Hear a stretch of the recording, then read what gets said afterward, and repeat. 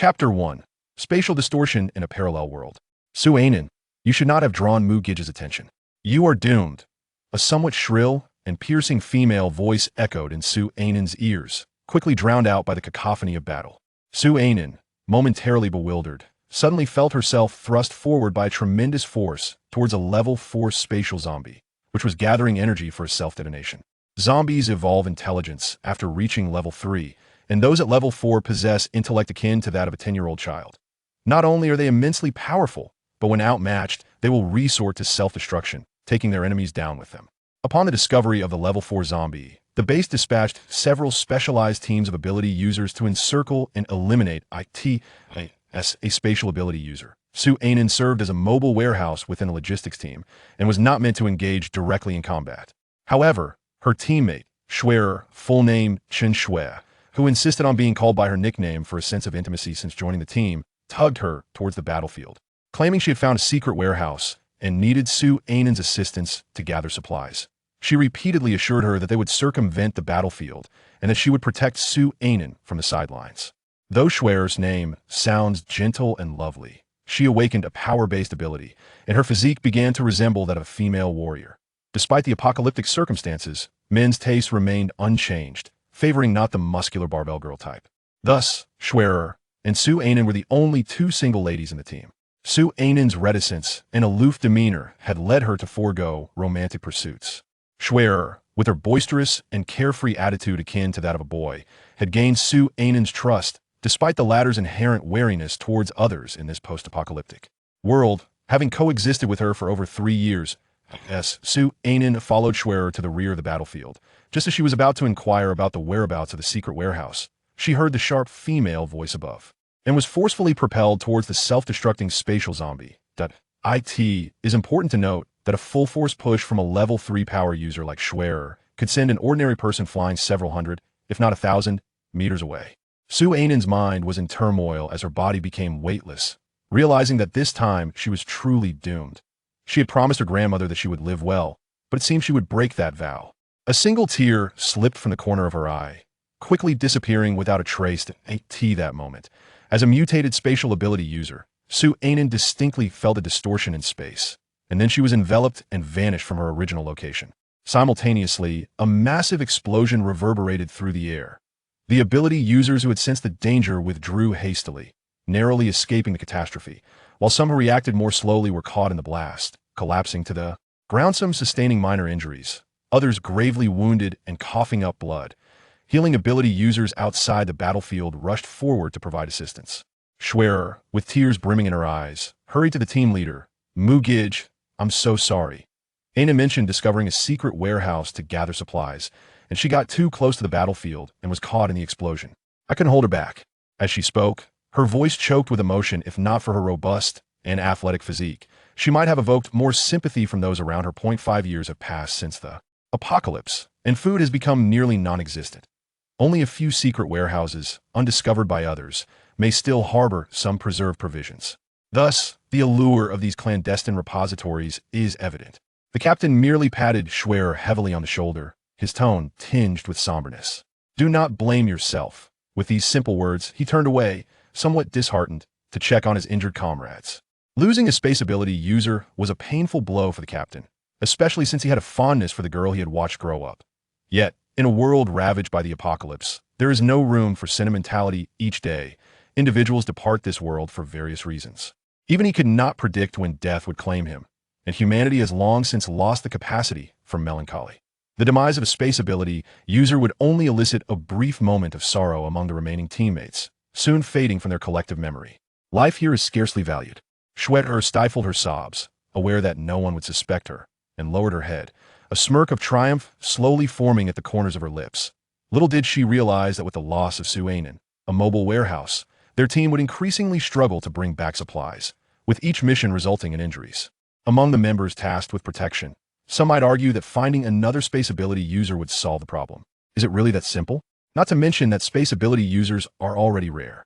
Those with substantial abilities have either been recruited by official bases or absorbed into powerful squads. Furthermore, numerous capable teams have never even encountered a space ability user up close. Schwerer's actions have inadvertently hastened the demise of their squad. Meanwhile, Su Ainen found herself in a verdant, shaded locale after a fleeting sensation of weightlessness and dizziness.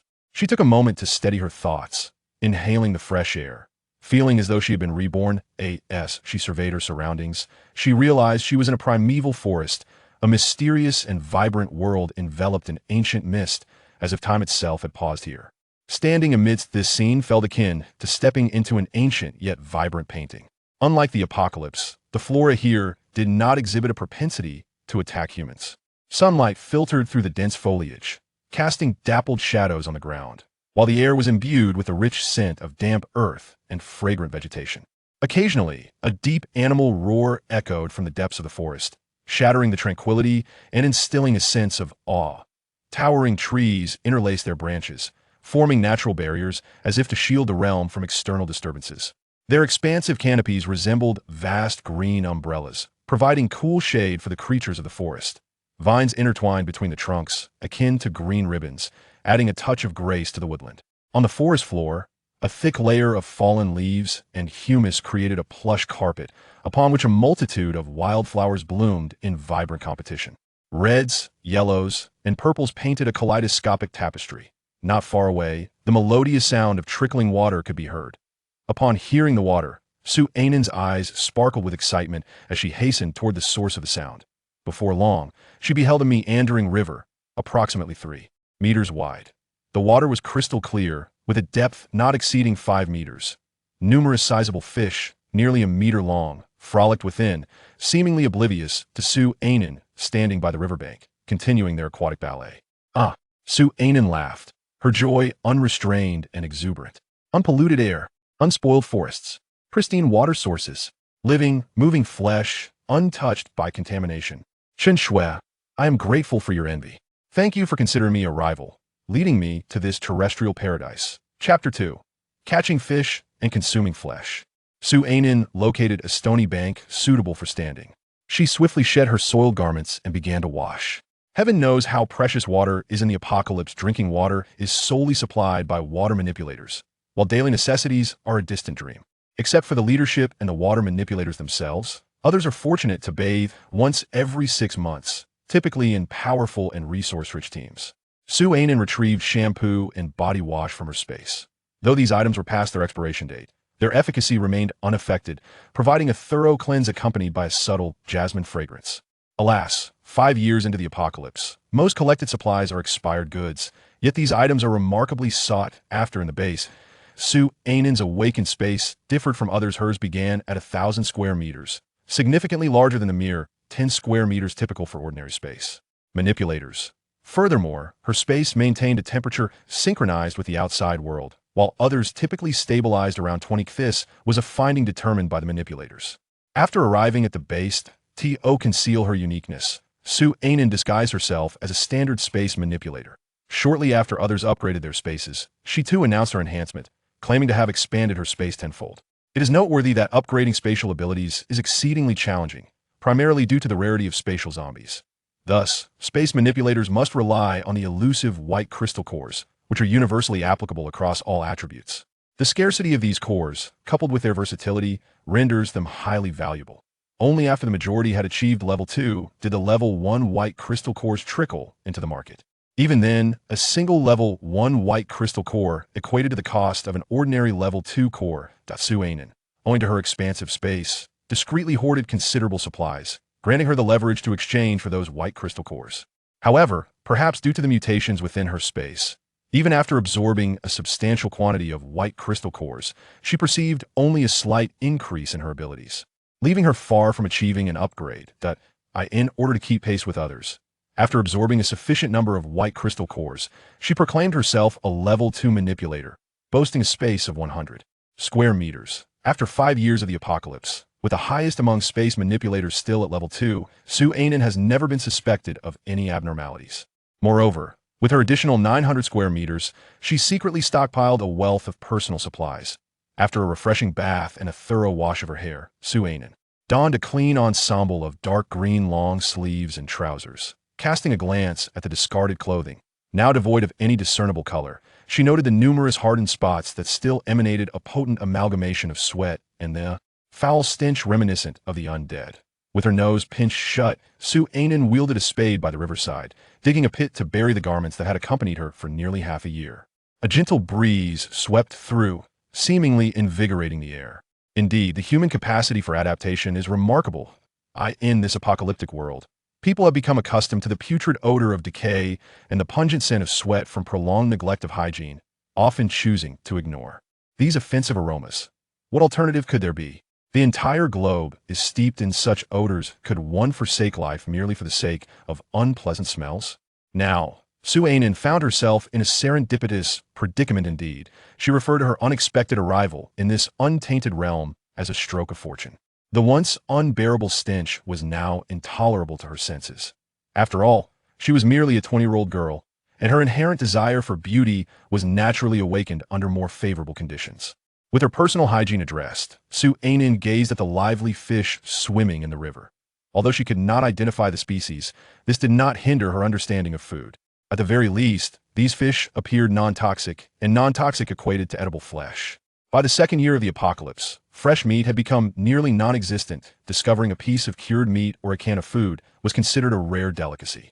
By the third year, canned meat had become a coveted resource, with a single can fetching 10 second-grade crystal nuclei. By the fourth year, canned meat was virtually unseen. It was during this time that Su Ainen exchanged her privately hoarded cans of meat for a considerable quantity of crystal nuclei of various levels and attributes. She had to conduct these transactions under the guise of a team effort. Otherwise, should her private dealings be discovered, she would undoubtedly become a target. The reason Su Ainen opted to exchange the canned meat was simply that it had expired, and she feared that if she did not consume it soon, she would end up with nothing to barter. From a corner of her space, Su Ainen retrieved a small fishing net, quickly yielding several sizable fish that she deemed suitable. If I can't finish them, I'll stockpile them. Soon, the sound of scales being scraped echoed by the riverbank. Before long, a splash resonated, followed by the surface of the water turning crimson. It became evident that the entrails she had discarded were being devoured by a swarm of fish. Su Ainen felt fortunate that she had not sustained any injuries, especially as the area where she had just washed was marked by a stone platform, where the water was shallow and devoid of fish. Otherwise, she might have feared becoming a meal for the very creature she intended to catch. This gruesome scene did not stir much turmoil within Su Ainen. She merely reflected upon it briefly before moving on. Compared to the horrors of the apocalypse, this was but a minor spectacle. Having witnessed the grotesque reality of cannibalism, how could such a trivial scene captivate her attention for long? Soon, Su Ainen efficiently dealt with all the fish. It was quite simple. She discarded the heads and tails, having never enjoyed the head of the fish since childhood, knowing they would only take up space and spoil. The fish scales were large and easy to scrape off quickly. Once she had gutted the fish, the process became even swifter. The tantalizing taste of fresh fish was an irresistible temptation for Su Ainen, who had not savored fresh meat in 4 long years. This urge propelled her to hasten her movements, wishing the fish could effortlessly separate into pieces on its own. Fortunately, Su Ainen had a plethora of items hidden within her space. Various pots, bowls, and seasonings lined the shelves. Before long, the crackling sound of a fire echoed by the riverbank. Above the fire stood a tripod, cast iron triangle that her grandmother had used for decades, which Su Ainen had casually stored in her space after awakening her abilities in this apocalyptic world. Atop the tripod sat an iron pot. The pot brimmed with vibrant red broth, the aroma unmistakably emanating from the hot pot base as it simmered. The pieces of fish, cut by Su Ainen, danced in the boiling liquid. Although the hot pot base had long surpassed its expiration date, Su Ainen felt no fear. In this post-apocalyptic era, those with abilities had significantly enhanced physical resilience. Consuming slightly expired condiments posed no threat, as long as they were not rotten. Otherwise, how would they survive without means to cultivate or source meat? The vegetables produced by wood-type abilities were hardly sufficient. The expired canned snacks had become the mainstay of their sustenance. Even moldy rice was salvaged and prepared for consumption. Chapter 3. The Joy of Eating Meat. The air was filled with the mingling scents of fish and the hot pot base, wafting far and wide. Su Ainen deliberately left the lid off the pot, yearning to inhale the aroma of the meat. Her gaze fixated on the bubbling fish, saliva pooling in her mouth. The wait for the fish to cook was sheer torment. Unable to bear it any longer, Su Ainen ladled a bowl of broth to satisfy her cravings. "Cough, cough, cough," she exclaimed, having gulped a bit too eagerly, the spiciness catching her off guard. After a moment, she resumed sipping.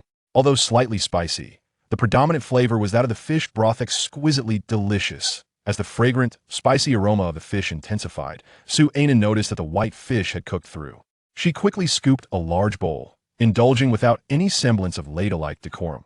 The rich, spicy fragrance enveloped her, and the glistening red oil exuded an irresistible allure, each drop brimming with endless temptation. Simultaneously, this robust scent drifted on the breeze, gradually fading away on a platform in the distance. A colossal white tiger, swaying its 5 tails, lounged leisurely in the sun. Its ears, hooves, and tail tips transitioned from pure white to deep blue, exuding an aura of mystery and nobility. Suddenly, the giant tiger's nose twitched, its crimson eyes opening in perplexity. In that moment, the magnificent beast appeared both adorably naive and enchantingly ethereal. One cannot help but marvel at the extraordinary olfactory prowess of animals. Despite the considerable distance of several kilometers separating Su-Anen from the wind source, the cunning fox was still able to detect the faint remnants of a spicy aroma. Lingering in the in the blink of an eye, the fox vanished from sight, leaving behind only a delicate trace of pale blue shadow as evidence of its brief presence. Meanwhile, Su-Anen remained engrossed in savoring the delectable fish and sipping the fragrant fish soup. Each time she delicately extracted a piece of white fish from the crimson broth, she experienced an unparalleled sense of satisfaction. This untainted fish was simply exquisite, surpassing any fish she had tasted before the apocalypse. The meat was not only tender and succulent, but also possessed a delicate texture. As it glided over her palate, it released a tantalizing blend of mild spiciness and numbing fragrance, awakening her taste buds and rendering her utterly enchanted. The joy of indulging in meat was truly unparalleled. Upon further contemplation, the fiery taste of the spicy dish ignites with an intensity akin to a blazing inferno, yet it swiftly morphs into a gentle aftertaste that lingers delightfully, stirring the long-dormant senses of Su-Anen. Unbeknownst to her, as she savors her meal with abandon, a pair of enigmatic crimson eyes fixates upon her. After satisfying her hunger, she nonchalantly pats her belly, oblivious to her unrefined demeanor, before she gradually begins to tidy up the remnants of her feast. In truth, there is little to clean. She merely gathers the uneaten fish along with the iron pot into her spatial realm and washes the dishes before stowing them away. The great fox, concealed in the shadows, observes in astonishment as the objects vanish upon the touch of the petite female. Her awakened beast soul ability. Is it not the case that females cannot cultivate? How has she awakened? Yet, it matters not. Since fate has intertwined our paths, she is destined to belong to me. The great fox muses quietly, choosing not to reveal himself in order to observe her further. What follows is a revelation of the petite female's intriguing actions. With a delicate flick of her wrist, an object of indeterminate material materializes by the riverbank. She removes the lid, fills it with river water, replaces the cover, and then the object disappears once more, presumably into her possession. Subsequently, she produces another identical object and repeats the same procedure. Is she collecting river water? Yet, the forest offers abundant water sources. Is there truly a necessity to gather so much? Within a mere span of moments, the great fox witnesses the petite female executing this same ritual over a dozen times. Su-Anen was entirely unaware that her perplexing behavior had piqued the curiosity of a certain creature. Whenever she came across a pristine and crystal-clear water source, she instinctively felt compelled to stockpile an abundance of it. One must admit, this is a subconscious reaction cultivated by prolonged existence in a post-apocalyptic world. By the time she realized her actions, she had accumulated over 40 barrels of water. It seems she need not fetch water for the foreseeable future. Su-Anen pondered silently within her heart. What should she do next? She had no inclination to succumb to drowsiness after a mere meal.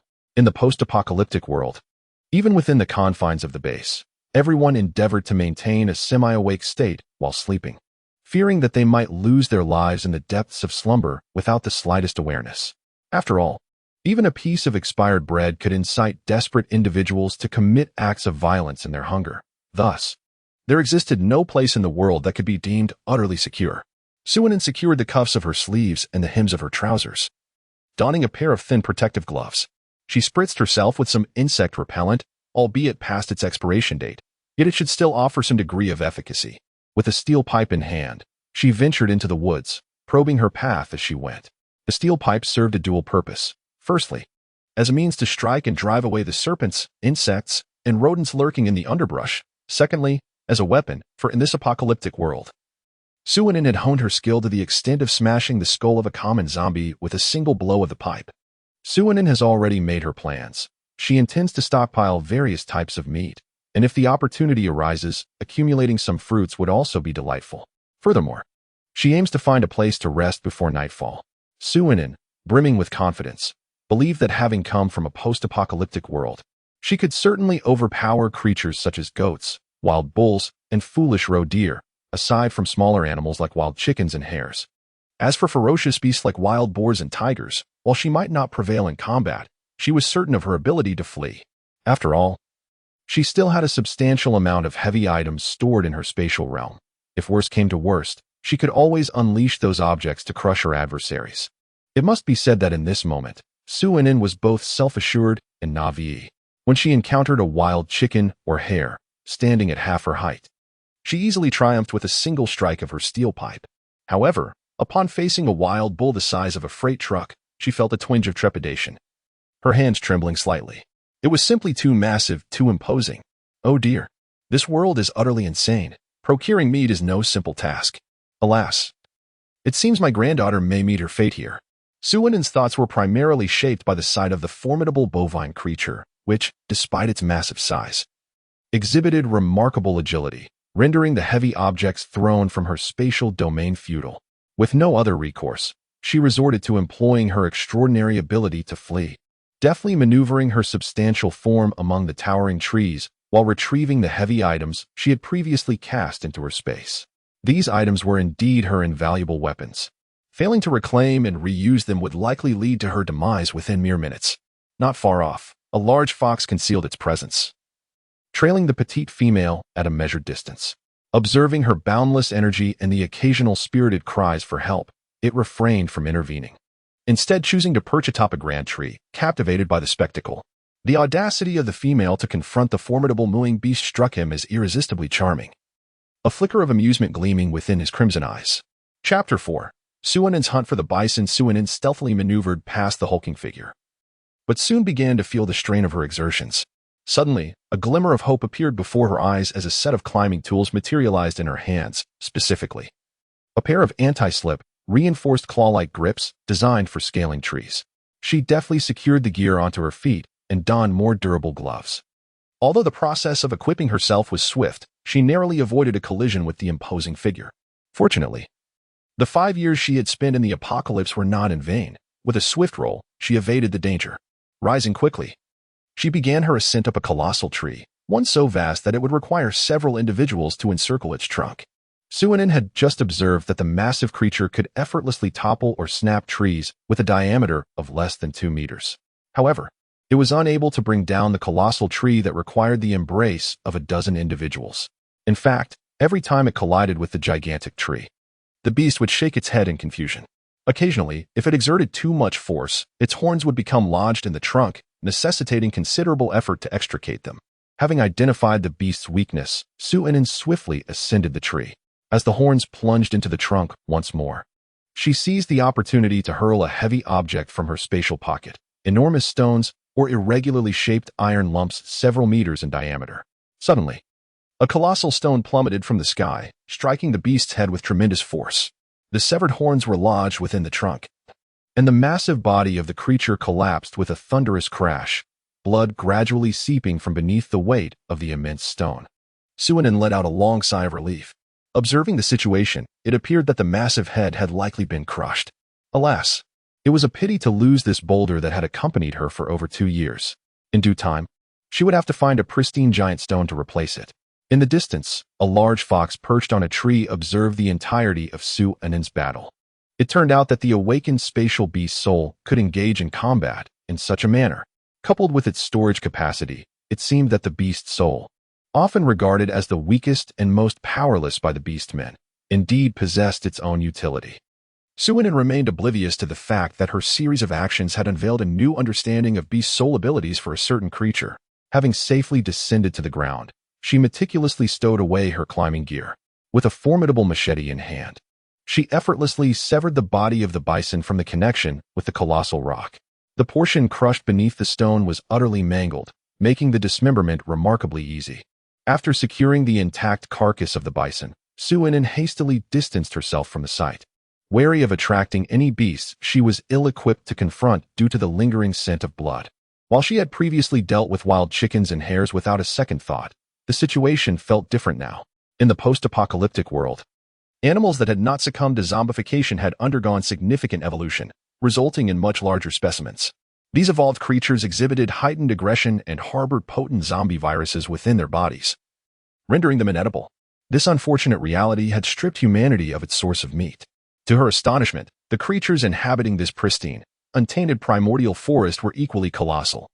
Suinin realized she must exercise utmost caution. The dangers lurking within this forest appeared far from trivial. Suinin was not mistaken. The primeval forest was indeed fraught with peril, much of which she was ill-equipped to confront. Yet, one must wonder why, despite spending the better part of the day here, she had not encountered any true life-threatening dangers. This brings us to the cunning fox that stealthily trailed her. Whenever a large predator approached, this creature would unleash the formidable aura of a fifth-tier beastman, sending those wild beasts fleeing in terror. As for the mooing beast, the fox had initially intended to keep it around for a chance to rescue the damsel in distress. However, the outcome was not as he had anticipated. There was no need for haste, he had ample time. Observing her further and gaining a deeper understanding of the young female was indeed a wise choice.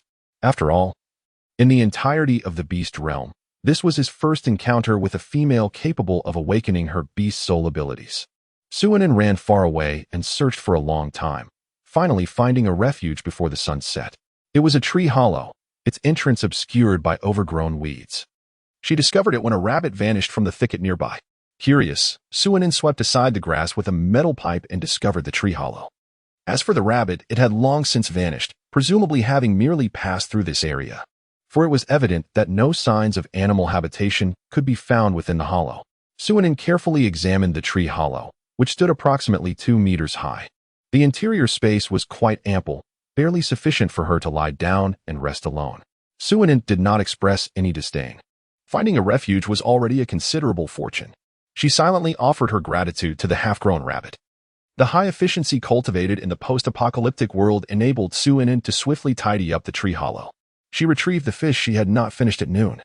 Perhaps due to the relatively warm external temperature, the fish, though cold, was not uncomfortably so.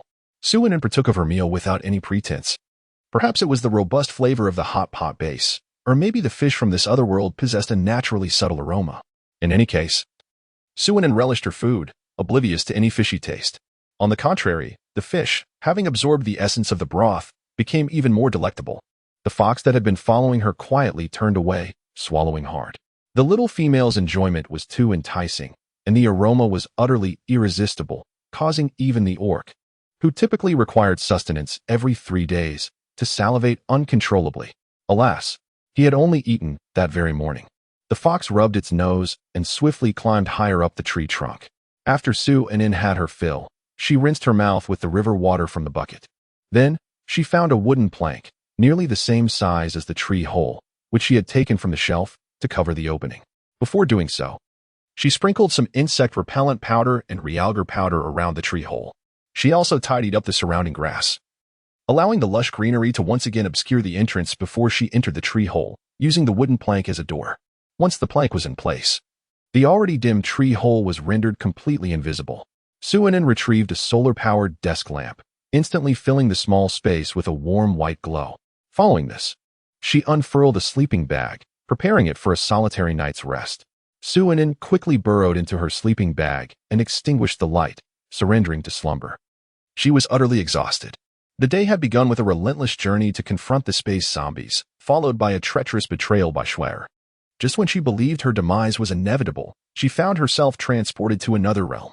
Subsequently, she had to forage for sustenance, hunt for food, and stockpile supplies.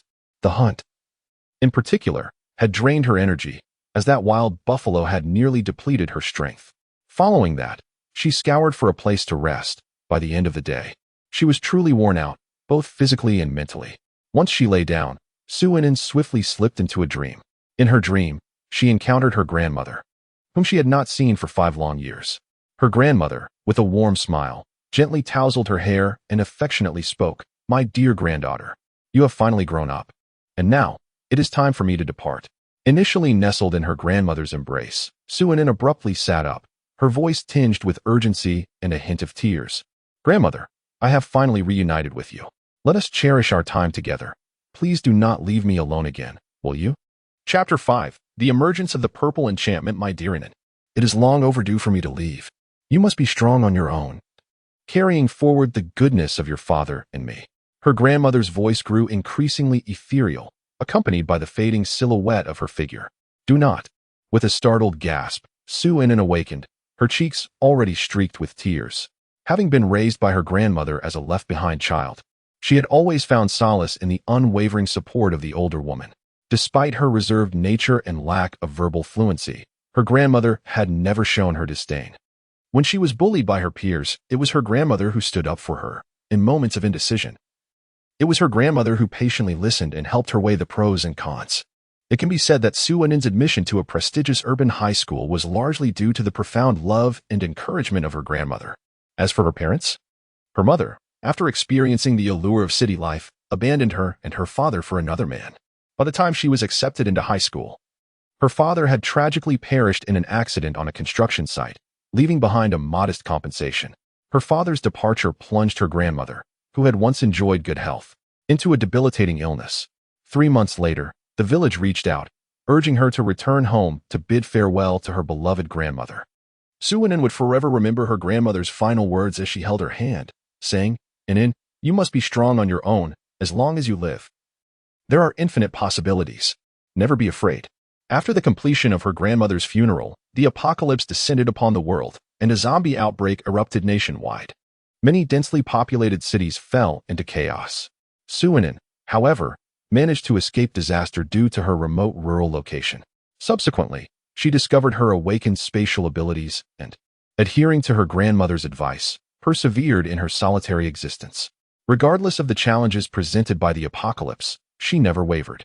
In her quest for survival, she began to strengthen her body and learn to combat zombies. Little did she expect that 5 years later, she would reunite with her grandmother once more in her dreams. Suinin had always been particularly obedient to her grandmother, well aware that her grandmother adored her and devoted herself wholeheartedly to planning for her future. However, the thought of parting from her grandmother filled her with sorrow. After shedding tears for a while, Suinin clenched her small fists, reaffirming her courage to persevere. Before long, she drifted back into slumber, yearning to reunite with her grandmother in her dreams, for there were countless words left unspoken. Regrettably, this time, her sleep was devoid of dreams. It seemed her grandmother had truly departed, never to return. A large fox, silently guarding the small female from atop a tree trunk, noticed her first cry. Straining to listen, the fox discerned that the little one was weeping. Wishing to offer comfort, the fox hesitated, fearing that its sudden appearance in the night might frighten her. Thus, it remained still, its ears pricked attentively. Once it sensed that the little one had succumbed to sleep once more, the fox rested its head upon its paws and quietly closed its eyes. The little female must have been startled by a mooing beast during the day, leading to nightmares at night. It seemed unwise to allow her to face large wild animals alone in the future. The fox pondered silently before drifting off. As dawn broke, a new day arrived. The sunlight penetrated the layers of leaves, casting mottled shadows upon the damp earth. The air was imbued with the refreshing scent of grass and trees, mingling with the earthy aroma, uplifting the spirit. Unknown birds sang from the branches, their melodious chirps intertwining to create a captivating morning symphony. These joyous melodies served as the forest's awakening ritual, rousing all that had been in slumber. Dewdrops adorned the leaves and blades of grass, glistening like translucent pearls, radiating a faint luminescence. They were the forest jewels, enriching the verdant expanse with vitality and vigor. Occasionally, a creature would peek out from the underbrush, heralding the commencement of a new day. Today, Suinin's task is to process her catch by the riverside. Although the weather is not exceedingly hot, meat cannot be preserved for long. She intends to keep half of a wild chicken for her meal today, as it is too large for her stomach to digest in one sitting. The rest will be made into jerky for preservation, including the fish she prepared yesterday and stored away. With a clear objective in mind, Suinin works efficiently. On her way to the river, she discovers a tree resembling a banana plant and casually plucks a large leaf to store in her space. Upon reaching the riverside, she lights a fire and sets her iron pot to boil water while skinning a rabbit by the riverbank. Although her technique is not expert, the speed of her skinning knife compensates for it.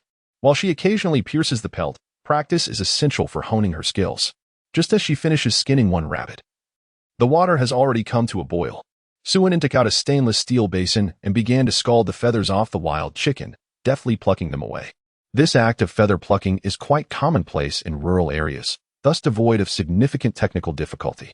The large fox, following closely behind, observed the dark tripod over the fire, which supported an unknown object capable of rapidly boiling water, his eyes brimming with curiosity. Although he had witnessed it once yesterday, the sight still filled him with wonder. The tripod, seemingly so slender, remained unscathed by the flames. The vessel atop it not only held a considerable amount of water, but also brought it to a boil with remarkable speed. It was worth noting that in their tribe, only the shaman possessed a stone pot, which took an eternity to boil herbs. Then, the large fox's attention was captivated by a shiny silver object. He did not know its name, but it appeared equally capable of holding water and was resistant to heat. Subsequently, the female's adeptness at plucking feathers astonished the large fox. He was aware that females relished consuming the clucking beasts, yet the beastmen generally shunned the task of preparing them, as their feathers were notoriously difficult to remove and their skins challenging to peel. Aside from those beastmen who aimed to curry favor with females, few were willing to hunt the clucking beasts. However, what he had just witnessed left him bewildered. Why was the petite female able to handle the clucking beast with such ease? The long feathers seemed to come away with a mere tug, quickly revealing a plump, featherless creature. It was simply remarkable. This slender yet strikingly brave female appeared to possess an extraordinary array of skills. The large fox could hardly contain himself. Such a nearly unique and perfect female must belong to him. With this thought, he transformed into human form, parted the grass, and approached Suinin step by step. Hearing the rustle, Suinin became instantly alert, her sharp gaze fixated on the source of the sound.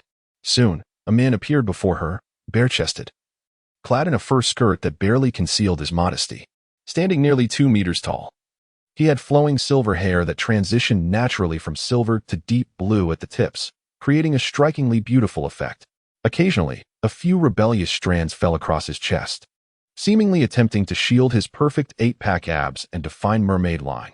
However, their scarcity only enhanced the allure of his form. Above that, his chiseled jawline, sensuously soft pink lips, prominent nose, and mesmerizing crimson eyes painted the image of a character plucked straight from a comic book, a true embodiment of an ethereal male deity. Suinin was momentarily taken aback before regaining her composure. It is not an exaggeration to say that in the post-apocalyptic world, humanity has descended into a state of disarray. Even before the end times, a strikingly handsome individual such as this was beyond her wildest imaginings. However, the 5 years of survival in this harsh reality had imparted invaluable lessons. The current Suinin was no longer the naive student she once was. The fleeting moment of distraction had merely solidified her acknowledgement of his exquisite beauty. Observing the brief transition from caution to a momentary daze upon seeing him, then quickly returning to vigilance, the cunning fox in her mind elevated the value of this little female even further. Unfazed by his stunning appearance and exhibiting a commendable level of alertness, she lacked the typical fragility and arrogance often found in females. The more he observed her, the more captivating she became. The fox halted his steps, lowering his voice as he spoke with a gentle tone. "Greetings. I am Zime, a fox beastman. While traversing this area, I noticed you, a solitary beast female in the depths of the forest. I wish to inquire if you are facing any difficulties and if you require assistance. I harbor no ill intentions." Zime quickly added an assurance. "Fox beastman. Journey? Female?" Suinin swiftly identified the keywords within the other party's self-introduction. So, she had arrived in a world of beasts? It was no wonder that Suinin's imagination ran wild. During the monotony of the apocalypse, she had shifted from playing on her phone to immersing herself in novels. Initially, she indulged in various post-apocalyptic narratives, and later, she delved into tales of transmigration. Among these, she had read quite a few stories set in beastly realms. Although she was perplexed as to why she could comprehend the words of the orc named Zime, despite the fact that she sensed he was not speaking in Mandarin, she found it utterly fascinating that she understood him nonetheless. Suinin remained silent for a moment before succinctly introducing herself. "Suinin, that is my name." After saying this, she paid no heed to whether Zime could comprehend her words, continuing to gather her prey. To Suinin's astonishment, Zime indeed understood her. With evident delight, he responded, "Suinin, what a lovely name." Thereafter, Su-Inen realized that this charming individual named Z may possessed an abundance of words. Akin to an inquisitive child who had mastered the essence of countless questions. He approached her with an eagerness to assist, saying, "Inen, allow me to help you with the prey. Inen, why is it so easy to pluck the feathers from the Gugu beast? Inen, what is the name of this silver object that holds the Gugu beast? Inen, what is that dark tripod over the fire? Why is it not afraid of the flames?" Su-Inen's lips twitched as she could no longer contain her frustration, exclaiming, "Enough! Why are there so many questions? There are no reasons. It simply is as it is." Su-Inen had always been reticent since childhood, her disposition somewhat melancholic, coupled with a mild social anxiety. This was a lingering consequence of her upbringing as a left-behind child. Thus, when faced with Z-May's numerous inquiries, she lacked the patience to respond and instead felt a twinge of irritation, as if her peace had been disturbed.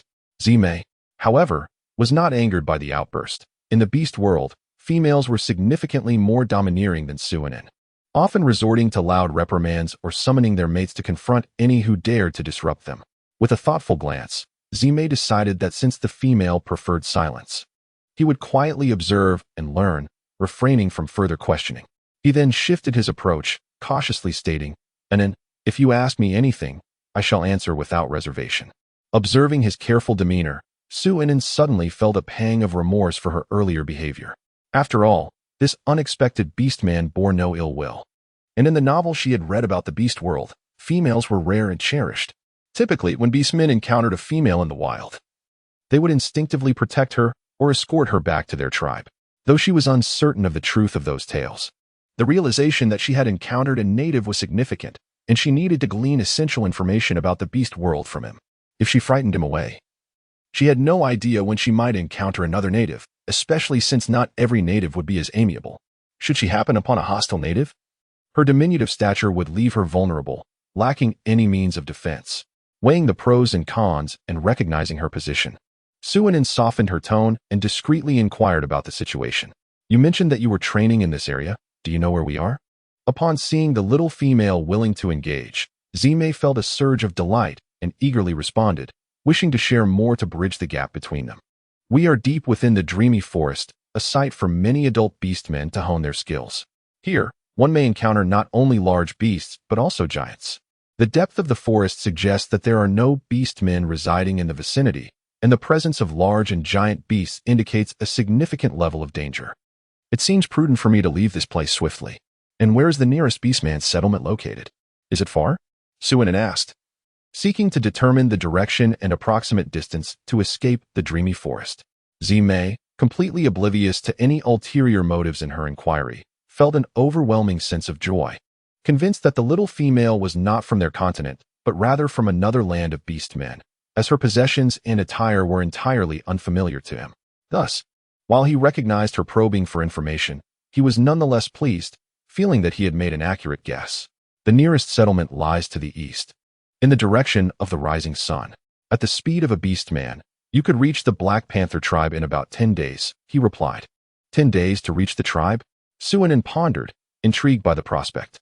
Although Su-Inen was unaware of the orc's remarkable speed, she had witnessed the swiftness of leopards in the animal kingdom and believed that orcs must be even faster. This implied that the most distant dwelling, or rather, the tribe, was exceedingly far away, so far that Su-Inen, with her short stature compared to Z-May, standing at a mere 1.65 m, could not possibly venture out. Feeling disheartened, Su-Inen's enthusiasm for conversation waned significantly, and she shyly requested, "Please tell me more about this forest and the continent. I wish to learn more." She provided a broad scope for Z-May to elaborate, content to listen intently, extracting the information she required from the narrative. Z-May, puzzled by the sudden shift in the little female's demeanor, nonetheless began to recount the tales of this continent. It turned out that the Dream Forest was situated in the southeastern region of the Soul Pattern continent.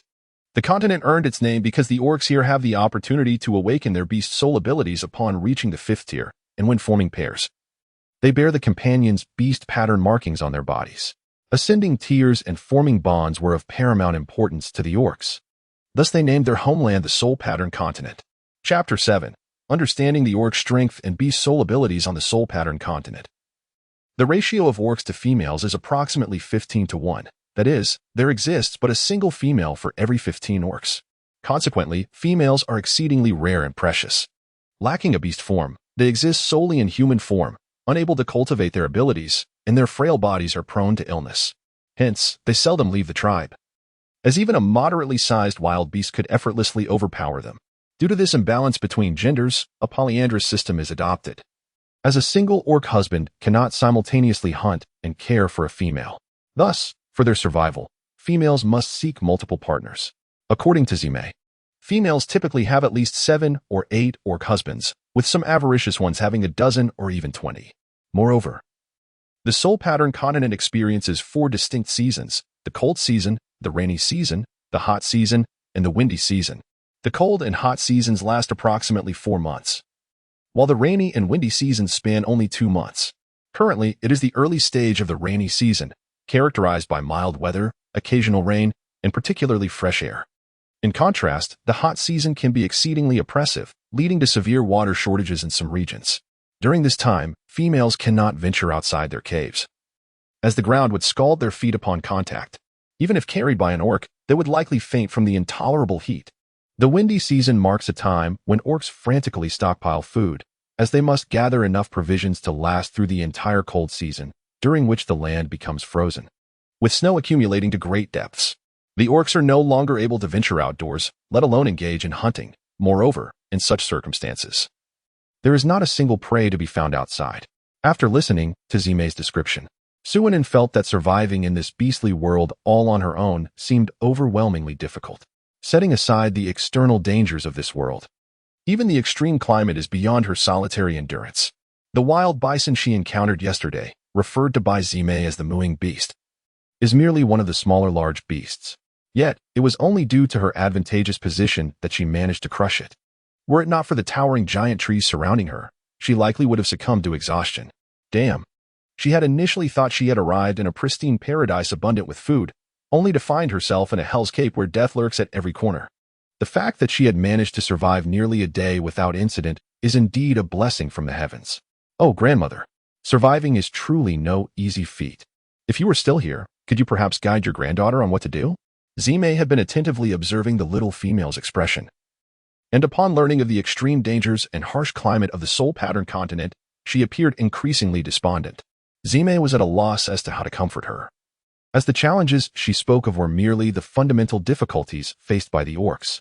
The more insidious threats, such as beast tides and intertribal raids, were even more brutal. After contemplating this, Zime felt that this was an opportune moment to entice the little female to join her. Thus, she proposed, and then, if you have no place to go, why not accompany me back to the Snow Fox tribe? Our tribe is one of the 3 great tribes of the soul pattern continent, with formidable strength. I have only been an adult for 2 years, yet I am already a 5th-tier orc, having awakened the beast spirit ability, Purple Thunder. Ensuring your safety would be well within my capabilities. Zime confidently introduced her tribe while patting her chest in assurance. Suinen understood that Zime's fervent promotion of her tribe and herself must have ulterior motives. Yet, does having motives not signify one's worth? Did she not seek other strength for her own protection? Could you elaborate on the levels of beastmen and their soul abilities? Suinen inquired, intrigued by this new realm she was encountering, deeming it crucial for her understanding.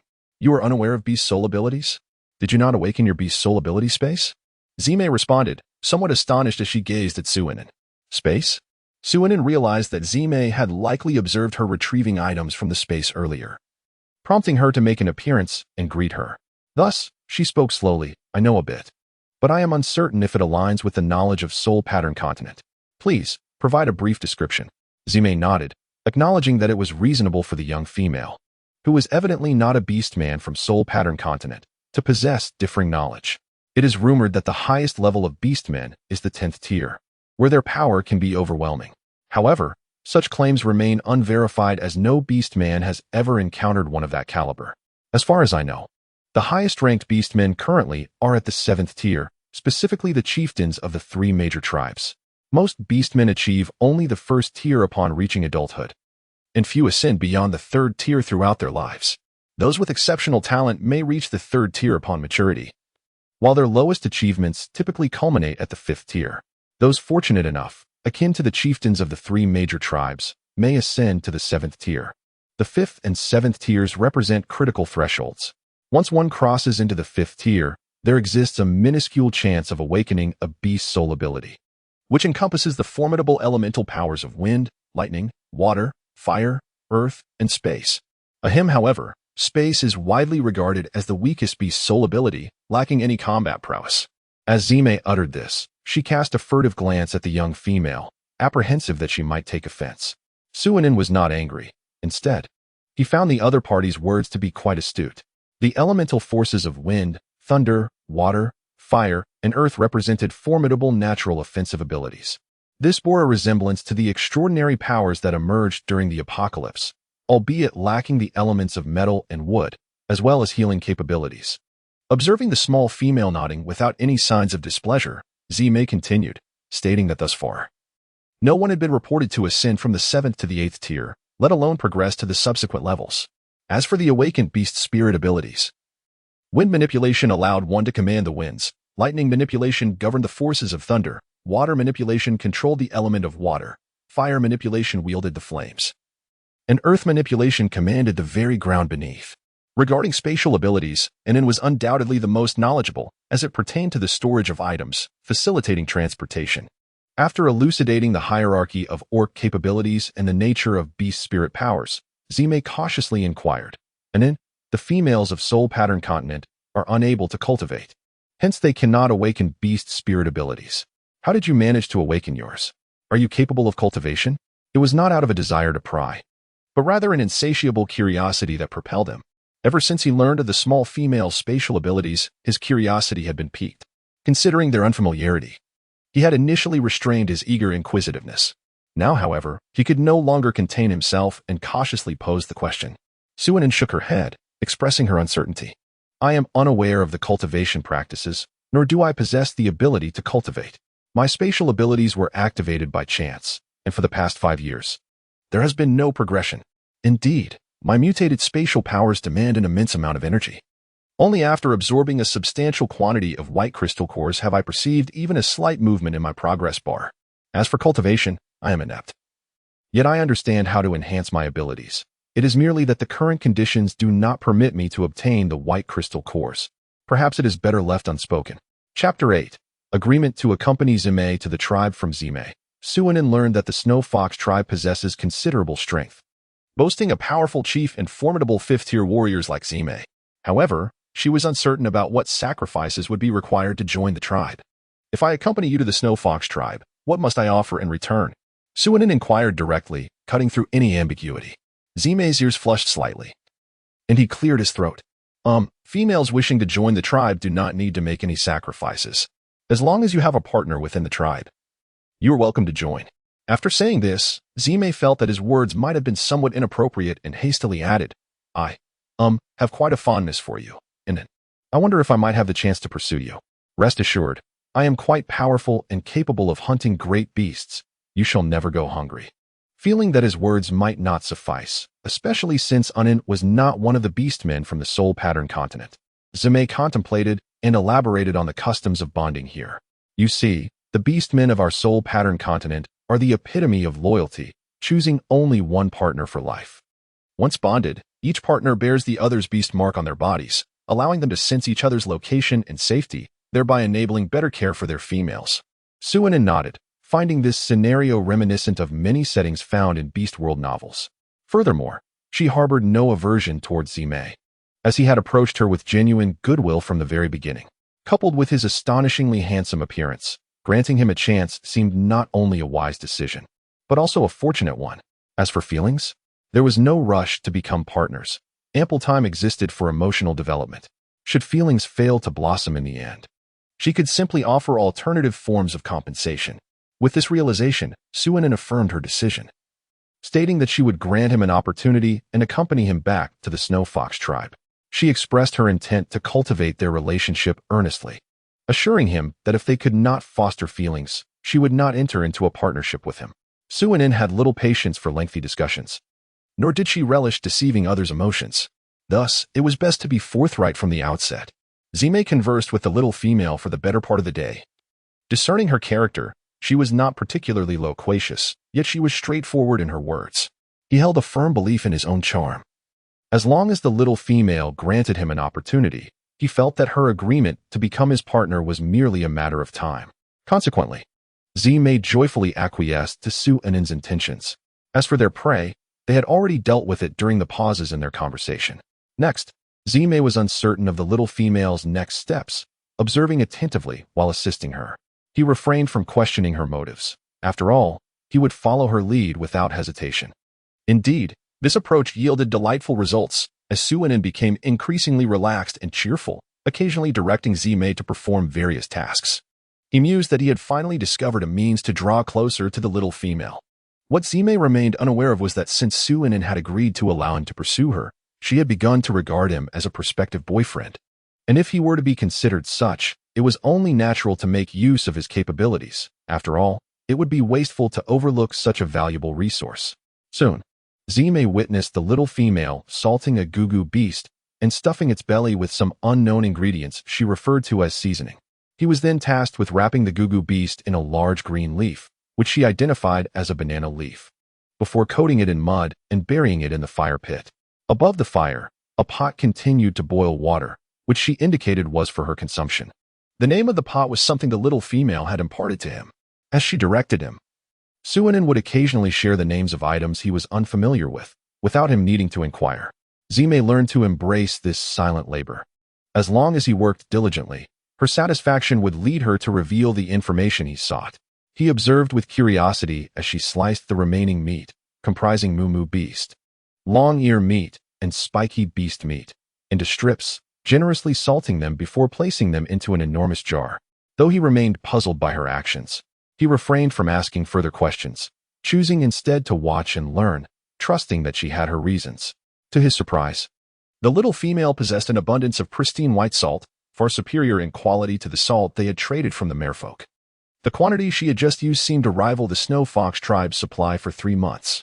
Truly, the little female was affluent. By the time she concluded her tasks, the water in the pot had boiled 5 times. Each time the water reached a boil, she would retrieve a so-called stainless steel bucket to pour the boiling water into. Afterward, the pot resumed its task of heating river water. Suinen tidied everything up. After pouring out the last pot of boiling water, she gathered the iron pot, water bucket, and tripod.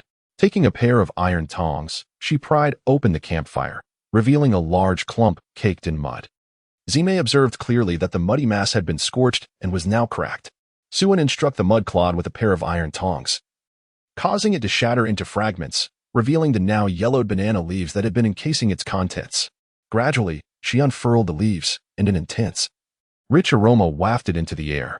In an instant, Zime, who had been perplexed just moments ago, comprehended that this was a delicacy prepared by the young female. Oh, how tantalizing! How could he resist such temptation?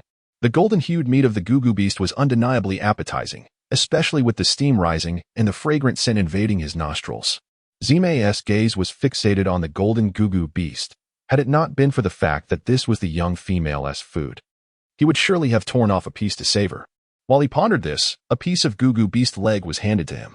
Zime's eyes widened in astonishment, his otherworldly red irises reflecting his surprise. Had he just been fed by the female? How satisfied must Inen be to share her food with him first? No? Suinen frowned slightly, displaying her dissatisfaction with her soon-to-be boyfriend's foolish expression. Of course I want it, Zime exclaimed. How could he possibly refuse? Even if Inen offered him a mere stone, he would gladly consume it. He swiftly accepted the gugu beast leg, all the while showering her with compliments. Soon after, he found himself puzzled as the young female handed him a small stone. Didn't you say you'd eat anything I give you? Here you go.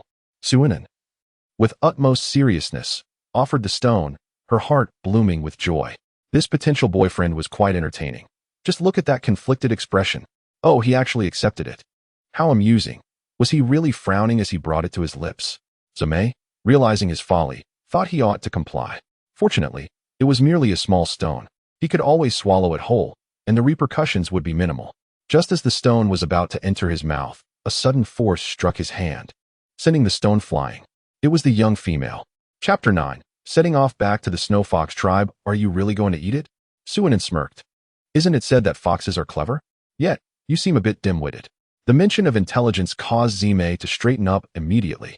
I simply heed the words of my female. And if you say go east, I shall never venture west. This is the hallmark of a competent partner. With that, He puffed out his chest, seeking a word of praise. Suinin cast a sidelong glance at him, choosing silence as she began to savor the simplified version of beggar's chicken from the beast realm. Compared to the delectable dish, the handsome man was insignificant. Meanwhile, Zime, observing the little female's eye roll, found her utterly endearing, possessing a vivacity that surpassed the females of the tribe. His heart raced slightly, noticing her engrossed in her meal. Calm and unperturbed, he realized that she was not truly upset. Moreover, after their recent playful tussle, she appeared more relaxed, and their interactions became increasingly natural. Glancing at the leg of the Gugu beast in his hand, Zime felt a warm sensation within, as if his heart were being filled with something profound. Imitating the little female, he began to gnaw on the Gugu beast leg. The moment the tender meat touched his palate, he was utterly captivated by its exquisite flavor. Although he had seen other females in the tribe consume Gugu beast, they typically ate it raw. The more discerning ones would roast it, yet the charred, acrid taste was worlds apart from the fragrant, golden Gugu beast leg he held. Oh, how delicious it was! He resolved to catch more Gugu beasts in the future, intending to prepare them for the little female himself. Yes, he had already mastered the method he had just witnessed. His little female should only need to enjoy the fruits of his labor. How could she be burdened with such tasks? He vowed to learn diligently, aspiring to master all the culinary techniques that would delight her. That way, whatever she desired to eat could be prepared by him. Once he had nurtured her into a plump and radiant figure, he would then seek to acquire a litter of fox cubs, chuckling to himself.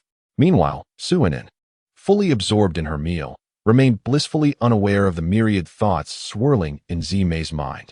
Had she known, she would have simply remarked, "Your aspirations are commendable. The future is yours. As for offspring, they are but dreams filled with possibilities." Suinin's stomach was already full after consuming nearly half of the fragrant chicken, to the point of discomfort. She offered the remaining meat to Zime, who had silently watched her devour the chicken leg. At one point, she gestured for Zime to join her, but the latter firmly declined, insisting that Inin should eat her fill first. With a blissful smile, Zime added that Inin had already rewarded her with a chicken leg, which had thoroughly satisfied her. Indeed, in the beast realm, the females enjoyed a sense of happiness. Male beastmen not only had to care for their partners, but also prioritized their needs above all else. Furthermore, a male could only have one partner throughout his life, whereas females were unbound by such constraints.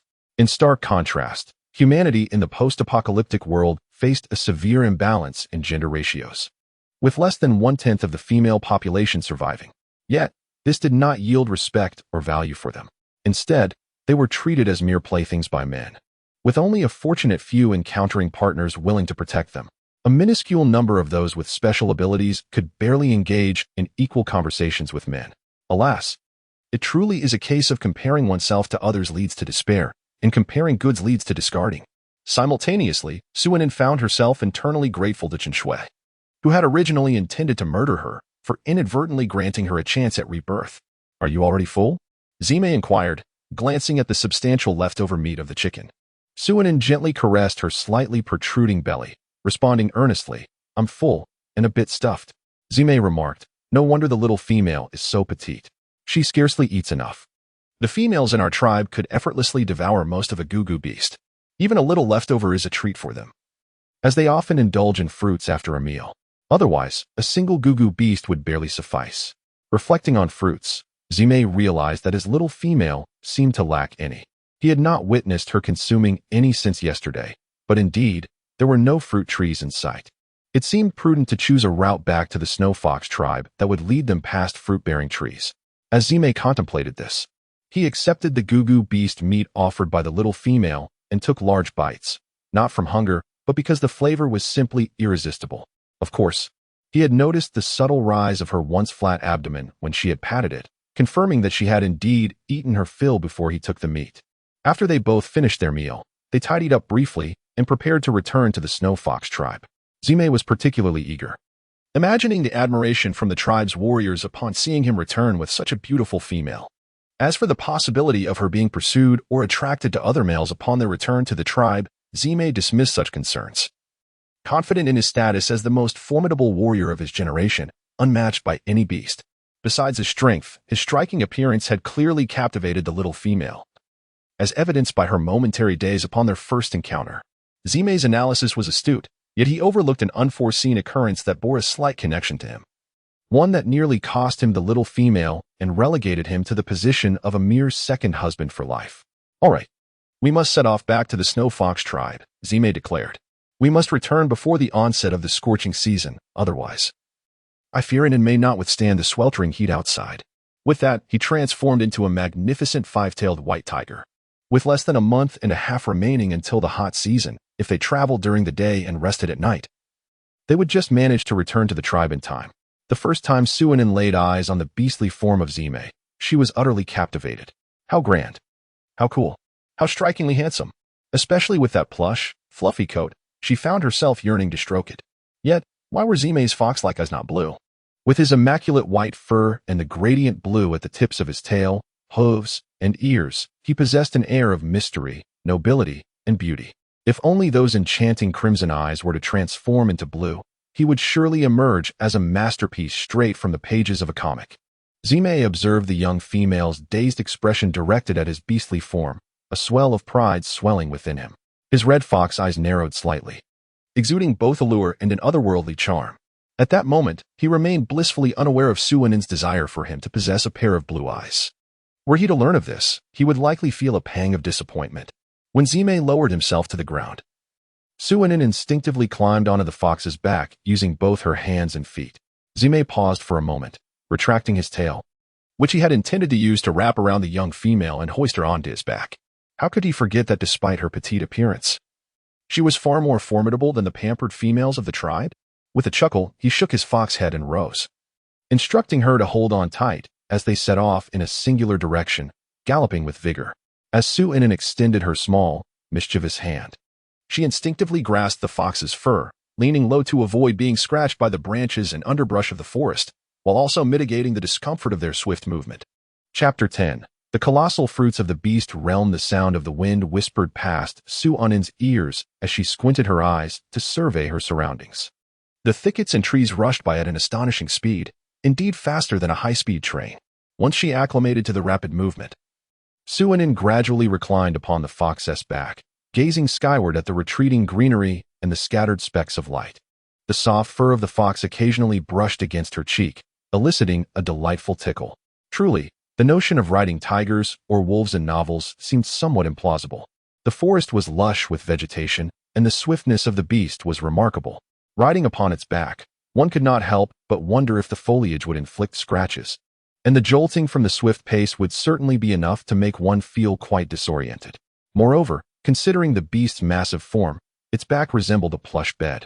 Could one truly straddle it comfortably? If seated cross-legged, would her delicate face not be buffeted by the fierce winds? Suinin believed herself to be quite astute. Reclining not only diminished resistance but also provided her with a sense of comfort. When fatigue from one position set in, she could effortlessly shift to another. As for the jolts beneath her, they bore a rhythmic similarity to the soothing motions used to lull a child to slumber. Perhaps it was the gentle warmth of Zime's back that instilled a profound sense of peace and security in Suinin. Or perhaps it was the lingering anxiety from a post-apocalyptic world that had deprived her of restful sleep for far too long. Before long, she succumbed to slumber, emitting soft, delicate snores. Zime, sensing that the small female behind him had drifted into sleep, did not reduce his pace. Rather, each step seemed even more deliberate. One of his tails gently rested upon the small female's abdomen, a protective gesture to shield her from the chill. Suinin was ultimately awakened by the warmth, her back slightly damp with perspiration. However, she felt remarkably revitalized, as if someone who had long been deprived of restful slumber had finally succumbed to deep sleep. Awakening with an inherent sense of vigor, she stretched her arms, relishing the gentle caress of the breeze, before shifting to a different position. Her previous spot had become overly warm and required some cooling. Wasn't it feeling hungry? Not far ahead lay a tranquil lake, a perfect place for a respite. Zime, aware of the little female's awakening as she turned, eagerly sought her opinion. Very well, let us take a break. Suinin, feeling fatigued, also needed to move her limbs. Before long, the duo, one human and one beast, arrived at the lakeside. Suinin was ensnared by Zime's tail and brought down to the ground. Upon landing, she commenced a series of stretching exercises before taking a moment to observe the lake. The lake, rather expansive, resembled an irregular oval with a diameter nearing 10,000 meters. In the distance, the occasional small creatures would approach the water's edge to quench their thirst. The water shimmered in a brilliant azure hue, glistening under the sunlight, creating a captivating spectacle. Surrounding the lake were moderately tall aquatic plants, and Suinin found herself situated approximately 500 to 600 meters from the shore. Numerous straight, unbranched trees, robust as adults, stood tall around her. Wait, why did those trees seem reminiscent of coconut palms? Suinin looked up and noted their impressive height, with the shortest among them reaching several dozen meters. The leaves at the top were sparse, yet beneath them hung enormous bluish fruits. Observing the small female gazing up at the stone fruit trees, Zime explained, "Those are stone fruit trees. Their fruits are as hard as stones. They are the only ornamental fruit-bearing trees that, despite having fruits, are inedible." Upon hearing this explanation, Suinin felt increasingly convinced that this stone fruit tree was akin to a coconut tree from a beastly realm. Thus, she instructed Zime to devise a means to pluck a stone fruit for her. Intrigued by the little female's curiosity, Zime did not inquire about the purpose of the stone fruit. Approaching the tree, he effortlessly raised his strong arm, and with a flash of purple light, 2 stone fruits cascaded to the ground, rolling several times before coming to a halt. Suinin once picked up an object, which was approximately the size of 2 basketballs and somewhat heavy. However, the fruit remained unscathed despite its fall from a great height, retaining its pristine condition. Suinin cradled the stone fruit, shaking and patting it with delight, while Zime looked on indulgently, filled with affection. Suinin pondered for a while but could not decipher the mystery of the stone fruit. She then considered that perhaps she was unable to open it herself.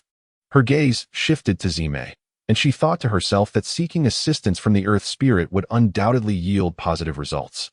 Having already witnessed Zime's formidable soul abilities and the might of the purple lightning, she wondered about other aspects, specifically the sharpness of his claws and the combat prowess of a 5th-tier beastman.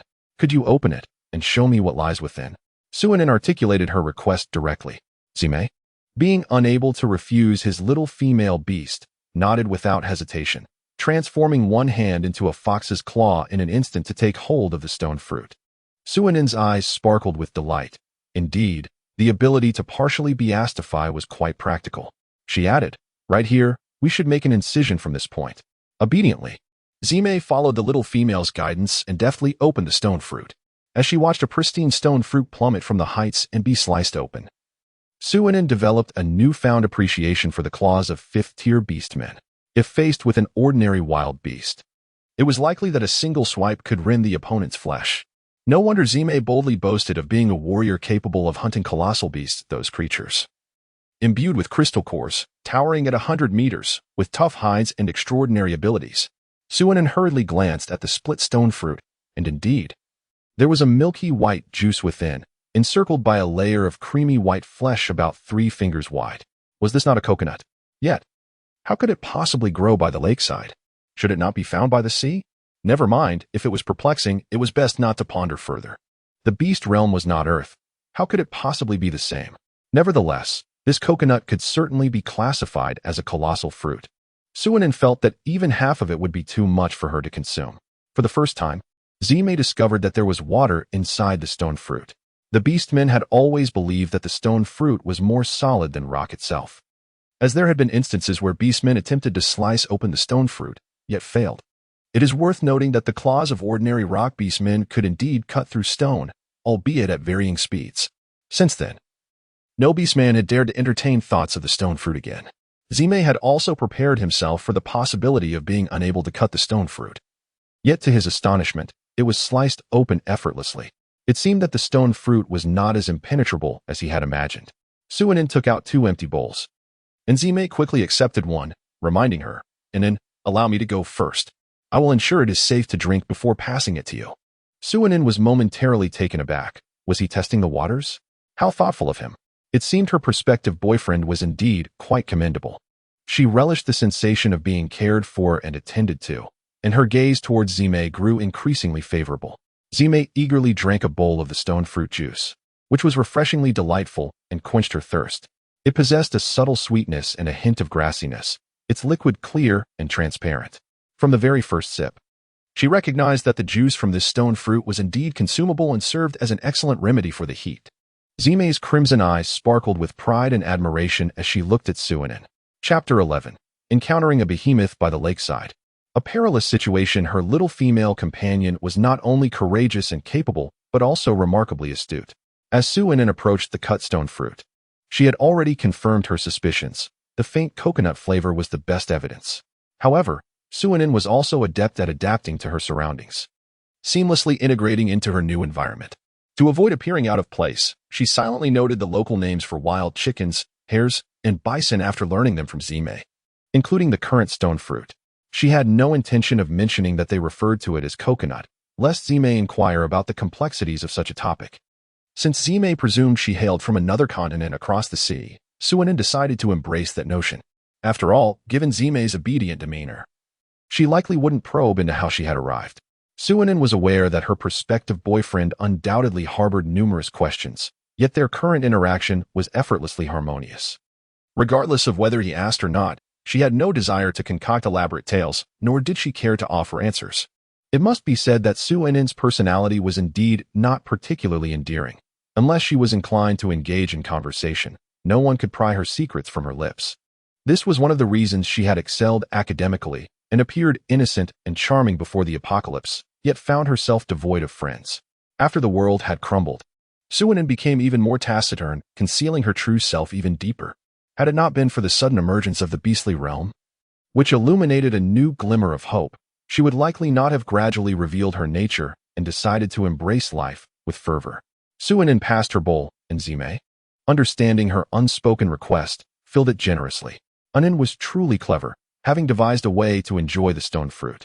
The juice was delightful, refreshingly sweet, and she felt compelled to praise the little female Zime.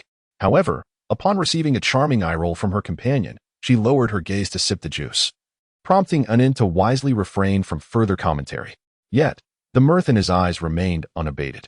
Once Suinin had her fill, Zime swiftly consumed the remainder of the stone fruit, taking several bites and also knocking down a fair number of surrounding fruits for the little female to store away. This would prove useful for quenching thirst on their journey. In this post-apocalyptic world, where vegetation had mutated, Suinin had not tasted fruit in years. How could she possibly resist the stone fruit? For every fruit Zime knocked down, she collected the same amount. These still unripened green stone fruits could last approximately half a month. By then, the juice could serve not only as a beverage, but also as a broth for cooking the Gugu beast, ensuring nothing would go to waste. Particularly as she noticed that Zime had quite an impressive appetite. If allowed to indulge, they could savor these stone fruits for an extended period without any fear of waste. Afterward, Zime carefully placed Suinin at the edge of a large tree's canopy before venturing out to hunt. The prolonged exertion had taken a toll on the great fox, necessitating a substantial daily intake to sustain its energy.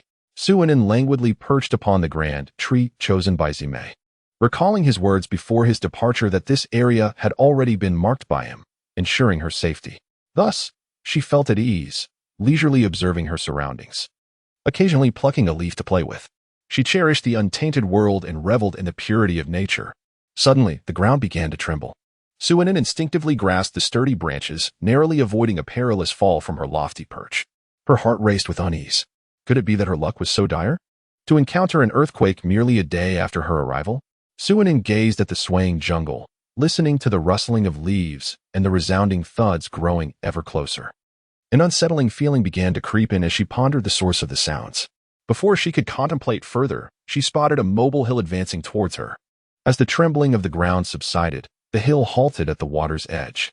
The sun was obscured by the massive form, casting a vast shadow over the once sparkling surface of the lake. Having experienced grand spectacles before, Suinin quickly composed herself, scrutinizing the scene with utmost caution. She instinctively covered her mouth, fearing that her rising anxiety would manifest as a scream. But what she thought was merely a hill turned out to be a colossal creature, alive and titanic, dwarfing her like a mountain. Fragments of information flashed through her mind, but she could not grasp any of it. Instead, she instinctively diminished her presence, fixating her gaze on the creature without a flinch. The animals that had been drinking at the lake's edge were paralyzed with fear, trembling on the ground, devoid of the courage to flee. For reasons unknown, the beast did not harm them. Instead, it lowered its massive body as if preparing to drink. As Suinin focused, she caught a glimpse of the creature's head. But with her proximity merely over 1,000 meters away, she could not see its entirety. All she perceived were the creature's rough, mottled skin. Suddenly, As her attention fixated on a large patch of reddish-brown, she felt an unsettling sensation, as if she had been singled out. Then, the reddish-brown shifted, revealing a swath of white beneath. A sound akin to water being siphoned emerged, and shortly after, the water level in the lake noticeably dropped. Just as she exhaled in relief, she found herself encircled by the very shade of reddish-brown that had so captivated her. Startled, she leaned back and fell from her perch in the tree. The abrupt fright rendered her momentarily unable to think, until the pain from colliding with a branch jolted her back to reality. With her mind racing, she grasped a nearby branch, utilizing her pain to summon all her strength and hurl it away. With so many trunks surrounding her, if one could ensnare her, there was a glimmer of hope for survival. Meanwhile, the hunter, Zime, had not strayed far. He remained uneasy about leaving the young female alone in the depths of the forest. Just as he prepared to pursue a solitary adult beast, the earth trembled beneath him, signaling the presence of a giant creature. The thought struck him. Danger loomed for the young female. Instantly, he abandoned his hunt and sprinted back. In the distance, he spotted the silhouette of the immense beast. After all, such a massive form was impossible to overlook. Seeing that the creature was near the young female sent his heart racing, an overwhelming tide of anxiety flooding his mind. As he quickened his pace, he witnessed her plummeting, accompanied by the dull thud of her body striking the branches. Zime's crimson eyes blazed with a fierce intensity, and his heart ached as if pierced by 1,000 needles. As he prepared to hasten his descent, ensuring he would catch the young female before she reached the ground, Suanen suddenly ceased her fall. Unbeknownst to him, at some point, a rope had materialized in her grasp. Initially, she swayed slightly while holding onto the rope, but then, utilizing its momentum, she swiftly propelled herself to the side. She came to a steady halt upon a branch that was not far from the ground. Suanen patted her chest, exclaiming how incredibly perilous the situation was. Had she lingered a moment longer, she would have been reduced to mere fragments. Chapter 12. Zime and the monstrous beast. Upon witnessing the little female escape from danger, Zime felt the immense weight on his heart gradually lift. He then directed his furious gaze, characterized by his blood-red fox eyes, towards the colossal beast. He was acutely aware that the beast had refrained from attacking. Otherwise, the little female would not have awaited his return. Yet, it was indeed the beast's presence that had instilled fear in her. Given the inherent dynamic of predator and prey between the beastmen and the monstrous beasts, the roles could easily reverse should one party lack sufficient strength. The crystals within the beast, varying in hue, possessed distinct effects on the beastmen. Moreover, the stronger the beastman, the more potent their beast core could enhance the beast's own strength. Thus, when the beast detected the fifth-tier beastman Zime, its previously languid, indifferent reddish-brown eyes sharpened instantly. Indeed, the reddish-brown hue observed by Suanen earlier belonged to the beast's very own eyes. Zime, mindful of the potential repercussions of battle on the little female, feigned weakness against the beast, cautiously retreating. The beast, witnessing this, was emboldened. It believed it could contend against an ordinary fifth-tier beastman, confident it could at least put up a fight. Should it encounter an aggressive beast soul ability from a fifth-tier beastman, the likelihood of its defeat would exceed 80%. This exemplifies the formidable nature of beast souls within their world, though it is understood that this applies solely to aggressive beast soul abilities, excluding spatial capabilities. Suspecting that this fifth-tier beastman might lack a beast soul ability, the monstrous beast cooperatively followed Zime's lead. From the earlier displays of the beast, it was evident that it relished in toying with its prey. At this moment, it was consumed by the desire to play with its quarry before delivering a decisive blow, a prospect that promised a peculiar thrill. Little did the beast realize, however, that it had unwittingly walked into an elaborate trap. All the while gleefully engaging in the game set before it, Suanen felt a twinge of concern as Zime returned, leading away the enormous creature. For some reason, apart from her father and grandmother, this was the first time she had worried so deeply about someone else's well-being. Was it because he was her prospective boyfriend? Or had she, within such a brief span of time, already begun to embrace him? Suanen gently placed her hand over her heart, contemplating whether to grant him formal recognition upon Zime's safe return. The title of boyfriend undoubtedly carries a weight far superior to that of a mere suitor. Having traversed countless life and death situations in the post-apocalyptic world, Suanen holds life in high regard. Zime ventures into danger for her sake, and as long as he emerges unscathed, she would wholeheartedly embrace the idea of solidifying their bond. She cherishes the precious moments of existence and values those who genuinely care for and protect her deeply. Meanwhile, Zime, engaged in combat with the colossal beast, remains unaware that he is on the verge of being officially recognized. He must hasten his pace in battle to return swiftly to embrace the little female and celebrate their bond. The identity of a suitor is a pursuit, whereas that of a boyfriend signifies the status of a prospective beast husband. Although he has always perceived himself as the little female's prospective beast husband, the distinction between being acknowledged and merely self-proclaimed is vast. As for Zime, violet lightning sporadically crackles across the immense form of the beast. The creature's colossal body has surely felled countless trees and trampled countless flowers and grasses. The birds of the forest have long since fled in terror, while other wild beasts have sought refuge in places they deemed safe, trembling in fear.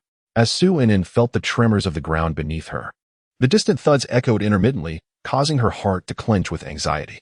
Fear consumed her. What if Zime were injured or unable to return? In her distress, she pressed her back against the tree trunk. Ouch! The pain surged, reminding her that she was still a wounded soul. Su-inen first closed her eyes to attune herself to her body, a fundamental self-assessment ability possessed by all practitioners of extraordinary powers. Although it holds little practical value, it allows one to gain a clear understanding of their physiological state. She discovered that her internal organs were unharmed, merely sustaining superficial injuries. The reason for the intense pain was due to a significant bruise on her back, the result of a recent impact. Additionally, there were several minor abrasions scattered across various parts of her body. Su-inen tended to her minor scratches herself, simply rinsing them with cool boiled water. As for the bruises on her back, the only remedy she could conceive was to apply a warm compress to enhance local blood circulation.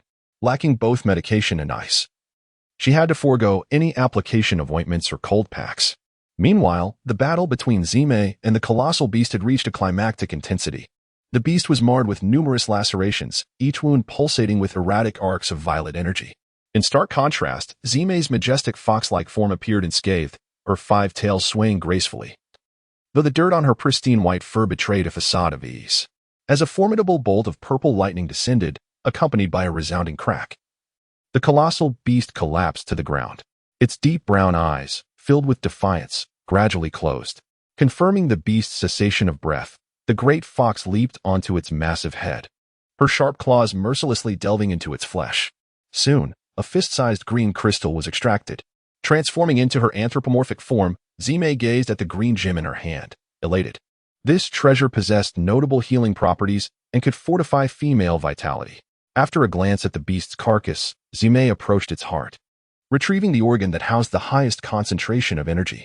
Despite the beast's immense size, akin to a small mountain, the most valuable crystal was merely the size of a fist, and the heart was only as large as 3 basketballs. The remaining flesh was denser than stone fruit, containing energy far inferior to that of ordinary beast meat, rendering it utterly worthless. Thus, the saying that the essence is concentrated was vividly exemplified by this colossal creature. When Su-inen encountered Zime once more, it was with him returning, a bloodied heart in hand, a smile gracing his face. Had an ordinary human witnessed this scene, they would likely have screamed in terror. Yet Su-inen was no ordinary person. Upon seeing the intact Zime returning with his trophy, she felt a profound sense of peace and genuine joy. Thus, she greeted Zime with a sincere smile, her face bearing the marks of battle, which lent her an unconventional beauty. The dappled sunlight cascading upon her created an almost sacred aura. Her little form smiled at him, waiting for his return. In that moment, Zime felt like the happiest beastman in the entire animal realm. He hastened to her side, bringing her gently to the ground. Before Su-inen had the chance to inquire further, a verdant object was abruptly thrust into her mouth. She wished to ask what it was, a sizable item that seemed too large to fit within her. However, she soon realized something was amiss. Upon entering, the green object dissolved. Indeed, it melted away. Thus, a fist-sized item had truly been accommodated within her mouth. Immediately thereafter, a warm sensation began to circulate throughout her entire being. Unbeknownst to Su-inen, her wounds were healing rapidly, and even the bruises on her back vanished without a trace. She felt as though she had been cleansed. Her previously malnourished skin not only became more vibrant and lustrous, but also considerably smoother and finer. Chapter 13.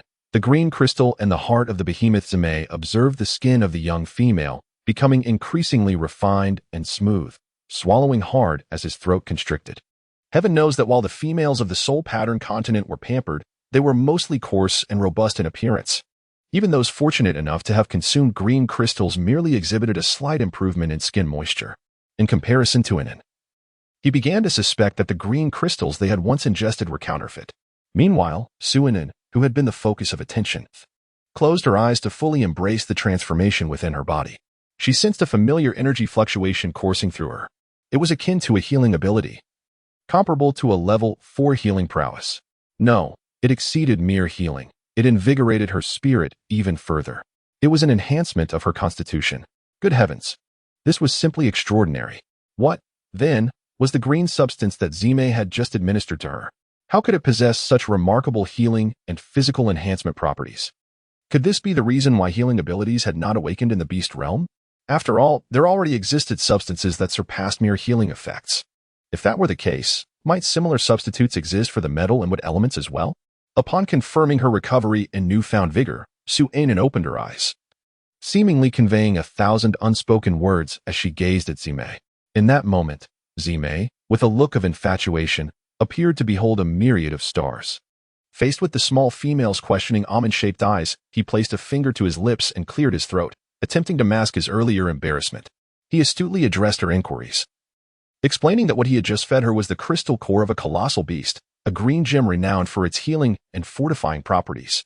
He then gestured toward the bloody heart set aside, adding, "I have also brought back the heart of the giant beast. Its energy is immense. Just one heart can sustain me in peak condition for 5 days and nights without the need for sustenance. Soon, I shall let you taste it as well." Only then did Inen comprehend that the small mountain that had just frightened her was, in fact, a colossal beast, and that the crystals and heart within it were exceedingly rare treasures. Inen first surveyed Zime from side to side, and upon discovering that he bore no wounds, she let out a sigh of relief. Subsequently, she enveloped Zime in an unexpected embrace, her voice tinged with emotion as she spoke. "I consent to you becoming my prospective beast husband. No matter what dangers you may encounter in the future, the most crucial thing is to survive. Only by enduring can limitless possibilities unfold." Inen solemnly conveyed her grandmother's parting words to Zime, expressing her heartfelt wish for the one person in this world who cared for her to live on in good health. Zime, still reeling from the delightful surprise of being embraced by the young female, was suddenly overwhelmed by the immense joy of having his other identity acknowledged. He reciprocated the embrace, his lips curling into a broad smile, and gently reassured the tender figure in his arms. "Rest assured, Inen, your formidable beast husband is more than capable. A mere giant beast cannot harm me." His tone brimmed with confidence and pride. The young female was delightfully soft and petite, nestled against him, melting his heart. Ahem. One might refer to this as the cutest height difference. A towering figure nearing 2 meters paired with a charming little one standing at 165 centimeters. Before Zime could fully savor the warmth of his embrace, the young female tugged at his hand, guiding him in the direction of their return. The large fox, with its crimson eyes filled with curiosity, could not suppress the question, "Inen, where are you taking me?" "To the place where you battled the giant beast," she replied. "Surely, we cannot leave the corpse of that mountain-like creature abandoned in the wild. After all, it is a source of sustenance." Inen's tone reflected her disapproval of wasting food. Upon realizing that the young female intended to collect the beast's meat, Zime halted his steps and smiled, explaining, "Do not be hasty, Inen. Let me explain first.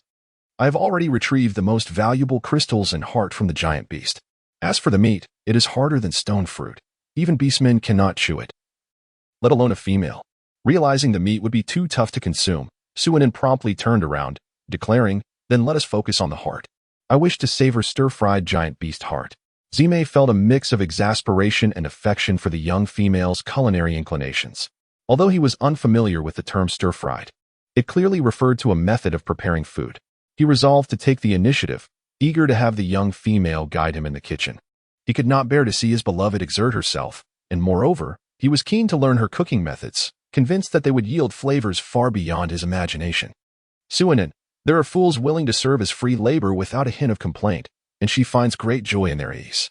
Thus, under Inen's direction, Zime swiftly cleansed the heart of the colossal beast and sliced it into delicate pieces. Considering the absence of oil, Inen instructed Zime to hunt a nearby small creature that was drinking water. After skinning it, she sliced the fatty portions thinly, while the remaining meat was cut into chunks. Subsequently, She heated a pan and sauteed the thin slices of fat until they released their oil, causing the meat to curl. The curled pieces of meat were then retrieved, resembling crispy morsels. Suinin sprinkled a pinch of salt over the crispy bits of oil in her bowl and relished them with great delight, all the while directing Zime on how to stir-fry the heart of the colossal beast. Occasionally, she would feed Zime a piece of the delectable oil residue. The crispiness of the morsels instantly captivated the taste buds of the great fox, especially those that were hand-fed by the young female, leaving him feeling as though he had reached the pinnacle of culinary pleasure. Before long, the stir-fried heart of the giant beast was ready, and Suinin suggested they begin feasting. She added water and salt to the pot, allowing the chunks of beast meat to simmer, although lacking the usual seasonings of scallions, ginger, and garlic. Suinin found the stir-fried heart to be particularly fragrant. Meanwhile, Zime, who had never encountered such flavors before, was already entranced by the aroma. However, when he attempted to use chopsticks in the manner of the young female to pick up the meat, he soon realized that the chopsticks were not as obedient as he had hoped. Suinin patiently taught him how to use chopsticks, imparting her skills with diligence. It must be acknowledged that the learning capacity of the beastman is indeed remarkable. There is no need to elaborate on how swiftly Zime mastered the art of cooking. Now, he has also learned to wield chopsticks in just a matter of minutes. As Suinin took a bite of the colossal beast's heart, that familiar sensation returned once more. This time, unlike the soothing energy of her healing abilities, she sensed an energy strikingly akin to that of the attribute-less crystal cores of zombies. This morsel of heart was comparable in energy to two second-tier attribute-less crystal cores. Suinin widened her almond-shaped eyes, uncertain if her senses had betrayed her, and thus swiftly consumed another piece. Then another, and yet another. Zime observed the young female's exuberance as she devoured the giant beast's heart, mistakenly believing her enjoyment stemmed merely from a fondness for the delicacy. He resolved to hunt more giant beasts for her in the future. However, as he watched her consume increasingly larger quantities at an alarming pace, concern began to creep in. He feared that the overwhelming energy of the beast's heart might be too much for her to digest in one go. Chapter 14. Signs of spatial upgrades. Unbeknownst to Suinin, who was entirely absorbed in her feast, Zime's anxious worries were unfounded. At that moment, her sole desire was to indulge in more of the giant beast's heart. Not only was its flavor delightful, but with each bite, she felt her spatial abilities swell incrementally. It was well known that in the apocalypse, acquiring attribute-less crystal cores was exceedingly difficult. She had exchanged numerous spatial abilities, yet barely achieved a tenth of a full upgrade. Having nearly relinquished hope for enhancing her spatial powers, the sudden prospect of advancement ignited her excitement.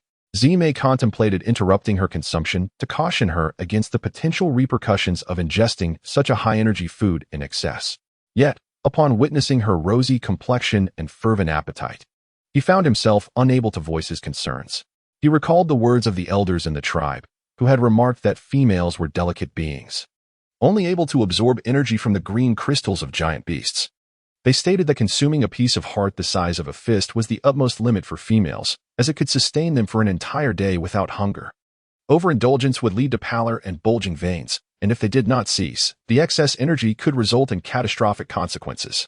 As he watched the young female voraciously consume the heart, he pondered the peculiar situation. In a mere short while, she had devoured at least 5 fist-sized pieces. Yet her complexion glowed with vitality. Could it be the method of preparation? He had also partaken in the dish, and the energy contained within the stir-fried heart had not diminished in the slightest. Perplexed, he chose to dismiss the thought. Zime was not one to dwell on uncertainties or trivial matters. Since the young female exhibited no signs of impending distress and relished the heart so dearly, he resolved to allow her to continue feasting. As a formidable male, he was capable of consuming any beast's flesh. Naturally, the finest morsels should be reserved for his beloved young female. Suinin was entirely absorbed in thoughts of upgrading her space, oblivious to the fact that Zime had already set her chopsticks down. Even if she had noticed, it wouldn't have mattered. After all, Zime could feast on anything and still feel satisfied, while an spatial abilities relied solely on the hearts of colossal beasts. Thus, she would never generously relinquish such treasures. Moreover, there exists a saying, "What belongs to my boyfriend is mine, and what is mine remains mine." By the time Suinin finished her meal, she sensed a subtle yet imminent sign of an upgrade for her space. Alas, it was still just a fraction short, merely a whisper away from completion. This ambiguous feeling was truly exasperating. Burp. At that moment, Suinin's belch finally punctuated the silence, drawing her gaze to the side where Zimei sat. Having long since ceased eating, her face adorned with a smile. Suinin, how awkward.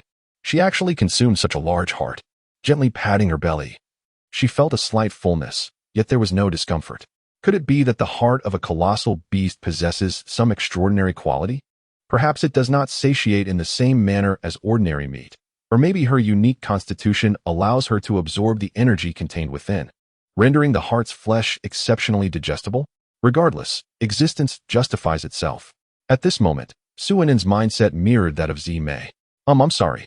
I've finished the heart. Zimei, do you think there is enough braised meat in the pot for you? Suinin said, a hint of bashfulness as she touched her nose. Zimei was taken aback that the young female would still consider him after finishing her meal. After all, in the tribe, he had never heard of a female who, after being served, concerned herself with whether the male had enough to eat. It was evident that Anin had already developed feelings for him, to the point of worrying about his sustenance. How delightful it was for a beast. There's plenty to eat, Zimei quickly replied. His assessment of sufficiency was based on the young female's daily eating habits. He had observed that she consumed 3 meals a day. Thus, if he wished to dine alongside her, he did not need to gorge himself for days at a time. The meager amount of meat in the pot could barely sustain him for a few hours. Moreover, even if he were not fully satisfied, he could always supplement his meals during hunting, making it unnecessary to disclose his appetite and cause concern for the young female. Upon hearing that there was enough meat in the pot for Zimei, Suinin felt a sense of relief wash over her, and the earlier awkwardness vanished without a trace. As Zimei began to savor the meat, Suinin sipped on her stone fruit juice, coconut juice, occasionally stealing glances at Zimei, torn between wanting to speak and holding back. Zimei, with an amused expression, fixed her gaze on the young female, encouraging her to voice any questions she might have. Feel free to ask directly. After all, I am Anin's future beast husband. Is there anything I cannot know? Suinin, indeed. There is no shame in making requests of one's own boyfriend or fiancé. Wasn't it just a moment ago that I commanded him with such certainty? Ahem. Suinin cleared her throat symbolically, feeling a tad bashful as she inquired. So, in the future, if we encounter a giant beast, could you assist me in hunting it down? I seem to be in need of a giant beast heart.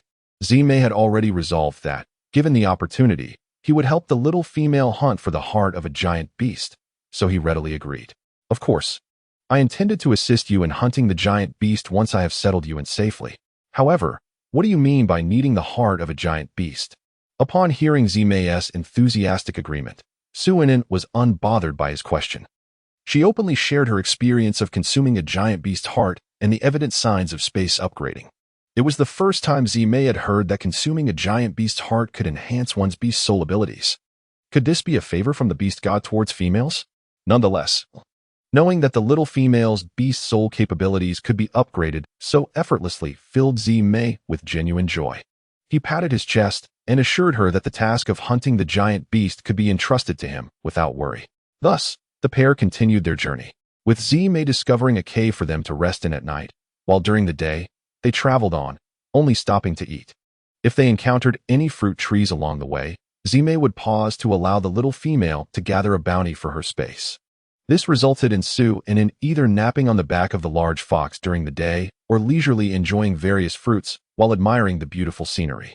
When boredom struck, she would occasionally stroke the fox's fur or touch its tail, eliciting a husky, restrained voice from ahead. Anin, don't mess around. Due to Suinin's daytime slumber, it was primarily Zimei who kept watch at the cave entrance during the night, while Suinin, by the light of the fire, prepared dried fruits and smoked cured meat. Indeed, she was making dried fruits and smoked meat. The meat Suinin had marinated previously was now ready for smoking. Hailing from the southern city of She, Suinin was familiar only with traditional methods of curing meat. Typically, she would marinate it for a few days before hanging it up to smoke. In her rural hometown, people did not deliberately smoke meat. Instead, they would hang it above the fire, and during cooking, as they burned wood, the meat would naturally acquire a smoky flavor over time. Suinin was unaware of the methods employed by others in preparing cured meats. However, her grandmother's technique was steadfastly traditional. In Chapter 15, encountering the Snow Fox tribe's hunting party, one could observe a triangular rack suspended above the fire pit within the cave, upon which rested a steaming pot, busily cooking fruit.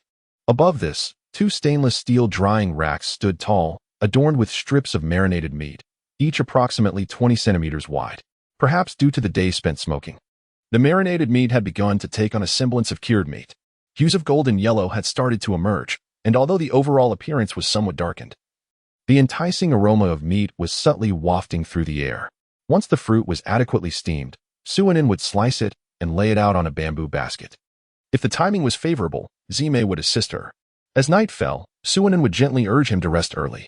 Though Zime had the capability to go several nights without sleep, the fatigue from their vigorous daytime travels was undeniable, and Suinin could not bear to see him forego rest. Thus, regardless of Zime's playful antics or charming behavior, he would invariably be dispatched to sleep as night descended. Time flew by, and over the course of 20 days, their journey had been remarkably smooth, largely due to Zime, the advanced beastman. They were now merely 10 days' journey from the Snow Fox tribe. On this day, Suinin reclined comfortably upon Zime's back. Her legs crossed casually as she occasionally nibbled on a piece of unknown dried fruit, exuding an air of utter relaxation.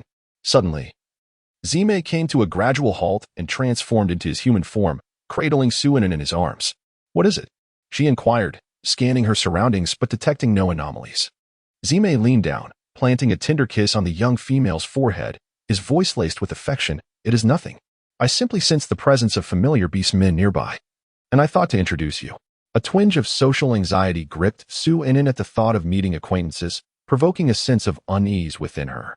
Sensing her discomfort, Zime quickly reassured her, "Do not worry, Inin. It is merely a hunting party from the Snow Fox tribe. If you wish, you may completely disregard their presence. No beastman will speak ill of you." He continued, "Afterward, it will still be just the two of us traveling together, and we shall not accompany them." After listening to the explanation, Suinin quietly exhaled in relief. She was not prepared to share meals, lodging, and companionship with a host of unfamiliar beastmen. Even if she were to immerse herself in the life of the beast realm, Suinin had no intention of forging connections with too many beastmen. She merely wished to lead a tranquil life with her beast husband, cherishing their simple days together. The more beastmen she interacted with, the more likely there would be moments of distress. She preferred a serene and harmonious existence. Before long, Zime appeared, cradling her in his arms at a hunting ground. This was also Suinin's first glimpse of the beastmen engaging in a collective hunt. A diverse group of foxes, varying in size, with the smallest among them comparable to a small carriage, predominantly white and silver, with the occasional hint of color, was converging on a herd of wild boars. Any boar that dared to charge forth would be swiftly met with a powerful paw from the nearest large fox. In a desperate bid to escape, the entire herd of wild boars suddenly surged in unison toward a singular direction. Suinin felt an overwhelming sense of anxiety. As a herd of grunting beasts charged forward, if they did not yield, being struck could lead to severe injury or even death. She glanced up at the composed Zime and realized that her worries were unfounded. It appeared to be merely a minor hunting display. Indeed, as the herd of grunting beasts attempted to break free, the encircling foxes sprang into action. They swiftly darted towards their chosen targets with remarkable speed, even outpacing the grunting beasts. Before the latter could initiate their charge, the selected individuals began to fall one after another. The remaining grunting beasts were also rapidly being hunted down. It became evident that this was nothing more than a one-sided slaughter. The disparity in strength was so vast that it resulted in an overwhelming and relentless domination. Suinin recalled the terror that once gripped her, dominated by the Mu beast, and then observed the effortless ease with which the beastmen hunted. Indeed, she found herself more suited to the role of an adorable little princess. Relishing in the meticulous care provided by her beastly husband, this was the true way to embrace life in the beast realm. A sense of satisfaction welled up within her for having chosen such a formidable beastman as Zime. The thought of soon embarking on a life of leisure brought an involuntary smile to her face. Once all the humming beasts had been subdued, the great foxes transformed into their human forms. Yet, before she could fully comprehend the scene, a large hand obscured her vision. "You can look later. They have yet to don their beast-skin skirts," came the soft voice of Zime from above. Suinin finally comprehended that her fiancé was feeling jealous. Well, she held no particular interest in witnessing that spectacle, especially not in the presence of a crowd. The scene was indeed quite an eyesore. When she first encountered Zime, he would swiftly don his animal skin skirt upon transforming into human form, ensuring she did not perceive anything amiss. Perhaps he feared startling her at that time. However, after becoming her intended beast husband, Zime no longer hurried to put on the animal skin skirt during his transformations, often deliberately slowing the process. As a result, Suinin had witnessed her fiancé's unabashed displays on numerous occasions. From her initial shock and disbelief to her eventual acclimatization. She reasoned that if he was unembarrassed in showcasing his virility, there was no reason for her to feel awkward.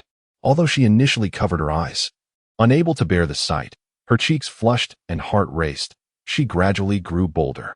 First, she widened the gap between her fingers while covering her eyes, allowing for furtive glances, and eventually, she began to watch openly. Ah, those in the know would understand. Zime, it truly is you. A bright and cheerful voice approached them. Simultaneously, Zime lowered his large hand, carefully placing Suinin upon his powerful arm. With her gaze elevated, Suinin felt her perspective broaden considerably. She was merely a tad taller than those around her, which lifted her spirits. As Zime moved, the orc who had spoken earlier drew near, gazing at Zime with astonishment and palpable envy. Is this your female? I never expected you to return from your journey with such a beautiful mate.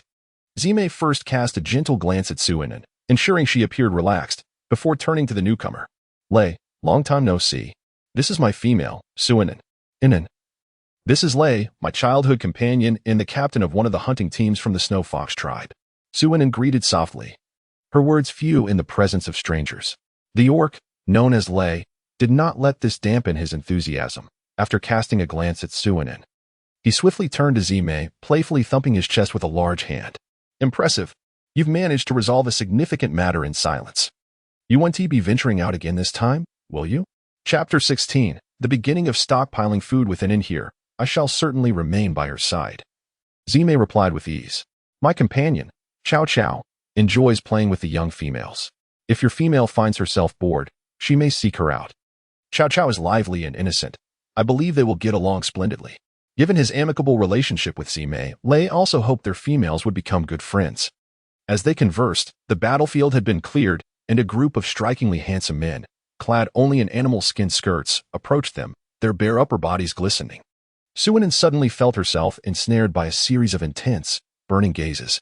Lei, ever the epitome of politeness, swiftly diverted his attention. While those stares brimmed with eagerness and anticipation, as if she were a delectable delicacy waiting to be savored. Suinin furrowed her delicate brows, deeply disliking the glances directed at her. Consequently, she had no desire to cast even a fleeting gaze at those handsome men. In a swift motion, she turned and embraced Zime's neck, burying her small head into it. Zime adjusted his hold, gently patting the little female's back in a gesture of comfort. His crimson fox-like eyes narrowed, emanating a chilling aura of menace towards the group of young orc tribesmen who had startled his little female. Lei stood aside, observing these Na'vi young orcs, feeling a sense of exasperation. They seemed oblivious to the fact that a group of mere third-tier novices dared to display their affections before Zime, a fifth-tier orc with awakened beast soul abilities. The novices thought, we merely wish to greet the little female and leave a favorable impression. This is truly unjust. However, Zime's cold words cut through the air, declaring that his female despised interactions with strangers. The young orcs, momentarily halted by his intimidating gaze, collectively sighed in relief. It was fortunate they had not provoked him, for they could not hope to match Zime's strength, even in a group.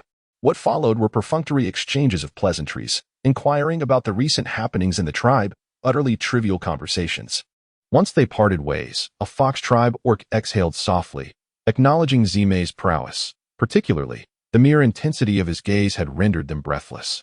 Indeed, the orcs lamented their disparity in strength while secretly heeding Zime's warning that even the most beautiful little female was beyond their reach. After their discussion, Lei, as the captain, slowly reminded them that if they were not of the same tribe as Zime, their furtive glances coveting a high-ranking orc female could justifiably lead to their demise in the wild.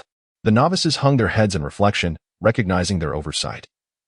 They had taken for granted the tribal rules, mistakenly believing that leaving a favorable impression on the little female might grant them a chance to become part of her future family. They had forgotten that the authority of high-ranking orcs was not to be trifled with, unless the little female actively expressed goodwill towards them. They were in no position to court the affections of a high-ranking orc's female. After admonishing his team, Lei organized everyone to mount their beasts and hastily returned to the tribe, journeying day and night. Meanwhile, Suinin curiously inquired of Zime, isn't it a 10-day journey back to the tribe? How can the hunting team come so far to hunt and not have the meat spoil on the way back? Zime affectionately brushed her small nose and patiently explained, the 10-day journey is based on our pace. The hunting team travels relentlessly, often without stopping to eat, and they can return in approximately 3 days. During this time, Zime had accompanied her for every meal, leading her to nearly forget that orcs could go several days without food or sleep. Suinen, is it that the prey near the tribe is insufficient? Why must we venture so far to hunt? It is only as the scorching season approaches that we reserve the game nearby, seeking to hunt in more distant locales. Zime added, the heat of the summer is so intense that meat can only be preserved for a single day. Should we wander too far, we would be unable to return with the spoils. Suinen suddenly understood and recalled the ease with which the hunting team had dispatched the humming beasts. She couldn't help but inquire if all orc tribes found it as effortless as the fox tribe did. Zime chuckled at this, asserting that it was certainly not the case. Each race possesses its unique innate abilities. For instance, our fox tribe excels in speed, making us the natural adversaries of the humming beasts, who rely solely on brute force. This is why hunting them is particularly effortless for us. Naturally, each tribe aims to minimize casualties by primarily hunting the prey that poses the least challenge to them. Racial talents? How impressive. Suinen felt a twinge of envy. Take, for example, the 3 major tribes. Our snow fox tribe is predominantly composed of foxes, inherently gifted in speed. The elephants of the giant elephant tribe possess immense strength. A full-force strike from a 3rd-tier elephant orc can even shake colossal beasts. Meanwhile, the Yuan tribe is born with extraordinary intelligence. Their chieftain, the only 7th-tier orc without awakened beast soul abilities, is capable of matching the leaders of the other 2 tribes in combat. Suinen silently committed these insights to memory, deepening her understanding of the beastly world. By the way, Zime, she remarked, you just mentioned that the tribe is now hunting from a distance. Shouldn't we start stockpiling food? After all, when the weather gets too hot, it will be difficult for you to hunt. Suddenly, Suinen slapped her forehead. She understood the significance of food better than anyone, since the sweltering heat would hinder both hunting and preservation. It was prudent to hunt and store provisions while the temperature remained manageable. The journey was nearing completion, and they could hunt for a few days, if necessary. They could rush back in the final 3 days. Zime was aware of the young female's skills in making jerky and dried fruits, which would allow the beast meat and fruits to be preserved for an extended period. He readily agreed to her suggestion. Thus, the pair entered hunting mode. Zime would accompany Suinen, primarily targeting the hum-hum beasts. Whenever Zime set her down on a tree trunk to hunt the hum-hum beasts alone, Suinen would quietly descend and capture nearby long-eared or gugu beasts, small creatures she could easily handle. Zime, returning from his hunts, bore no displeasure.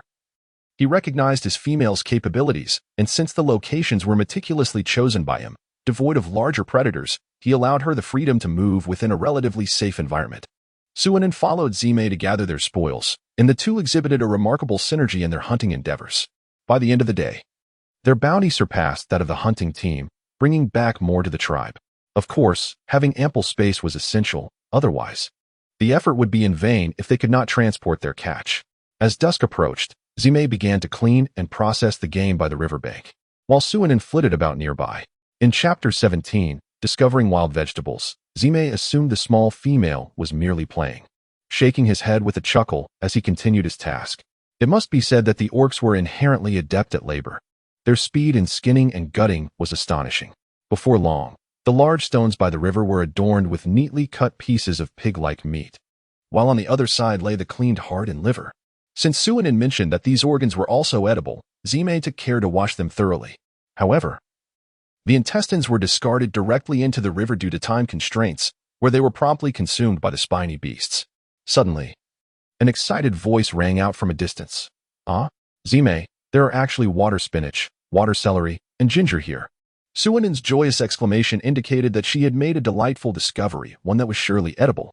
Their time spent together had made Zime acutely aware that only food could elicit such exuberance from the small female.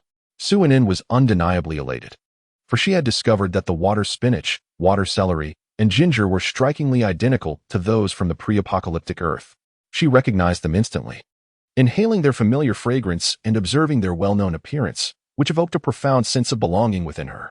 In a world ravaged by catastrophe where no familiar flora remained, the existence of these plants in the beast era seemed like a serendipitous refuge. Soon, a lively and chattering little female appeared beside Zime. She excitedly discussed the culinary uses of water spinach and water celery, as well as the benefits of ginger, her words flowing forth in an exuberant stream. It was Zime's first encounter with such an animated and loquacious young lady. Indeed, at that moment, Suinen's typically reserved and composed demeanor disintegrated, transforming her into a chattering little sparrow, incessantly sharing her newfound joy, as if she were showcasing a cherished new toy to her companions. In her exuberance, she lamented, "With all this meat, I'm nearly on fire. If it weren't for the dried fruit, I might not even be able to relieve myself." Zime listened with affectionate amusement, nodding in agreement, while diligently committing the little female's culinary insights about wild vegetables to memory, as well as the implications of a meat-heavy diet leading to constipation. Suinen, there is truly no need to remember every detail. It was only when she felt fatigued that Suinen realized she had been excessively vivacious. This animated side of her, which relished in sharing her thoughts, had always been reserved for her family. Unbeknownst to her, Zime had silently entered her heart. Much like family, the sensation of having loved ones is quite delightful. She was no longer alone. With a radiant smile, Suinen began to stoke a fire beneath the pot. Thanks to the abundance of humming beast meat, there was also a considerable amount of lard. She required a large iron pot to render the fat. Zime, having discerned the little female's intentions from her previous musings, hastened his movements, his claws leaving fleeting shadows in the air, leaving Suinen momentarily awestruck. As dusk descended, the lard was already rendered, a swift endeavor facilitated by Suinen's use of several large iron pots simultaneously, to spare the little female from fatigue. Zime took upon himself the task of rendering the fat, while Suinen merely seasoned the humming beast meat with salt, placing it into a large vat before storing it away. In the rendering process, with an abundance of oil, Suinen brought forth dozens of large stainless steel basins, filling each to the brim and allowing them to cool gradually in her space. Under the flickering firelight, the pair commenced their evening repast, leaving behind 2 pots, one large and one small, the latter designated solely for Suinen's use. Suinen had high standards when it came to food, and Zime would specially stir-fry meat for him. Today, however, there were additional vegetables. After adding oil to the pan, he incorporated that fragrant ingredient known as ginger, as suggested by the little female. As for the large pot, it was simpler. A pinch of salt and some water transformed it into a hearty stew. This culinary delight was considered quite luxurious for a male orc. It was only because his little female had an abundance of salt that Zime could indulge in such fragrant and tender fare. When Suinen began his meal, Zime promptly cleaned the small pot and prepared a vegetable soup for the little female. The recipe was, of course, taught by her, simply boiling water, adding a spoonful of leftover oil residue, and incorporating the tender tips of water spinach along with some salt, stirred gently before serving. Zime even tasted the soup beforehand and found it delightful, fresh, and palatable, with an easy preparation. It was his first time learning that water spinach could not only be stir-fried, but also made into a soup, which turned out to be quite flavorful. Soon, Suinen was savoring life, alternating between bites of stir-fried meat, vegetables, and sips of soup.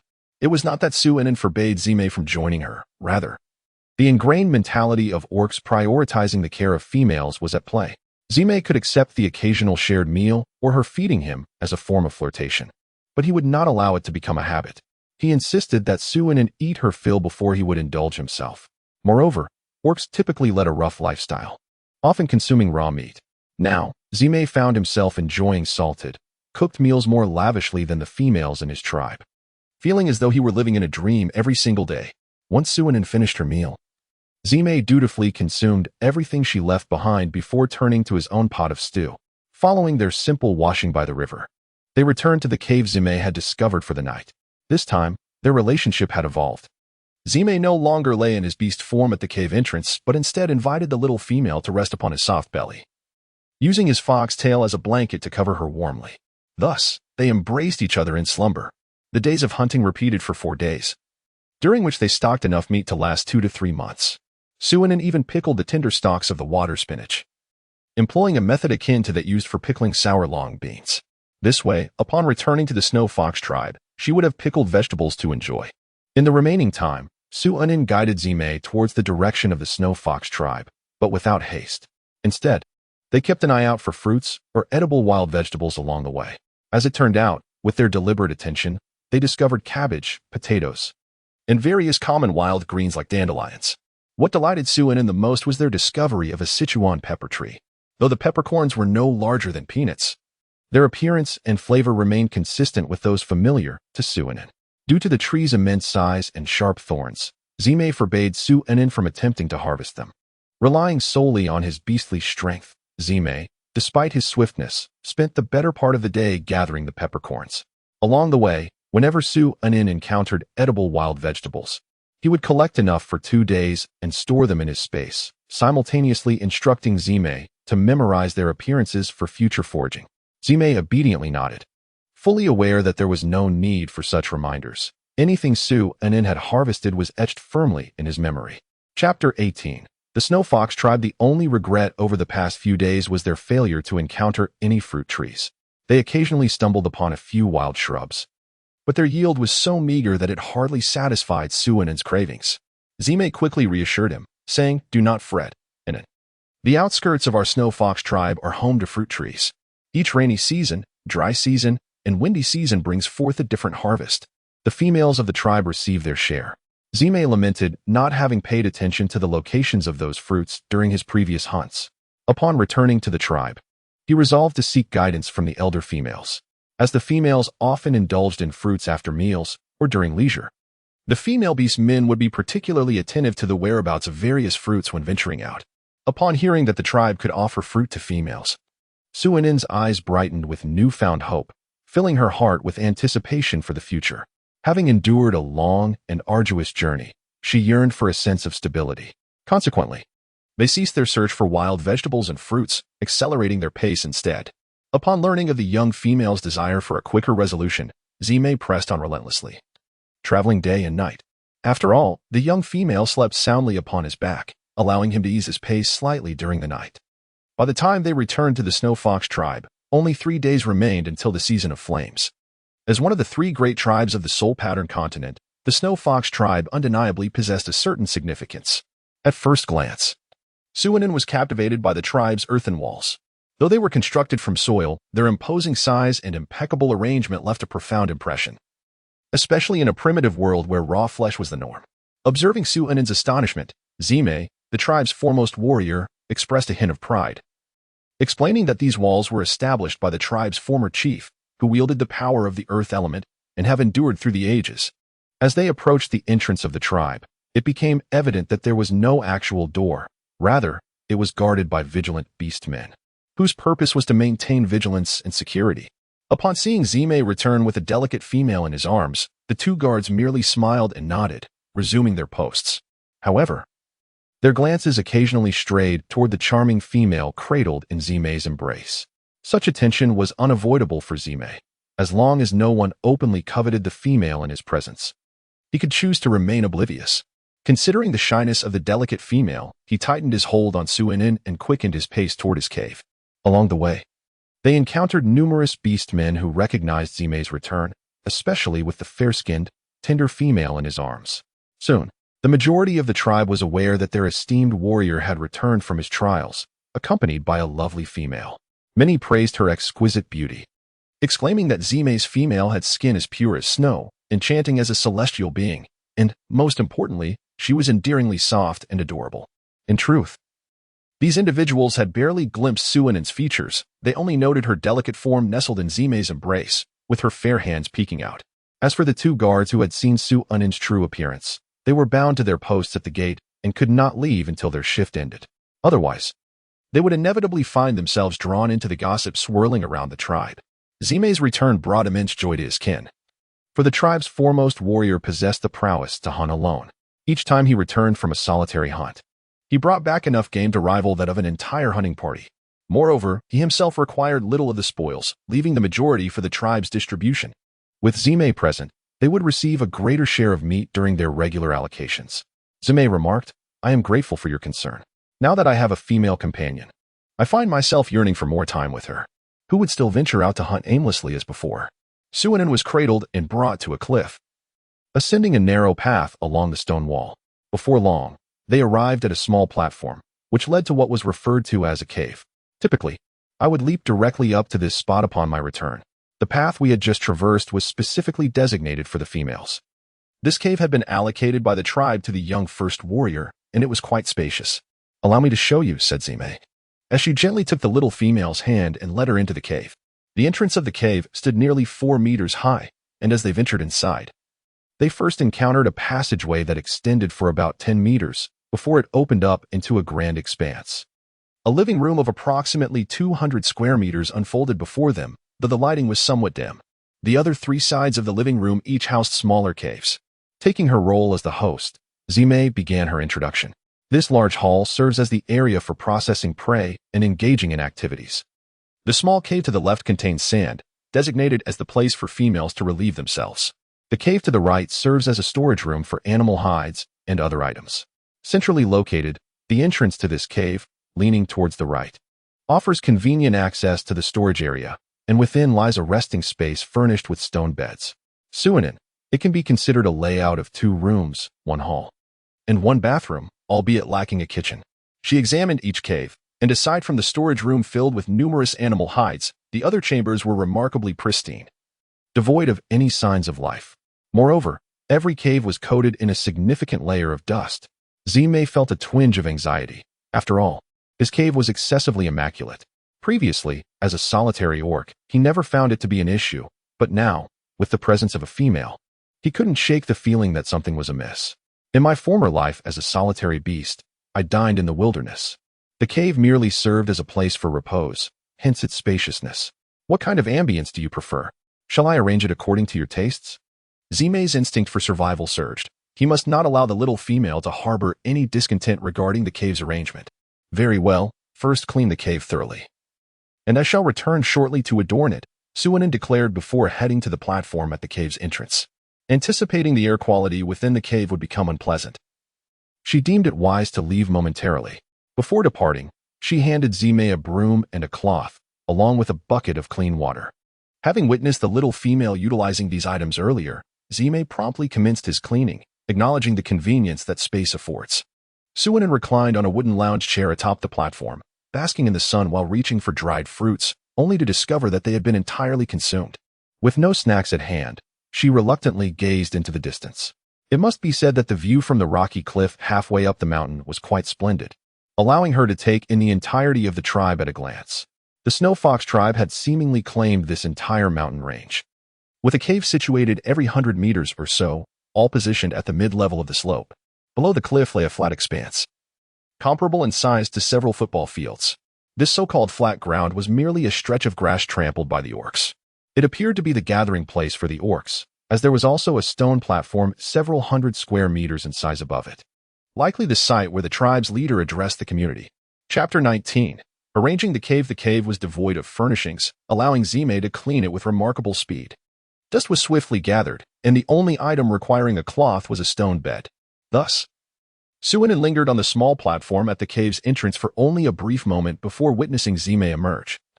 Having completed her task of disposing of the dust and debris, Suinin collected the recliner and entered the cave, eager to contemplate how to organize and decorate the space. She yearned for a sense of stability and a place to settle down. When Zime returned, a cushion unlike any he had seen before was already placed upon the stone bed, remarkably soft to the touch. It was a latex mattress, and Suinin instructed Zime to search for suitable animal hides to lay on top of it. With the scorching season approaching, it was advisable to find a hide that was cool and devoid of fur. As she fitted the mattress with a dust cover, she instructed Zime accordingly. Once she had secured the cover, Zime entered with an unfamiliar piece of animal hide. In the dim light, Suinin could discern that it was somewhat thick, resembling a dull grayish-brown skin. The texture was indeed a bit cool, reminiscent of a snake's shed skin. The thought of snake skin sent a shiver down her spine, prompting her to quickly inquire, "What animal is this hide from?" Suinin had made up her mind. If it were truly snake skin, she would discard it, for she had harbored a fear of serpents and similar soft-bodied creatures since childhood. Even earthworms, loaches, and eels were included in her list of fears. Zime, while spreading the beast's skin to make a bed, explained that it was the hide of a boneless aquatic creature, thriving in water. It was also the sole aquatic delicacy favored by the females in the tribe. Out of curiosity, I had hunted one when I reached adulthood, and that is how I acquired this cool, refreshing hide. Upon learning that it was the skin of a fish, Suinin breathed a sigh of relief. Next, there was a need to furnish the home with tables and cabinets, considering that they had returned to the tribe without any belongings. Suinin did not wish to reveal her spatial abilities and be regarded as an anomaly. Thus, she could only ask Zime to create something simple. She described the appearance of a stone table and stone stools, as well as the design and function of a storage cabinet. Zime understood and promptly went outside, reminding her before leaving that the bed was ready, and Inen could take a nap. She would return shortly with some gang. After several days of travel, Inen indeed longed for rest, particularly the comfort of rolling on the spacious bed, which was quite soothing and relaxing. The cave was dimly lit, making it a perfect setting for slumber, and before long, Inen fell into a deep sleep. Meanwhile, within a mere 15 minutes, Zime had crafted a set of stone table and stools for the cave. This task was exceedingly simple, by locating a large stone and skillfully chiseling it. She could easily shape it. As for the storage cabinet, it was even less complex. There was no need for elaborate techniques. One merely needed to find a large tree and hollow out spaces according to Inen's description. Zime even managed to carve out a wardrobe, albeit without doors. However, this posed no challenge, as she could simply cut a piece of beast skin to serve as a curtain for the wardrobe. Thus, when Inen awakened in the afternoon, the cave had undergone a remarkable transformation. The bedroom now boasted a wooden wardrobe, while the living area featured a large stone table accompanied by 2 stone stools. In the corner, 2 neatly aligned storage cabinets stood, filled with freshly cleaned and processed strips of beast meat. Though still quite simple, there was now a semblance of home, infused with the essence of life. "How is it? Is there anything that needs improvement?" Zime, seeing Inen awake, approached with a triumphant expression, wrapping her arms around her waist and planting a gentle kiss on her forehead. At that moment, an untimely rumble echoed, causing Inen to feel a bit embarrassed, her cheeks flushing. Zime felt somewhat chagrined that in her flurry of activity, she had forgotten to prepare lunch for the young female. Simultaneously, both realized that there was no designated cooking area in their home. In the tribe, as the inhabitants primarily consumed raw meat, there were no caves equipped for cooking. Only a few females, who occasionally enjoyed roasted meat, would have their males create a fire pit in the living area, and that was the extent of it. Inen understood that a kitchen was indispensable, yet its location could not be within the confines of the cave. Otherwise, they would be overwhelmed by the smoke and grease. She approached the cave entrance and paused approximately a meter down the passage, turning to Zime and inquiring whether it was possible to excavate a small cave from this point. The small cave would require a window above the outer wall, creating an entrance of suitable size. Subsequently, Inen described the design of the stove needed for the kitchen, instructing Zime to accommodate a space for it during the excavation. The orc, Zime, possessed remarkable aptitude for learning and craftsmanship. Every time Inen articulated her ideas clearly, he was able to execute them flawlessly. This occasion proved no different, as Zime managed to carve out an ideal kitchen complete with a stove and a window in merely an hour. During this time, feeling peckish, Inen took the initiative to nibble on some of the provisions she had stored on the stone table to satiate her hunger. When Inen returned to inspect the kitchen, she was pleasantly surprised to discover Zime's impressive ability to draw inferences. Observing the small alcove filled with plants he had excavated from the stone wall, Zime explained, "I was inspired by the cabinet to create small openings in the wall. This way, you can store some of your favorite wild greens or the seasonings you have yet to gather completely." As for the seasonings available, Zime was uncertain. He only knew that they had salt, Sichuan pepper, and ginger. He had gleaned from her occasional musings that she required various seasonings for her cooking, but the inventory was still quite limited. Nevertheless, this did not hinder him from preparing designated spaces in advance, did it? Inen was immensely pleased with the kitchen, and even more so with her formidable and astute fiancé. She leaned in, rising on her tiptoes, and pulled his head down to plant a hearty kiss on his cheek, a delightful reward for him. Indeed, a man must be praised when he excels, for such encouragement will inspire him to labor even more diligently in the future.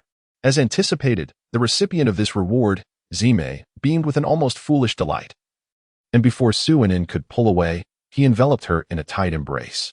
"I shall strive to do even better," he declared, "and remember to bestow upon me more of these delightful rewards in the future." With renewed vigor, he continued, "We have arrived at the tribe, Inen. What are your intentions regarding our union? Will you grant me a formal title?" Inen was never one to dangle others along, she replied earnestly, inquiring about the situation after 7 days. This period would be an opportune moment to assess what additional items our cave might require. Furthermore, after your arduous journey back, it would be fitting for you to rest for a few days and rejuvenate. I, too, require some time to acclimate to the tribe. Upon receiving a positive affirmation and a specific time frame, Zime felt a surge of joy within, though her exterior maintained only a subtle smile laced with affection. Yet, that fervent gaze remained fixed upon Suinin, leading her to instinctively lower her head toward those alluring crimson lips she had long yearned for, but lacked the courage to approach. Chapter 20. The bonfire welcome ceremony time seemed to stretch indefinitely, until Suinin felt breathless and ultimately collapsed into Zime's embrace, only to be released. Granted a moment to inhale the fresh air, observing Suinin's flushed complexion and her enchanting eyes brimming with allure, coupled with her lips crimson as blood and adorned with silver strands, she appeared almost as if she had been thoroughly ravished, nearly driving Zime to the brink of losing control. He slightly bent forward, ensuring that his excitement did not manifest in a way that might startle her before their union. Then, with a voice husky from restraint, he deliberately shifted the subject, stating, "While you were asleep, I met with the chieftain and the shaman, informing them of your return to the tribe. This evening, we shall host a bonfire welcome ceremony to greet my dear Suinin as she joins the Snow Fox tribe." Suinin's anxiety surged in an instant, filled with apprehension and unease. Must I truly participate? Will the tribe forcibly assign me a mate? It is understandable that Suinin's thoughts wandered. Her understanding of the beast realm stemmed partly from novels and partly from Zime's descriptions. In the literature, it is often depicted that due to the surplus of males and scarcity of females, tribes impose requirements on adult females to take on 2 or more partners. Zime gently patted the small female's back, soothing her softly, "Do not worry, I am here with you. There is nothing to fear." Furthermore, while the tribe encourages females to seek multiple partners, it is not a mandatory expectation. Everything is based on your own desires. I have also mentioned that you are delicate, timid, and shy, thus the bonfire welcome tonight is merely a formality to let the tribe know of your presence among us. I will stay by your side the entire time, ensuring that no other beasts will have the opportunity to disturb you. Fear not. Onlookers remarked, "Pardon me, but from where do you perceive Suinin as delicate, timid, and shy?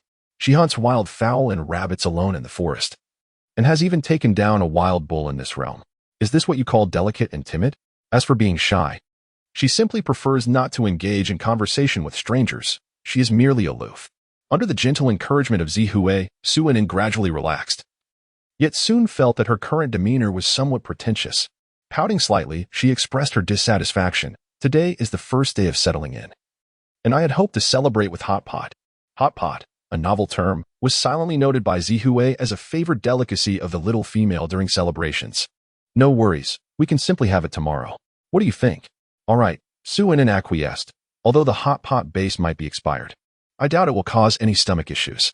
Zihue is a beastman. His constitution is far more robust than mine. He should be able to handle it," she mumbled, her voice muffled, making it difficult for Zihue, who was so close, to discern her words. However, the little female had already calmed down, and now Zihue's task was to create a suitable leather skirt for her. It wasn't he that Zihue deemed Suinin's original attire inadequate. Rather, those garments were somewhat fragile, having been easily torn during a previous encounter. In public, if she were to accidentally snag them, or if some inattentive beastman were to tug at her, there would be a risk of her being exposed. Thus, he promptly embraced Suinin and took her to select leather, eager to fashion a skirt for her. "Why a leather skirt? I am not fond of such short skirts. My clothes and pants are perfectly fine," Suinin questioned, perplexed. To prevent any misunderstanding, Zihue hastily explained the vulnerability of her clothing. Furthermore, he reassured her that the leather skirt was not necessarily limited to a short design. It could be fashioned in the style of her usual attire. He emphasized, "Even the lowest quality leather is resilient against light contact, far surpassing the durability of your original clothes. It offers a degree of protection, ensuring you need not fear scratches from thorns or foliage when you venture outside." Upon hearing this, Suinin exclaimed with enthusiasm, "Certainly. Let us proceed without delay. I desire an array of garments crafted from various animal hides, each in different styles and colors." With great excitement, she promptly retrieved needles, thread, and scissors from her space, urging Zime to commence the work swiftly. Zime remarked, "These scissors are inferior to my claws. The needle cannot penetrate the animal hide, and the thread snaps with the slightest tug. It is no wonder the garments of the young females are so easily damaged." Suinin watched as Zime skillfully utilized his claws to stitch, employing his hair as thread and an oddly sourced bone needle. Despite the slightly larger needle holes, the stitching was remarkably well executed. Zime crafted the garment in accordance with Suinin's current attire, a long-sleeved t-shirt paired with casual pants. One cannot help but admire the versatility of the males in the beast world. They are capable of navigating both the grand halls and the domestic sphere. Adept at sewing garments, crafting furniture, and engaging in battle. Oh, how splendidly perfect this notion becomes upon reflection. Moreover, these creatures exhibit unwavering loyalty to their partners, committing to a single female throughout their lives. Their dedication and caring for their companions is faultless, and most importantly, they possess striking good looks and exemplary physiques. One must ponder, what woman could possibly resist such a flawless fiancé or husband? This undoubtedly fulfills a woman's desires for aesthetic appeal, physical form, and the charm of fluffiness. Returning to the matter at hand, considering that we are at the tail end of the rainy season, with temperatures beginning to rise from their previously mild state, Zime opted for some light-colored, hairless beast hides. He lamented not having stockpiled more prickly beast hides, as they would have rendered the little female much cooler in her attire. Suinin had just changed into a garment made of animal hide, and to be honest, it felt rather pleasant to wear fur for the first time. Not only was it completely natural, but it also provided exceptional comfort. Suddenly recalling that the bonfire welcoming ceremony would take place in the evening, Suinin asked with a hint of concern whether it would rain tonight, as the rainy season often brought sporadic showers during the night. Indeed, throughout her journey, she had not encountered any rain during the day. However, the nights, particularly in the deep hours, were prone to heavy downpours, sometimes continuing for several consecutive nights. This was the essence of the rainy season in the beast realm. Nonetheless, the beastmen seemed to possess a keen sensitivity to the weather, often able to predict the onset of rain with remarkable accuracy. This was precisely why Suinin had inquired with Zime. Rest assured, there has been no rain recently. As we approach the scorching season, the temperatures rise and the weather becomes increasingly clear. Zime's words also elucidated why they had not experienced rain during their 2 nights of relentless travel. Under the night sky, the moon shone brightly amidst scattered stars. The square of the Snow Fox tribe was adorned with small bonfires at intervals, with a large bonfire positioned on a raised platform, leaving the center of the square open. As the beloved protagonist, Suinin naturally made her grand entrance at the end. The chieftain boomed from the high platform, announcing that our tribe's foremost warrior, Zime, had completed her trials and returned to the clan today. Zime, Zime. The orcs below responded with fervent cheers, the atmosphere reaching a fever pitch. With a mere gesture, the chieftain commanded silence, and his resonant voice continued, "Moreover, Zime has brought back with her a delicate and enchanting young female. Let us now welcome Suinin into our Snow Fox tribe." Chapter 21. A malicious gaze fixated upon me as the chieftain's words echoed. A wave of cheers erupted from below. At this moment, Suinin was led by Zime onto the elevated platform. A multitude of bonfires dispelled the darkness as Suinin approached the immense blaze. Emerging from an unknown direction was a hunched old orc clad in a long robe of animal hide. What set him apart from the other orcs was his distinctive attire, while the others donned merely short skirts made of animal skin. This elder not only wore a long robe but also adorned his neck with a necklace crafted from unknown beast fangs. His long hair was not left unbound. Instead, it was intricately woven with vines. He appeared as a prophet of rudimentary civilization amidst a tribe of primitive beings, reminiscent of a time when humans dined on raw flesh. As Suinin's mind wandered into the ethereal realm, a stooped old man had already approached and stood before her. He raised a staff-like wooden stick with his right hand, directing it toward the center of Suinin's forehead. The old man murmured an incomprehensible incantation, and then a faint green luminescence emanated from the stick, gradually penetrating the very core of her being. Suinin felt enveloped by a warm and familiar force, her wandering thoughts quickly returning to clarity. She closed her eyes to savor this comforting sensation. Soon, she realized that this warmth resembled the slight healing power exhibited by a level 3 wood-based ability in a post-apocalyptic world, akin to the capacity of a primary healing ability. However, this power surpassed the healing of the level 3 wood ability while remaining inferior to that of the most rudimentary healing abilities. It was as if the capacity for nurturing plant life inherent in the level 3 wood ability had been amalgamated with the essence of the most fundamental healing powers. Zime had mentioned that at the welcoming ceremony, a shaman would bless the newly joined females, and thus, the elder orc before her must be the shaman, while the energy she felt within her was the shamanic power.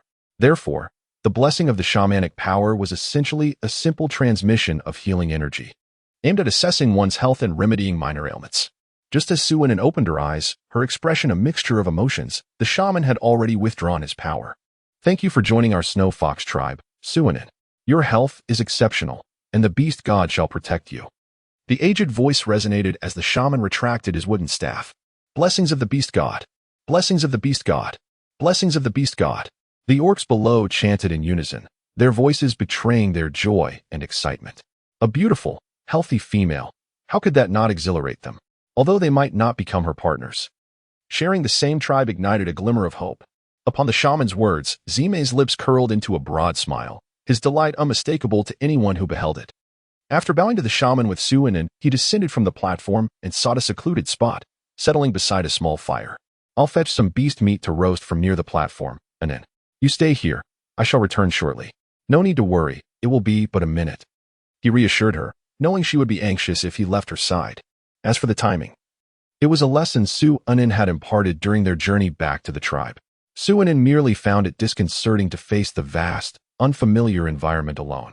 Now that Zime had articulated her intentions clearly, indicating she would not abandon her, there was no reason for Suinin to hesitate. She nodded in agreement. Indeed.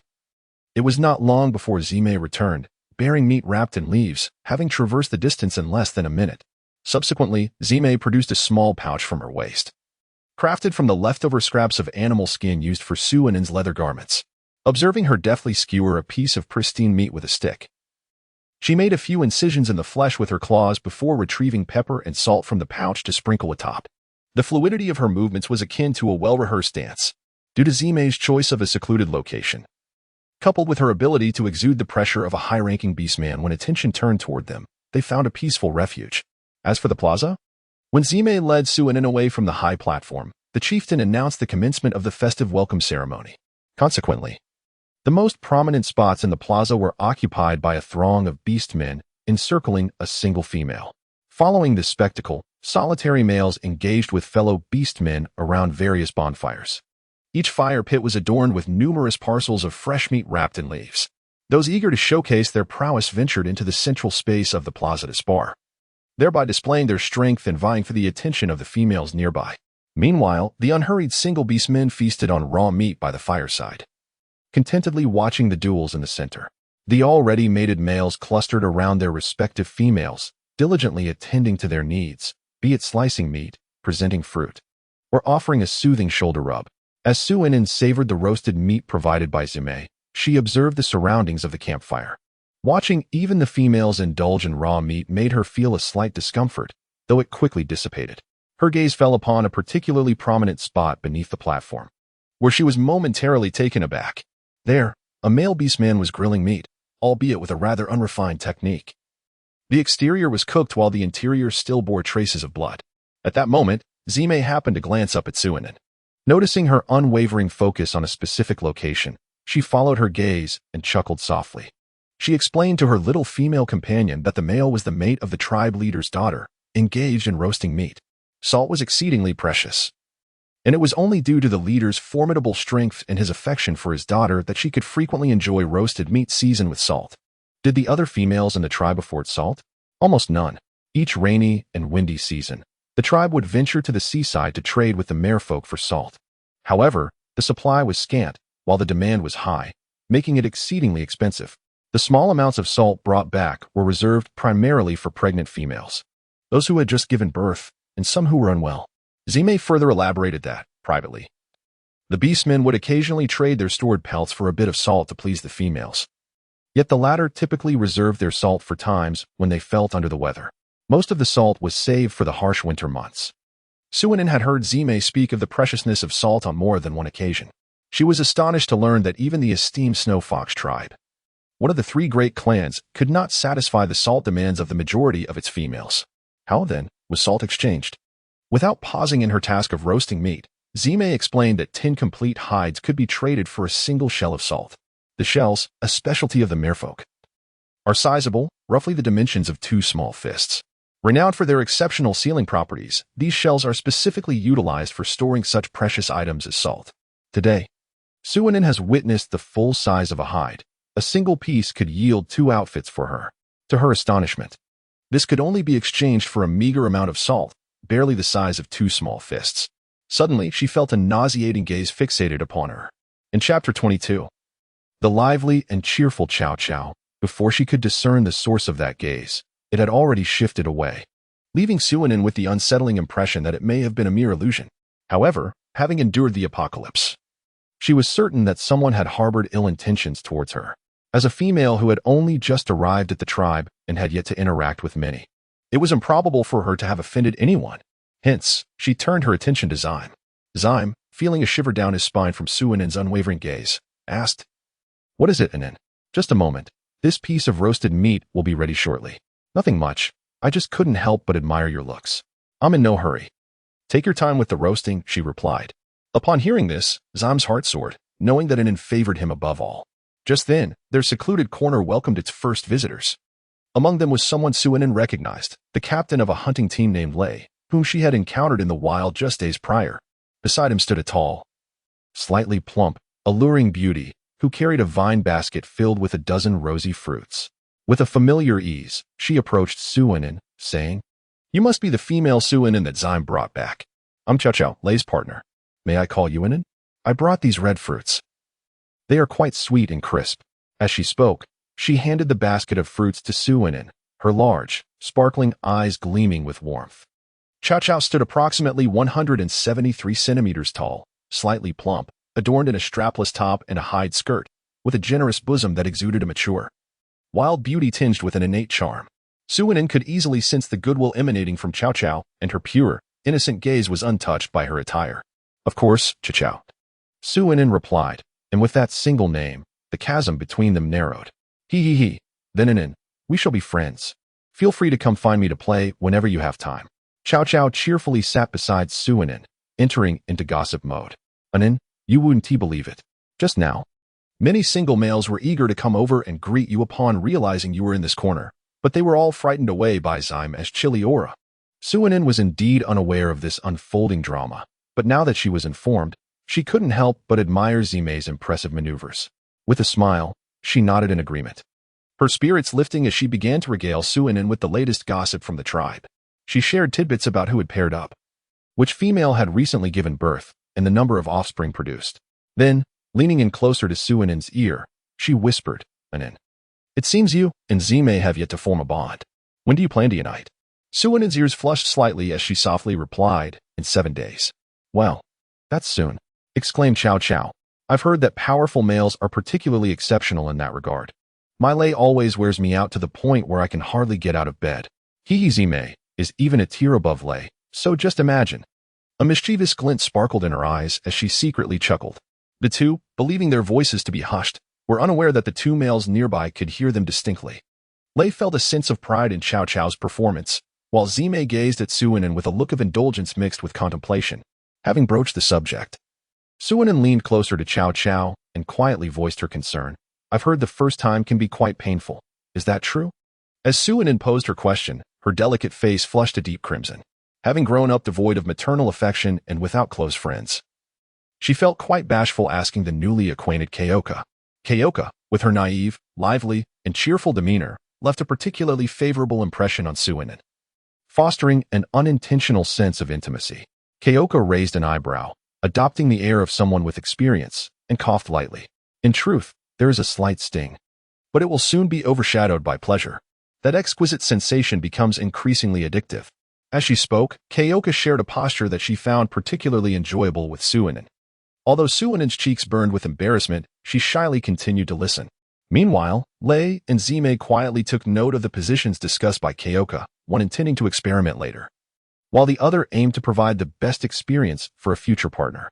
"Anin, the barbecue is ready." Zime's voice interrupted the hushed conversation between the two females. With thoughtful care, Zime cut the cooked meat into pieces, arranging them on clean leaves, and even prepared several large skewers for Anin's convenience. Suinin cheerfully accepted the roasted meat, placing it on a nearby wooden stump, and gestured for Chow Chow to join her. "Chow Chow, come and taste the meat grilled by my dear Zime. He cooks it exceptionally well." The mention of Zime greatly delighted the fox, who continued to grill. With a hint of pride, he offered Lei a piece of beast meat, inviting him to join in the grilling and generously sharing some grilling tips. Chow Chow had already caught a whiff of the savory aroma upon approaching, yet it was customary for females not to indulge in unsalted roasted meat. The addition of salt made the roasted meat exceedingly rare, and she was taken aback by Inan's willingness to share. Instantly, her eyes glistened with emotion, and she silently vowed to protect this newfound friend. It was only upon tasting the meat that Chow Chow could not contain her astonishment. Heavens! Inan, this roasted meat is simply divine. The meat was not only tender, but also had a delightful sensation akin to tiny needles pricking her tongue. Yet it was pleasurable rather than painful, offering an exhilarating experience. It's so delicious that I can't help but indulge. In addition to salt, a hint of numbing Sichuan pepper powder had been added, enhancing the flavor remarkably. Chow Chow found herself unable to stop, and the roasted meat quickly vanished. Feeling a bit sheepish, she apologized. I'm truly sorry, Inan. I just couldn't resist, and ended up eating so much roasted meat. Xian was quite indifferent. She had already eaten her fill and was now more eager to savor the fruits brought by Chow Chow. It's all right, I am satisfied, she remarked, as she picked up a crimson fruit. Now I shall indulge in the red fruit that Chow Chow has brought, after enjoying the roasted meat. A fruit would be the perfect palate cleanser. Upon taking a bite, the texture was indeed as crisp and sweet as Chow Chow had described. Though Xian could not discern the exact type of fruit, it seemed likely that this red fruit was a specialty of the beast realm. Seeing Xian relish the red fruit with such delight, Chow Chow also grabbed one and began to nibble on it. While chewing, they observed the two males tending to the roasting meat, and the conversation gradually shifted from the scarcity of skilled cooks in the tribe to discussing the intricacies of achieving perfectly roasted meat, such as the optimal amount of salt to enhance the flavor. The two females chatted and dined, their camaraderie deepening with each exchanged word. The males, on the other hand, were straightforward and action-oriented, embodying a more taciturn demeanor. One was wholly focused on roasting the meat, while the other was intent on mastering the technique, creating a harmonious scene. As for the source of the salt, both Chow Chow and Lei tacitly acknowledged that it was acquired through the efforts of Zimei, who was, after all, a formidable fifth-tier warrior awakened with the beast's soul ability. Thus, the bonfire welcome gathering concluded in this harmonious atmosphere, blissfully unaware of the impending dangers lurking nearby. As Suinan was embraced by Zimei and taken away, Chow Chow felt a fleeting sense of reluctance, murmuring, "Inan, I will come to play with you. You can also come find me when you feel bored." After Suinan and the others departed, Lei swiftly returned to his cave, cradling Chow Chow in his arms. Indeed, the pleasurable postures that Chow Chow had mentioned earlier must be attended to today. This evening, Chow Chow found herself both exhausted and elated. However, this fatigue thwarted her plans to seek out Suinan the following day, as she slept the entire day away. Consequently, her absence led her to miss a sinister plot aimed at Suinan. Zimei, holding Suinan, ventured to a secluded water source on the outskirts of the tribe, where the pair quickly refreshed themselves under the moonlight. Though Suinan had been washing in the wilderness for the past month, she still found herself somewhat unaccustomed to it. Each time, she had to turn her back to Zimei, and her washing speed was remarkably swift. By the time they returned to the cave, fatigue had already enveloped Suinan. Zimei gently placed her on the bed, covering her with a thin layer of animal hide, while he transformed into a massive fox, vigilantly guarding her side. The latex mattress, albeit spacious for Anan, was insufficient for the imposing form of the great fox, who had to rest his body on the stone bed outside, resting his head beside Suinan's pillow. Anticipating that in 7 days he would be able to embrace her in human form and unite with her, the great fox closed his eyes with a smile, drifting into a beautiful dream. As the night deepened, certain individuals often succumbed to dark thoughts.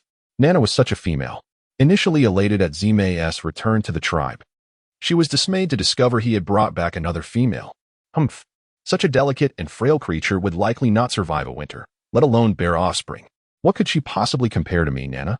Yet, despite being the tribe's foremost warrior, Zimei had rejected her advances and chosen to bring that pitiful female into his cave. It infuriated her. The more she pondered, the angrier she grew, fueling her desire to vent. Sounds of items crashing to the ground occasionally echoed from her cave. Outside, her 6 partners exchanged glances, silently standing guard. They knew all too well that when Nana was in a foul mood, anyone who approached would be met with misfortune. Enduring scolding and blows was one matter. The real burden was the punishment of being forbidden to mate. "Get in here," Nana shouted, her impatience evident after her outburst. The 6 males cautiously entered the cave, their keen eyes immediately beginning to tidy up. Some approached Nana, gingerly massaging her shoulders and legs. Gradually, her anger began to subside. With gritted teeth, she murmured, "Tomorrow, I want all of you too." The faces of her male companions changed dramatically. One of the most robust among them nervously advised, "Nana, wouldn't this be unkind towards a female?" Before he could finish, Nana's expression hardened. "What is wrong with that? She is merely a new, rootless wild female. Even if something were to happen, who would dare confront me? Let us not forget that my father is the leader of the Snow Fox tribe, and Suanen has yet to bond with Zime. Who would truly risk angering a 7th-tier tribe leader for her? In the end, Zime 1T escaped my grasp. Everything I, Nana, desire has always been within my reach." Clenching her chubby fist, she exuded an air of determination. The 6 husbands exchanged glances filled with resignation, each aware that they were all 4th-tier warriors. Among the strongest in the tribe, second only to the chieftain and Zime. Since forming a bond with Nana, they have been living with utmost caution. Firstly, the male partners naturally exhibit obedience and respect towards their female companions, and secondly, they are under the stern influence of Nana's formidable father, the tribe's chief. Furthermore, Nana, being rather spoiled, tends to throw tantrums at the slightest displeasure and often seeks solace by complaining to her beastly father. The husbands not only endure her temper at home but also face suppression from the chief. Although Nana had always been willful and temperamental, she had never truly conspired against anyone in the past. This time, however, her actions have harmed a delicate female. The 6 husbands are deeply conflicted yet dare not disregard Nana's wishes, hoping that everything unfolds just as she envisions. Meanwhile, unaware of the looming peril, Suanen and Zime are enjoying a peaceful slumber. The following morning, Suanen prepared a delightful dish of meat soup accompanied by minced meat and sour water spinach stems, which rivals the previously savored minced meat with string beans. It is both appetizing and refreshing, making it an ideal breakfast choice among the available ingredients. Even Zime expressed great fondness for the sour water spinach stems. It is noteworthy that although he occasionally shares some wild vegetables with Suanen, his true preference lies with meat. This is the first time he has shown an appreciation for plant-based fare, even with a hint of minced meat mixed in. As he relished the meal, he enthusiastically remarked on how delicious the sour water spinach stems are, complementing the meat perfectly without being greasy. "When we go hunting in the future, I will keep a keen eye out for this wild vegetable. If I come across it, I shall gather it all to bring home. I will prepare the tenderest parts fresh for Enin and turn the rest into this delightful sour dish. Not only is it delicious, but it also preserves well." He chuckled.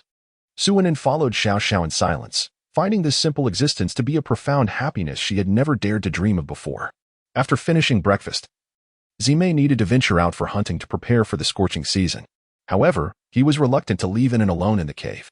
After some contemplation, he decided to take Enin to Chow Chow's place, especially since they had enjoyed a delightful conversation the previous night. Yet, before they reached the entrance of Chow Chow's abode, they were met with an unbearable cacophony. Zime remarked, "Ahem. It seems that Lei and Chow Chow have been engaged in a fierce battle throughout the night, and it is likely nearing its conclusion." Suanen instantly understood that after a fierce battle, her friend must be utterly exhausted and likely to spend the entire day in bed. "It's all right. You may head back. I shall remain in the cave and refrain from wandering outside. There are plenty of diversions within the space to keep me entertained." Zime obediently escorted her back to the cave, suggesting, "If you find yourself bored, you can leisurely explore the tribe. Just be cautious not to engage with those solitary males. However, with the temperature now rising, it is advisable to walk under the shade of trees to avoid overheating." Understood. From a distance, they spotted a robust and imposing figure standing near their cave, seemingly waiting for their arrival. Suanen gazed at Zime with a hint of confusion. Zime replied, "That is Kaida, Nana's primary beast husband." Chapter 24. The Rise of Conspiracy. Early in the morning, Kaida arrived to meet Zime, only to discover that he was already a step too late. Zime and the others had vacated the cave. As he hesitated, contemplating whether to leave or linger, he spotted Zime returning, cradling his petite female companion. With a broad smile illuminating his face, Kaida approached, his imposing stature lending him a somewhat endearing yet foolish demeanor. However, the sharpness in his eyes led Suanen to perceive him as someone not to be underestimated. "Zime, you have returned. I was just about to seek you out. Is there something you require?"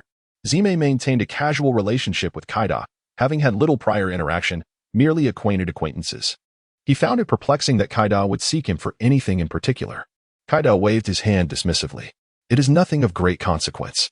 Last night, Nana observed your petite female, Jiao Jiao. She appeared delicate and her skin was exceptionally fine. We thought she must have a fondness for fruits. As a solitary beast who has never cared for a female, you likely do not know where to pick those fruits. Nana sent me to guide you. To his surprise, Kaida's words struck a chord with Zime. He had initially intended to discreetly inquire about where to gather lay fruits, and now, with someone offering to lead the way, he graciously accepted. Cradling Suinin, he leaped back into the cave. Be good and wait for my return. I shall fetch you some fruits. After planting a tender kiss on Suinin's forehead, he turned and retrieved several oversized beast hide bags from the storage cave before following Kaida outside. Suinin chuckled and shook her head, pondering the enormity of the beast hide bag, as if he intended to strip the fruit trees bare. Just as Zime departed, Suinin discerned the sound of knocking against the stone wall at the cave entrance. She recognized that someone was approaching, for the beastmen possessed a keen sense of territoriality, and none would casually intrude upon another's abode. They would first announce their presence by striking the stone outside the cave, signifying a visitor's arrival. In the tribe, Suinin was only acquainted with Chow Chow, who was likely exhausted by now. Who else could possibly come to visit her? With a sense of confusion, Suinin stepped out of the cave. At the entrance stood a stout and tall female figure. It would be more accurate to describe her as overweight rather than merely plump. Her arm was thicker than Suinin's waist, and her belly appeared to be layered with excess flesh. This robust woman boasted long, silvery golden hair, which was undeniably beautiful. However, her pale golden eyes were so small that they could only be seen as slits due to her considerable bulk. Suinin's first impression of this hefty female was her size. Any other observations were yet to be discerned, as the diminutive nature of her eyes made it difficult to gauge her character through her gaze. Maintaining a friendly demeanor, Suinin forced a professional smile and inquired, "May I ask who you are?" A fleeting look of disdain crossed the stout female's face, so swift that Suinin, a seasoned survivor of the apocalypse for 5 years, failed to notice. Perhaps it was the smallness of her eyes that made such a fleeting expression easy to overlook. "I am Nana, the offspring of the leader of the Snow Fox tribe." The stout female cheerfully introduced herself. Suinin, so she is the daughter of a leader, she remarked that, ordinarily, who would visit a stranger of the female gender. Suinin was not particularly adept at socializing, so she straightforwardly inquired, "Oh, I see you are the little princess of the tribe. What brings you to me?" The mention of little princess considerably uplifted Nana's spirits, and a small voice within her whispered approvingly, "This little one shows some discernment." It seemed that Kaida, who had just escorted Zime out, was indeed Nana's first beast husband. One spouse had taken their fiancée away from the tribe, while the other promptly sought her out. Suinin felt an unsettling sense of disquiet, as if something were amiss. Yet she could not pinpoint the source of her unease. At that moment, Nana spoke up, "My dear Kaida has taken Zime out to pick fruit. As a newcomer to our tribe, you are surely unfamiliar with your surroundings. As the matriarch's offspring, I have the responsibility to familiarize you with the environment." Her words were delivered with an air of solemnity, as if she were merely fulfilling a duty. Suinin found herself unable to refute her claims and reluctantly agreed to allow Nana to guide her through the tribe. Considering her need for assistance in acclimating to her new surroundings, she felt reassured by the fact that she was being led by someone of authority, hoping that no one would dare to cross their path. With this thought, her heart settled somewhat, and she felt a growing sense of gratitude towards Nana for her willingness to lower herself to guide her. However, this gratitude quickly morphed into a bitter enmity by midday. Initially, Nana did indeed lead Suinin in familiarizing herself with the tribe, accompanied by 2 of Nana's partners for their safety. As they walked, Nana appeared to grow weary. Panting, "Inin, I can go no further. I am thirsty and exhausted. There are fruit trees on the back mountain that belong to our tribe. Shall we not go and pick a few to quench our thirst? It is but a short distance away."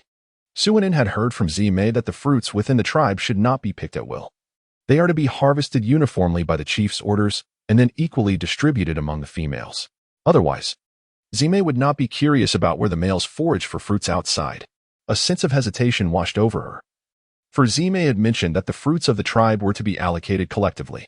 Nana chuckled and waved her hand dismissively, explaining that those were merely the fruit trees surrounding the tribe, excluding those on the back mountain. The back mountain bore only one type of wild fruit, which had a slightly sour taste, yet it was quite refreshing. It was not the sweet variety that the females typically adored.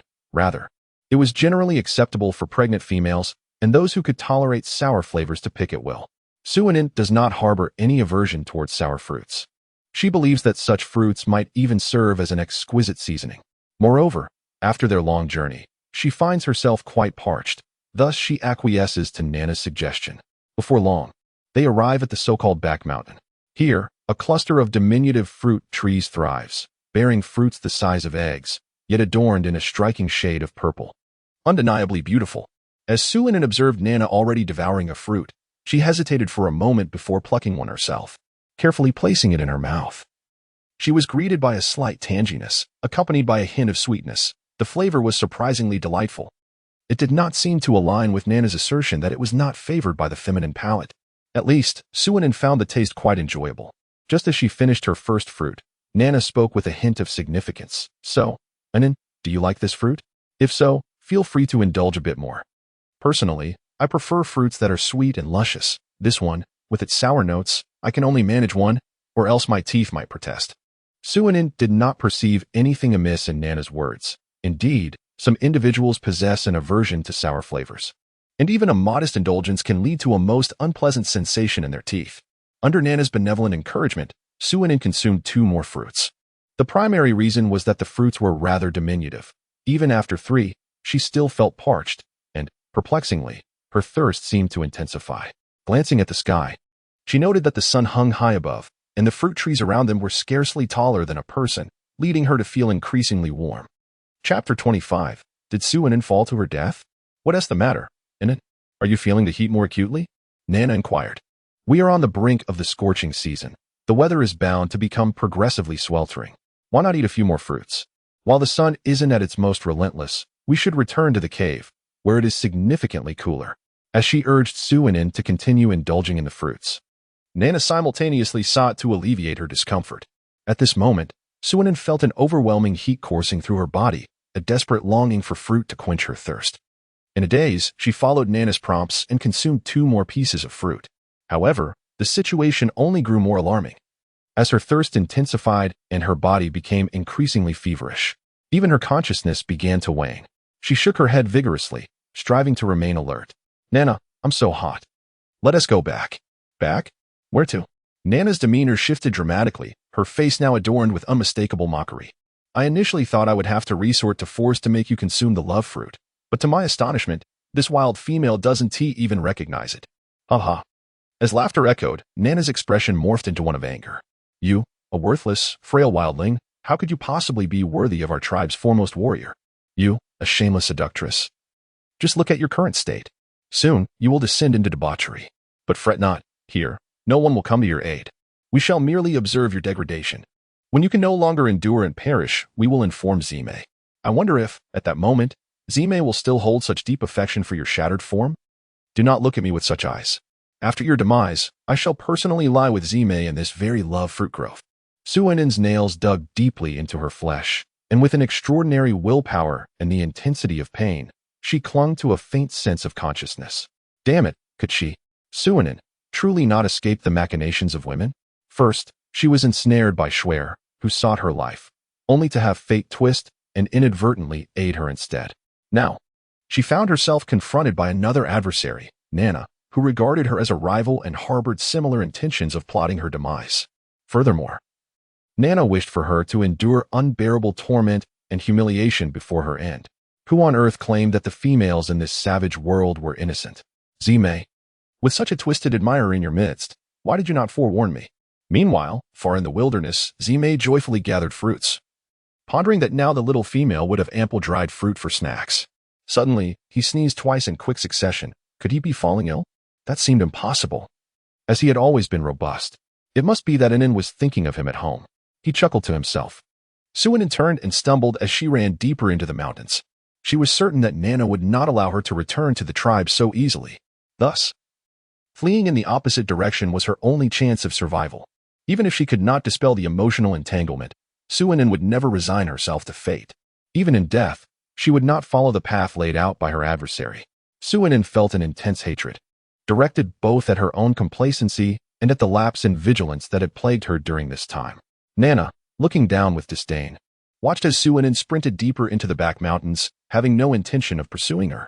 The reason the back mountains were so named was that deep within There lay no escape, only an abyss of unfathomable depth. No matter the circumstances, Suinin faced only a path to doom, and before her demise, she would have to endure the torment of insatiable desires. Just the thought of it brought a sense of delight to Nana. She wrapped her arms around her partner's neck and whispered gently, urging for more, for she too had consumed a love fruit, and her body was responding, albeit mildly. Yet, a single love fruit merely served to tease. Consuming more than 3 would invoke the effects of an aphrodisiac, and if 5 were ingested without relief, one would be consumed by their own lust, gradually losing their senses and ultimately perishing. Of course, this last part was merely a legend, as no one would ever dare to consume such a quantity of love fruits in one go. However, there were tales of beastmen who had partaken of 3 love fruits, and it was said the effects were utterly enchanting. Soon, the forest of love fruits echoed with suggestive sounds. Nana's 2 partners led her to a shaded spot beneath the trees, taking turns to attend to her needs.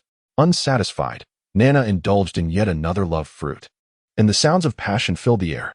Meanwhile, Suinin pressed on, forcing her weary body to run in search of a water source, hoping for some relief. If only she could endure until Zime returned, she would be saved. But despair washed over her as she realized that ahead lay an abyss of unfathomable depth. Surrounding her were only apple trees and low shrubs.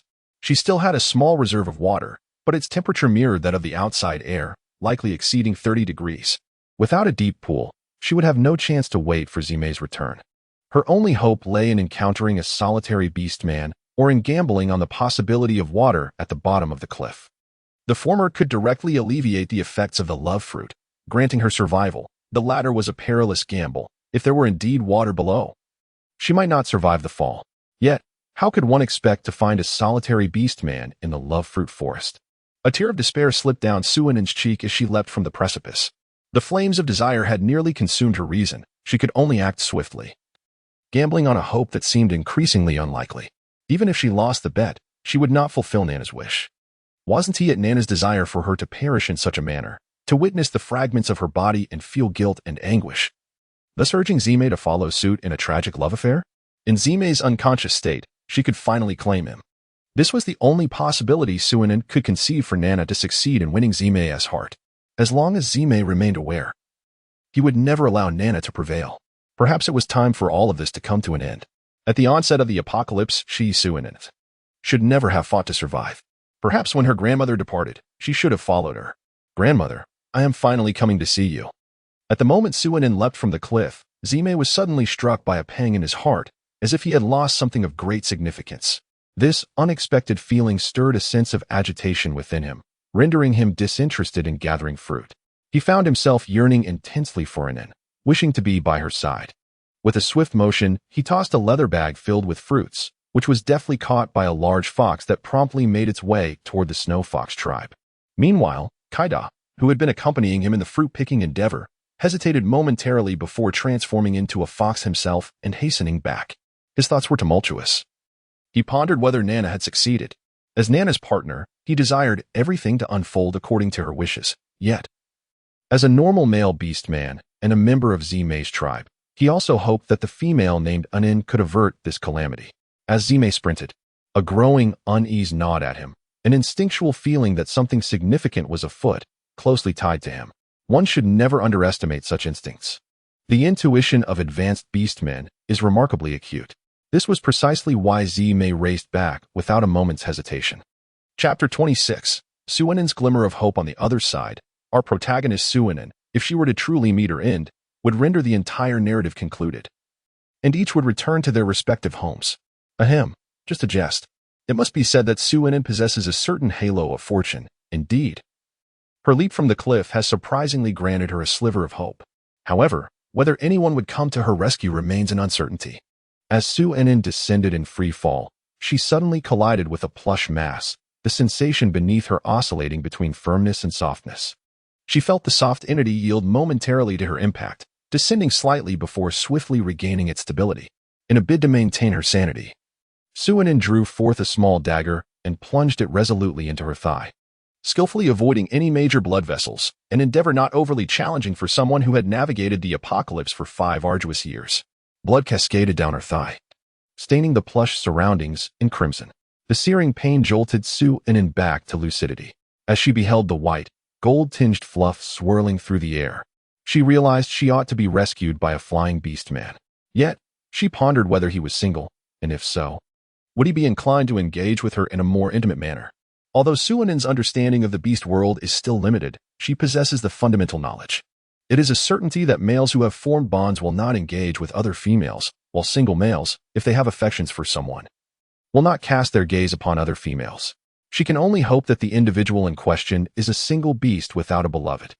Given the current situation where males outnumber females in the beast world, the likelihood of acceptance is exceedingly high. At this juncture, let us not dwell on the apparent contradiction of Suinen, who is already united with Zimei, and her swift acceptance of other males. When compared to the value of life, is it truly so difficult to accept a stranger? Especially for Suinen, who has endured the apocalypse. Her own survival holds paramount importance. As for chastity, she will strive to uphold it when possible, but when circumstances permit, she will choose to prioritize her life. Soon, her snow-white arms enveloped the surroundings, revealing that she had already descended to the ground. Suinen was led to the ground by a white tail. It was only then that she realized her savior was a magnificent platinum-colored tiger with wings. One of the tiger's eyes was golden, while the other was a mesmerizing violet. The most exquisite and enigmatic heterochromia she had ever encountered. Suinen had never encountered heterochromia before, yet there exists an abundance of beautiful contact lenses on Earth. And some individuals have even cosplayed with such striking eyes. The imposing tiger furrowed his brow as he gazed at the delicate female before him. She appeared frail, as if a mere gust of wind could topple her, yet her complexion was a rosy white, complemented by a pair of sparkling, expressive almond-shaped eyes. When she turned her gaze upon him, the great tiger instinctively lowered his eyes, fearing that his ominous gaze might evoke her disdain. What stunning heterochromia you possess. Are those eyes innate to you? Suinen casually initiated a conversation to bridge the gap, acutely aware that her time was limited. Waves of heat coursed through her body, and she sensed that her endurance was waning. The melodious sound of her voice instantly brightened the previously somber expression of the great tiger. He transformed into human form, revealing a breathtakingly handsome man, as striking as Zimei, adorned with chiseled abs that would make any heart flutter. One of his eyes gleamed gold while the other shimmered purple, exuding an alluring depth. With his short, white hair tinged with gold, paired with his sculpted features and exceptional physique, Suinen felt a surge of confidence. This encounter was undoubtedly fortuitous. The great tiger scrutinized this brave female, who had evidently indulged in the fruit of passion, yet still possessed the tenacity to maintain her composure. His heart ached at the thought of how some tribe could treat such a fragile female so harshly. As he observed her gaze, filled with nothing but adoration and satisfaction, he sensed a long-buried warmth beginning to thaw within him. Once regarded as an ill omen by his kin due to his heterochromia, even his beastly parents had shunned him. From a young age, he had been suppressed by his tribe, and any misfortune that befell them was invariably attributed to him. Consequently, he had been cast out at a tender age. Yet, here he was, healed by a simple compliment from this delicate female. Your heterochromia is beautiful. Do you not consider such heterochromia an ill omen? The great tiger cautiously inquired. An ill omen? Who says so? That is merely ignorance. Such heterochromia is truly beautiful. I once attempted to create my own with contact lenses. However, my attempts always paled in comparison to yours. You are far more stunning. Though the great tiger could not fully grasp the concepts of contact lenses or DIY, he was certain of one thing. She truly did not find him repulsive. In fact, she adored his unique eyes. At that moment, another wave of heat surged through Suinen, causing her to sway slightly. The great tiger swiftly steadied her. The moment their skin made contact, Suinen felt as if she had encountered a refreshing breeze, compelling her to draw closer. She sensed that she was on the brink of losing control, overwhelmed by the effects of having consumed 5 fruits of passion. Can you? Suinen's delicate face flushed crimson at that moment. Under the guise of affection, her eyes sparkled with allure, and her voice carried a hint of seduction. The imposing tiger hesitated for but a fleeting moment before solemnly inquiring, Are you certain you wish for my assistance? You shall not regret it. Suinen, I have no regrets. You are exceedingly handsome and charming. I have nothing to lose. Upon uttering these words, she became utterly captivated, her body entwined with his, her hands restlessly igniting sparks everywhere, as if ensnared by the grip of passion. In a daze, Suinen seemed to hear an extraordinarily melodious voice whispering in her ear. Bayu, my name. After Suinen completely lost consciousness, Bayu swiftly carried her to the nearest cave. What followed was precisely what one might imagine. 6 points. Please fill in the blanks with your imagination. Why you felt as though he had stumbled upon a treasure. Initially, upon seeing the female plummet from the cliff, his instinct to protect her compelled him to catch her. To his astonishment, she did not disdain him. Even more significantly, the young female had never taken a mate. Was this not a fortunate turn of events for him, becoming the first beast husband of such a beautiful young female, and one who had acknowledged their bond? The more he pondered, the happier he became. He even threw himself into his endeavors with remarkable vigor, as if wishing to offer everything he had to the young female. Zime lamented, "Indeed, you, old six, have taken advantage of the situation. This is my rightful place as the first beast husband." After the first round of their intimate union, Suinin regained some awareness, although the lingering heat remained. Thus, she clung to the great tiger and initiated the next round. Bayu, gazing at the winged tiger mark that appeared on the young female's chest, felt an overwhelming warmth in his heart. He kissed the mark and commenced a new round of their endeavors. As long as the young female desired, he would provide her with whatever she needed. Especially as the second round began, with the young female fully conscious and cooperating, her soft whispers and enchanting voice emboldened Bayu further. Like a tireless old ox, he focused solely on cultivating every corner of this fertile land. Chapter 27. Zime's heartache. Meanwhile, Zime hastily returned to the tribe, yet found no sign of the young female in the cave. He discarded his leather pouch and rushed outside to search, his growing unease intensifying. Following the faint scent of Suinin lingering in the air, he quickly made his way to the love fruit forest. Upon arriving, his anxiety multiplied. Izinin must be in trouble. Suinin had always been averse to interacting with strangers. Given her disposition, she would only wander within the tribe, never venturing into the secluded love fruit forest. Who could have lured Izinin away? Zime's crimson eyes turned blood red. As if on the verge of shedding tears of blood, he followed the remnants of her scent to the edge of a cliff, the last place where an inn had been. An abyss of unfathomable depth. Even they, as beasts, would surely perish if they fell. Unin had always asserted that nothing was more important than life itself. Therefore, she would never jump willingly. If she had not been harmed, then she must have been forced into that desperate choice. Zime clenched his fists, vowing to avenge Inin. "Wait for me, Inin. Once I uncover the truth and avenge you, I will come down to be with you." At that moment, Zime's heart ached unbearably. Inin had just arrived at the tribe, not even familiar with everyone, let alone having offended anyone. Thus, whoever harmed Inin must have been targeting him. But he had never wronged anyone in the tribe. Who could be so malicious as to target a fragile young female? Zime began to retrace his steps, searching for any clues or traces. Kaida, chasing after Z, made back to the tribe, felt a pang of anxiety as he headed toward the love fruit forest in search of Nana. As a high-ranking beastman, he had an instinct that things would not unfold as Nana hoped. A series of blush-inducing sounds occasionally emanated from the low shrubs nearby. The familiar whimpers and scents unmistakably indicated that the individuals indulging under the scorching sun were none other than his own female. Kaida felt a profound discomfort within, not merely due to Nana's copulation with her companions, but rather because they disregarded the well-being of the female, engaging in such activities openly in the sweltering heat as the scorching season approached. It is crucial to understand that in such weather, merely moving about could lead a female to suffer from heat stroke. Yet here they were. Kaida's irritation was justified, for there was little cover in the vicinity. Both the fruit trees and the shrubs were relatively short, failing to shield against the sun's relentless rays. Nana and her two partners had been frolicking for quite some time, and the once shaded spot they had found was now fully exposed to the sun. With a muffled groan, Nana's escapade finally came to a close.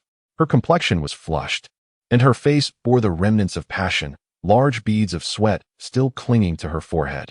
Kaida hurried over, casting a stern glare at her two companions, and swiftly tore off two larger leaves from the fruit trees to fan her.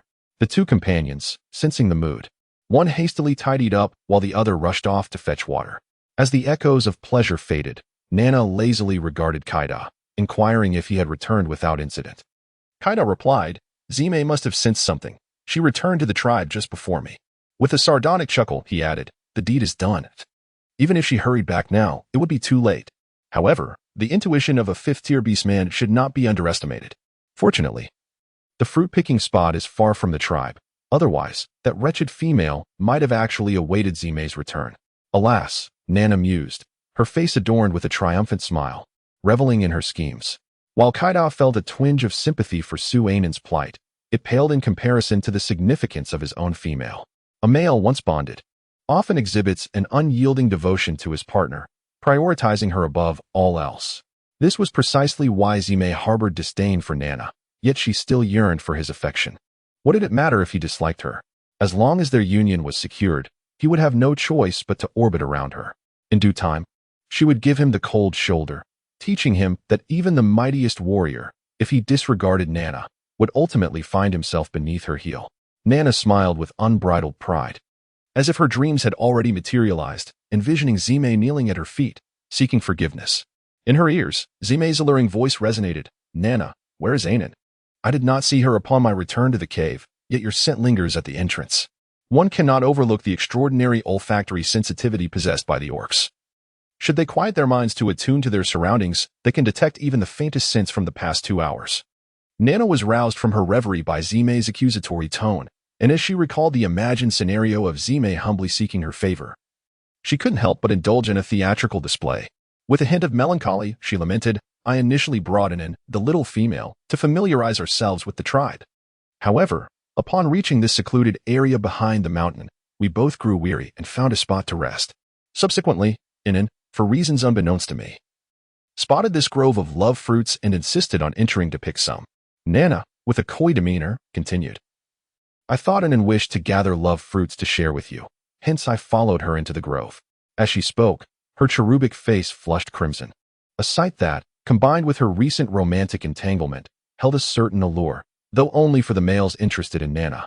Zime, however, fixated on her small eyes, seemingly intent on piercing through her facade.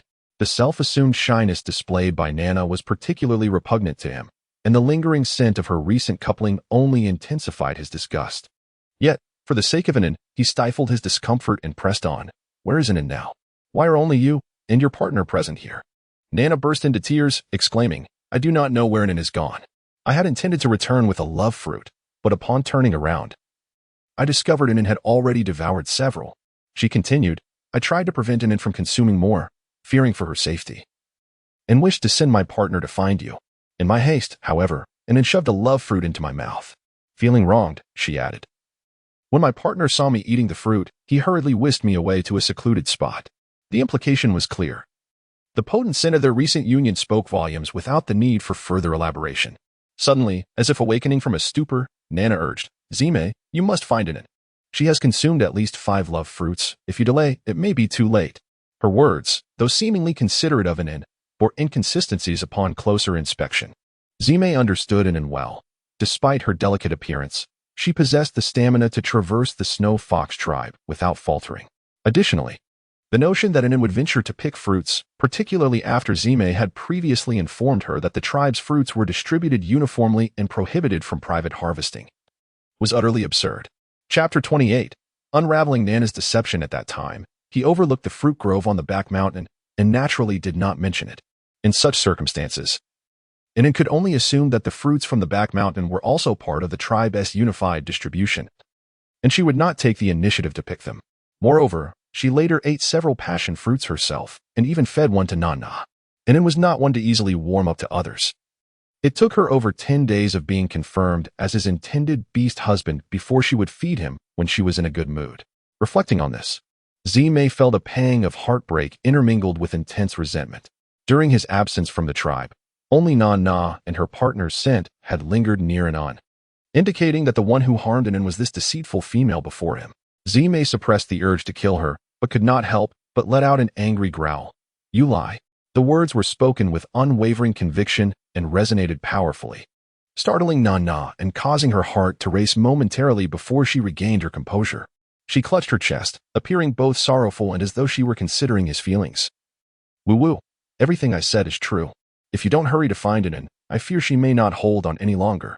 According to what you said, you were fed a passion fruit by Inan, and at that time, she had already consumed at least 5 of them. Now that you have completed your union with your partner, do you truly believe that Inan, who has already eaten 5 passion fruits, can endure until now?" Zime was not as irrationally frantic over Inan as Nana had imagined. Instead, he was unusually clear-headed, his mind racing faster than usual. Nana was momentarily at a loss for words. She had not anticipated such a reaction from Zime. Wasn't he supposed to be worried about and rushed to find her, ultimately leading to a complete breakdown upon discovering that wretched female Nana's lifeless body? Perhaps she had sought help from a beastman. Nana's voice wavered with uncertainty. The lingering scent in the air revealed that Nana's last known location was deep in the back mountain. Zime took a deep breath and posed, so, why did Nana, having consumed so many passion fruits, choose to venture deeper into the back mountain instead of returning to the tribe for help? Could you and your partner elucidate this? Zime unleashed his full aura, the pressure of a fifth-tier beastman filling the air. Nana's face turned pale with fright, and her partner quickly shielded her, alleviating her distress somewhat. Kaida, his gaze evasive, replied to Zime, Zime, please temper your pressure. Nana can hardly withstand it. As for why Nana did not return to the tribe for help, I believe it may be because she wanted to wait for you. To wait for me. Is she willing to die? Zime retorted. Do you think anyone would believe such a statement? Indeed, female beastmen are precious. No female would risk her life merely to retain her position as the first beast husband. Moreover, a beast husband's status is largely conferred by the female. If a female does not favor a male, even if he becomes the first beast husband, he remains the lowest in familial standing. Following the scent left in the air, I arrived at the place where Nana last lingered, an abyssal cliff on the back mountain, where a trace of her blood still hung in the air. One must wonder, what kind of emotions drove Nana to leap into the abyss? Why then? Did she sustain injuries? During this time, did Nana and your companions truly remain unaware of anything? Do not provoke my wrath. The words of Zime clearly indicate that Nana and her companions have not spoken the truth. Why then, do they resort to falsehoods? If Nana's misfortune is unrelated to them, what necessity is there for a collective deception? Observing Nana's demeanor, as if she believes that by denying recognition, the truth shall remain concealed, Zime could not help but feel a mix of anger and amusement. Allow me to deduce the entirety of this malicious scheme. With eyes aflame and teeth clenched, Zime began to reconstruct the entire incident. When I brought Nana back to the tribe, she must have already caught Nana's attention. The motive, I suspect, is intertwined with my previous rejection of your affections. Now that Nana has become my female, it surely stirs a sense of discomfort within you, the princess of your tribe. As you perceive me as your possession, you believe Nana obstructs your claim to me, and thus, you sought to eliminate her before the onset of the hot season. Hence, early this morning, you dispatched Kaida, an unfamiliar beastman, to me, under the pretense of gathering fruits for the females, leading me away from the tribe. You feared I might sense something amiss and return to disrupt your plans. Just as I departed, you, Nana, must have approached Nana under the guise of the tribe's matriarch, claiming to guide her in understanding the tribe's ways. At this point, Zime closed her eyes. Were it not for your status as the matriarch's offspring, Nana would never have ventured out with a stranger. Following this, you intentionally led Nana to the back mountains, assuring her that the fruits there were free for picking. Being cautious by nature, Nana would certainly inquire about the distribution of the tribe's fruits. At this juncture, you would not disclose that these fruits were love fruits, not part of the communal allocation. For if you had, Nana would never have consumed several love fruits in one sitting. You must have deceived her. And to ensure that Nana believed these love fruits could be freely picked and eaten, you first partook of one as a demonstration. This tactic dulled Nana's vigilance, prompting her to consume the love fruit willingly. Witnessing the accuracy of Zime's deductions, Nana trembled, overwhelmed by the terror radiating from Zime, who seemed to penetrate the very depths of her secret thoughts. As for my search for you, inquiring about Nana's whereabouts, you feigned concern for her and urged me to find her quickly. It appears you were well aware that Nana's situation was dire. What you desired was to see me unravel emotionally, for Nana's plight bore some of my influence. Coupled with a male's attachment to a chosen female, I was left with two choices, either to succumb to guilt and accompany Nana in her suffering, or to endure the pain she experienced in life before joining her. In the first scenario, you, Nana, would have successfully avenged yourself against me, and the lingering resentment from my rejection would finally find solace. In the second scenario, after I consumed the same fruit, before I can even succumb to my fate, you would undoubtedly seize the opportunity to force a union while I am in a state of confusion. In that case, I would become your companion, destined to follow you like a dog for eternity. I suspect your plans lean more towards the latter. Wouldn't you agree, Nana? Chapter 29. The situation escalates. Zime was certain, indeed entirely convinced, of this reality. Upon realizing her scheme had been exposed, Nana felt a fleeting moment of panic. Yet she quickly regained her composure. With a tone dripping with sarcasm, she retorted, "So what if you're right? Yes, I am dissatisfied with your rejection of my affections. And I am envious that someone as frail as Suanen could earn your favor. But what does that change? Am I not still the victor here? Regardless of your status as the foremost warrior among the younger generation, you have lost what you cherished. That I would still accept you after you had embraced other females is something you should be grateful for. Were it not for your strength reaching the 5th tier and your awakening of the purple thunder ability, would you truly consider yourself so desirable? Currently, there are only 5 of us on this mountainside. My 3 partners are all at the 4th tier. It would be a trivial matter for them to intercept you and relay the message to my beast father. As a female, any male who dares to harm me directly would face the wrath of the beast god. What leverage do you, Zime, have over me at this moment? Nana exuded an air of supreme arrogance, as if everything lay firmly within her grasp. Zime, if you know what's good for you, you should willingly submit to me. That way, you might cling to your wretched existence. Although you won't find any dignity here, at least you'll survive. Should you prove obstinate, when my beast father arrives, you will merely become a pair of tragic lovebirds with that seductive little female, Anan. Zime released his tightly clenched fists, blood dripping from his palms into the underbrush below, only to vanish without a trace.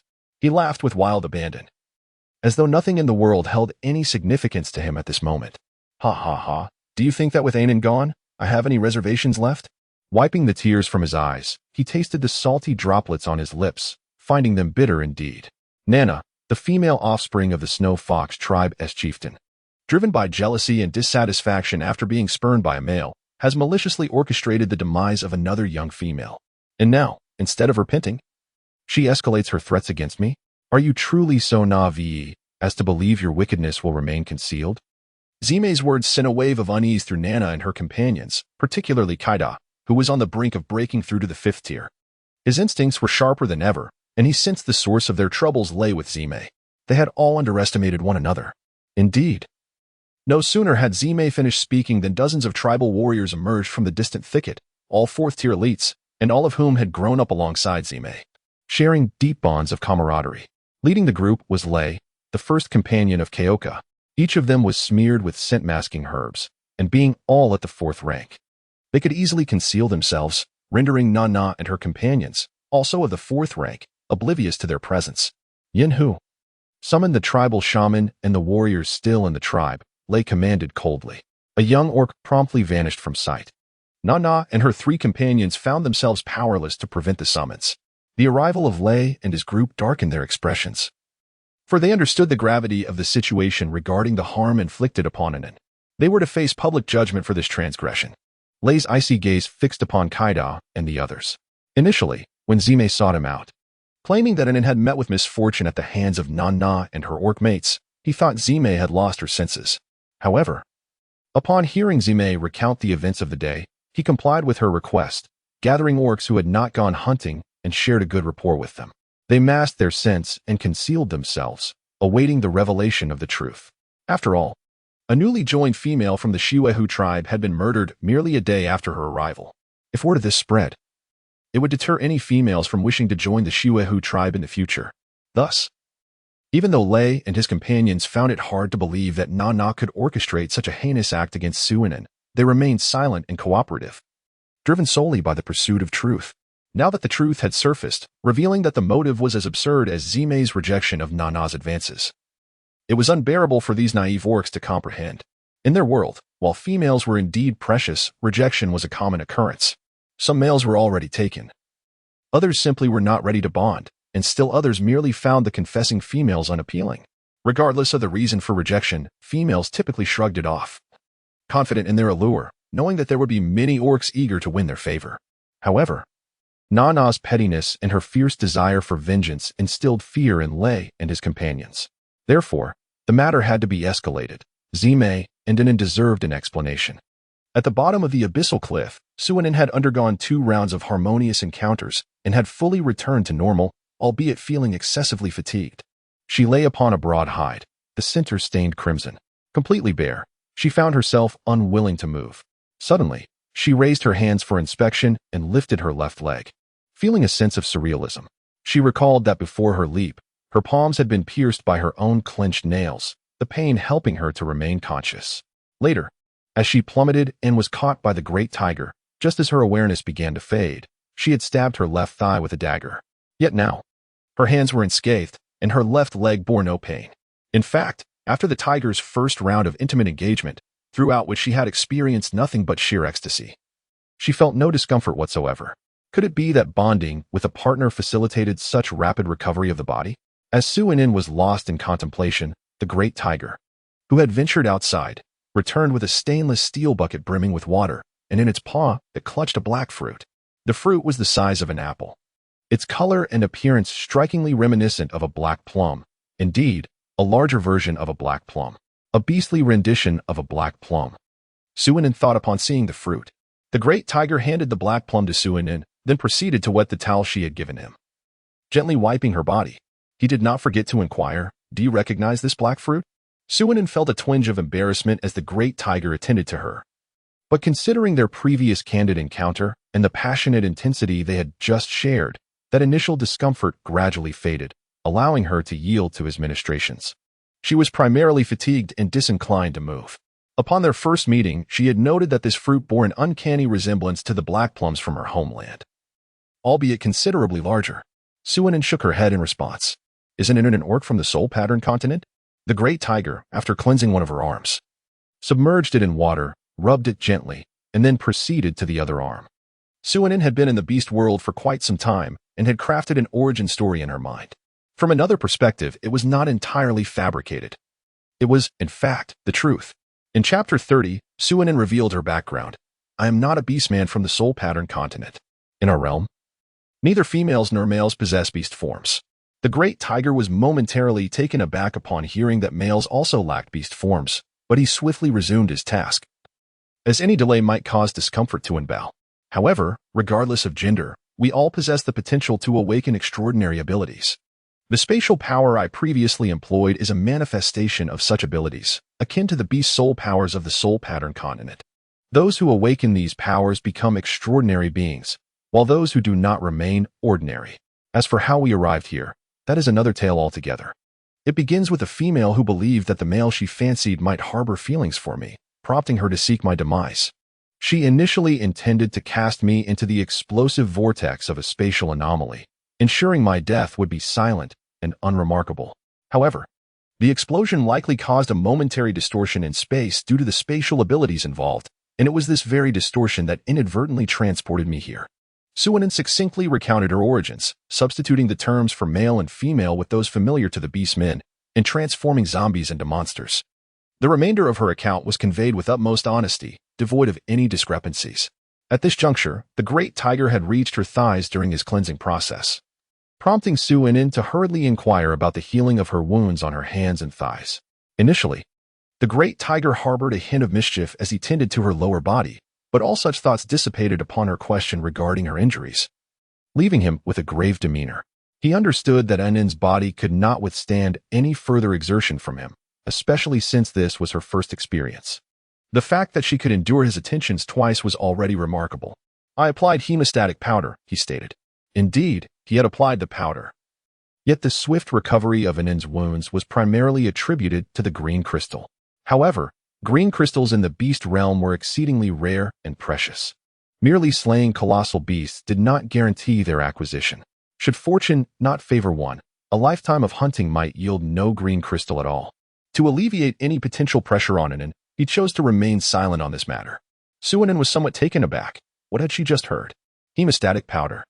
Before Enbao could inquire further, the great tiger elaborated, "From a young age, I have roamed the wilderness alone, surviving amidst a relentless series of skirmishes and battles. Sustaining injuries became a commonplace occurrence. On one occasion, after being wounded, I stumbled upon a certain herb whose sap could remarkably staunch bleeding with great efficiency. Intrigued, I devoted myself to experimentation and discovered that drying and grinding this herb into powder not only prolonged its shelf life, but also rendered its hemostatic properties even more potent than when the herb was fresh. Consequently, I have always kept this hemostatic powder on hand, a veritable treasure that has enabled me to thrive in the wild on my own." Suinin rose and embraced the venerable tiger, rich in tales and life experiences, and with a tender heart said, "From now on, I shall be by your side, always. Furthermore, your heterochromia is remarkably beautiful. What is deemed ominous is merely the world's misunderstanding of the unknown, a fabrication born from fear. My name is Baiyu. Onbao may call me by my name or refer to me as Xiaobai or Xiaoyu, as such would foster a sense of closeness between us." Suinin, "Oh, I didn't expect this big tiger to be quite capable. Then let's call you Little Bai.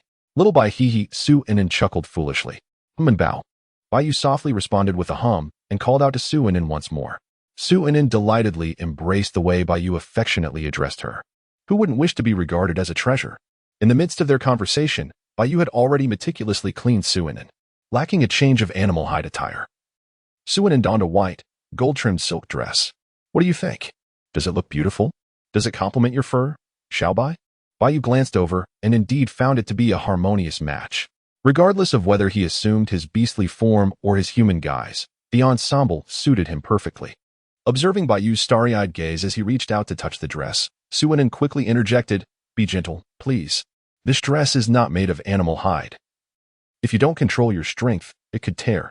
Bai nodded, reassuring her, "Rest assured, I have reached the 7th tier. My strength is exceptionally well regulated." Indeed. As Bai caressed the fabric, there was no sign of the tearing that had occurred when Zimei had touched it.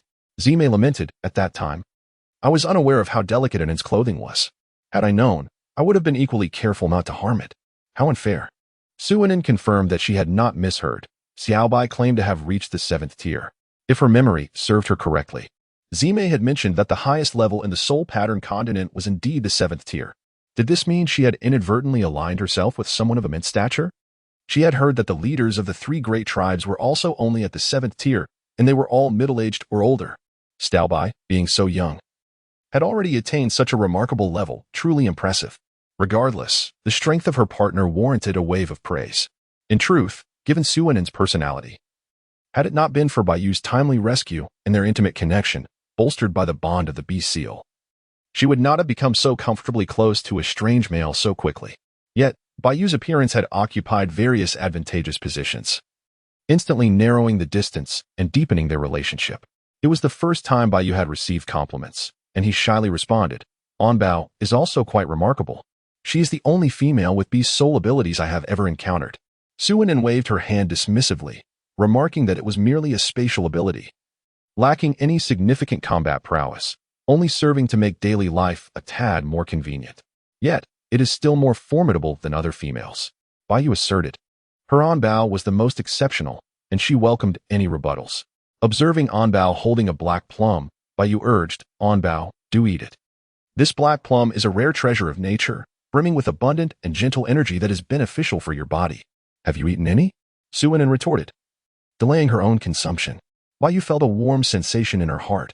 Was this what it felt like to be cherished? She was utterly enamored. "I had it last year. This fruit ripens only once a year, bearing a single fruit each time. I specifically brought this one back for Onbao," Bai elucidated.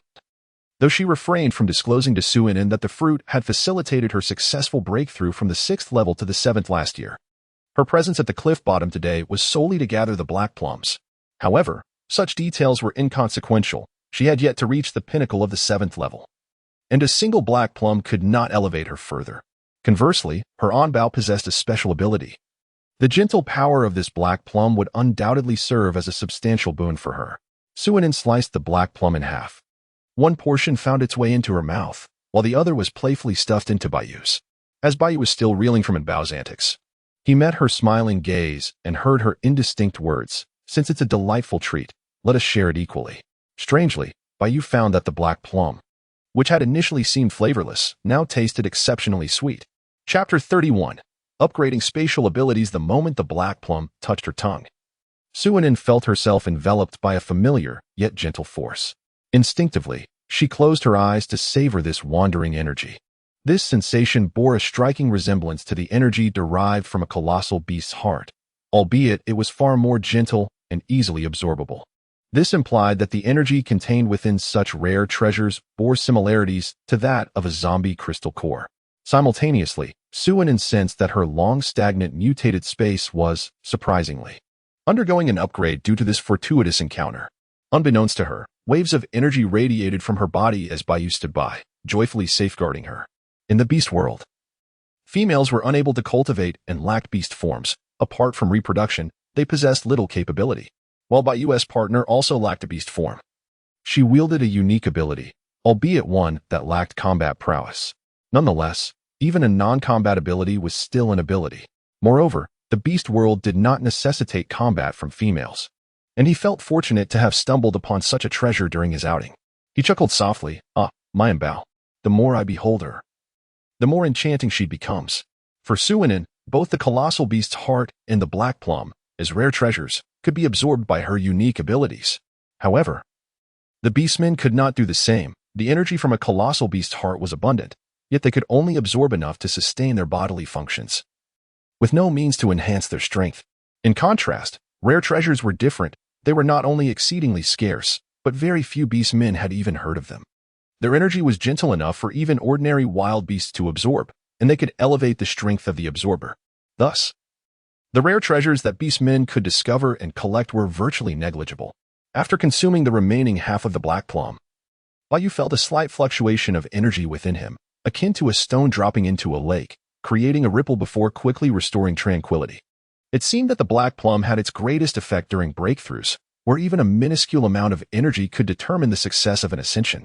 Glancing at Bao, he noticed that she too had experienced an energy fluctuation after consuming the black plum, perhaps due to her mutated space. It took a full 15 minutes for her ability to successfully elevate to level 2. Previously, when she witnessed others upgrade their abilities, it often took less than a minute once the process began. Her awakened ability was indeed somewhat unique. It required significantly more energy than others and necessitated a period of time for buffering during ascension. However, she was finally at level 2 of her space. Eagerly, she yearned to discover the direction in which this exceedingly challenging mutated space would evolve. Before long, she sensed that her space seemed to have doubled in size. Yet it was separated from the original level by an invisible boundary. How to articulate this? It was as if an identical expanse had been added atop the existing one. What purpose does this serve? Her anomalous space had no inherent height limitation. To accumulate more resources, she stacked containers upon containers, or shelves upon shelves. Various cargo units piled atop one another, and then filled them with supplies. Suinin believed that the evolution of a mutated space should not merely involve replicating an existing one. Otherwise, what delineates the boundaries between the original and the newly formed? As she began to enter this newly emerged portion of space, she immediately sensed a remarkable difference. Here, the passage of temperature and time was imperceptible, resembling a realm in stasis. Stasis, an epiphany ignited within Suinin's mind. Did this imply that objects placed within would remain unchanged, regardless of when they were retrieved? This was indeed the quintessential method of unlocking the potential of space. Had her domain been at level 2 from the onset of the apocalypse, she would not have fretted over food supplies. Yet, it was not too late. After all, the beast world endured both the scorching heat season and the frigid cold season. The former rendered the storage of prey challenging due to high temperatures, while the latter hampered hunting due to the cold. Both seasons were arduous. But with a stasis space and a formidable beast husband by her side, Suinin could afford to relax. As she pondered these thoughts, a smile unconsciously curled upon her lips as if a beautiful life was beckoning her. The surge of energy from her upgrade had subsided, and Bayu, observing Bao's blissful expression, found her utterly adorable. Yet, she remained curious about the nature of Bao's space upgrade that brought forth such happiness. Suinin opened her eyes, her excitement palpable as she grasped Bayu's arm. Little Bai, there's an additional still space, identical in size to the original. From now on, I shall no longer fret over the storage of provisions. I can collect any food I encounter. Bayu, upon hearing this, felt a surge of joy as well. It is essential to recognize that no matter how formidable his strength, he could not ensure that Han Jianbao wouldn't go hungry. The prey simply could not be preserved for long. Throughout the final month of the cold season, all beast men, including the females, typically endured hunger. Those with sufficient fat reserves would merely lose weight by the rainy season, while those lacking adequate reserves often faced starvation during the cold season. Bayu gazed at the exuberant Anbao with a mixture of affection and tenderness, a smile curving at the corners of his mouth in shared delight. Suddenly, a discordant sound interrupted this moment of joy. Suinin felt a twinge of embarrassment as she gently caressed her belly, the sound emanating from her small stomach. She had completely forgotten that it was already afternoon and that she had consumed nothing but breakfast. She had later eaten 5 fruit candies. Yet she had also engaged in an extensive aerobic workout. Bayu quickly rose to his feet, determined to venture out for a hunt. He could not possibly allow Anbao to go hungry. Suinin grasped his hand, which was poised to rise. I still have some beast meat and firewood from yesterday in my space. Let us consume this first. It is no longer very fresh. With a flick of her delicate hand, the prey meticulously prepared by Zime and some dry firewood materialized within the cave. Upon seeing these provisions, she could not help but think of Zime, wondering what he might be doing at that moment and if he had come in search of her. As Suinin directed the little white creature to tend the fire and cook the meat, she recounted her experiences upon arriving in the beast realm, including her encounter with Zime, whom she deemed a potential beast husband, and the reasons that led her to consume the love fruit and leap off a cliff. Although the little white creature had become her first beast husband, she had no intention of relinquishing her connection to Zime. Aware that survival for females in the beast realm was fraught with challenges, she had resolved to seek two formidable males as husbands. For nothing was more crucial than her own security. Initially, she had harbored concerns about the little white creature's capabilities. Had he proven inadequate, she might have had to plan for 3 husbands. Fortunately, the little white creature did not disappoint her, or rather, he surprised her with his prowess. He was a 7th-tier being, the strongest on the Soul Pattern continent. Baiyu, upon hearing Enbao's account, first felt a pang of jealousy that Zime had appeared before Enbao before him, followed by a surge of anger towards that despicable matriarch Nana for her malicious treatment of Enbao. However, he quickly regained his composure. What did it matter that Zime had been the first to appear? The position of first beast husband was still his, and he would certainly help Enbao exact vengeance on the vile female who had wronged her. Chapter 32. The stagnant space. Soon, the meat broth was ready. Enhanced with salt and Sichuan pepper, the broth boasted a delightful flavor, and the beast meat was equally savory. It was Baiyu's first encounter with such delectable fare, and he instantly resolved to forego raw meat henceforth. However, the chopsticks Enbao had provided proved somewhat unwieldy. While he observed Enbao effortlessly picking up the beast meat to savor, he had to awkwardly scrape the meat to the edge of the bowl before slurping it into his mouth. Suinin did not mock Xiaobai. Instead, she found him quite clever. He swiftly discovered an efficient method to consume meat, prompting her to praise and encourage him, saying, "Xiaobai, you are truly intelligent. In our community, children often struggle numerous times before mastering the use of chopsticks, yet you have already devised such a technique. With a bit more practice, I am confident that you will soon wield them as adeptly as I do." Suinin spoke with earnestness, having witnessed Zime's efforts in learning to use chopsticks. The learning capacity and intelligence of the beastmen were undeniably commendable. Xiaobai nodded and continued to devour meat and sip soup. When he finished and went to fetch another bowl, Suinin noticed a miniature version of a headshot sticker on his left chest. She set her chopsticks down on her bowl and couldn't help but gently poke at the headshot with her fingertip. Baiyu was momentarily startled, glanced down, and then returned to his seat with a smile, continuing to eat while softly saying, "This is Enbao's beast mark. In the beast world, since females lack beast forms, their beast marks displayed on males take the form of miniature portraits of their partners. Enbao also bears my beast mark on his chest." As he spoke, Baiyu's face radiated happiness. It was worth noting that only those males who had genuinely won the affection and recognition of a female could have their beast marks appear on her chest. Thus, Enbao truly did not mind his heterochromia and had placed himself in her heart. Upon hearing that she also bore Xiaobai's beast mark on her chest, Suinin lost interest in her own miniature portrait and instead tugged at her collar to gaze at her chest. Earlier, while wearing a dress, she had hurriedly dressed due to Baiyu's presence, feeling somewhat bashful and anxious, and had not noticed the tattoo that had adorned her body. Now, she clearly saw a white, golden-striped winged tiger soaring near the right side of her left chest. The winged tiger appeared so vibrant and lifelike, as if it could take flight at any moment. It must be said, it was exceptionally beautiful, enhancing her fair complexion in an alluring and colorful manner. Baiyu watched Enbao's movements, his gaze inadvertently drawn to her voluptuous form. He seemed to still feel the soft sensation beneath his hands, and he could not help but swallow hard. It seemed the meat was simply too fragrant, too delectable, and too delightful. He took a few sips of soup to ease the moment. At this moment, Suinin had finished examining the beast mark of Xiaobai, and in a delightful mood, she continued to savor her meat and soup. Noticing Baiyu drinking hastily, she couldn't help but chime in, advising him to take his time, for there was plenty of broth in the pot. Baiyu replied, "Indeed, there is plenty of broth, but there is no urgency for me." With that thought, he cast a deep glance at Enbao. In the Snow Fox tribe, evening was approaching. In the square, the orcs of the tribe, regardless of their beastly or feminine nature, whether they were elder or young, had gathered here. The chieftain stood on the high platform with a grim expression, while the shaman, hunched over, shook his head and sighed. He was aging, and it seemed the Snow Fox tribe was destined for a decline. The shaman, being one of the few wise figures in the tribe, inferred the likely direction of events from the chieftain's dark demeanor and his unkind gaze towards Zime, Lei, and others. Although he disagreed with the chieftain's methods, he was aware that his days were numbered, and he no longer held any significance in the chieftain's eyes. On the platform, aside from the chieftain and the shaman, stood the ever-proud and indifferent Nana, accompanied by her 3 beastly husbands who kept their heads lowered. Nearby, Zime glared at Nana with red-rimmed eyes, filled with fury. Lei, as the representative who knew the truth, silently stood beside Zime, demonstrating their group's stance on the matter. Meanwhile, the orcs in the square were chattering about the situation, questioning why the chieftain had summoned everyone. An uninformed orc asked, "Does anyone know what major event has transpired? Why are all the orcs called to gather?"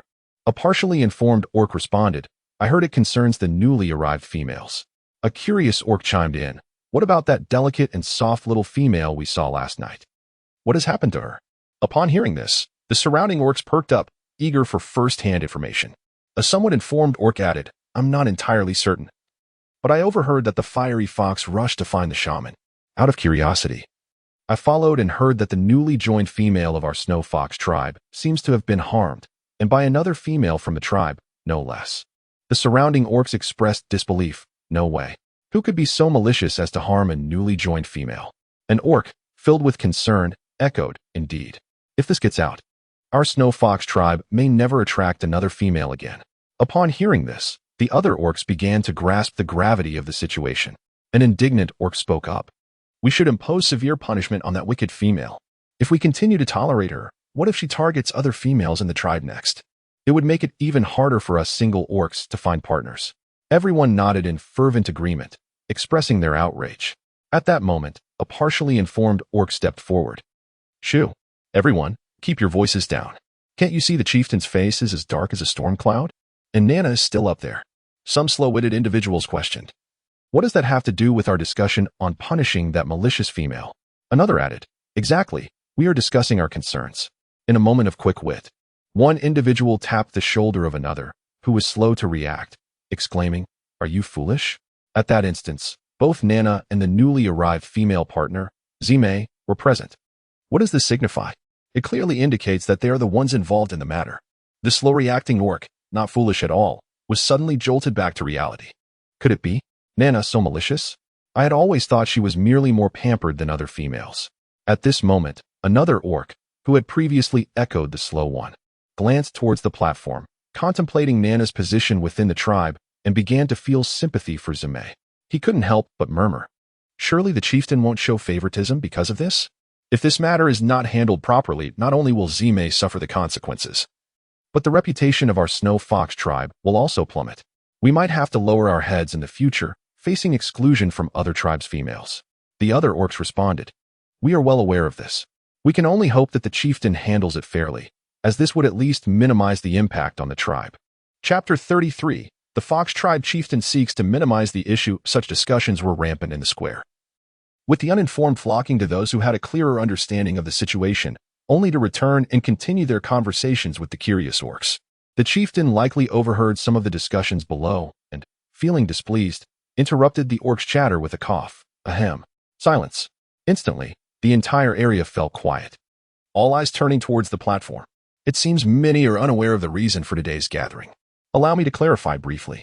Yesterday, the new female brought to the tribe by Zime, named Suainen, ventured to the back mountain with Nana, after accidentally consuming 5 passion fruits. She ran deep into the mountain and, unable to withstand the torment of her desires, ultimately leapt off a precipice. The chieftain recounted the sequence of events surrounding Suainen's incident, yet entirely omitted any mention of Nana's involvement. Zime clenched her fists. Having grown up in the Snow Fox tribe, she always believed the chieftain to be a fair leader, only to realize this was not the case when it did not concern his kin. Lei and the other informed individuals furrowed their brows, astonished that the chieftain would completely disregard Nana's actions. What, then, was the point of escalating the matter today? The shaman, already aware of the circumstances, understood that his assumptions were indeed correct upon hearing the chieftain's words. Shaking his head, he retreated to an empty corner, sighing. The future of the Snow Fox tribe is worrisome. If the matter could be resolved privately, such remarks would hold little weight.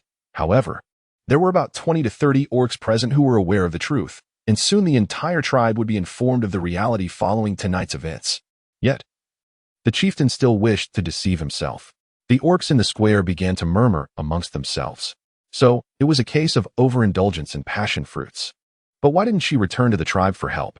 There are so many single orcs in the tribe, plenty willing to assist, perhaps with Zime leading.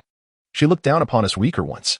Still, that is far better than returning to the embrace of the divine beast. The discussion here has become increasingly skewed. At this moment, someone interjected, remarking that consuming 5 fruit would ignite one's desires, leading to a state of delirium. The group was taken aback. And someone inquired why Nana and her beast husband were present yet failed to inform the young female that such fruit should not be recklessly consumed. Even if they could not dissuade her, they could have returned to the tribe to consult a shaman for possible remedies, if that proved futile. They could seek assistance from a single beast. The beasts exchanged glances, realizing the depth of the matter at hand. Those who had experienced the interrogation alongside looked at each other in disbelief after hearing the chief's words. Was the chief really planning to take a lenient approach? After all, this was a young female. Their instinct as beasts was to protect females. Now, one female had harmed another. And while they had not contemplated a life for a life, the absence of any punishment left them feeling unsettled. At this moment, Zime on stage burst into laughter, his expression bordering on madness. Chief, I shall address you as such one last time. Why do you not mention that I was taken far from the tribe early this morning by Nana's first beast, Kaida, under the pretext of fruit gathering? Why do you not say that it was Nana who sought out Mayanin, wishing to introduce her to the tribe, yet led her to the fruit grove behind the mountain? Why do you not reveal that Nana deliberately misrepresented the fruit as other edible varieties, even demonstrating by consuming one herself, all to entice Inen into eating the forbidden fruit? The crowd of beasts erupted in murmurs, shocked and incredulous. Zime, undeterred by the chief's darkening expression and silent warnings, continued, why do you not mention that after Inen consumed the fruit, Nana blocked her only path to survival, compelling her to retreat deeper into the mountains? Why do you not disclose that Mayanin, in her despair, ultimately plunged into that bottomless abyss, leaving no trace behind? At this point, Zime shed tears of blood, exclaiming, why do you not acknowledge that all of this stemmed from my previous rejection of Nana's affections? Her intent to see my female perish was a punishment for my lack of appreciation, and she even contemplated tormenting me after Inen's demise. Silence enveloped the square. The beast's worldview severely shaken. They gazed incredulously at the expressionless Nana, who displayed not a trace of remorse. Meanwhile, Zime's lamentations and accusations persisted. An hour prior, Xiaobai. We must set off to attend to important matters. I will repay Nana in kind, Su Inen declared, clenching her small fists in frustration. I, Su Inen, can consume anything but will not suffer losses. Having been schemed against twice by women, she felt a surge of anger. The first, Chen Shui, had indeed sought her life, but ultimately allowed her to arrive unscathed in a world devoid of zombies and abundant in sustenance. Thus, she chose to overlook it, primarily because returning to settle the score was not an option. Even if she could return, she would be reluctant to do so, for this place is far superior to the impending doom that awaits humanity. However, now Nana, who wishes to see her perish, is perilously close, intending for her to endure the inhumane torment of insatiable desire before her demise. If she does not reclaim her dignity, does she truly believe that Su Inen is but a mere plaything? Although Su Inen possesses no offensive abilities, her survival in the apocalypse for 5 years is no trivial feat. While she may be a mobile repository of supplies, she has also faced the battlefield, slain zombies, and taken down nefarious individuals. Bayu, having transformed into wings, is poised to take flight with Bao in her embrace. Su Inen was both astonished and delighted as she spoke. Xiaobai, you can have wings in your humanoid form as well? Bayu replied, what's the matter? This is merely a partial beast transformation. Just as one can manifest claws in their humanoid form, did you not already know this? I must have misinterpreted, thinking that one could only transform into claws in their humanoid state. Su Inen chuckled awkwardly, then leaned closer to Bayu's ear and whispered something. In an instant, Bayu's eyes sparkled with excitement. No need to wait for our next union. I can fulfill Bao's desires right now. As he spoke, a pair of fluffy tiger ears sprouted atop his head, and a tiger tail emerged from behind. Su Inen had yet to recover from the sudden emergence of the tiger ears when her slender waist was ensnared by the tiger's tail. She found the plush sensation delightful, and her small hand instinctively rose to caress the tiger ears, her heart unable to contain its exuberant cries. Ah, how wonderful to touch! The texture is truly exquisite. As her sensitive areas were needed, Bayu's gaze deepened, for Bao was seeking affection, and as her beastly consort, how could he deny her? Just as Su Anin was caught up in her tender ministrations, she suddenly felt a hard object pressing against her thigh. Chapter 34. A touch of romance in the air immediately thereafter. Su Anin sensed a chill beneath her. Her skirt was lifted, and her undergarments were forcefully torn away. Little white. Su Anin's voice trembled, a mix of embarrassment and anger washing over her. They still had serious matters to attend to. She attempted to remind Bayu that it was time to return and settle scores with their adversaries. Bayu replied, "I am indeed engaged in serious matters. Rest assured. In Bao, I shall not waste any time." Before Su Anin could inquire how he could possibly avoid wasting time, she instantly understood. Bayu was already gently flapping his wings, ascending towards the cliff. At the moment of takeoff, it felt as though a warm current flowed into her body, spreading throughout her being with the gentle breeze. Bayu's arms, which embraced Bao, alternated between loosening and tightening as he gradually lifted them into the air. Su Anin, is it possible that this fellow is playing around in the air like this?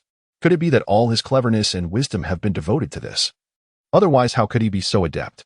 As Su Anin silently grumbled, she gently caressed the tiger's ear. Bayu, feeling delighted in his heart, relished the tender ministrations of her small hand upon his sensitive ear, which ignited a thrilling excitement within him. This sensation made Bayu feel as though he were on the verge of ascension. Oh, he truly was ascending. Yet, he pondered how Bao perceived this moment. Su Anin, I am grateful for your attention amidst your busy schedule. Bayu, it appears that Bao enjoys this particular ambience. It seems I may have the opportunity to visit more frequently in the future. Su Anin. As Su Anin relaxed in the air, it became somewhat laborious to caress the tiger ears. Instead, she shifted her attention to the tiger tail at her waist. After all, it was all plush. And for someone with a penchant for soft textures, this was simply irresistible. Not only was it irresistible, but she also relished the delightful sensation of stroking the fur. The large feline being petted seemed to revel in it as well, emitting a gentle purring sound from its throat. This astonished Su Anin, such a large-winged tiger. Like Xiaobai, surprisingly possessed some endearing traits of a domestic cat. One must admit, this contrast was utterly charming. As they soared higher, Bayu, concerned that Bao might feel frightened, held her tightly, allowing her the opportunity to glance down below. The sudden movement made Su Anin feel a tad uneasy, prompting an involuntary gasp. In an instant, Bayu leaned down and captured her delicate, crimson lips, leaving only muffled sounds of mm and the rustle of wings cutting through the air. Time seemed to slip away unnoticed. And soon Bayu had carried Bao to the summit of a cliff, deep within the rear mountains of the Snow Fox tribe. Aware that Bao had more pressing matters to attend to, Bayu did not wish to squander precious moments. Once they landed and steadied themselves, Bayu gently released his embrace, allowing her a moment to gather herself. As Su Anin reveled in the lingering sensations, she swiftly retrieved a damp cloth from her surroundings to tidy herself up, changing into a fresh pair of undergarments. Simultaneously, she cast a reproachful glance at Bayu, as if to say, "Look at the mess you've caused." Bayu, unable to contain his amusement at Bao's adorable demeanor, refrained from laughing, opting instead to awkwardly touch his nose, a gesture signifying his acquiescence. Subsequently, Bayu lifted Su Anin once more, and under her guidance, they set off towards the Snow Fox tribe. To avoid drawing attention, Bayu employed his beast spirit ability, Wind. As the saying goes, the wind leaves no trace. And at his 7th tier mastery, he was able to completely conceal both his and Su Anin's presence. This method proved far superior to the cumbersome process of applying scent-masking herbs all over his body, which would only last for about an hour, offering a much simpler and more efficient solution. From a distance, Su Anin and Bayu witnessed the scene of Mei accusing the clan leader atop the high platform. Su Anin felt a pang of sorrow upon seeing the blood and tears on Mei's face. However, she could not reveal herself just yet. She yearned to ascertain how the clan leader intended to handle the situation. Should his decision displease her, she would take matters into her own hands, even if it meant severing ties with the Snow Fox clan. Yet, she pondered whether Mei would feel regret or sorrow over such a choice. She gestured for Bayu to conceal them within the embrace of a large tree on the outskirts of the square. Mei proclaimed, "Now the clan's folk are aware of the tribulations my Anin has endured and how she was schemed against by Nana to her demise. So, clan leader, how do you plan to deal with your precious female offspring, Nana?" He deliberately emphasized your precious female offspring both to mock and to incite the dissatisfaction of the onlookers. Regardless, Mei was determined to risk everything today. Without Anin, he had no intention of surviving alone. Before he departed this world, he would seek vengeance on her behalf. If he could not confront the clan leader, who was of the 7th tier, he would certainly find an opportunity to ambush Nana. Having resolved to meet the beast god, he was unafraid of the divine punishment that might ensue from harming a female. Under the scrutinizing gazes of the beastmen, the clan leader, with a darkened expression, began to speak. I regret the return of Suanen to the embrace of the divine beast. Although Nana bears undeniable responsibility for this matter, the value of a female is paramount. I cannot impose a severe punishment. Thus, I shall confine Nana to the reflective cave for 3 days. Suanen, when did I return to the embrace of the divine beasts? Indeed, from the moment I leapt off the cliff, I have been living on borrowed time. Reflecting on this, she cast a grateful glance at Bayu. Without him, she might have been left as mere bones. The punishment for Nana seemed far too lenient to everyone. It was hardly different from having no punishment at all. Yet Nana, oblivious to the gravity of the situation, boldly interjected, I disagree. The scorching season is upon us tomorrow. How can a confinement cave compare to the comfort of my own cave? Spending 3 days there would surely stifle me. Zime had long been discontent with Nana's trivial 3-day confinement, and now she finally had the opportunity to retaliate. I too find this punishment unacceptable. Upon hearing Zime speak, Nana, in her navet, mistakenly believed Zime was advocating for her. She puffed out her chest defiantly. Exactly. Suanen brought misfortune upon herself by seeking the beast god. What does that have to do with me? I am a precious female. What if I were to suffer in the heat of the scorching season? The shaman and other beast folk exchanged glances, pondering if Nana was truly foolish. Zime scoffed sarcastically. You consider yourself a precious female? Huh. If such malice qualifies you as precious, then what of Mayanen? Is she not a precious female as well? Just because she is not the offspring of the chieftain does not render her less valuable.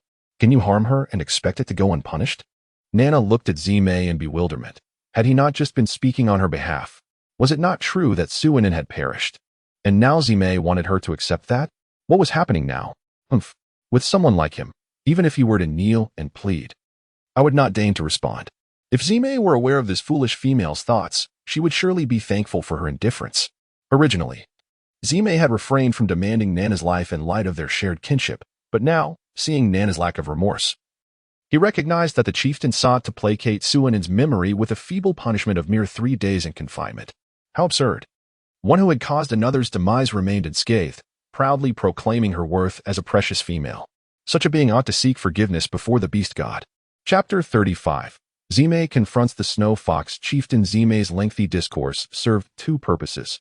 Firstly, to position himself on the moral high ground, an invaluable lesson imparted by Anan. Secondly, to seek an opportune moment for action. Seizing the fleeting moment when the chieftain cast an incredulous glance in his direction, Zime's voice turned icy. As he declared, such a female should indeed seek penance before the beast god. He swiftly raised his right hand, unleashing a bolt of purple lightning that struck towards Nana with blinding speed. Kaida, having kept a vigilant eye on Zime, promptly pushed Nana aside. However, it was too late for him to evade the strike. He was engulfed in darkness, his hair standing on end as he was electrocuted. The entire figure was abruptly rendered unconscious by a jolt of electricity. However, to imagine that a 4th-tier orc could be instantly incapacitated suggests that if Nana were to be struck, she would inevitably meet the beast god. Upon witnessing the failed strike, Zime felt a pang of regret. He had been entirely focused on the 7th-tier clan leader and had not anticipated Kaida's swift reaction. Both the shaman and Lei exclaimed in unison as Zime made his move. Zime, are you seeking death?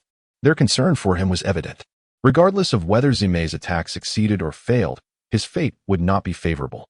Should he succeed, Nana would perish, and he would face divine retribution from the beast god, leading to a swift demise or a fate of being devoured by beasts due to his waning strength. Should he fail, not only would he have failed to exact justice for Anan, but he would also have directly confronted the 7th-tier clan leader. A 5th tier against a 7th tier would leave him battered or worse. Zime shook his head in disappointment, lamenting the missed opportunity for vengeance. The clan leader was enraged. How dare Zime attack Nana right under his nose as if he were oblivious? He bellowed Zime's name, his voice resonating with the formidable pressure and fury of a 7th-tier warrior. Then, a condensed fireball hurtled towards Zime. The shaman and others on stage quickly retreated, while Kaida and Nana were carried away by her other 2 beast husbands. The males in the plaza quickly ushered their females to safety, while the single orcs stepped aside to observe this clash of titans. As for persuasion, what a joke. Zime was clearly intent on avenging his female, and the clan leader was equally determined to protect his offspring. This irreconcilable conflict could have been mitigated had the clan leader been firm in dealing with Nana from the outset. Perhaps there would have been a chance for reconciliation. But now, it had escalated to a point of no return. Orc warriors never shy away when it comes to their females. The orcs gazed at Zime with admiration. Regardless of the outcome, his image was akin to that of a war deity. Simultaneously, the tribe felt disheartened by the clan leader's favoritism, realizing that the situation need not have escalated to this level. In the blink of an eye, Zime and the clan leader exchanged dozens of blows, with Zime primarily evading under relentless pressure.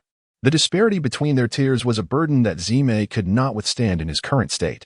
Gritting his teeth, he persevered. He could not concede defeat so easily. Even in death, he would take a piece of his opponent with him. Zime's eyes gleamed with ferocity. Enduring another narrow escape from the clan leader's attack, he seized the opportunity to unleash a bolt of purple lightning. Although the clan leader evaded it, Zime was afforded a brief moment to catch his breath. From a distance, Suinin watched with a heavy heart.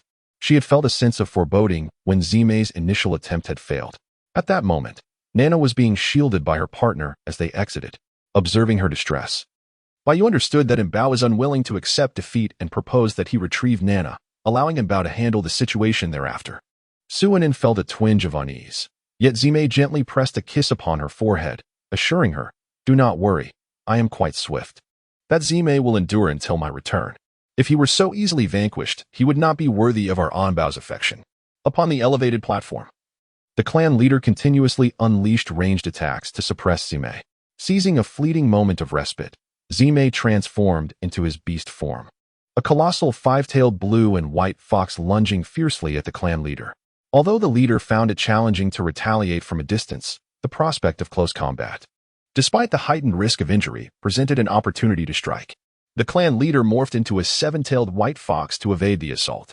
Soon, the two enormous foxes engaged in a primal contest of strength and ferocity. From a distance, Suinin could not see clearly, yet she was able to recognize Zime. That white fox with a blue-edged coat, once so elegant and noble, was now fighting for his life. Although Zime was able to land occasional bites on his opponent, the disparity in their strengths was evident, leaving him covered in numerous wounds. His pristine white fur was stained with blood. He seemed impervious to pain, his eyes resolute. Such an indomitable spirit sent shivers down the spine of the clan leader, who had always held the upper hand. If Zime could reach his full potential, he would undoubtedly become an extraordinary powerhouse, capable of leading the Snow Fox tribe to greater heights. Alas, it was a pity that he looked down upon Nana and was now at odds with the tribe due to that little female named Suinin. If Suinin were to fathom the patriarch's current sentiments, she would undoubtedly respond, "Bah, how shameless of you to involve the entire Snow Fox tribe while clearly going against us." The patriarch would never permit a formidable beastman to flourish if it posed a threat to the life of his progeny. If they could not be united as a family, then he must obliterate the threat today. In an instant, the patriarch's assault intensified, with Zime narrowly dodging several attacks. As her wounds multiplied, Zime gradually felt her strength waning. After barely evading yet another strike, the patriarch unleashed a fireball from a distance. Zime attempted to evade once more, but due to excessive blood loss and worsening injuries, she could only transform into her humanoid form to minimize her size and avoid the onslaught. Nevertheless, the fireball grazed her left arm, instantly charring a patch of flesh, the acrid scent of burnt meat lingering in the air. With a murderous intent, the patriarch prepared to eliminate Zime when a sudden breeze swept through. Upon turning back, he found Zime had vanished without a trace. The orcs watching from the edge of the square murmured, "Where is Zime? What just transpired?" They exchanged bewildered glances, unable to comprehend how such a formidable beastman had simply disappeared. The patriarch, too, felt the unsettling breeze, which left him perturbed. The fact that even a seventh-tier being like him could not discern how Zime had been taken or in which direction she had gone only indicated that her abductor was at least of equal rank, possessing a wind-related beast soul ability. All that remained was a fleeting gust, soon disappearing entirely. When had Zime befriended such a powerful beastman? The patriarch felt a sense of unease, as though he were being secretly observed. Bayu quipped, "I have no time to spy on you, old man." Humph. Wouldn't it be better for him to return and cherish his Anbao? Suddenly, the patriarch seemed to have an epiphany and hurried towards the cave. Chapter 36. The reunion of Zime and Inen, overcome with joy and tears, the patriarch rushed back to Nana's cave, only to discover that Kaida remained in a state of unconsciousness, while Nana's other two beast husbands had already succumbed in the embrace of the beast god.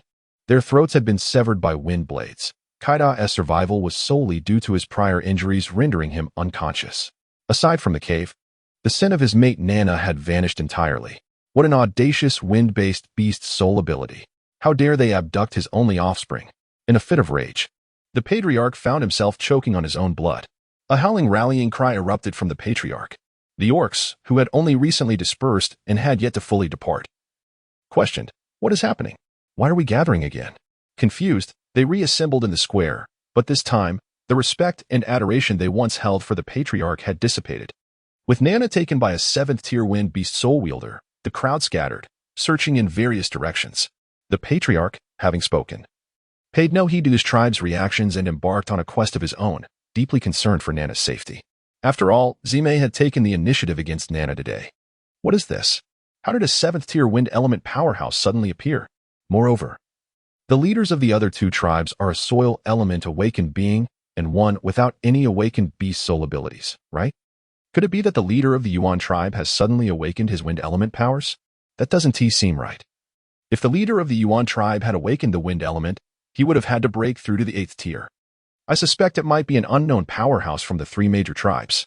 The chieftain expects us, a group of 3rd and 4th tier individuals, to track down a 7th tier entity. What is he thinking? Setting aside our lack of capability to search, even if by some stroke of luck we were to find it, wouldn't that be tantamount to seeking our own demise? As the orc who had just ventured out to search heard this, he instantly slowed his pace. Well, a mere gesture suffices. After all, they are weak, so it is only natural that they cannot find anything. Many orcs left the tribe with this mindset, moving leisurely. Lei and his companions quietly returned to their cave. They felt disillusioned with the chieftain but lacked the strength to resist. Thus, they could only express their stance in this silent manner. Fortunately, Zime had been rescued. Otherwise, they would have been at a loss in facing their brother Zime. Joining him in resisting the chieftain was not an option due to their insufficient strength, especially since many of the orcs already had partners and had to consider their females. Not resisting the chieftain, however, seemed to imply their agreement with his actions. Now that Zime has been rescued, everyone silently breathed a sigh of relief. Though their dissatisfaction with the chieftain has intensified, they all understood that if the chieftain had firmly chastised Nana from the outset and let her endure some hardships, Zime, despite his sorrow, would have likely refrained from pursuing the matter further for the sake of kinship. But now, with Nana abducted, the situation has become far more complex. Moreover, whether Nana can be found alive remains uncertain. At the bottom of the abyssal cliff, Zime, please don't cry. Let me tend to your wounds first, all right? Suinen was deeply concerned about the myriad wounds adorning Zime's body, predominantly consisting of bites and scratches, with only a few burn marks. However, the most grievous injury was the burn on his left arm, where a significant portion of flesh had been charred black. She felt an overwhelming sense of pity for this orc who was willing to risk his life for her. Throughout her existence, she had primarily prioritized survival. Although she had accepted Zime and held a fondness for him, that affection remained somewhat guarded. This reticence was a product of her instinctual self-preservation developed during the apocalypse. It was only today that she truly comprehended the depth of care and loyalty an orc could possess once he chose to be with a particular female. Suinen resolved to indulge herself in the beastly realm, embracing the prospect of love for the first time. Her 2 beastly husbands were exceptional, and perhaps she could truly fulfill her childhood dream of being cherished like the happiest little princess in the world. Zime held Suinen tightly in a heartfelt embrace, unwilling to release her, as if letting go would render Inen lost once more. He oscillated between tears and laughter, predominantly overwhelmed by joy. The potent scent of the winged tiger beastman enveloped Inen, a clear indication that they had consummated their bond. Yet, he felt no resentment. His Unin had survived. Moreover, the winged tiger beastman was a remarkably youthful 7th-tier warrior, deserving of Inin's affection. Coupled with the life-saving favor he had received today, albeit motivated by his regard for Inen, Zime felt justified in claiming the title of first beast husband. Suinen was aware of Zime's current emotional turmoil and was reluctant to release her embrace. After contemplating for a moment, she gestured for Bayu to approach and gently said to Zime, "Zime, allow me to introduce you to Bayu. He is a 7th-tier wind elemental winged beastman. It was he who rescued me during the day." The words that followed were difficult for Su Inen to articulate. How could she express it? Should she directly say that they had engaged in intimate relations? Or should she state that they had already united? Zime's voice was somewhat hoarse as he spoke, a hint of guilt evident in his tone. I know, I understand everything. It is my fault. My rejection has led Nana to target you so harshly. It was also my distance from the tribe today that prevented me from returning when you needed me. Inen, just the fact that you stand before me alive is a blessing from the beast god. Moreover, with Bayu's formidable strength protecting you, I can feel at ease. Therefore, I also acknowledge Bayu's role as your primary beast husband. You need not feel guilty towards me. It is I who failed to take good care of you. You are wonderful. As he spoke, he gently kissed the corner of Su Inen's mouth. His tear-streaked, battle-worn visage tugged at Su Inen's heartstrings. Shall we first attend to your wounds? She suggested softly. All right. Zime gradually released his hold on Inen. Bayu approached with a basin of clean water and produced a shell containing his homemade coagulant powder. What is this beautiful, pure white shell? Zime inquired. Bayu replied. That is a shell used by the merfolk to hold salt. It has a protrusion at the back that allows it to open easily and when closed. It seals exceptionally well. Oh, I see. However, I have used up the salt. This shell is now designated for the coagulant powder. Su Inen had already begun to tend to the wounds of Zime, sprinkling hemostatic powder on each one as she cleaned them. Remarkably, it proved effective, staunching the bleeding instantaneously. As for the minor injuries, the orc's innate self-healing abilities had already allowed them to scab over. Zime cast a puzzled glance at Bayu and inquired, Are you a shaman or an apprentice shaman? In her mind, only shamans or their apprentices possessed knowledge of even the simplest pharmacology. Bayu shook his head, neither. Due to my unique heterochromia, my kin have regarded me as an omen since childhood, leading to my early exile from the tribe. Consequently, I have wandered alone as a beast. The hemostatic powder is something I stumbled upon and researched on my own. Chapter 37. Su Inen's speculation upon hearing this. Zime did not look down upon Bayu for being a solitary beast. Rather, she admired him even more. It was no wonder he had reached the 7th tier at such a young age. One could surmise that he had navigated countless life and death situations to achieve this. Moreover, the fact that he had independently discovered and formulated hemostatic powder utterly challenged Zime's perception of shamans. Before long, Zime's scratches and bites were treated. The healing prowess of male orcs is formidable, as long as the tendons are unscathed. They can recover and be lively again after simply resting for 2 days. However, when it came to addressing the burns on her arm, Su Inen found herself hesitating. Bayu observed Bao wielding a small dagger that had been scorched by fire, gesturing but not making any decisive movements. He swiftly seized the dagger from Bao's grasp, saying, Tell me how to proceed, and I will assist you. Having roamed alone for many years and endured countless injuries, Bayu had never experienced a burn, especially one as severe as this, where the flesh was charred. It was only because Bao seemed to know how to handle the situation that he had acted as he did. Su Inen first took out a piece of cloth, folded it, and handed it to Zime, who bit down on it. As an obedient male, Zime asked no questions and complied. Shall Bai please work swiftly? Remove all the charred meat, and then quickly sprinkle on the coagulating powder, Su Inen instructed, before retrieving the dwindling supply of gauze from her space. Once Bayu deftly completed the task, she wrapped the wound on Zime's arm with the gauze. Zime, drenched in sweat from the pain, was grateful for Bayu's speed. Otherwise, the cloth in his mouth would have been reduced to shreds. As Su Inen deftly wrapped the bandage, she elucidated that the injury on her arm was the most severe, and the dressing was necessary to prevent infection. What is wound infection? Bayu inquired, his curiosity piqued by the field of medical treatment. A wound infection refers to the invasion of pathogenic microorganisms into the body, leading to their growth and reproduction, which consequently results in tissue damage. These pathogens may encompass bacteria, fungi, and viruses.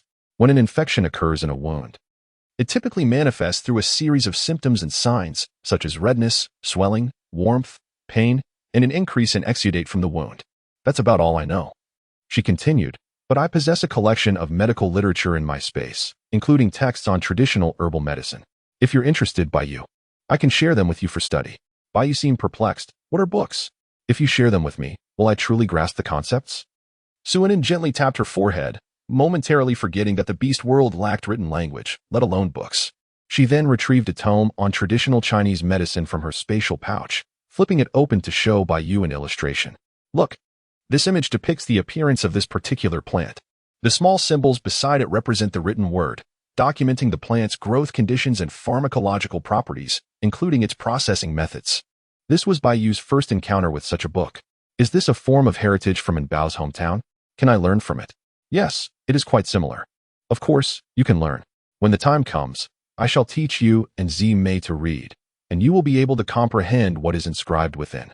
She continued, however, there are some differences between the flora of my homeland and this place. Yet, during my time here, I have observed that the beast world possesses some flora and fauna that are identical or akin to those of my homeland. This book can serve as a reference. In the future, you may pen a version of a medical book tailored to the beast world based on your own experiences. Upon hearing this, Bayou's eyes sparkled with an extraordinary brightness, as if he had discovered an alternate path in life. Zimei watched their interaction with a hint of jealousy.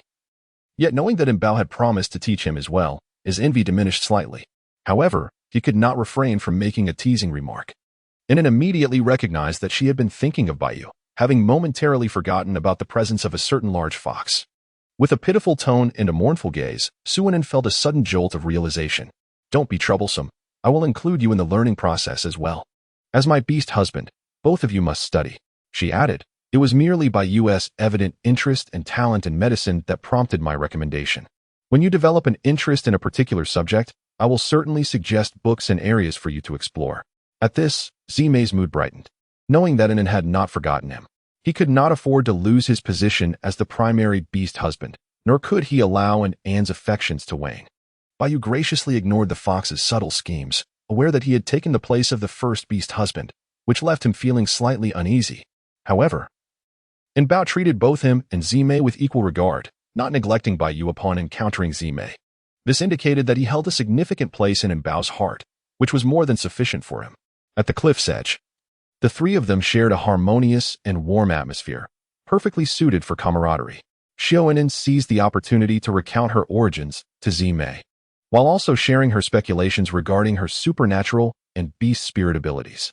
We have awakened 9 types of supernatural powers: wind, thunder, metal, wood, water, fire, earth, space, and healing. The beast spirit abilities encompass 6 types: wind, thunder, water, fire, earth, and space. During my time in the Snow Fox tribe, I sensed the shaman's mystical power, which represents a fusion of wood and healing abilities. Zimei and Bayou exchanged glances, both suddenly realizing that there might be some connections within this narrative. My space ability requires enhancement. Previously, I could only seek out space attribute crystals or attribute-less crystals. However, upon arriving in the beast realm, I discovered that I could absorb the energy from the hearts of colossal beasts, as well as from the black fruit Bayou had presented to me earlier. This successfully elevated my space ability to level 2. The energy from the colossal beast's heart shares many similarities with that of the attribute-less crystals. Bayou remarked, yet the energy from the colossal beast's heart cannot enhance the abilities of beastmen, while the black fruit can indeed provide an energy surge during advancement. Upon hearing this, Zimei grew extremely curious about the black fruit, but he refrained from interrupting Inan's discourse, having instilled in her the habit of asking fewer questions and taking more action. Suinan, I speculate that the beastly realm contains a certain form of energetic substance, which I shall refer to as spiritual energy. It is likely that my hometown has also experienced a resurgence of this energy due to various factors, such as global pollution, thereby granting individuals the potential to awaken extraordinary abilities. Furthermore, since I am not a true beast man, but rather a pure human, I can absorb the spiritual energy contained within the hearts of colossal beasts. However, the physique and cultivation system of beastmen differ fundamentally, rendering me currently incapable of harnessing that power for my own use. The black fruit, being a rare treasure of heaven and earth, does not suffer from this limitation. Zimei expressed her astonishment. Are you implying that if a method is discovered, the energy from the colossal beast's heart could indeed enhance the strength of beastmen? Suinan, theoretically, that should be the case. You are currently consuming the hearts of colossal beasts, channeling all that energy to sustain prolonged expenditure. Chapter 38. Bestowing the zombie crystals to Zimei and Bayou. Bayou is far more composed than Zimei. There is no rush. We will have the opportunity to explore this further in the future. His calm words gradually soothed the somewhat agitated Zimei. Suinan, the primary purpose of my words is to convey that abilities and beast soul powers possess numerous similarities, including the essence of witchcraft. Thus, I wish for both of you to experience the energy fluctuations of the crystal cores to ascertain if you can sense anything. With that, Suinin produced a variety of low-tier crystal cores, excluding those of space and neutral attributes, placing them before them to see if any particular core would elicit a distinct reaction. Suinin expressed this because there were once ordinary individuals who exhibited a resonance with the red crystal core. With a gamble in mind, they consumed the red crystal core and astonishingly awakened a fire attribute ability. At that time, many ordinary people, spurred by this phenomenon, attempted to consume crystal cores. Yet none succeeded in awakening their abilities. It was not until a year later that the Research Institute at the base issued a notification stating that ordinary individuals who felt a resonance with a specific crystal core possessed the potential to activate corresponding attribute abilities. For those with such potential, a single or multiple corresponding attribute crystal cores would suffice to successfully awaken their powers.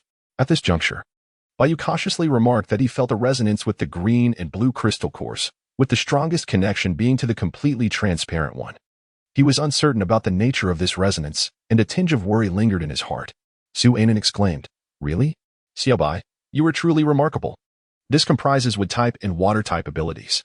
Your capacity for perception indicates that you possess the potential to awaken these two powers. As for the transparent one, that pertains to wind-type abilities. You have already awakened the wind-type beast soul capability, which explains your heightened sensitivity." Upon hearing this, Bayu felt elated, realizing that having such sensitivity was indeed a positive sign. At that moment, Zime timidly raised his hand and said, "I sense the yellow one, while the purple one resonates most strongly with me." He felt somewhat shy, as he had one less than Bayu, which made him feel slightly diminished in presence. Suinin had not contemplated much. She was overjoyed. The yellow represented her earth-based abilities, while the purple signified her lightning powers. "Zime, you are quite impressive as well. You are certainly far superior to me. I possess only the spatial abilities." Zime smiled in response, grateful that Inin did not look down upon him. Suinin distributed the resonant crystal nuclei among them, urging them to consume these to test if they could awaken their extraordinary abilities. Should this endeavor prove futile, she would procure more. After all, she had clandestinely amassed a considerable number of primary crystal nuclei during the early days of the apocalypse, as they soon became overshadowed by the emergence of secondary nuclei, rendering the former nearly worthless. In circumstances where she could exchange them for little of value, Suinin preferred to let them gather dust as mere collectibles. To her astonishment, a day arrived when they proved useful. While excitement bubbled over as they attempted to awaken their powers, the situation for the Snow Fox tribe was far from favorable. After nightfall, the tribe leader scoured every direction outside the tribe's perimeter, yet found no trace. His only recourse lay in the back mountains. Suddenly, a thought struck him, and he hastened toward that area. Soon, he was enveloped by a familiar scent mixed with a potent stench of blood. The tribe leader's eyes widened with fury as he howled toward the heavens, his voice echoing throughout the Snow Fox tribe. "Zime, I vow you shall not have peace in death. Zime, I vow you shall not have peace in death. Zime, I vow you shall not have peace in death." His voice reverberated through the mountains, repeating several times before gradually fading away. Some tribe members began to grasp the situation and chose to remain quietly in their caves, unwilling to involve themselves. Others, driven by curiosity, stealthily made their way toward the source of the leader's voice. Not only humans possess an appetite for gossip. Even beastmen are drawn to the spectacle. When the curious beastmen arrived, they found the tribe leader had already attended to Nana's corpse. Indeed, it was a corpse. Surrounding it were pools of blood and small fragments of flesh. The body had once been drenched in blood, but the leader had nearly wiped it clean. Even so, Nana emanated a strong scent of blood, her visage contorted in a grimace. To any discerning eye, it was evident she had met a violent demise. The onlookers exchanged glances, uncertain of whether they could still escape the situation. The leader's bloodshot eyes warned them that they should not have ventured near. As anticipated, they were met with the leader's furious gaze and an overwhelming aura of authority. Overcome by pressure, the beastmen fell to their knees. Their hearts were heavy, for they had done nothing wrong. A proclamation was sent forth. It was stated that Zime had harmed a female member of the tribe, and that the beast god would not tolerate such transgressions. Whoever could bring him or his remains to the Snow Fox tribe would be rewarded with 2 green crystals and 10 red crystals. With this declaration, the leader departed. Clutching his sole female offspring, the beast god mused, "When have I ever harbored ill will toward Zime? I shall not bear this blame." The onlooking beastmen gasped in disbelief. Has the leader lost his mind? 2 green crystals and 10 red crystals? Such green crystals are not easily acquired. Surely he hasn't laid bare the tribe's treasures. Indeed, their conjecture was accurate. The green crystals were rare, and these too had been accumulated by the Snow Fox tribe over many years. The former chieftain had decreed that the precious green crystal should only be utilized in dire circumstances for female members of the tribe who have made significant contributions. This underscores the immense value of the green crystal. Even the most esteemed females are not to be given lightly, let alone the males. Yet, the current chieftain has recklessly made it available to all, raising concerns about whether the former chieftain's grave has been properly secured. Oh, in the beast world, the concept of a coffin is yet to be established. It is easy to imagine that once this information spreads, Zime will become the target of relentless pursuit throughout the beast world. Particularly, those who have harmed female beastmen will face divine retribution, which will gradually weaken their powers. This incites even the lesser beasts to harbor murderous intentions. Furthermore, the allure of the green crystal for those of the 7th tier is undeniable. It is likely that the chieftains of the other 2 major tribes will also be unable to remain passive. Uninformed, Suinen inquires, is the green crystal truly that precious? The group replies, of course, it is equivalent to an extra life. Especially for females, as long as they consume the green crystal. They can recover and their bodies will be strengthened, resulting in much stronger offspring in the future. Suinen urged, hurry and retreat. Do not let anyone discover that you have consumed a green crystal, lest you face a collective thrashing. Baiyu interjected, it was 2 crystals. Prior to our union, I utilized one to restore your vitality. This prompted the question of what exactly Nana had endured, a tale that commenced with her partner escorting her back to their cavern. Upon returning, Nana cast a disdainful glance at the gravely injured Kaida and muttered, useless creature. Her other 2 companions, feeling a modicum of sympathy for Kaida, nonetheless turned to console Nana. However, Nana's temper was not easily quelled, especially after having narrowly escaped death. Chapter 39. A taste of their own medicine. Nana fumed. You 2 are equally inept, allowing Zime the chance to strike at me. Indeed, we are all quite useless, they replied. Do not let your anger consume you. It is not worth jeopardizing your health. Now that the beast father has intervened, that mere 5th tier will undoubtedly not survive the night. Gradually, Nana's ire subsided. Humph. He deserves it. It is his fortune that I took notice of him. How foolish to squander such blessing, and thus, he deserves his fate. Just as her companions prepared to echo her sentiments, they emitted a strangled gasp before collapsing, a slender incision appearing on their necks, blood seeping forth. Before Nana could comprehend the situation, she too was rendered unconscious. Baiyu, with a look of disdain, hoisted her up and bound her with vines, like a hunted prey, before making his way back to retrieve Onbao. Subsequently, Baiyu carried Onbao in one arm while dragging the bound Nana with the other, along with the injured Zime. Vanishing from the plaza, one must commend the stealth of the winds. Even the clan leader could not discern their presence. Upon reaching the cliffs of the rear mountains, Baiyu set Zime down and unceremoniously dropped the unconscious Nana, gently inquiring of Suinen, what do you intend to do with this female? It was then that the injured Zime noticed that Inen was indeed alive. The swiftness of events had been overwhelming. One moment he was battling the clan leader, and the next, he found himself here. Overcome with joy, tears streamed silently down his face as he inhaled the potent masculine aura emanating from Inen. Recognizing the one who had spoken earlier, it was clear that he had rescued her, though his heart brimmed with unspoken words. He understood that this was not the opportune moment for discourse. Although his wounds appeared grievous and intimidating, they had avoided vital areas. Such injuries were commonplace among beastmen, which is why Baiyu prioritized tending to Onbao first. If Zime had chosen this moment to be overly sentimental, insisting on addressing his wounds or seeking sympathy from Onbao, Baiyu would have regarded him with disdain. Fortunately, Zime was perceptive and prioritized Onbao's well-being, which only heightened Baiyu's initial regard for him. As for the reason behind this growing esteem, it was evident that this 5th-tier beastman dared to confront a 7th-tier powerhouse for Onbao's sake, compelling Baiyu to view him with increased respect. However, the dynamics among the 3 of them required further observation from Baiyu. Suinen splashed a basin of cold water towards Nana. Groggily awakening from her slumber, Nana wiped her face, drenched in water, and instinctively scolded her companions. Xiaozhan and Yi, what are you 2 rascals up to? Do you believe I will forbid you from entering the cave henceforth?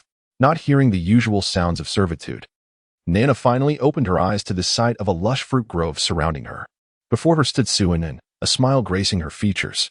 Awake now? Suinen's voice carried a hint of chill. Nana, still not fully risen, scrambled backward in a state of panic, her round face reflecting sheer disbelief. Don't come any closer. Having you serve the beast god is sufficient. Do not involve me. Suinin chuckled. Is that so? However, the beast god has decreed that only a female of your esteemed status is worthy to serve him, which is why I was sent back. The beast god interjected. No, I did not say that. Do not speak recklessly. Nana, still bewildered as to how she had transitioned from her cave to this location, hesitantly stammered, I want to go. I refuse to serve anyone. Then she bellowed, Xiaozhan, you two useless fools, come out and rescue me. Baiyu and Zimei had retreated to a distance before Nana regained her composure. As dusk had fallen, the vision of females at night was not particularly keen, leading Nana to believe that she was alone with the deceased Suinin. After all, with her temperament, it was hard to imagine her being afraid of another female. When a bonded female's emotions shift, their male partners can perceive it through the beast mark. Therefore, regardless of how she arrived at the back mountain, given her current emotional state, her partner should have already sought her out. Little did Nana know that her first beast husband was in a coma and unable to sense her, while the other two had already gone to join the beast god for tea. Initially, as the most revered female of the tribe, she had chosen 5 beast husbands upon reaching adulthood. However, due to her growing disdain for the common humming beast meat, insisting instead on a variety of other meats and colorful furs, she had ventured to hunt the elusive white fox, a prey she was ill-equipped to handle. The outcome? Now only the 3 strongest beast husbands remained. Thankfully, she had been admonished by the chieftain to temper her behavior. Otherwise, it was uncertain whether these 3 would still be alive today. Shout all you want. No one will come to your aid. Suinin relished the satisfaction of delivering such villainous words. Oh, and I forgot to mention, those 2 beast husbands of yours are already. She mimicked a throat-cutting gesture. Nana's pupils constricted. She suddenly found the resurrected Suinin terrifying, realizing that even beastmen could be slain. Suinin had no intention of taking her time. After a few words of relaxation, she approached Nana step by step, holding 5 freshly picked passion fruits in her hand. I truly will thank you. Please, don't come any closer. Nana's protest was cut short as Suinin seized her chin, forcing one fruit after another into her mouth. Nana attempted to expel them, yet Suinin provided her no opportunity to do so. With her jaw compelled to close and open a few times, she was ultimately forced to tilt her head back and swallow. It felt terribly constricting, but fortunately, the fruits were small and devoid of seeds. Otherwise, she feared she might choke. Once all 5 passion fruits were consumed, Suinin stood up, dusted off her hands, and took a step back with a hint of disdain. Well then, the actions you took against me this morning are hereby forgiven. Now, you have also consumed 5 passion fruits. And with no beast husband by your side, and certainly no chance of returning to the tribe, as we are now at the precipice deep in the back mountains, let us not even discuss whether you possess the same willpower as I to remain alert for such an extended period. Even if you could, I would ensure you have no opportunity to return to the tribe. Suinin gazed at Nana, her expression devoid of emotion as she continued, however. I have spared you the time it would take to reach the precipice. Behold, behind you lies an abyss of unfathomable depth. That is your only path to survival. Leap into the void.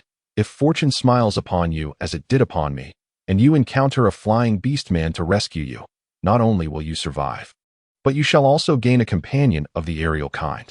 What say you? Is it not a most advantageous proposition? Nana, in a state of sheer terror, cast a glance over her shoulder at the cliff, her voice a harsh, hoarse whisper. You are alive? How can it be that you have survived? If you have not perished, how did you bring me here? How can your strength be so formidable that I had no chance to escape? Suinin, can I say that the bodies of those with extraordinary abilities are strengthened upon awakening their powers? Chapter 40. Baiyu and Zimei have successfully awakened. I, Suinin, am neither a delicate female of the beastly world nor a fragile flower nurtured in a greenhouse. Soon, Nana's physical condition began to take a toll. However, at this moment, she still retained her consciousness. Suddenly, she crawled to Suinin's feet, weeping, and I'm sorry, I never intended to harm you. Truly, I beg you. Please save me. I am not ready to meet the beast god. Suinin, with a cold expression, remarked, your demeanor hardly suggests a desire to avoid harming me. I have granted you opportunities. The path to survival lies ahead. Leap forth, and perhaps you may find yourself with an additional beastly consort. Nana shook her head vehemently. No, I refuse. What are the odds that if I jump, a flying beast would serendipitously come to my rescue? Unin, I implore you. I I shall not contend with you for the purple charm any longer. Do you truly believe you can seize the purple charm? Suinen scoffed. No. I am aware he holds no interest in me. Please, I beg of you, save me, Nana pleaded, writhing on the ground in distress. Her skin began to flush, and the words that escaped her lips started to carry a hint of alluring resonance. With an unperturbed demeanor, Suinen retreated a considerable distance, clearing ample space for her opponent to tumble. Observing that Suinen showed no intention of relenting, Nana suddenly cursed fiercely, Suinen, you vile creature. The beast god shall not spare you. When my beast father arrives, you shall reap no favorable outcome. Be wise and hasten to rescue me. Perhaps I may persuade my beast father to show you mercy. Suinen laughed heartily, exclaiming, if the beast god can spare you, why would he not spare me? And what of your beast father? She patted her chest and, in a deliberately high-pitched voice, said, oh, I'm so scared. What is a mere 7th-tier chieftain? If your beast father were truly formidable, how could we have abducted you and rescued Zime right under his nose? As Suinen spoke, she turned her gaze towards Baiyu. Xiaobai, are you afraid of her beast father? Baiyu replied with unwavering confidence, not at all. He cannot catch me nor locate me. At that moment, Nana realized there were still beastmen nearby. She glanced in that direction and, through the haze, discerned a remarkably handsome and tall young figure, his gaze sharp and his aura overwhelmingly potent, exuding an indescribable ferocity. Beside him stood Zime, looking somewhat disheveled and clearly injured. Nana's eyes brightened as she attempted to rise and rush over, but after several failed attempts, she fell back down. She could only extend her hand towards Zime, pleading, please. Zime, save me. If you rescue me, I promise to take you as my sole beast husband for the rest of my life. Will you? The only one present who could possibly save her was Zime. The beastman who had spoken earlier was undoubtedly Suinen's mate and would not come near her again. Yet Zime was still unbonded, and thus, hope lingered. Zime replied, who gave you the illusion that I would forsake my beloved, who I cherish dearly, to rescue someone I wish to see perish? Baiyu, crossing his arms, turned to Zime and remarked, look, the little female is calling for your help. He found it amusing that Nana was not only malicious but also foolish, completely oblivious to the situation. Unable to resist, he teased Zime. Zime chose to ignore Nana. Her current predicament was a consequence of her own actions. He merely wished for an end to resolve matters swiftly. If not for the circumstances, he would have already held it in closely, unwilling to let go. In the end, Nana did not last long before losing consciousness. After thrashing about for a moment, she exploded. Back at the Snow Fox tribe, the chieftain brought Nana's lifeless body home and instructed his confidant to dispatch a bounty for Zime's assassination to all major tribes without delay. The shaman, upon receiving the news, shook his head in disappointment. He understood that the chieftain, having lost his only offspring, must be heartbroken. Yet to stake the tribe as hard-earned savings for the sake of vengeance was deeply troubling. The once vibrant leader of the Snow Fox tribe had changed drastically. He staggered back to the shaman's cave, observing his apprentice busily sorting herbs inside, hesitating to speak his mind. Ultimately, he decided against burdening his young apprentice further, accepting that whatever knowledge could be imparted was sufficient. Given the chieftain's current state, the future of the Snow Fox tribe appeared bleak. The shaman, being one of the few wise individuals in the tribe, recognized Zime's immense potential as a beastman. Now, he finds himself at odds with the tribe due to the chief's unjust treatment, and he is under the protection of a formidable 7th-tier wind manipulator who can rescue individuals right under the chief's nose. The chief has now placed a high bounty on Zime, using green and red crystals as rewards. Originally, after Nana's demise, the situation could have settled down, but now it has escalated into a relentless conflict. In the cave of Lei and Chow Chow, what transpired? While the chief lamented in the back mountains, Chow Chow had dispatched Lei to gather information. Chow Chow harbored deep resentment towards Nana for causing the death of her newly befriended companion, Anan. However, due to the chief's overwhelming power, she could only voice her grievances internally. Upon learning of Nana's abduction, Chow Chow felt an overwhelming sense of joy. After all, she feared that one day she might inadvertently incur Nana's wrath and suffer a similar fate. The other females in the tribe shared similar sentiments with Chow Chow. Lei responded with an air of significance, revealing that the chief had discovered Nana's corpse, which had perished from overindulgence in the fruit of affection. Chow Chow exclaimed, "Isn't that the same fate as Anan's? Truly poetic justice." Chow Chow, having been pampered in the tribe since childhood, possessed a naive disposition, voicing the thoughts that lay deep within her heart.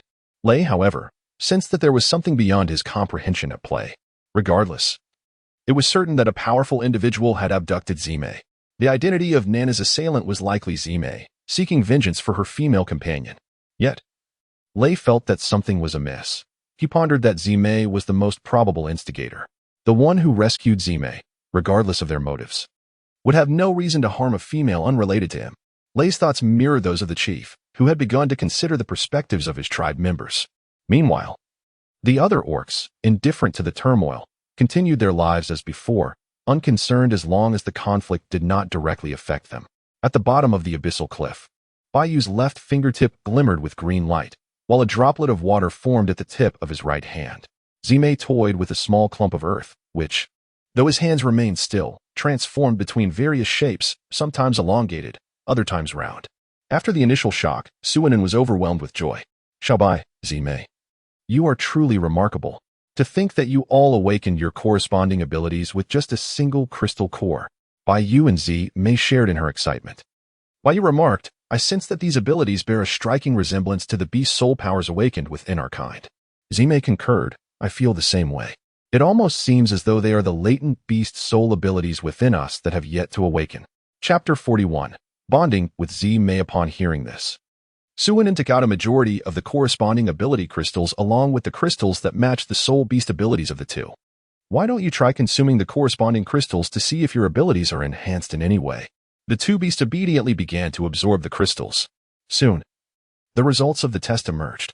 The crystals indeed have the potential to enhance both the abilities and the soul beast powers, albeit at a rather gradual pace.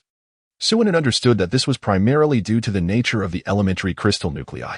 However, she had no advanced crystal nuclei to offer them. Nevertheless, today's test at least indicated that her conjectures regarding the spiritual energy were likely accurate. Soon, night enveloped the sky. And now Suinen faced the dilemma of how to find rest this evening. Although Zime said nothing, the longing in her eyes was impossible to overlook. Bayu felt a twinge of jealousy, but knew that it was best to allow time for Bao and Zime to be together tonight. After all, the two had just experienced life and death, and they had much to express and reminisce. After contemplating for a long while, Bayu finally devised a legitimate way to create an opportunity for the two to be alone. Zime, you are now completely free from the Snow Fox tribe. Is there anything you need to take with you from the tribe?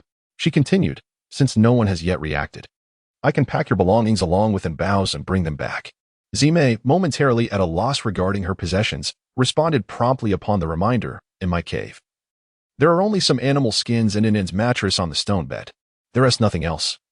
As we have just returned to the tribe and didn't have time to acquire much. As for the stone table and storage cabinet I made, please help me destroy them. I will create new ones for Inen in the future. Suinen added, oh, there is also an iron pot in the kitchen. Remember to bring it back. Additionally, there are some spices stored in the small crevices of the stone wall. Take them all. We must not let the Snow Fox tribe benefit at our expense. Suinen is rather stingy in private. Aside from her family, no one should expect to gain even the slightest advantage from her. Bayu nodded slightly, deliberately leaning in closer to Bao to plant a gentle kiss on her cheek, whispering a few words in her ear before turning to leave the cave. Suinen's ears flushed a deep crimson as she watched Xiaobai depart, stealing a shy glance at the pitifully forlorn Zime beside her. Though Zime spoke little and asked even fewer questions, his body language and subtle expressions were particularly expressive, revealing his thoughts at a mere glance. Suinen felt a profound sense of tenderness for the beastman who cared for her so meticulously, willing to risk his life for her love. She believed that her emotional investment paled in comparison to the kindness he bestowed upon her. Gently caressing the slightly pale face of Zime, she whispered, I am sorry for causing you worry. Shall we bond as partners now? I cannot bear the thought of you harming yourself due to the absence of our connection. The reason Suinen expressed such sentiments stemmed from Bayu's reminder before his departure, I will not return tonight. Make the most of your time to bond with Zime. Once you obtain the beast mark, such occurrences as today will never plague you again. Upon hearing Inen's words, Zime felt an overwhelming joy, for he had long regretted not having formed a bond with Inen sooner. However, recalling that Inen had only just bonded with Bayu today, he inquired with some concern, Can your body still endure this? Suinen's face flushed crimson as she gently nodded. I believe that when I awakened my extraordinary powers, my body would undergo a transformation, rendering it superior to that of the females within the tribe, so there should be no cause for concern. Suinen was oblivious to the fact that today's response would irrevocably disturb her future nights. Upon hearing those words, Zime could no longer contain herself. She lunged at Suinin and began to kiss her fervently. Suinin gently nudged Zime, urging her to be cautious. Take it easy. You still have injuries. Zime reassured her. These are merely superficial wounds. The small cuts have already formed scabs, and the larger ones have stopped bleeding and are healing as well. Rest assured. These minor injuries will not hinder my performance. On the other side, Bayu effortlessly located the cave of Zime, following the enticing scent. After meticulously packing all the animal hides, he gathered the mattress, iron pot, and seasonings into a hide bag. Before departing, he not only reduced the stone table and storage cabinet to rubble, but also thoroughly obliterated the kitchen stove. Though he was unaware of the term stove, it did not hinder his understanding that it was constructed at Enbao's behest, for such an item did not exist in the beastly realm. Thus, he was compelled to destroy it, to prevent any future inconveniences for Enbao. When he returned to the base of the cliff with his belongings, the faint sound of breathing from within the cave stirred something within him. Glancing down at the reluctant little Bayu, he placed the items outside the cave and swiftly dashed into the forest. Consequently, the creatures of the forest faced dire consequences, as many, regardless of size, were caught unawares in their slumber. Inside the cave, upon sensing Bayu's return, the placement of his belongings, and his hasty departure, Zime felt an increased sense of acknowledgement and gratitude towards him. In the end, Suinin fainted from exhaustion. After engaging in 3 fierce battles during the day, coupled with the emotional turmoil she experienced, she was already fatigued. In her desire to comfort Zime, she resolved to quickly find a mate. Ultimately, just as Zime felt that her initial performance was lacking, she succumbed to fatigue midway through the second attempt and lost consciousness. Zime, caught in a dilemma, felt both helpless and reluctant to continue pushing her, so she bent down to kiss her tenderly, embracing the small female to soothe her restlessness. As she gazed at the 5-tailed red-eyed white fox on the left side of Anan's chest, Zime felt a wave of satisfaction. The beast marks of the white fox and the winged tiger appeared side by side, near the heart, indicating that Anan had truly accepted the winged tiger in her heart. While the winged tiger had become her primary mate, their positions in her heart were equal. This was indeed a rare occurrence in the beast world. Beast marks appearing close to the heart, near the collarbone or abdomen, signified that the female held them in high regard. Both he and Bayu were positioned over Anan's left breast, the spot closest to her heart. This not only represented the male's significance in the female's heart, but also reflected her genuine affection for them. With a satisfied smile gracing her lips, Zime drifted into slumber alongside Anan. This day had been one of great emotional highs and lows for Zime as well. His spirit was already weary, yet it was the return of Anan that sustained him. Now that he had relaxed, he quickly fell into a deep sleep. Bayu, having unexpectedly gained a partner and the heartfelt acceptance of Anan, felt particularly invigorated and was far from sleepy. That night, he busied himself in various endeavors, amassing a mountain of prey outside their temporary cave. There were various creatures, including grunt beasts, mooing beasts, bleating beasts, long-eared beasts, and cooing beasts, of all sizes and types. The smaller creatures, like the long-eared beasts and cooing beasts, were primarily for Anan, as he had heard that many females preferred smaller prey for their tender meat. Chapter 42, The Season of Flames. Meanwhile, for larger prey, females typically desired only the tenderest portions, as they were not fond of the majority of the beast meat. Suinin, I am not a picky eater. I relish all kinds of meat. Even if it is not tender, a good stew can make it delicious. In the early morning, Suinin awoke, feeling an unprecedented heat enveloping her. Upon exiting the cave, she discovered the sun blazed down like a fierce fire, distorting the very air around her. It poured forth its golden rays mercilessly, painting every inch of the forest in a resplendent hue of yellow.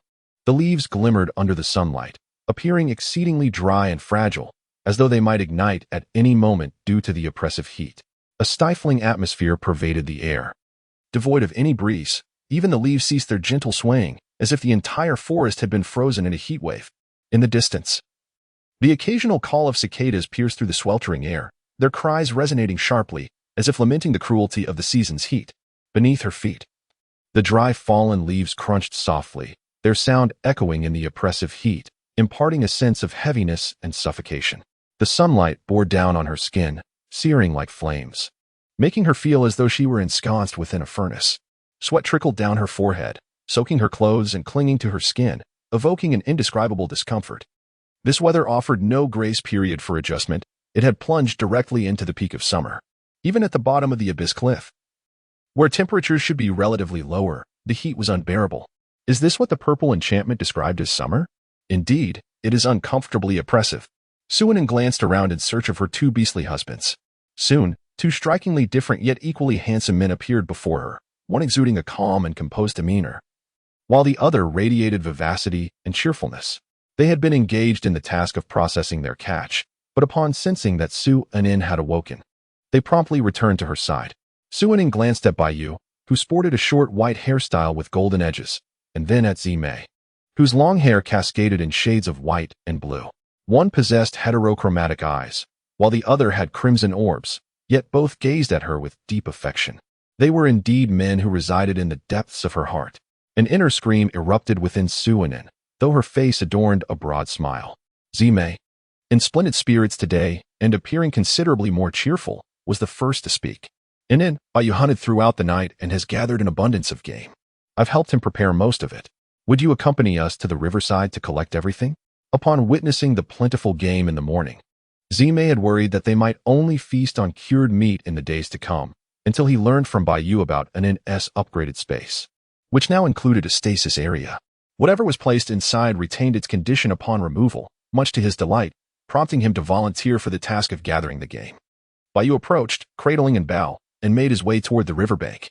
Suinin initially intended to assert her independence, but felt a soothing breeze envelop her, instantly dispelling the heat.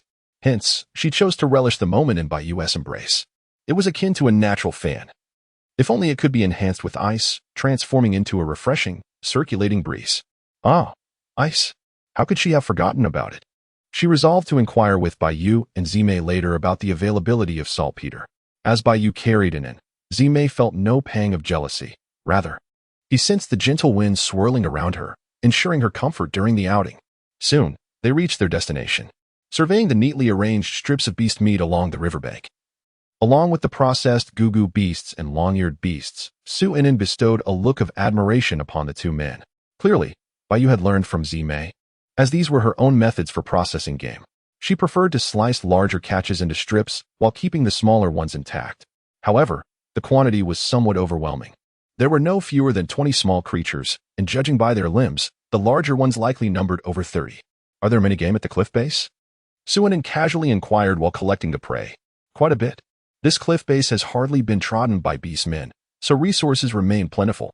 I only passed through last year when I encountered the ripening black plums, which is why I've come back this year, Baiyu explained, continuing. Now that it's the hot season, it's not advisable for females to venture outside. This cliff base offers a slightly cooler respite, allowing us to endure the heat before departing. Suinin, should we seek a tribe to join or find a place to settle on our own? Zimei quickly interjected. We shall all heed Inin's decision. Wherever Inin goes, we shall follow.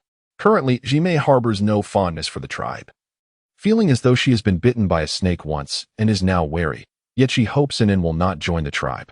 Baiyu also nodded in agreement, sharing a similar disdain for the tribe, as he has always been regarded as an outcast, an omen of misfortune among them.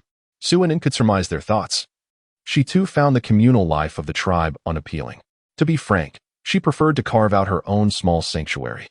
My previous journey to the Snow Fox tribe with Zimei was driven by the harsh and prolonged winter, which was particularly unbearable. Zimei, on her own, struggled to care for me while also securing enough game. Now, with my spatial upgrade, I can preserve our catch, and with Baiyu joining our family, my safety is assured, and concerns about insufficient prey have dissipated. Observing the relaxed expressions of the two, it was evident that orcs were their emotions openly. After the summer season, let us seek a secluded haven that is easy to defend. Just the three of us, residing as a family. The two beasts nodded in agreement. Baiyu added, I have traversed nearly every corner of the Soul Pattern continent during my solitary journeys, and I am aware of such a place. However, it is quite a distance from the sea, taking nearly half a day's travel. I wonder if Bao will be able to adapt. Suinin was filled with delight at the proximity to the sea. How splendid it is to be near the ocean. I yearn for an abundance of seafood. Amidst laughter and jovial banter, the trio laid out their subsequent plans. Upon returning to the cave, Zimei, confident in her culinary skills, took it upon herself to prepare the meals. Meanwhile, Baiyu, with formidable strength and exceptionally sharp claws, accepted the task of enlarging the cave. After all, this makeshift dwelling was rather cramped, and it was becoming increasingly insufficient for their small family. Suinin was directing Baiyu on how to excavate. Her general layout indicated that the existing cave would serve as the living room, with 3 bedrooms to be mined further in, a sandpit room, which would function as a toilet, and a separate kitchen to be established at one side of the cave entrance.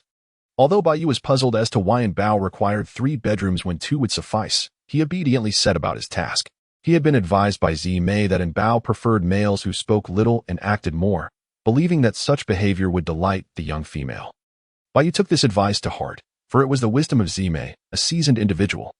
His ability to impart this knowledge to Baiyu was a testament to his high regard and acceptance of him. Chapter 43. Baiyu goes out a week slipped by in the blink of an eye. The heat was unbearable, oppressive, and stifling. It had been a week, and the weather was becoming increasingly intolerable. Suinin fanned herself vigorously with a handheld fan, her lips continuously voicing her complaints. Such sentiments were uttered countless times each day. When Baiyu was home, a gentle breeze offered her some respite. However, with Baiyu away on a long journey and Zimei outside washing the animal skins, Suinin found herself drenched in sweat every day since the onset of the hot season, necessitating frequent changes of clothes. She wondered when Baiyu would return.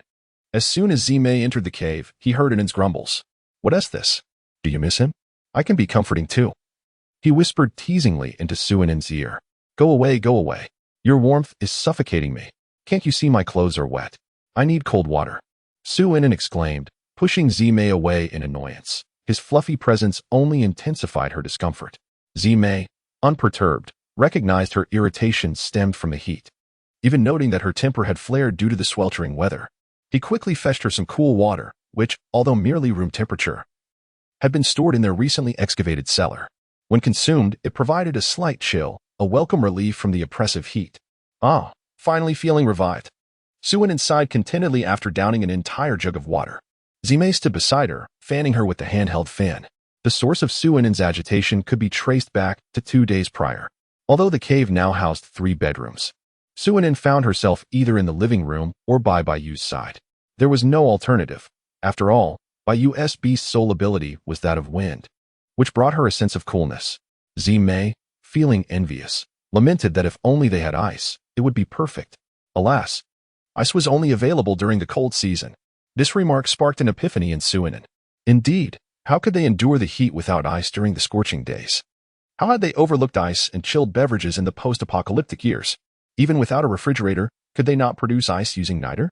Suinin gazed at Baiyu with sparkling eyes, for he had wandered alone for many years and possessed the broadest of experiences. Little Bai, have you ever encountered a crystalline substance that is colorless, white, or gray? Its appearance may manifest as transparent, colorless particles in either orthorhombic or trigonal crystal systems, or as a white powder. Suinin meticulously described the appearance of saltpeter and the locations where it is likely to be found. Baiyu, uncertain if he had encountered it before, estimated an 80% chance of locating the type of saltpeter that Bao mentioned. Really? Xiaobai, you are amazing. Please help me find it, she pleaded, her voice sweet and coaxing. With saltpeter, we can have ice, and we need not fear the heat of summer. Suinin shook Baiyu's arm, indulging in her charms. Zimei felt a pang of envy, ever since he had formed a pair bond. He found himself unable to approach the females, as Inin was sensitive to heat. Yet, Baiyu not only monopolized the little female daily, but also reveled in her affections. Ah, the rivalry among beasts is unbearable, he thought. When winter arrives, I shall undoubtedly be favored by the little female more than Baiyu. For I possess 5 fluffy tails, surely warmer than a great tiger. While Suinin was charming Baiyu, he yielded. All right. I will definitely bring back the saltpeter for Bao. However, if I leave now, who will keep you cool at home? What will you do when the heat makes it difficult to eat or sleep? Upon hearing this, Zimei seized the opportunity to monopolize the little female for a while and interjected, Don't worry, I will take care of everything at home. I'll sprinkle water in the cave more frequently and fan Inin to ensure she can hold on until you return with the saltpeter. Yes, yes, yes. Suinin nodded in agreement. When the time comes, I will prepare icy drinks for you. The sensation of coolness with each sip will be utterly delightful.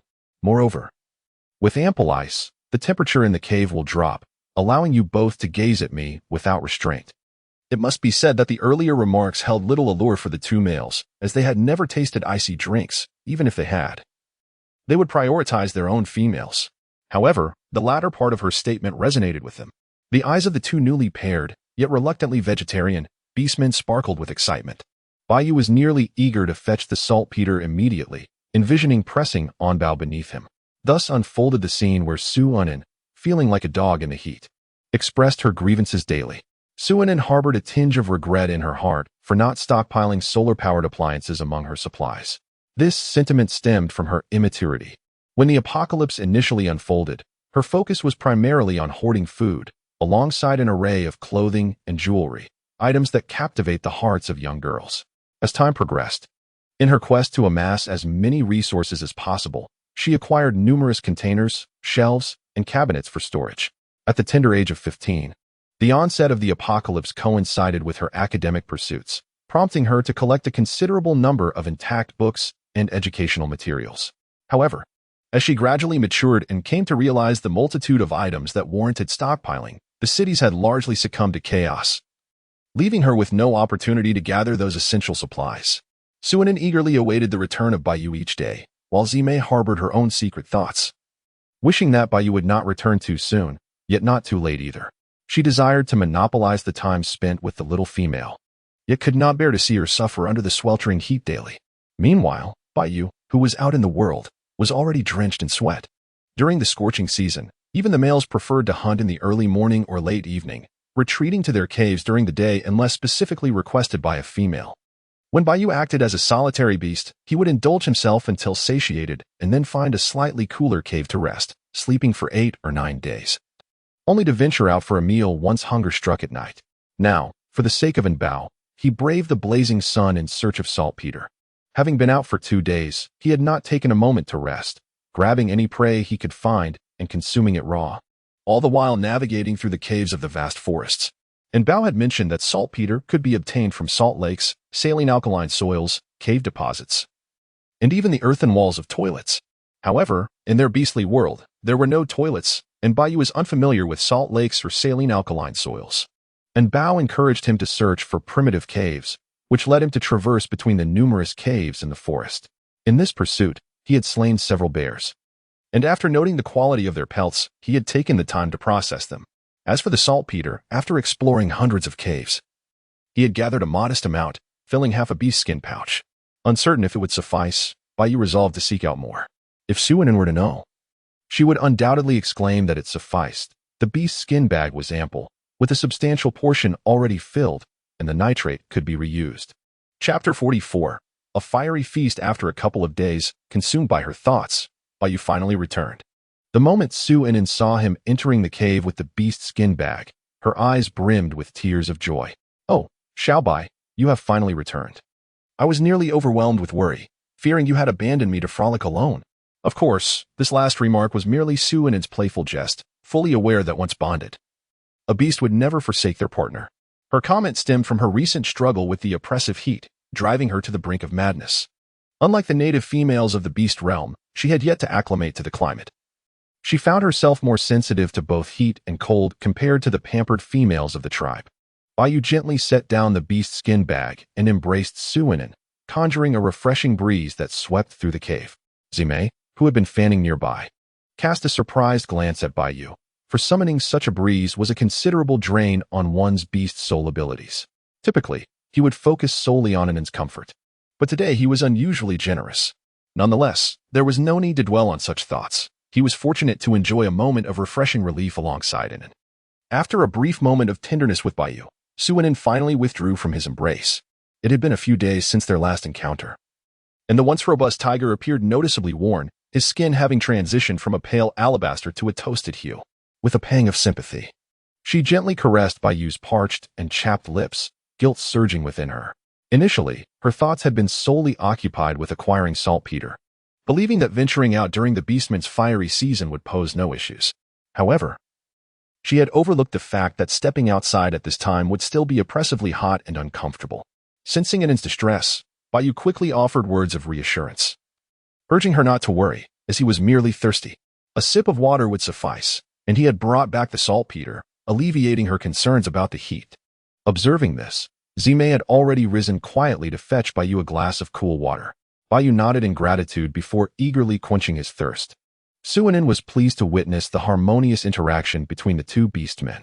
She clapped her hands, instructing Zime to bring in several large buckets of water.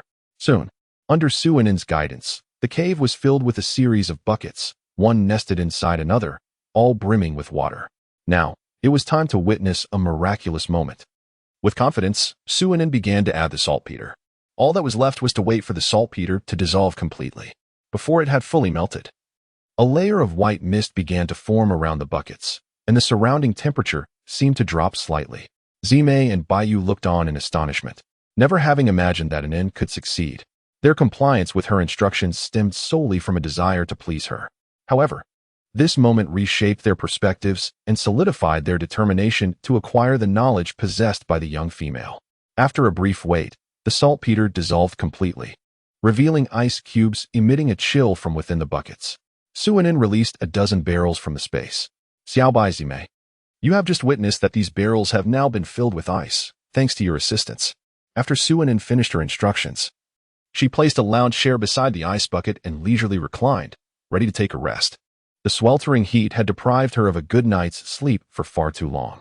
When she awoke, the cave had returned to a comfortable temperature of over 20 degrees Celsius. In every corner of the cave, there were wooden barrels filled with ice, the upper halves of which were perforated to allow the cool air to escape. It was said that Baiyu had crafted these, and upon learning this, Suinen praised him profusely. Meanwhile, a twinge of jealousy stirred within Zime, who resolved to study diligently and strive to surpass Baiyu in the future. Today, in celebration of their newfound access to ice, they would no longer fear the scorching season. Suinen decided that they would enjoy a hot pot for dinner, followed by fruit smoothies for dessert.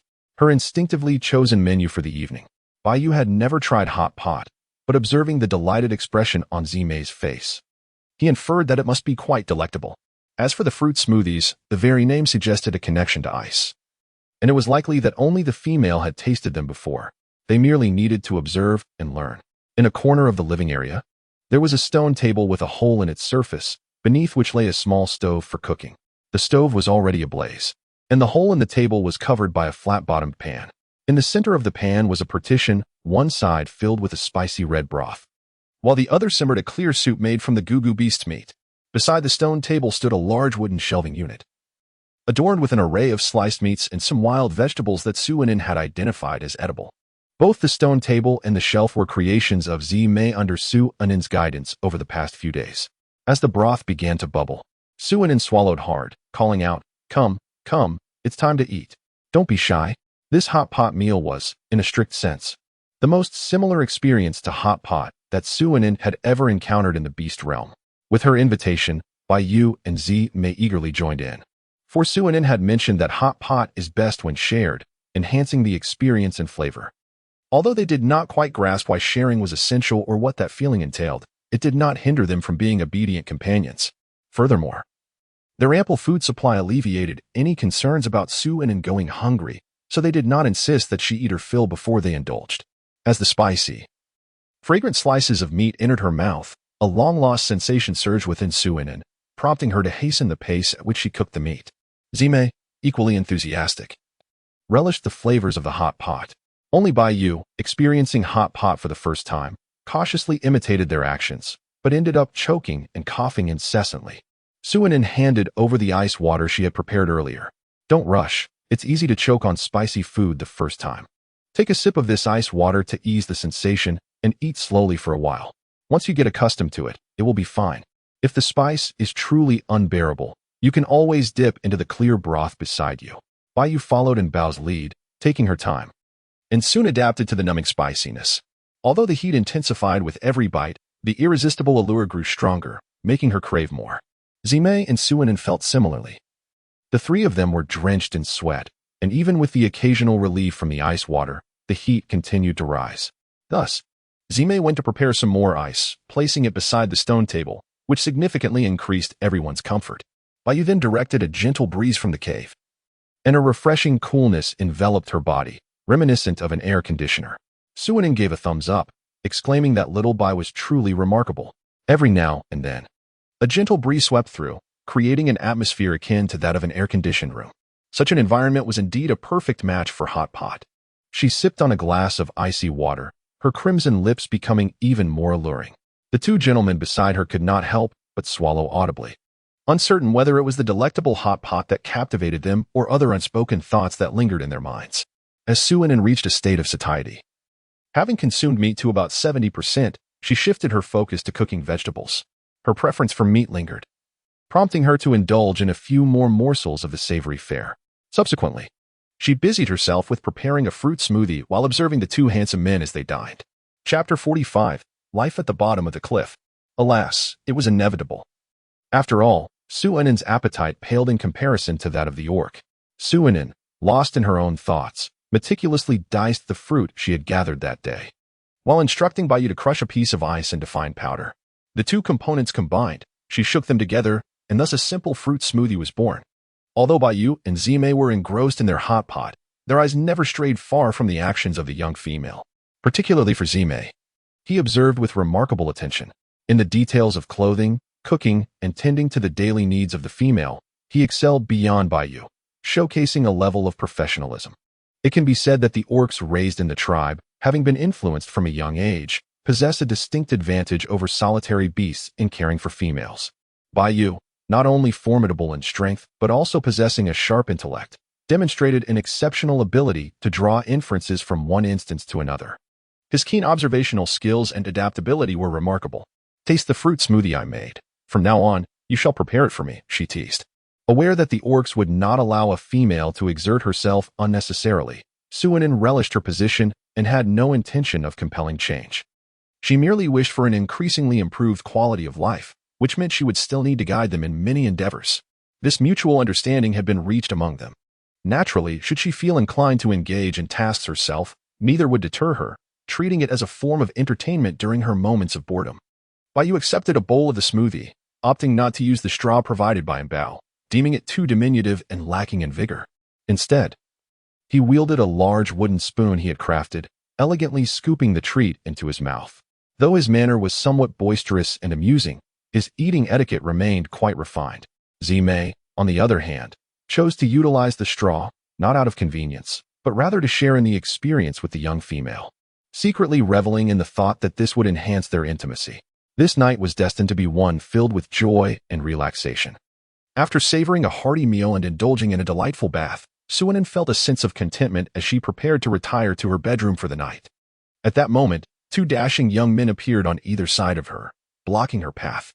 On her left stood her first beast husband, Bayu, whose skin boasted a healthy wheat hue, complemented by his chiseled features. His presence exuded a powerful aura, radiating masculinity. To her right was her second beast husband, Zime, whose fair complexion was accentuated by long white hair and a sun-kissed, handsome visage. His enchanting, alluring red eyes gave him an air of a beguiling monarch seamlessly blended with a charming youth. "Not going to sleep?" Suinin queried, puzzled. Bayu, as the first beast husband, spoke first, and then, "We are already bonded as partners.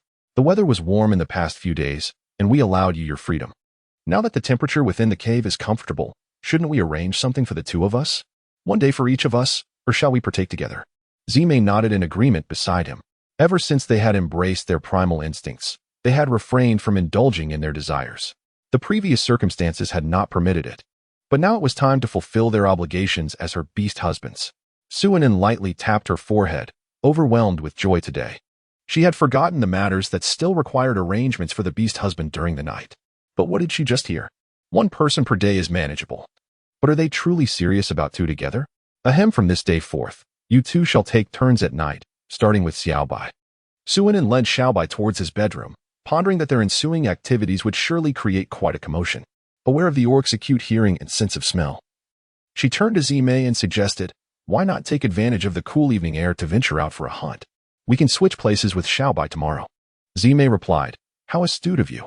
You fear I might overhear your escapades. Nevertheless, it seems prudent, as I too dread losing control upon hearing those sounds. Only to suffer in solitude. Better to hunt and remain blissfully unaware." Thus, Zime set off to hunt, while Bayu embraced Suinin as they retreated into the cave, quickly finding themselves entwined in each other's arms. As the saying goes, kindling ignites a fierce blaze, especially when it involves a couple indulging in their desires. It was understood by those in the know. Consequently, Suinin spent her days at the cliff space teaching the two orc husbands literacy and numeracy, while at night, she engaged in passionate routines with one of them. Her orc husbands, in turn, experienced a life of daytime study and nighttime hunts or fervent encounters with the petite female. As the days passed in this leisurely fashion, half of the scorching season slipped away. On this particular night, it was Zime's turn, as Bayou had already departed. Zime hurriedly scooped up Suinin and returned to the bed. Indeed, a bed. Both Zime and Bayou had crafted oversized wooden beds, a necessity since Suinin found the stone bed too rigid and uncomfortable for restful slumber. Her mattress was too diminutive, merely covering a corner of the stone bed. Thus, the two orc husbands fashioned a grand wooden bed from the sturdy local giant trees, durable and resilient. They layered several hides for cushioning and topped it with fish skin sheets, creating a far more comfortable sleeping arrangement than the stone bed. Zime savored every inch of the exquisite delicacy that belonged solely to the petite female, his hands wandering unconsciously. Ahem, as the fox would know. This scenario not only involved ample foreplay, but also a playful flair. Unlike the fierce tiger, who charges into battle without hesitation in Zime's presence, Suinin would often find herself rendered utterly pliant before the encounter even commenced, just as Zime prepared to delve into the main event. A sudden metallic scent invaded his nostrils. Suinin felt a sudden tightening in her lower abdomen, a familiar sensation that instantly clarified her understanding. She swiftly pushed aside Zime, who remained in a state of confusion, and dashed towards the sand pit. Fortunately, there were ample sanitary pads stored in the space. Although they might have expired, having anything useful in the apocalypse was a blessing. Moreover, after the enhancement of her abilities, her body was less susceptible to illness, rendering her untroubled by the minor bacteria that might thrive on expired products. Nevertheless, most supplies had already been transferred to the still space. What's wrong? Are you injured? Perhaps I should fetch by you. He is fast, and can take you to the tribe to see a shaman, Zime said anxiously as he followed her to the sand pit. It was only when he witnessed Suinin adeptly changing her undergarments and applying the white material that he realized she was in heat. His eyes widened, and with a mixture of excitement and confusion, he stammered, You're in heat? Does that mean once your heat period concludes, we could have little ones? Suinin shot him an exasperated glare, questioning his gaze. What are you staring at? Have you never seen a woman on her menstrual cycle?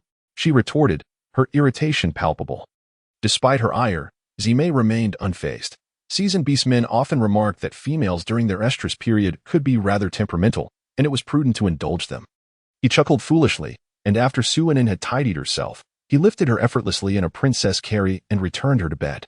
Gently, he covered her abdomen, saying, Rest now, I shall wash those little pants you changed out of. Just remember to replenish my energy once your estrus period concludes. As Zime exited, Suinin's roar echoed behind him. I've already stated, this is a menstrual cycle, not estrus. If you keep babbling nonsense, I swear I'll knock you out. Yes, indeed it is a menstrual cycle. Zime's voice meekly floated back from outside the cave. Suinin gradually calmed down. It was the first time in nearly 2 months since her arrival in the beast world that her menstrual cycle had commenced. She had nearly forgotten that she had such a relative. Reflecting on this period, it seemed her body was slowly acclimatizing to the environment of the beast world, which had delayed the onset of her menstruation. Fortunately, she experienced no symptoms of dysmenorrhea. She merely needed to wait patiently for 5 days.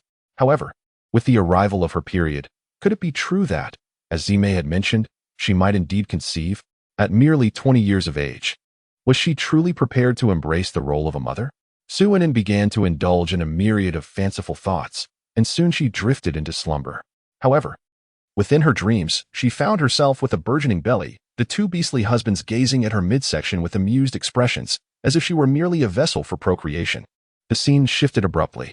Suddenly, it was the day of her delivery. She experienced excruciating pain, and after a strenuous effort, she gave birth to a cluster of pink creatures adorned with wisps of fetal hair, which startled her into a piercing scream, awakening her in a cold sweat.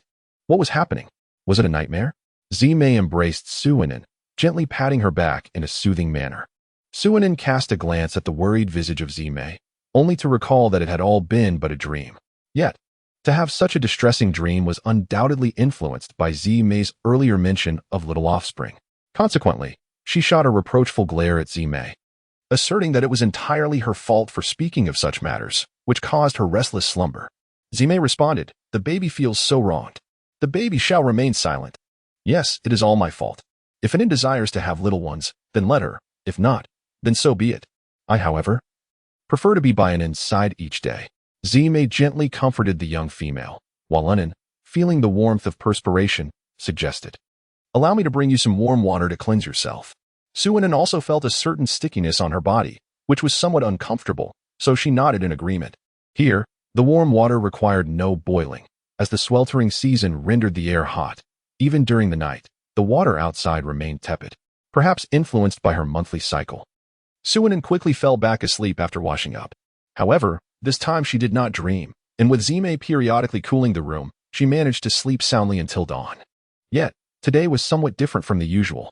Bayu and Zime prepared breakfast that consisted of gugu beast soup, accompanied by a boiled gugu beast egg. Zime remarked, "Didn't Tianan mention that the gugu beast soup is particularly nutritious? And this egg, Bayu ventured out early this morning to search for it." Bayu added, "There are still a dozen or so gugu beast eggs over there.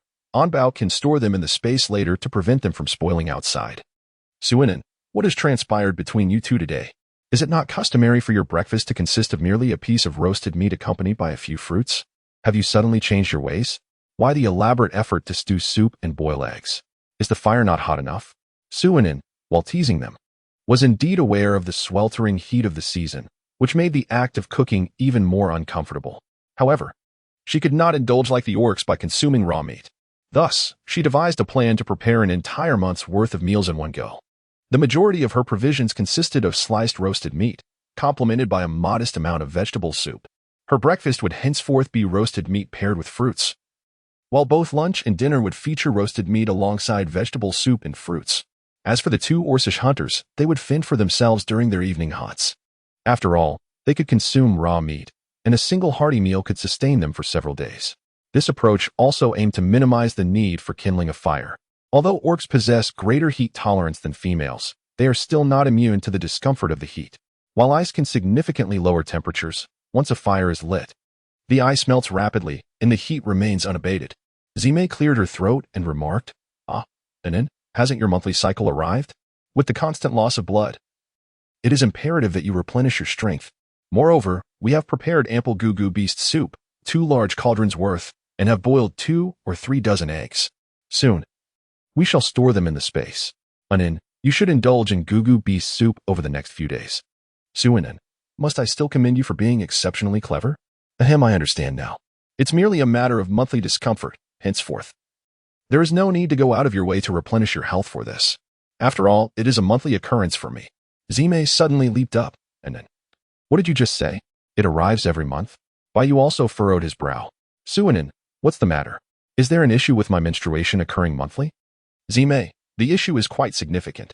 In the animal realm, females only go into heat once a year, making them exceedingly rare and precious. Even the beast gods favor females." Suanin, "What does that have to do with my monthly cycle?" Bayu, "The period of estrus for females is akin to what you refer to as menstruation, with only one opportunity for reproduction each year. You are afforded 12 chances to conceive due to your monthly cycles." Bayu swallowed hard at this revelation. Should this information reach outsiders, Anin, you would become the object of desire for all the beastmen. The propagation of offspring is a mission deeply ingrained in their very souls. Suanin, and then, Bayu, "The most likely outcome is that you would be captured by a particularly powerful race, solely to bear their offspring." Suanin smiled, addressing the two of them.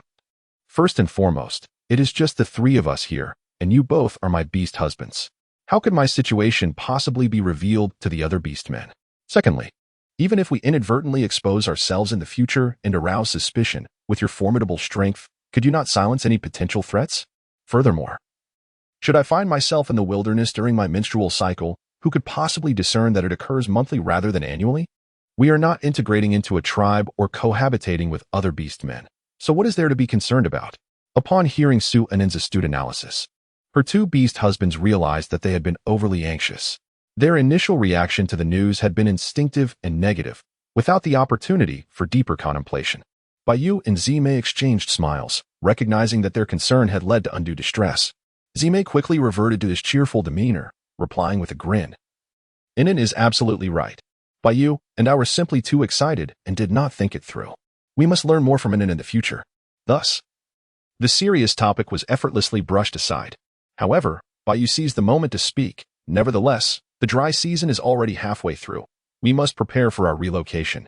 Suanin, I believe the base of this cliff is quite satisfactory. The resources are abundant, and if we were to settle here, there would be no need for relocation. No. By you and Z may voice their opposition in unison. Chapter 47. Arrangements after the fiery season. Why? Suinin inquired, perplexed, as she found the cliff's base to be rather pleasant, akin to a hidden paradise. Baiyu replied, during the fiery and windy seasons, the conditions here are tolerable. However, the cold season will be significantly harsher than in other locations. Most importantly, during the rainy season, when the snow begins to melt, this cliff base will be inundated. When we arrived, the rainy season had just concluded, so in Bao, you did not witness the scene of this place submerged in water. Suinin exclaimed, goodness. Is it really that terrifying? She continued, by the way, little Bai, you mentioned that the rainy season seems rather daunting, yet I find it quite delightful. Even the rain falls at night, and during the day the deep forest remains unmarred by mud. What, then, constitutes the rainy season? Zime elaborated, that is because, when you arrived, the onset of the rainy season had already passed, and nature had long since rejuvenated. As for the mud you mentioned, it is non-existent in the depths of the forest. It only appears in certain plains or areas sparse in vegetation. Shonin's curiosity was piqued. Why, you may ask? It is because the flora of the beastly realm possesses an extraordinary capacity for water absorption and storage. During the rainy season, they diligently soak up the majority of the rainfall, reserving it to endure the 4-month-long dry season. Without this remarkable adaptation, the trees would surely wither away in the sweltering heat, potentially igniting catastrophic wildfires. Suinin, this is a detail I had yet to notice. Oh, my knowledge has increased once more. Are we preparing to head towards the sea region? Did not Xiaobai mention a suitable place for settlement not far from the sea area last time? Baiyu, indeed. As soon as the windy season arrives, we shall set forth. Time is rather pressing, for upon our arrival, we must not only stockpile supplies for the cold season, but also construct a secure dwelling. Zime, upon hearing this, furrowed his brow and suggested, perhaps we should take advantage of the warm season to stew and store some beast meat in an space. If we encounter herds of prey along the way, we could hunt them as well. By adequately stockpiling food in advance, we shall have ample time to build a safe haven. Although Su Enin was unaware of the duration required for constructing a secure abode, it was evident that time was a necessity. Therefore, she proposed, why don't we venture out together in the evening and rest during the day? This way, the prey can be directly stored in my space, significantly enhancing our efficiency. No, two voices echoed simultaneously. Why not? She queried. I am in the cave, and you would still need to leave someone behind to guard me. Isn't that a waste of both manpower and time? Furthermore, Zime, you took me along on the journey back to the tribe for hunting, did you not? Now, with an additional companion, Xiao Bai, what is there to fear? Zime, somewhat helpless, replied, it's not that we fear inadequately protecting you. Moreover, even at night during the scorching season, the temperatures remain quite oppressive. Despite Baiyu's 7th-tier strength, he cannot consistently maintain his beast spirit ability to cool you down. Females are particularly susceptible to heat stroke in the wild, and without a shaman among us, if anything were to happen to you, we would be left with nothing but regret. Suinin waved her hand, exclaiming, is this all? Have you forgotten that we can bring ice with us? She proposed, I could store some ice in my space, and once the ice we carry on our journey melts, I can take it out. This way, we can ensure we remain cool throughout the trip. Baiyu and Zime remarked, it's understandable they lack this experience. They seem to have overlooked the fact that ice can indeed be carried along. By the way, how long will it take to reach the sea area? And how much time is required to establish a secure shelter? Suinin had intended to inquire earlier, but it had slipped her mind. Baiyu replied, if we are accompanied by Bao, we will certainly need to balance our travel with rest, estimating it will take about 40 days. Upon arrival, we must identify a suitable mountain range, preferably excavating a cave above the mid-slope, and we will also need to gather the necessary wood for the cold season. This process will require at least another 10 days. Suinin, Xiaobai, your speed is so remarkable. If you were to carry me and soar at full speed without considering rest, how far could we go? Baiyu glanced at Zime. In less than 10 days. Flying would spare them the trouble of traversing mountains and valleys. Zime, so, am I merely a burden? A sudden wave of melancholy washed over her. Suinin noticed that Zime appeared somewhat dejected. She approached him, grasping his hand and intertwining their fingers. Why the sorrow? I would never abandon you. I merely wish to discover a more efficient and suitable method for our relocation. Zime's crimson eyes instantly sparkled with renewed brilliance, regaining their former luster. Hasn't thought of a good solution? With a mysterious smile, Suinin revealed that there were two ways to arrive at their destination much earlier. Baiyu and Zimei, upon hearing this, were filled with delight. Their partner was indeed clever, able to devise a solution after just a few inquiries. Suinin did not keep them in suspense. The first method is quite simple. Departing early naturally allows for an earlier arrival. Do not regard me with such skepticism. I am well aware that the heat of the summer season renders outdoor activities imprudent. However, we could travel under the cover of night and rest indoors during the day. Have you all forgotten that I still exists? Baiyu, even if what you suggest about traveling at night is feasible, where are we to rest during the day? Shall we dig ourselves a hollow in a tree? With a casual wave of her hand, Suinin conjured a container-like dwelling upon the open ground. Such structures were plentiful within her spatial realm. Once filled with ice, the interior would naturally become refreshingly cool. Baiyu and Zimei, intrigued, approached this easily storable abode. Discovering that although its quality was rather ordinary and the internal space modest, it served splendidly as a temporary refuge. The more Zimei beheld it, the more her excitement grew. I believe we can craft a multifunctional, mobile treehouse using a giant tree. Did you not mention that the height within your space is unrestricted? I shall seek a larger tree, enabling us to have a place to reside wherever we may wander. Suinin raised her thumb in approval. Ozzy, you are quite capable. I momentarily forgot that the colossal tree in the beast realm not only possesses formidable defense, but also offers a significantly larger space. Moreover, it is undoubtedly cooler than my container. Baiyu noticed that their conversation was straying further from the topic at hand and quickly redirected it. What about the second method of arriving at our destination ahead of time? The second method is even simpler. Once the wind season arrives, Xiaobai, you can carry both me and Azi as we soar through the skies. This way, I will have Azi to look after me while riding on your back, eliminating the need for special breaks. Baiyu's lips twitched in response, and the smile on Zimei's face faded.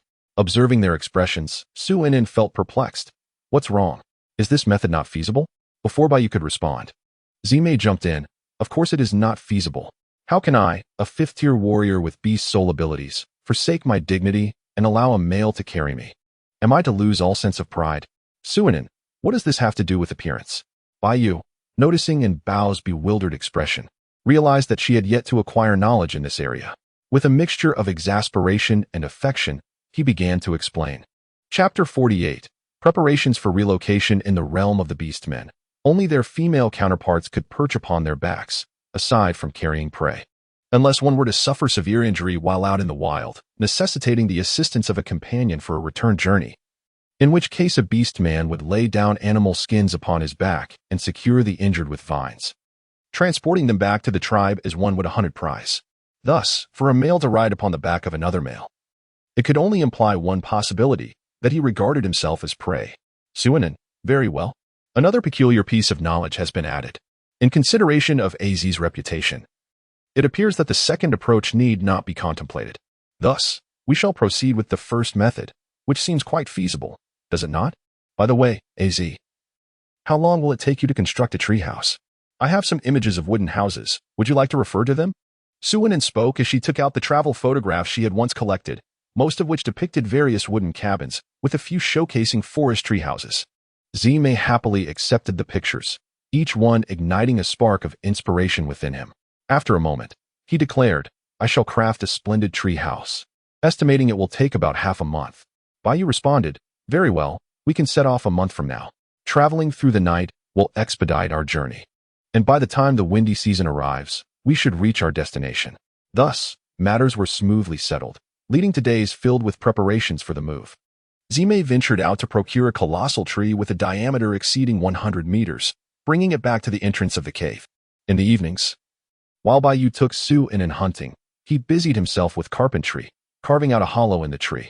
Do not question why one would engage in woodworking at night, nor whether it would affect one's eyesight. After enduring long hours outdoors in the daylight, even ice could not withstand the toil. The orcs possessed excellent night vision, alleviating concerns about visibility after dark.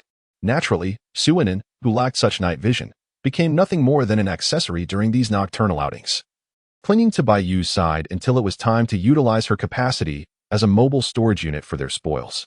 This was a testament to Baiyu's formidable prowess. With merely the release of his 7th-tier beastly aura, even the smallest prey dared not stir. Suinin, however, did not disdain the smaller game. On the contrary, she found their meat to be more tender and flavorful. When encountering larger prey, Bayou typically employed wind blades for long-distance hunting.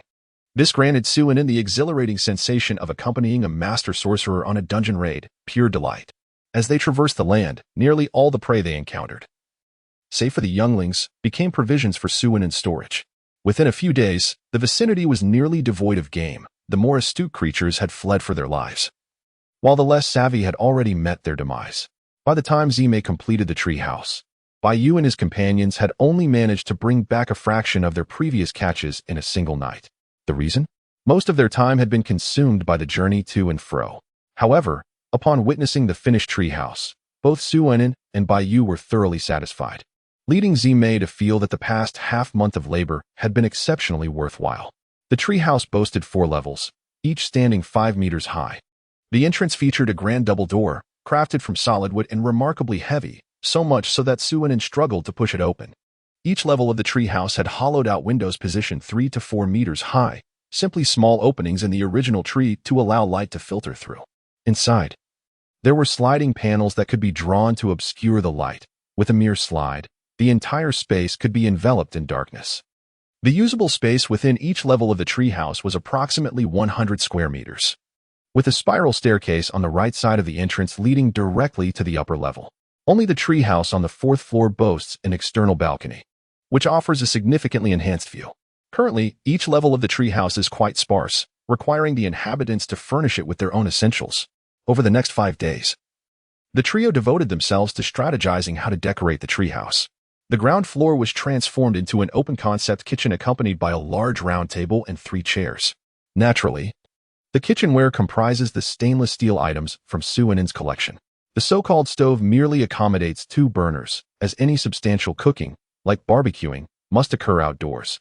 The interior facilities are merely intended for the occasional leisure of the female resident.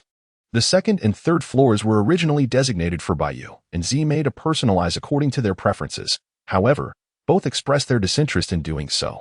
Suinin believed that the orcs had grown accustomed to a rougher lifestyle, thus neglecting to consider their needs. Little did she know that both of them had fixed their gaze upon the 4th floor, for who would not desire to share a room with their partner? As long as they lacked their own quarters, there would always be a way to sneak into another's bedroom. The 4th floor was indeed Suinin's ideal sanctuary, featuring a spacious balcony adorned with a quaint stone table, surrounded by an array of unknown wildflowers. The interior was divided into 2 sections, one being an expansive bedroom of approximately 70 square meters, and the other a 20 square meter washroom.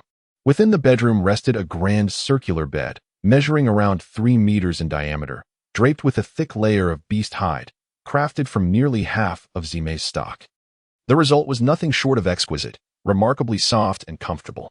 In the corner stood a wooden wardrobe with sliding doors, housing the beast hide dresses that Zime had recently fashioned for her. Naturally, the wooden bed and wardrobe were also creations of Zime, who had deemed Inin's wooden furnishings inadequate, finding the materials far too fragile and unsustainable. Unlike the colossal trees of the beast world, the wood used was almost as hard as stone. Otherwise, he would not have spent so much time constructing the treehouse. As for the washroom, it naturally included a toilet and a shower, with fixtures brought over from the apocalypse.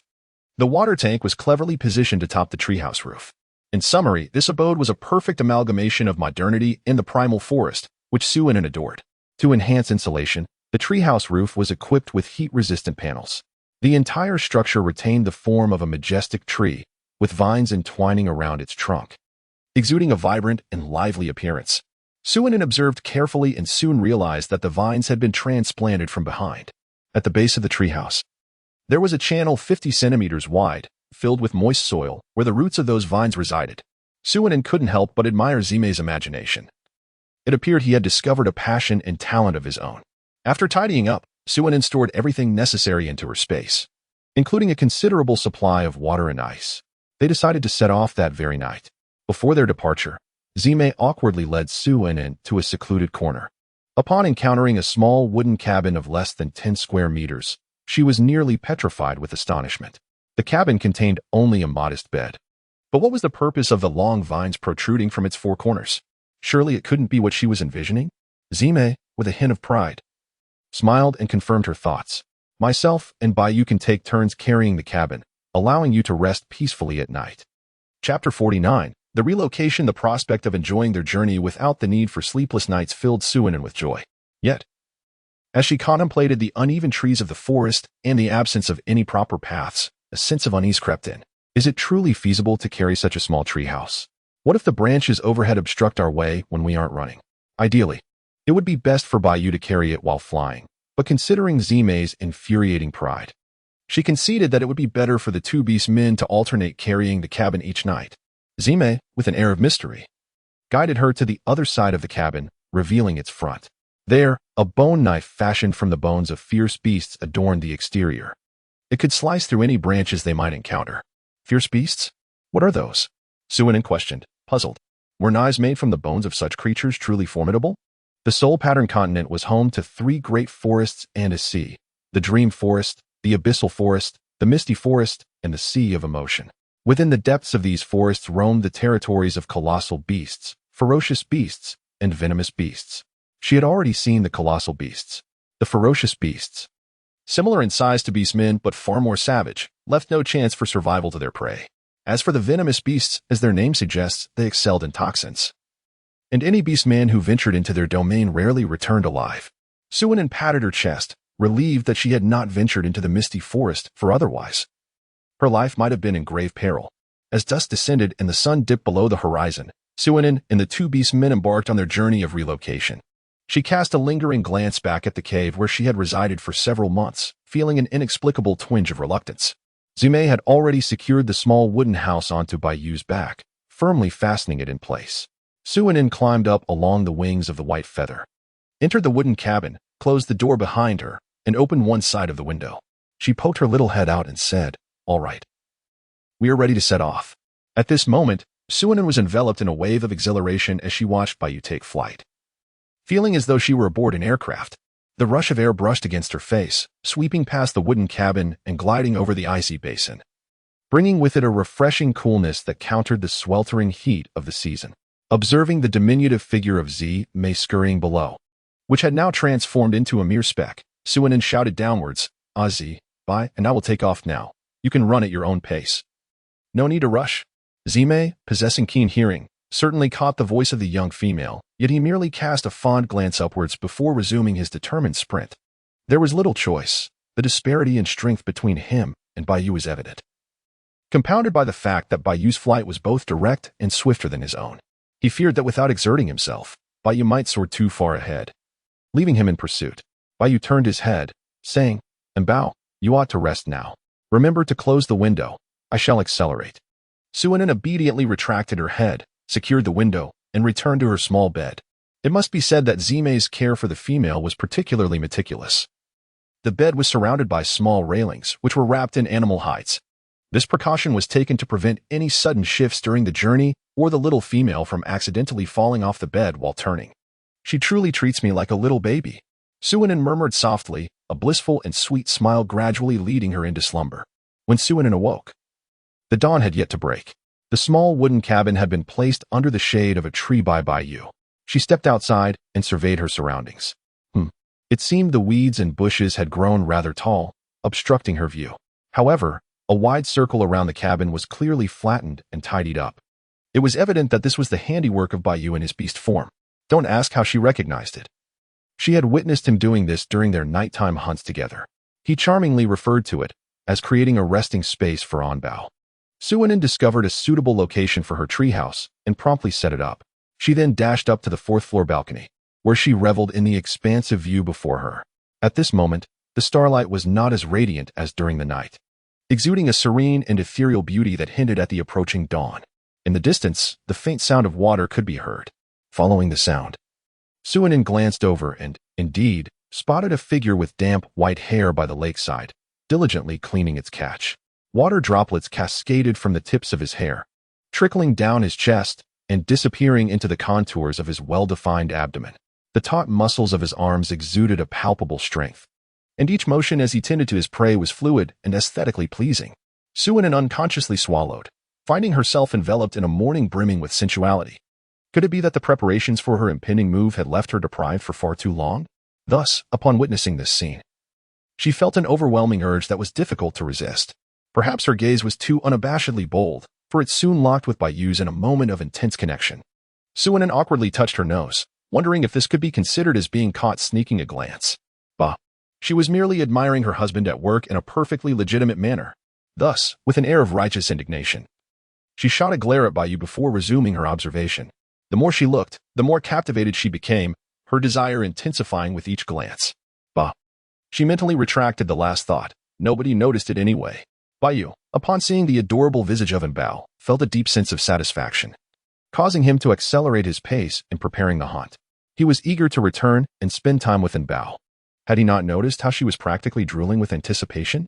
By the time Bayu returned to the wooden cabin with his freshly processed catch, Suinin had already descended to the first floor, having arranged the ice basins meticulously. Sitting at the dining table, savoring the meat soup she had retrieved from her space, she greeted him cheerfully. Good morning, Xiao Bai. Have you eaten yet? Bayu entered the cabin carrying a hefty bag of game. I've eaten. Don't worry about me. And Bao should have had her fill too when Zimei catches up. He added, these are local specialties, the meat of the horned sheep. It is far more tender than that of the bleeding beasts. Suinin unhesitatingly stored the goat meat into her spatial realm, a plan they had long deliberated. As they journeyed, it was prudent to gather as much meat as possible. Due to the sweltering heat of summer, Bayu and Zimei's appetites had greatly increased. Thus they would refrain from consuming cooked food during this season. However, Suinin insisted that they accompany her for all 3 meals, as she would find it rather dull otherwise. Suinin nudged the glass of icy water on the table, taking a sip to cool down after their arduous journey. Bayu swiftly finished a cup and poured himself another, reflecting that traveling at night was not particularly strenuous, especially when they could pause for rest during the day. And Bao understood that, as orcs, they could endure several days without food or water. She felt a twinge of sympathy for him, but soon realized he was merely chattering away. Suinin shot him a glance, fully aware of the differences in constitution between orcs and humans. His concern was nothing more than a reflexive display of care, lacking any genuine sentiment. If it were Zimei, she would have refrained from unnecessary words and instead sought to charm and curry favor. Bayu, feeling a bit awkward, rubbed his nose, acutely aware of his social shortcomings. Perhaps he should learn from that insufferable fox, speaking less and acting more. Zimei retorted, I speak when it is appropriate. Unlike you, and the big tiger who understand nothing. Chapter 50. Encountering orcs. By the time Zimei breathlessly arrived at the treehouse, dawn had already broken. The morning light gently illuminated the earth, casting a golden hue. However, upon hearing a sultry voice from within, he abruptly turned and leaped into the lake. He quickly washed himself off and hurried into the wooden cabin, treading lightly as he ascended to the 4th floor. Bayu was already sweating profusely, having sensed the arrival of the insufferable fox, yet he did not pause nor alert Bao beneath him. He was curious to discover Bao's limits of tolerance. Considering that only one orc could accompany her to sleep at night, while the other would inevitably suffer from insomnia, it would be ideal if they could both be there for her at the same time. Suinin floated like a fragile boat upon the undulating waves of the sea, occasionally lifted to new heights by the playful surf. At that moment, a large hand grasped her small one, mistaking it for Bayu's.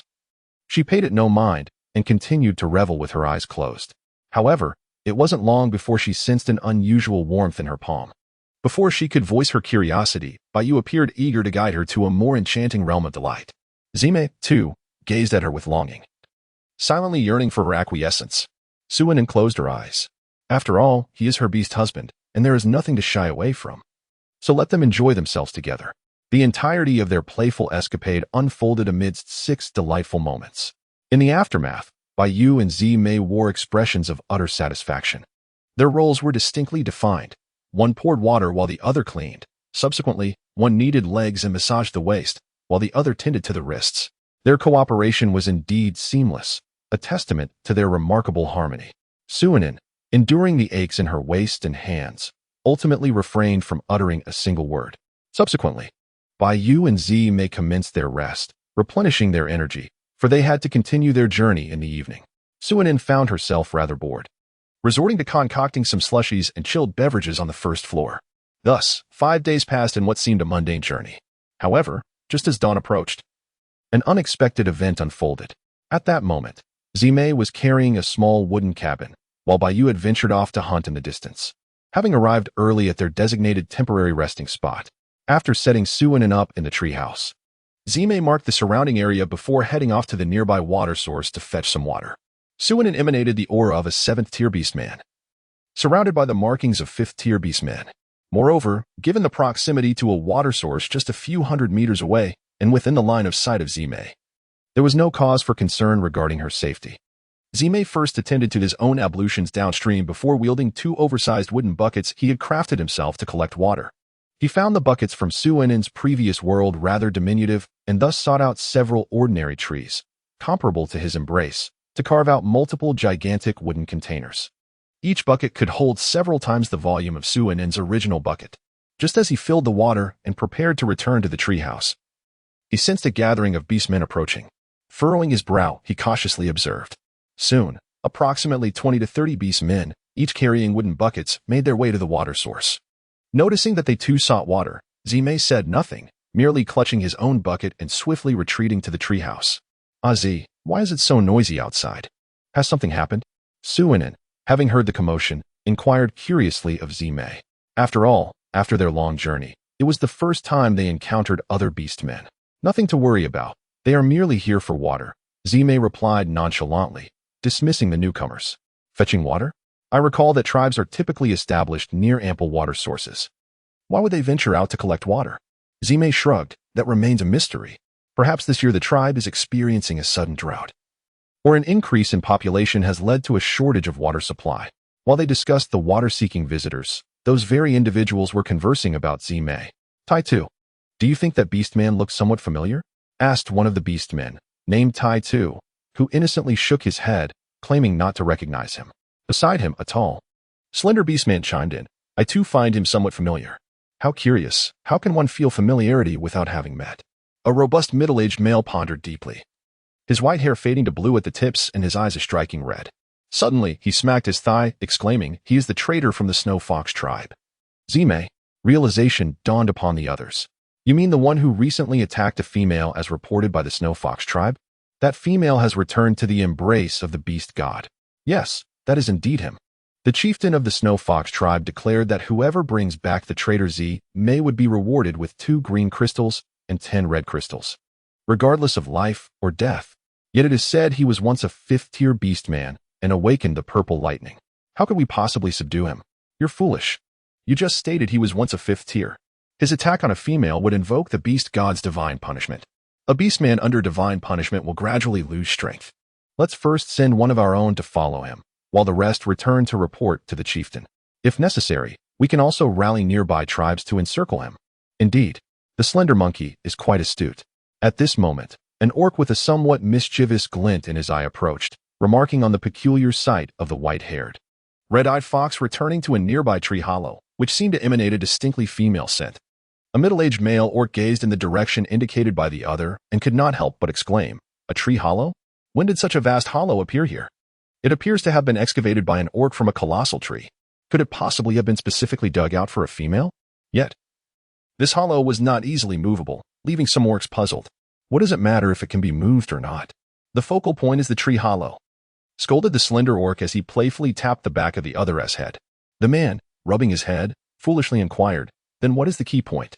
The slender orc, exasperated, replied, it's no wonder you remain single. The key point is, of course, the female. That fox is a cursed orc. Surely he seized that female while his strength still prevailed. If we rescue her, we stand a chance of becoming her mate. The slender orc's words ignited a spark of hope in the eyes of the other single orcs. Yet the man who had been tapped on the head mumbled to himself, what of being single? You are still single too, without a female. His words were scarcely audible.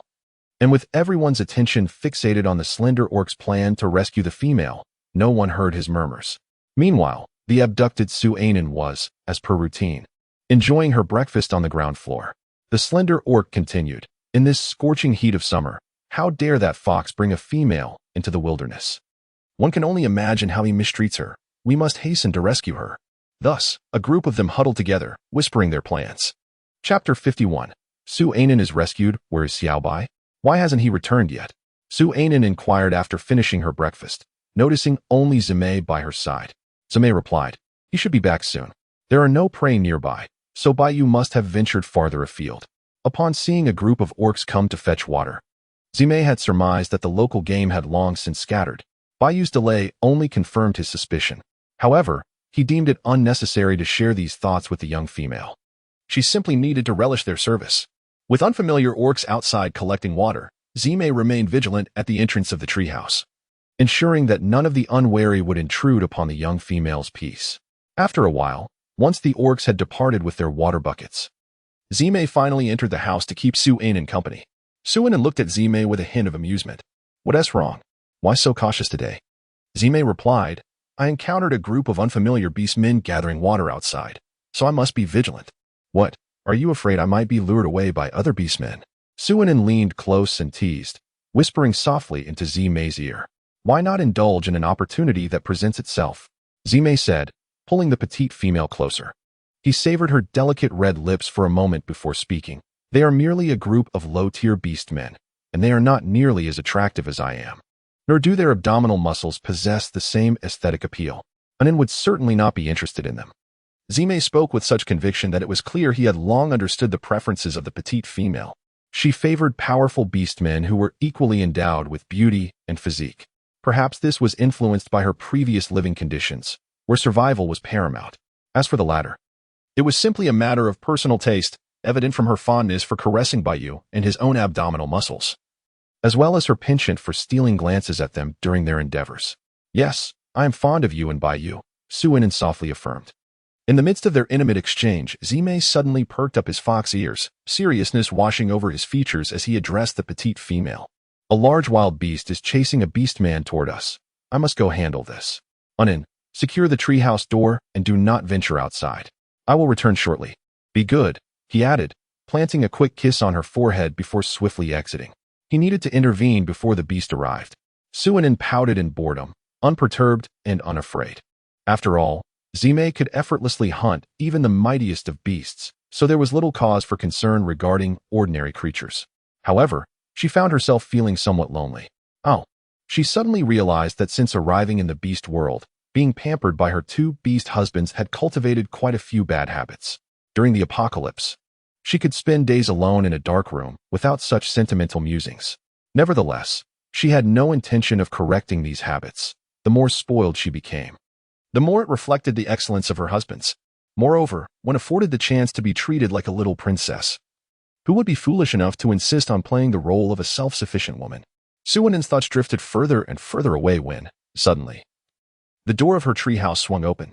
It was neither Zime nor Bayu who entered, but rather a rather slender and unfamiliar orc.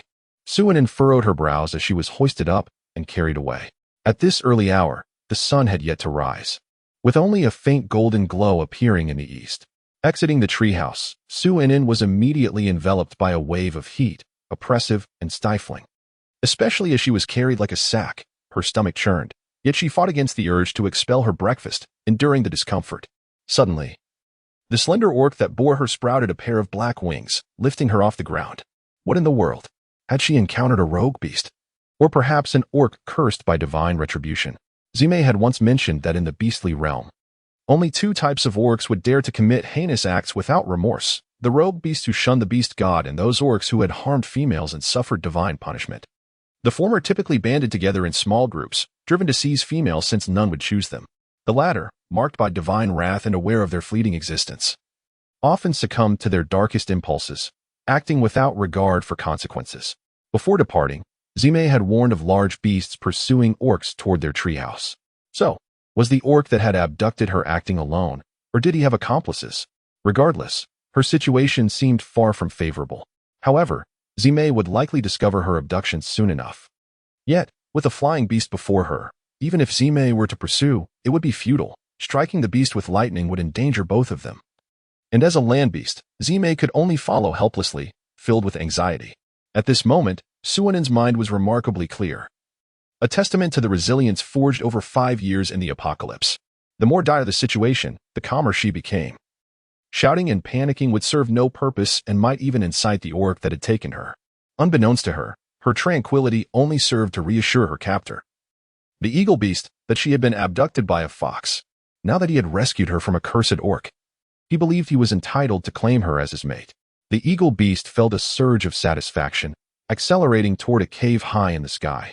Meanwhile, Suinin endured the heat and the turmoil within her stomach, maintaining a stoic expression, just as she felt she could no longer hold on. The eagle beast set her down inside a cave suspended in midair.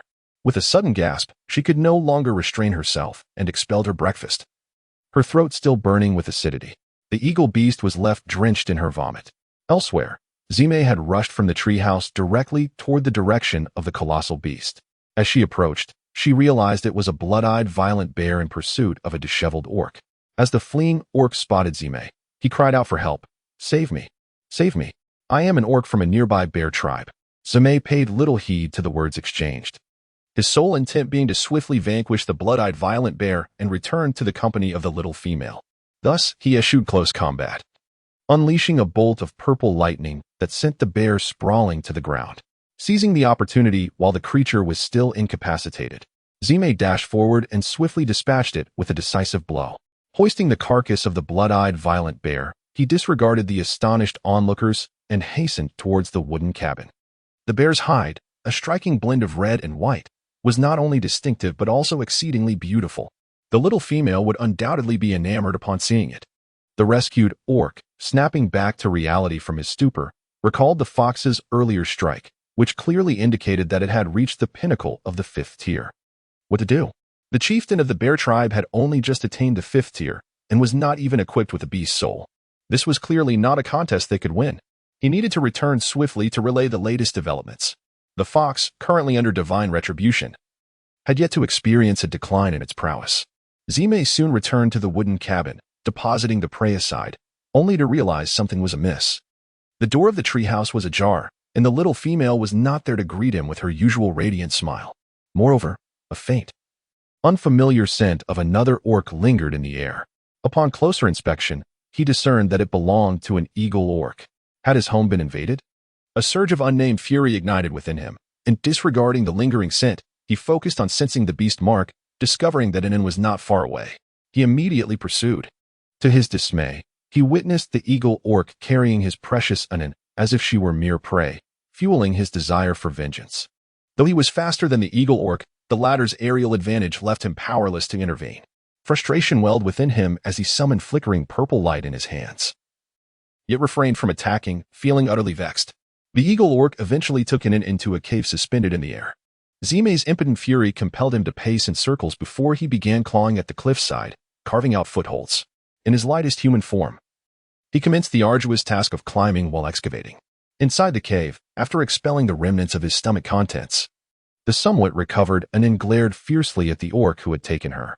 Fearing that an outburst might provoke a dire response, she stifled her emotions, striving to maintain an expressionless facade. The eagle orc, now adorned with the remnants of her expulsion, hesitated to approach her, wary of overwhelming her with the stench. Unfazed by her glare, he instead offered gentle reassurances. "Little female, I am Eagle 6 of the Iron Feather Eagle Beast form, currently a member of the bear tribe. Fear not, you are safe now." Suinin swiftly extracted pertinent information from the self-introduction of the being known as Inglu. The bear tribe, inhabited by orcs, raised questions. It was puzzling why an eagle would belong to a tribe of orcs. However, the existence of a tribe suggested that they were not malevolent beings. Yet, if they were not wicked, why had she been abducted? With a pale expression that betrayed her weakness, Suinin inquired, "Since you are an orc of the bear tribe, why would you emulate a monster and abduct me?" At that moment, Inglu questioned his own hearing. What did she mean by emulating a villain and abducting a female? He was, in fact, rescuing her from the clutches of a monster. Inglu hurriedly clarified, "Little female, it seems you have misunderstood. I did not abduct you, rather. I saved you from the wicked orc who had taken you away." "Suinin, do you truly believe that abducting me from my own home constitutes salvation?" she inquired, a hint of irritation lacing her voice. "When have I ever required your assistance? You wretched beastman, after whisking me away from my treehouse, you dare to twist the narrative. No, I am not the villainous beastman you perceive me to be. The fox accompanying you is the true rogue. He has faced divine retribution for his transgressions. I genuinely acted out of goodwill to rescue you," Eagle 6 hurriedly clarified. Suinin furrowed her brow, pondering when Zime had become a malevolent beastman, punished by heavenly retribution. How could she have been oblivious to such a transformation? Just as she was about to seek clarification, the unmistakable sound of stone being excavated echoed from outside the cave, growing increasingly nearer. Eagle 6 hastily exited the cave, only to behold the fox perilously climbing the cliff in a desperate bid to seize a female, heedless of the dangers. A flicker of concern crossed his face.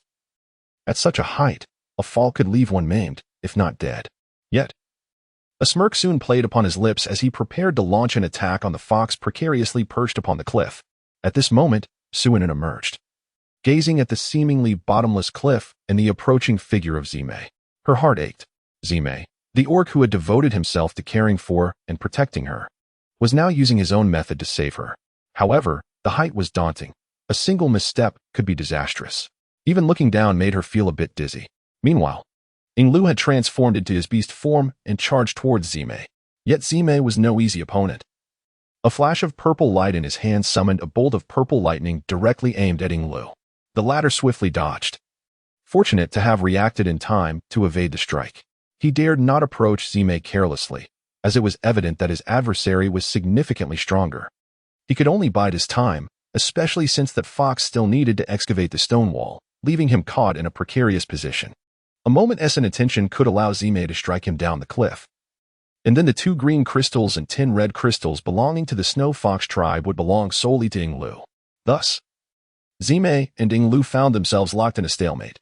On another front, Bayu had returned to the treehouse. The sun was already peaking above the horizon, and if he delayed any further, Bao would begin to worry. However, upon his return with his catch, he found neither Zime nor Bao. The treehouse was eerily silent, and the ice in the basin on the ground floor had nearly melted, indicating that Bao and the others had departed some time ago. Bayu sensed the position of the beast mark and hurried towards Bao. Though he felt no immediate danger, the absence of Bao left him uneasy. With his inherent speed, bolstered by his wind abilities, he soon reached the cave where Bao was located. He paid no mind to Zime confronting a hawk beast on the cliff. His thoughts were solely on Bao. Seeing Bayu arrive, Zime breathed a sigh of relief and ceased his confrontation, opting instead to unleash a bolt of purple lightning at Inglu. Initially concerned about the newly arrived winged orc, Inglu realized that the small female had willingly approached and embraced her companion. He, Inglu, aspired to become the small female's partner, and now he felt compelled to prove himself, setting his sights on the formidable beast before him. Bayu tenderly held his beloved small female, noting her pallid complexion and the remnants of vomit scattered around the cave. He surmised the situation. The hawk orc had abducted Bao, causing her great discomfort that resulted in the expulsion of her breakfast. That wretched fox was utterly useless, allowing Bao to be taken right under his nose. And now he found himself unable to deal with a mere third-tier hawk beast. Such disgrace. Bayu's heart surged with fury, coupled with an overwhelming concern for Bao. Since forming a bond with Bao, she had never experienced any grievances. Today, however, she was unexpectedly abducted by a beastman. Although Bao maintained a semblance of composure, she must have been terrified at that moment, undoubtedly yearning for his timely return. Bayu's emotions fluctuated from furious to heartbroken, ultimately leading to self-reproach. He cradled his beloved little female and soared out of the cave, casting a glance at Zime, who was locked in a fierce struggle with the eagle beast. With a cool demeanor, he declared, "I shall take Bao back first." Zime offered no response, consumed by guilt for nearly losing the little female.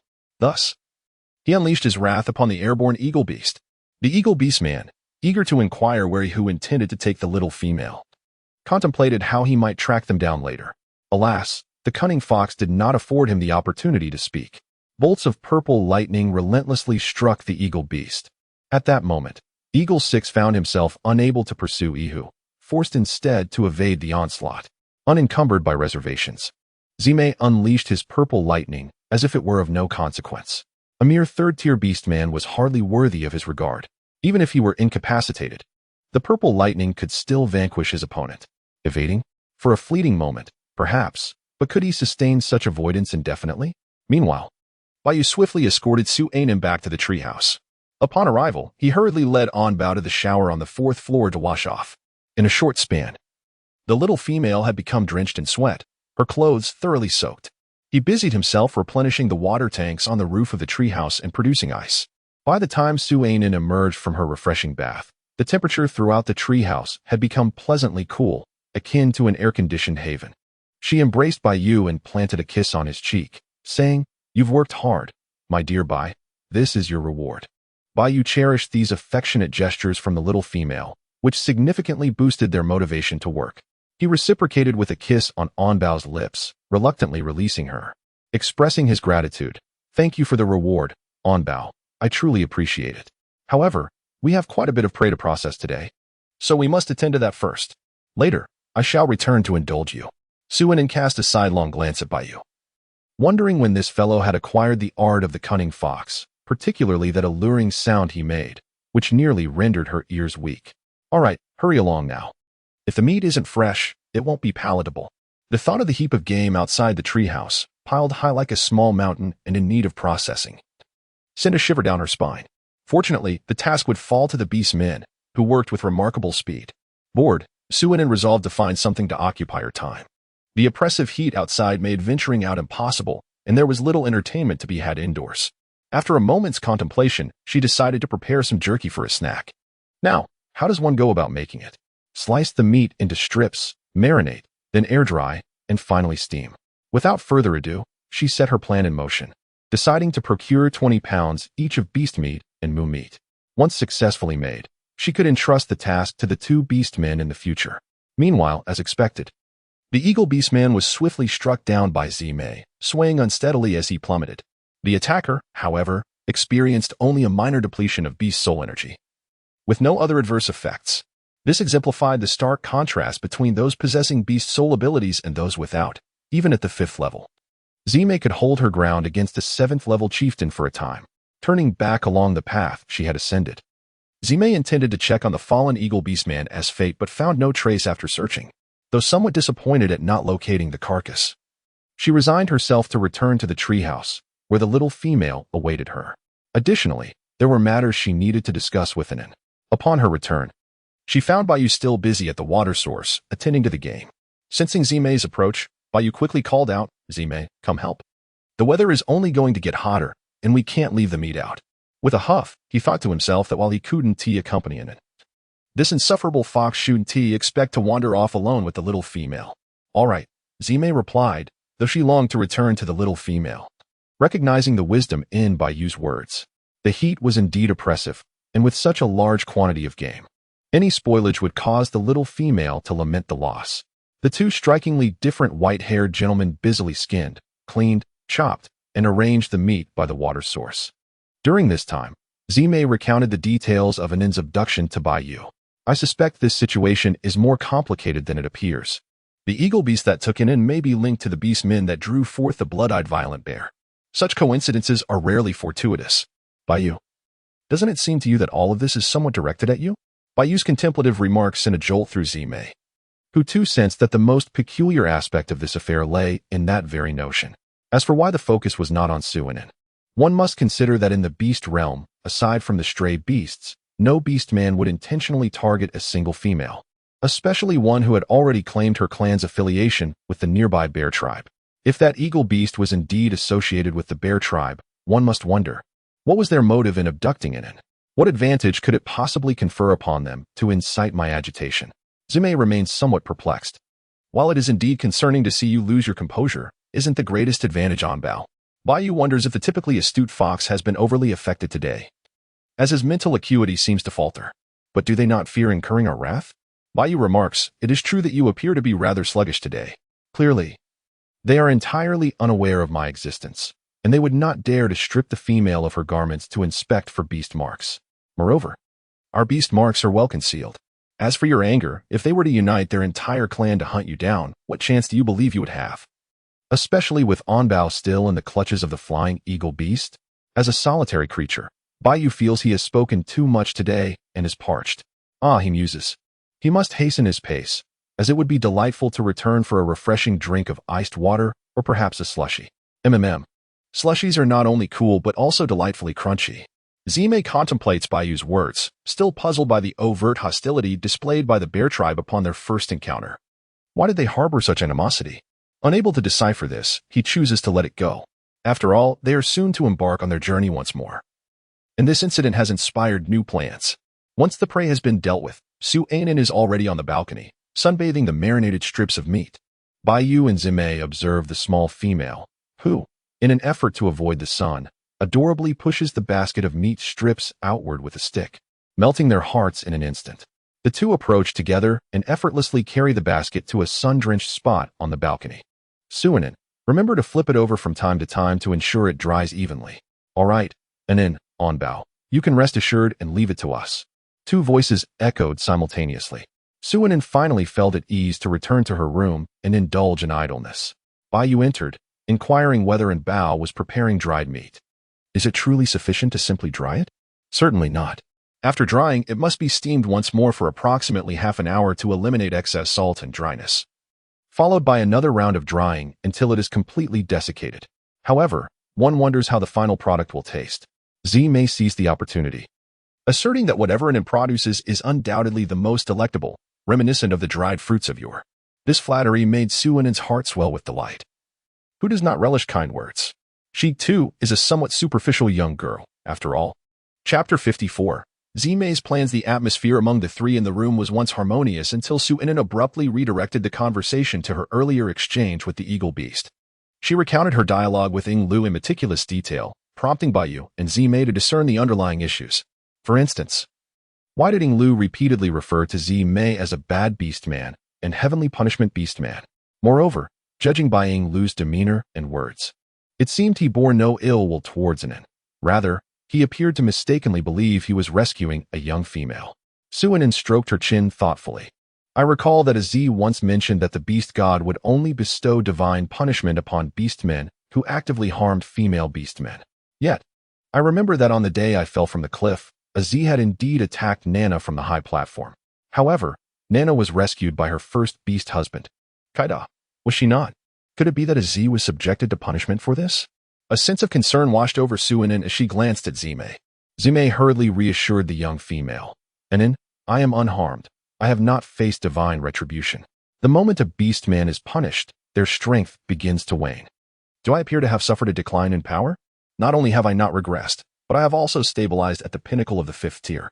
Bayu, standing by, corroborated her statement, affirming that Zime had indeed never been subjected to divine punishment. Suinin finally felt at ease. The thought of Az suffering divine retribution because of her weighed heavily on her conscience. Suddenly, a notion struck her that the Snow Fox tribe must be the puppeteers behind this incident. It seemed likely that this matter was intricately linked to the tribe, particularly the chief. She recalled how, at that time, the chief had been unwilling to truly punish Na in order to protect his female offspring. Yet, ultimately, she had returned Na to them by employing their own tactics against them. Given the chief's narrow-mindedness and his protective nature, it was inconceivable that he would not seek revenge. Furthermore, I had not been visible to the public eye at that time. In the perception of the beastmen of the Snow Fox tribe, I should have been regarded as a being utterly beyond existence. Thus, Nana's demise would undoubtedly be attributed to Az. Suinin's analysis and conjecture instantly brought clarity to Zime and Bayu. Their previous oversight stemmed from the fact that the young female had been in their midst, preventing them from transcending their narrow thinking. Suddenly, it became evident that the Snow Fox clan leader had attributed the death of his female offspring entirely to Zime, believing that Zime had forcefully administered the essence fruit to Nana. Consequently, even if Nana were to survive, Zime would still face divine retribution for her perceived act of aggression against a female. Zime shrugged nonchalantly, remarking that as long as the clan leader did not trouble Inin, he could take the blame upon himself. It was as if he feared the leader, which he did not. Suinin helplessly patted Zime's shoulder, saying, You cannot defeat the clan leader. Furthermore, the orcs from the bear tribe have already deemed you a wicked beast punished by the heavens. What about the other tribes? Have you considered that you might now be regarded as a common enemy by all the major tribes? Zime furrowed her brow slightly, but suddenly recalled something and relaxed. Inin, she said, this brings me to my next plan. Both Bayu and Suinin looked at Zime in confusion. Taking a deep breath, Zime slowly continued, From here on, I wish to embark on a solitary journey to the Inferno Forest. Xiaonin, feeling a sense of urgency, interjected, Why? Are you afraid that your presence might attract the attention of other tribes' beastmen? We have nothing to fear, and clarifying the situation regarding Nana should not pose a significant problem. Moreover, with Shabai by our side, who would dare to challenge us foolishly? Bayu nodded in agreement, affirming that this was indeed no trouble at all. With his 7th tier strength and enhanced wind abilities, he could confidently assert that if he wished to take Bao away, it would be nearly impossible for anyone to impede him. Zime shook his head, clarifying, That is not my intention. I wish to venture into the abyssal forest primarily because my strength is currently stagnating at the pinnacle of the 5th tier. To achieve a breakthrough, I must engage in continuous battles, depleting vast amounts of energy while simultaneously absorbing more. He pressed his lips together and added, furthermore, I seek to validate Anin's hypothesis regarding the abilities of psychic powers and beast souls. Bayu responded, are you suggesting that in Bao's conjecture, that the beast soul abilities are awakened when beastmen ascend to higher tiers, is true? Coupled with the psychic powers we have already awakened, it stands to reason that upon leveling up, we would have a significant chance of awakening corresponding beast soul abilities. And should these abilities awaken, it would be akin to the most rudimentary psychic power suddenly attaining its highest form. Bayu felt a surge of excitement. If that were indeed the case, then leveling up just 2 more tiers could grant him the fully realized powers of wood and water, or rather, their respective beast soul abilities. Zime nodded thoughtfully. This is merely our conjecture, but it aligns with my need for improvement, providing an opportunity to test this hypothesis. If it proves to be true, our strength would increase dramatically, and Enin would undoubtedly enjoy a more stable future. Bayu silently accepted Zime's assertion, relishing the prospect of monopolizing the little female now that the foul fox had departed. The mere thought brought him a sense of delight. Suinin felt a twinge of concern. Perhaps venturing into the dreamy forest would be prudent. I observed your ease in combat against the colossal beasts. The infernal forest, however, harbors far too many dangers. Zime shook her head. The more manageable colossal beasts are primarily composed of white crystal, which holds little value for adult beastmen. The green crystal we obtained from that last giant beast was purely a stroke of luck. Some beastmen toil their entire lives without encountering such fortune. The colossal beasts, ferocious beasts, and venomous beasts are collectively known as the 3 menaces of the beast realm. To enhance one's strength, engaging with the ferocious beasts is the most advantageous choice. Their relentless nature leaves beastmen with no option but to fight, as survival hinges solely on their prowess in battle. Suinin understood that this was the best opportunity for the orcs to enhance their strength, yet she was deeply concerned for her partner. This path offered no retreat, implying that besides the prospect of success, there was a significant chance of not returning. Zime, observing Anin's deepening worry and her silence, softly reassured her, rest assured, Anin. Having you as my wonderful partner, I could never bear to leave you behind. Regardless of the circumstances, I am determined to return alive. I promise you. I will be back to accompany you before the onset of this winter. Suinin's eyes glistened with unshed tears, fully aware that she could not hinder a Z. For this was an inevitable path for the strong. Having endured the apocalypse, she understood all too well the significance of power. Thus, she could only nod in agreement. Her voice choked with emotion, choosing silence over words in this poignant moment. Bayu hastily redirected the conversation, suggesting that since the cunning fox intended to venture into the inferno forest, why not take the watchful eyes of various tribes along? How about staging a clever ruse? Pretending to be weak while concealing their true strength? Suinin's attention was instantly diverted, her tone still tinged with a hint of sobbing. What does it mean to play the pig to eat the tiger? Bayu pointed towards Zime, suggesting that since everyone believes he is a wicked beast punished by the heavens, it would be better to solidify this narrative. In the event of real danger, perhaps Zime could rely on an explosive outburst to escape peril. Chapter 55. The plan to play the pig to eat the tiger today. Zime was truly not in her right mind. The typically astute fox seemed as though she had exchanged brains with Bayu. What does this signify? Bayu fool. Regardless of the truth of the matter, isn't it the Snow Fox clan leader who is stirring up trouble behind the scenes? Suinin nodded in agreement with Zime. If the leader of the Snow Fox clan were to discover that Bao was still alive while her female offspring had perished, would her character not compel her to seek retribution against Bao? Zime cast a worried glance at Enin and nodded thoughtfully. Bayu continued. As for us 2 males, we fear little. We shall meet force with force and water with earth. However, Bao is a female. What if she were to be harmed during a moment of our negligence? Thus, we must proceed in accordance with the leader's assumptions, ensuring that no one is aware of Bao's continued existence.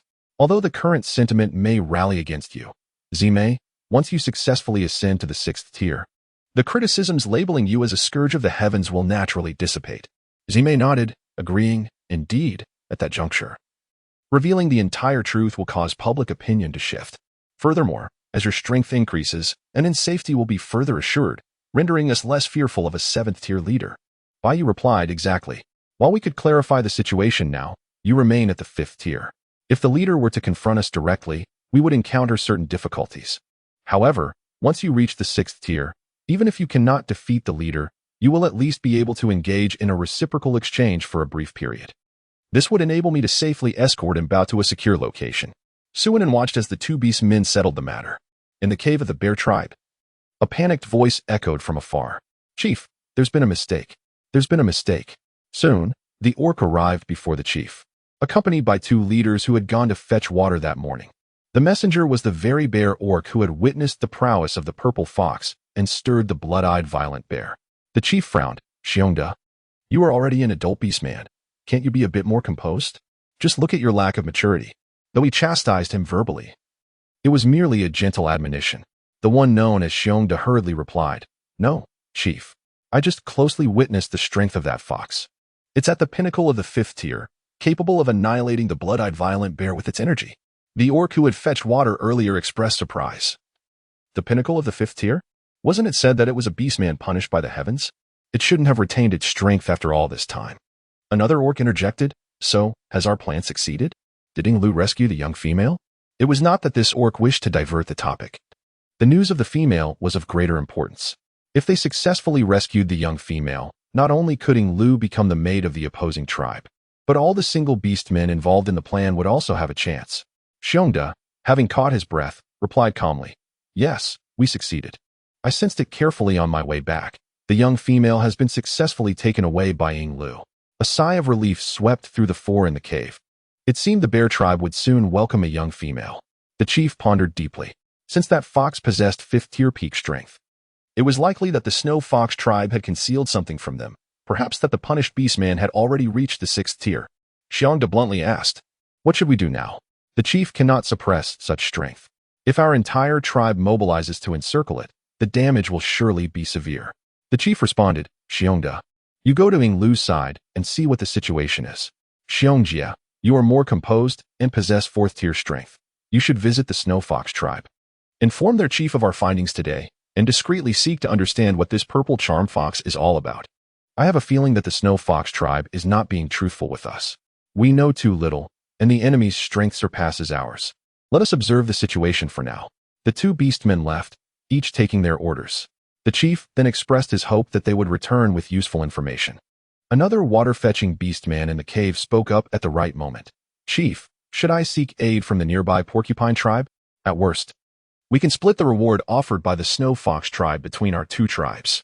The chief wrapped his head in frustration. "You fool. Are you truly this dim-witted? You are actually considering encircling that fox now? Do you not value the lives of your kin?" The beastman lowered his head, speaking softly, "I am thinking of the tribe. Once that punished beastman is dead, we can not only claim the reward from the snow fox tribe, but also gain a female to join our tribe." The chieftain possessed an acute sense of hearing. The slightest sound resonated with the clarity of a shout made in his presence. He felt a profound frustration towards the female, questioning if her thoughts were solely consumed by matters of femininity. After all, Eagle 6 was only at the 3rd tier, while his opponent boasted a 5th tier rank and the formidable ability of a purple thunder beast soul.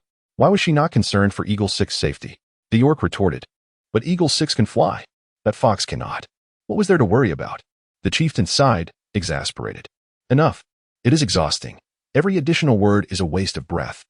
Bear, knowing where Eagle 6 would take the female after their departure, raced forward with great haste. Upon arrival, he spotted a dark figure plummeting from the sky. As it drew nearer, he realized it was indeed Eagle 6.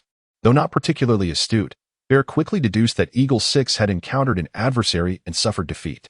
He dared not make a sound, striving to mask his presence. Just as Eagle 6 was about to land, he leaped forward to embrace the beast, wrapping his arms around it with great force.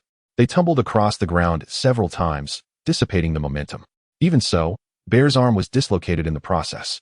Ignoring the pain, he swiftly vanished from the scene, cradling the unconscious Eagle 6. Suinen felt a tinge of melancholy as Zime was about to depart.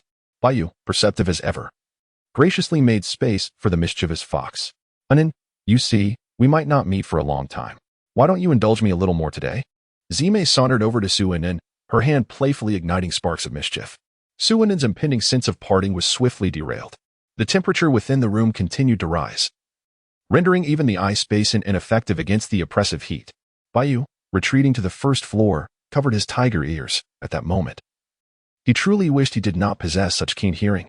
The sounds of the beasts were particularly distressing. Ever since they had unlocked the bond of two beasts serving one female, the trio had been inseparable. Even during the day, they rested together on a single bed.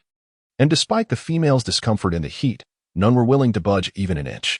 Currently, were it not for the anticipation of enjoying in Bao's company for over 2 months alone, you would not have so generously indulged the foul fox. Alas, it was unbearable. The heat was overwhelming. More ice was needed. Perhaps a refreshing bath in cold water would suffice?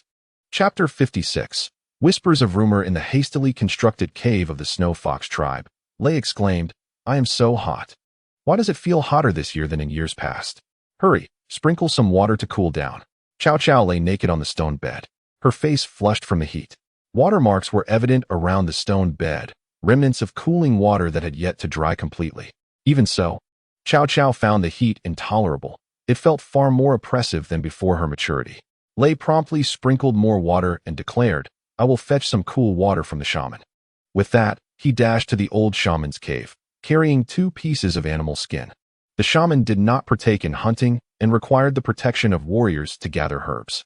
Thus, acquiring any medicine from the shaman necessitated a trade of animal skin or meat. Typically, the tribe's hunts would prioritize a share for the shaman, serving as a form of sustenance. The shaman's cave was imbued with a rich herbal aroma, with various medicinal herbs displayed on wooden shelves. Although the variety was limited, there were perhaps a dozen types. Had Suinin been present, she would have recognized several, such as ginger, Sichuan pepper, star anise, and mint. After explaining Cao Cao's condition to the shaman, Lei was given a handful of mint leaves to take back for the female to brew.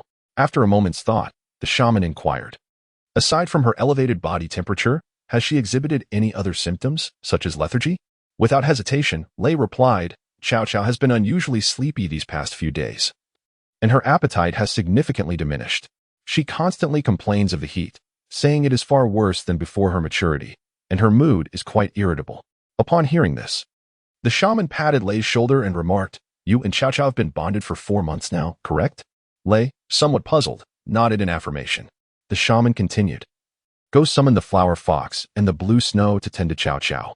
If I am not mistaken, she may be with child. This is a time requiring extra care.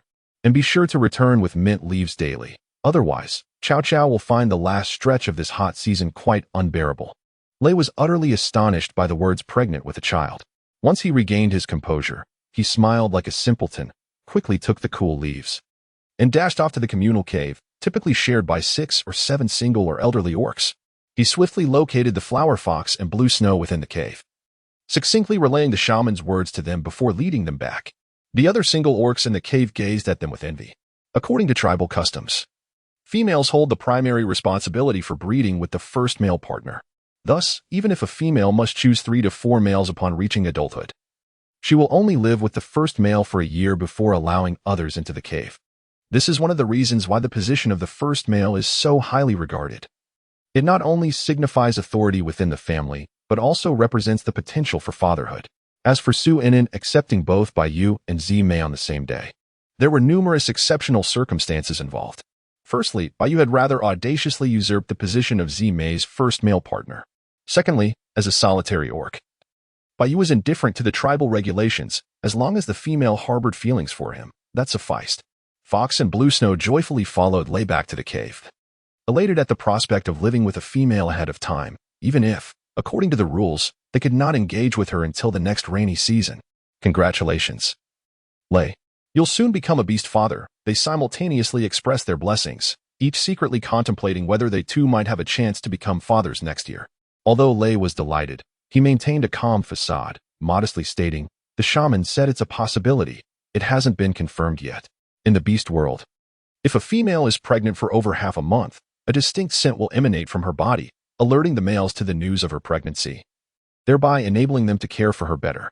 Currently, Chow Chow had not emitted any unusual scent, which could only indicate that either she was not pregnant or had not reached 15 days gestation. However, the old shaman was experienced if he suggested a possibility of pregnancy. There was a 99% chance that she was indeed pregnant. This was why Lei was eager to fetch Flower Fox and Blue Snow without delay. Along the way, Flower Fox curiously inquired, Lei, have you heard any gossip around the tribe lately? Lei, preoccupied with caring for Chow Chow, had little time for such news and replied dismissively. What gossip? Is it more important than taking care of Chow Chow? Flower Fox sheepishly agreed. Of course, taking care of Chow Chow is paramount. But this news pertains to our good brother, Zimei. She lowered her voice for the last part. Blue Snow, with a more somber disposition, merely nodded in agreement. Lei furrowed his brow. Isn't Zimei already rescued by a 7th-tier orc? Could there possibly be any further complications? Flower Fox, clenching her fists in indignation, replied. You might not be aware, but I heard that the chieftain has offered a bounty of 2 green crystals and 10 red crystals from the tribe's years of stockpile for anyone who can bring back Zimei. Regardless of life or death. Lei asked, is that news credible? Huahu lowered his voice, asserting the reliability of the information, which came from a trusted confidant of the clan leader. It was rumored that certain orcs were dissatisfied with the leader's decision to allocate essential clan resources for this endeavor, but their grievances were suppressed by the leader. After a brief pause, Huahu continued, stating that the message disseminated externally was that Zimei had proactively attacked Nana, who had ultimately met the beast god. Zimei was an orc cursed by divine retribution. Lei scoffed, remarking on the leader's skill in manipulating narratives and obscuring the truth. Thus, while the information was fundamentally accurate, it stood in stark contrast to the reality. Furthermore, the leader conveniently omitted the fact that a 7th-tier orc had rescued Zimei, revealing a cunning nature. Huahu, visibly concerned, inquired whether Lei was not worried about Zimei's predicament. With a nonchalant shrug, Lei replied, do you think he requires our concern? Let us not forget that we have endured oppression since childhood. Besides, he has a 7th-tier wind ability orc by his side, granting him the capacity to escape even against a formidable tribe's siege. Otherwise, why would our leader offer 2 green crystals and 10 red ones? Still, the leader's actions utterly disregard the interests of our Snow Fox tribe. Huahu concurred, expressing a hope that they might reunite with their brother in the future. Yet, the leader's actions had truly disheartened the clan members. Regrettably, there was no one within the tribe who possessed comparable strength to the leader. Otherwise, such matters would not be solely at his discretion. Lei glanced at his overly concerned and loquacious brother, advising him to focus on their own affairs and refrain from meddling in others' matters. Additionally, he cautioned Huahu to keep his mouth shut once they entered the cave, lest Chow Chow overhear anything inappropriate. After all, she had been deeply affected by the incident involving Su Ainin, only recently recovering from her sorrow. Chapter 57, The World of Bayou and in Bao. Meanwhile, in the bear tribe's shaman's cave, Xiongda anxiously awaited, neglecting even the dislocation of his own arm. The shaman of the bear tribe wielded a wooden staff that emanated a green light, which gradually entered Ing Lu's body, slowly mending his internal injuries.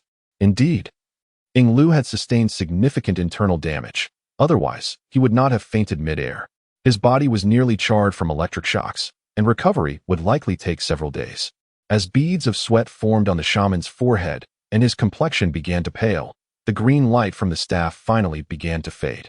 Well, the internal injuries are not severe. The rest he can heal on his own, the shaman said, sitting down in exhaustion. Fortunately, I am still in my prime. Otherwise, my shamanic power would not suffice to mend his injuries. You young ones really ought to think things through. If you cannot win, why not flee? Is there anything more precious than your own life? The shaman, having grasped a portion of the situation, imparted his wisdom to Xiongda. Lamenting the lost opportunity to educate them together had Ing Lu been awake, Xiongda could only offer a foolish smile in response. Upon the contact with his arm, he winced in pain, letting out a sharp cry. The shaman paused for a moment before approaching to realign his arm, simultaneously chiding him. See, this is what happens. After the realignment, Xiongda waved his arm, finding that the pain had indeed subsided, a foolish grin spreading across his face. Shaman, when are you thinking Lu will awaken? The shaman, wearied, waved his hand dismissively. Take him back. He should regain consciousness by evening. However, he must be well cared for in the coming days and should not move about recklessly. Xiongda, blissfully unconcerned, chuckled. All right, I understand, shaman. I will take responsibility for Ing Lu's care. As predicted, by evening, Ing Lu awakened, greeted by the familiar confines of the cave. He realized he had been rescued. He had indeed survived. Surrounding him were Xiongda, the chieftain, and several orcs who had gone to fetch water that morning. Before the chieftain could speak, one of the orcs who accompanied him in fetching water inquired, Ing Lu, what about the little female? Have you settled her after bringing her out? Ing Lu opened his mouth, but could not utter a word. Xiongda promptly stepped forward to provide him with water. The chieftain shot a glare at the orc who had spoken out of turn, grumbling. What? I have yet to speak, and you presume it is your turn. You little rascal? The orc who had spoken retreated, abashed, and dared not utter another word. After drinking the water from Xiongda, Yinglu felt somewhat relieved. Noticing several pairs of eyes fixed intently upon him, he recounted in detail the events that transpired after he had rescued the little female. The orcs who had accompanied him in fetching water attempted several times to interject, but were silenced by the chieftain's stern gaze. Once Yinglu finished his account, the chieftain pondered for a moment before speaking gravely. So, you say that the female accused you of being a wicked beast, claiming you abducted her? Yinglu nodded yes. Chieftain, I attempted to explain the circumstances, but then that fox was about to ascend. The chieftain nodded. Was the winged tiger orc who followed truly of the 7th tier? Or was he the female's mate? Yinglu affirmed. Indeed, his aura was unmistakably that of a 7th tier. Furthermore, the little female seemed quite delighted upon seeing him, and he carried her scent. Such intimacy could not exist without a bond. The chieftain fell silent, the cave enveloped in an eerie stillness. After a considerable pause, he finally spoke. This matter ends here. Do not mention the little female or the great fox again. The orcs who had accompanied him appeared anxious. But, chieftain, we are only concerned for the little female's safety. Yinglu nearly lost his life. How can we simply let this go? At this moment, even the somewhat simple-minded Xiongda cast a disdainful glance at the orc, thinking him more clueless than himself. The chieftain, exasperated, retorted, do you truly believe that an orc at the pinnacle of the 5th tier could seize the mate of a 7th tier powerhouse? Moreover, the winged tiger showed no intentions of punishing the fox after finding the female. Do you still fail to comprehend this? The orc, baffled, asked, understand what? The orc beside him promptly rapped his head, realizing that the two beasts were acquainted. What we perceived as a rescue of the little female was, in their eyes, merely Eagle 6 abducting their companion. Now, if Eagle 6 were to salvage his life, it would be thanks to the blessings of the beast god.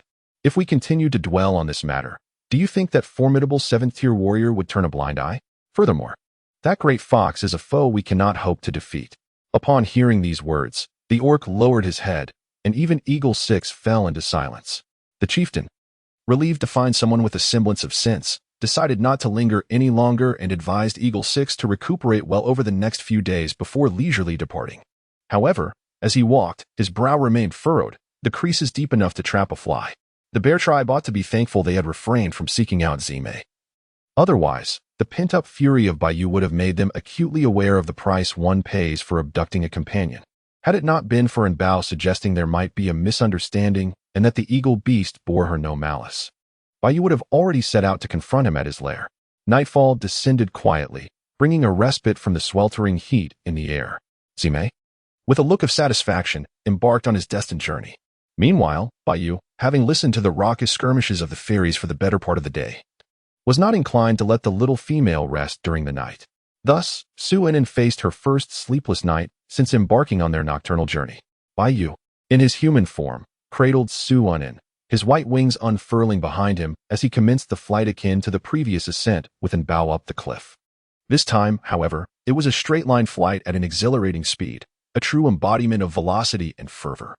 Su-Enin, were it not for her body being enhanced and modified by extraordinary abilities and green crystals, she feared she might have succumbed to the fervor of her journey. Even so, she ultimately fainted in Bayou's embrace. Bayou, and Bao's physique is still insufficiently robust. It seems I must procure additional green crystals to bolster her strength. The females of the beast realm shed tears of envy and jealousy, lamenting that their bodies pale in comparison to Su-Enin's. Having never had the chance to savor the taste of green crystals, which is truly vexing. Indeed, it is a harsh reality that beasts must compete against one another, and females must vie against their kind. The ensuing moments marked a world entirely for Bayou and Su-Enin, aside from the one wild night when Zime departed. Su-Enin gradually returned to a normal routine. At night, she would rest in a quaint wooden cabin, with Bayou carrying her onward. During the day, she would share tender moments with Bayou while he rested, and she would occupy herself with books or explore culinary studies. Although the available ingredients were currently limited, Su-Enin instinctively believed that anything found on Blue Star could similarly be discovered here, perhaps even more delectable in the beast realm. Chapter 58. The fiery season has finally passed. Time swiftly flowed by, and the fiery season quietly faded away, making way for the proud arrival of the windy season. On this day, Baiyu guided Su Enin to their destination, a mountain range that lies closest to the plains. Through this narrow passage, one could access the inner canyon. Rather than soaring directly into the canyon, Baiyu chose to escort her to the sole entrance of the gorge. Su Enin lifted her gaze, marveling at the exquisite natural landscape before her. Flanked by towering cliffs, a narrow sliver of azure sky peeked through the crevice. Though she could not estimate the exact height, it was evident that the cliffs soared several hundred meters into the air. The passage formed by this slit was roughly 100 meters in length, yet its width scarcely exceeded 50 centimeters, clearly allowing only a single person to pass through. Remarkably, despite the recent end of the scorching season, the cliff faces remained damp, indicating a consistent water supply in this region. A gentle breeze swept through, bringing with it a refreshing coolness. Baiyu hastily draped a prepared thin fur cloak over Bao shoulders, reminding her that the brisk wind, combined with the area's persistent moisture, would render it rather chilly. With this cloak on, I shall guide you into the depths of the canyon, he declared, taking her small hand in his and leading her into the passageway. Indeed, walking through this serene corridor, the only sounds accompanying their footsteps were the gentle patter of dripping water and the occasional whisper of the wind. Although the distance was merely 100 meters, the experience was rejuvenating, instilling a profound sense of tranquility within. It felt like a world apart from the sweltering days just a couple of days prior. Soon, a vast expanse of light emerged ahead, and their surroundings opened up magnificently. If the towering trees, lush grass, and the vibrant songs of birds transformed into fragrant blossoms and sprawling pastoral scenes, Su Enin would undoubtedly deem this an idyllic paradise. Nevertheless, crafting a beastly version of such a utopia was not beyond the realm of possibility. While the colossal trees were immovable, the undergrowth and tendrils of vines presented ample opportunities for manipulation. The giant trees, known for their exceptional capacity to absorb and store water, are vital for maintaining ecological balance, protecting against floods, and providing refuge for smaller plants. Su Enin was lifted by Baiyu and settled upon his shoulders, affording her an elevated perspective. The expanse of the canyon was neither particularly large nor small, roughly equivalent to the size of 2 football fields. The perception of its modesty was measured by Su Enin against the imposing forms of the 2 beastmen. In their human forms, however, the space would indeed be quite ample. Within the canyon stood 3 colossal trees, positioned in a makeshift triangular formation. Aside from these, there were no other significant trees, only an abundance of vines and grass that reached a height surpassing that of a person. The canyon's cliff walls, akin to a narrow slit in the sky, were damp and exceedingly smooth. Su Enin lowered her head to caress the short hair of Baiyu, remarking that this place was quite pleasant, ideal for settling down. Yet, she pondered whether the surrounding cliffs could be hollowed into caves, as they appeared rather damp. Would it become too humid in due course? Baiyu carefully set Su Enin down and reassured her, "Rest easy and bow. This moisture is sourced from a subterranean spring that flows from the mountains above. Once we excavate the cave, the interior will remain dry. We merely need to make slight adjustments at the entrance to prevent the dripping water from seeping in. If you are concerned about dampness at the entrance, I can construct a diversion above to ensure that no droplets reach the cave's mouth." Su Enin was now quite satisfied. She lowered Baiyu's head and, on tiptoe, bestowed upon him a sweet kiss, exclaiming, "You are wonderful, Xiao Bai. This is your reward." Baiyu accepted this gesture with a cheerful demeanor, delightfully placing the little female atop a giant tree, where she could retrieve the small wooden house and set it upon the tree's branches to rest for a while. He needed to excavate a cave for their overnight stay. As for why Su Enin was not permitted to bring out the tree house, it was necessary to mention the 3 towering trees. If the tree house were to be deployed, it would require pruning these giants, which would be detrimental as the cold season drew to a close. During the arrival of the rainy season, these massive trees were essential for absorbing the substantial meltwater from the snow and the rain that fell during the nights of the season. Otherwise, it could easily lead to flooding, potentially submerging the entire valley. One could not help but notice how exceptionally fresh the air was within this valley, occasionally graced by the melodious songs of small birds. Though Su Enin could not identify the species of these birds, she noted that they were roughly the same size as those on Blue Planet. In his quest to dig the cave, Baiyu, in a bid to save time, not only clawed with remarkable speed, but also unleashed gusts of wind blades that caused significant chunks of rock to fall away. Su Enin gazed in astonishment as her tall, handsome husband, embodying the archetype of a rugged hero, soared through the air. His hands transformed into claws, deftly scraping the stone wall as though it were mere earth. The wind blades he conjured bore an enchanting quality, Fragments of stone cascaded downwards, yet fortunately, no creatures could be seen below. Otherwise, they would surely meet their demise beneath the falling debris. By evening, Bayou had excavated a small chamber. A bed was placed within, providing sufficient space for rest. However, it remained too cramped and low. Should he assume his beastly form, Bayou would have to lie prostrate. Suanin found it quite agreeable, as she believed that a height of approximately 3 meters was perfectly suitable. With a satisfied nod, she mused, "Yes, indeed, this height is just right. Tomorrow, I shall expand the living room a tad, and then I can excavate a bedroom and a washroom." Bayou, upon hearing this, realized in Bao's tolerance for the cave's height. She had previously refrained from expressing her opinion, perhaps because she thought most caves were generally 7 or 8 meters tall. Initially intending to elevate the cave, Bayou silently abandoned this notion. As long as the little female was content, he was willing to accommodate her desires. After all, it was only a matter of not assuming his largest form when in beast shape. Suanin was utterly unaware that Bayou and Zimei could also transform into smaller beast forms. Otherwise, she would have undoubtedly transformed them into adorable little cubs to indulge in their soft fur.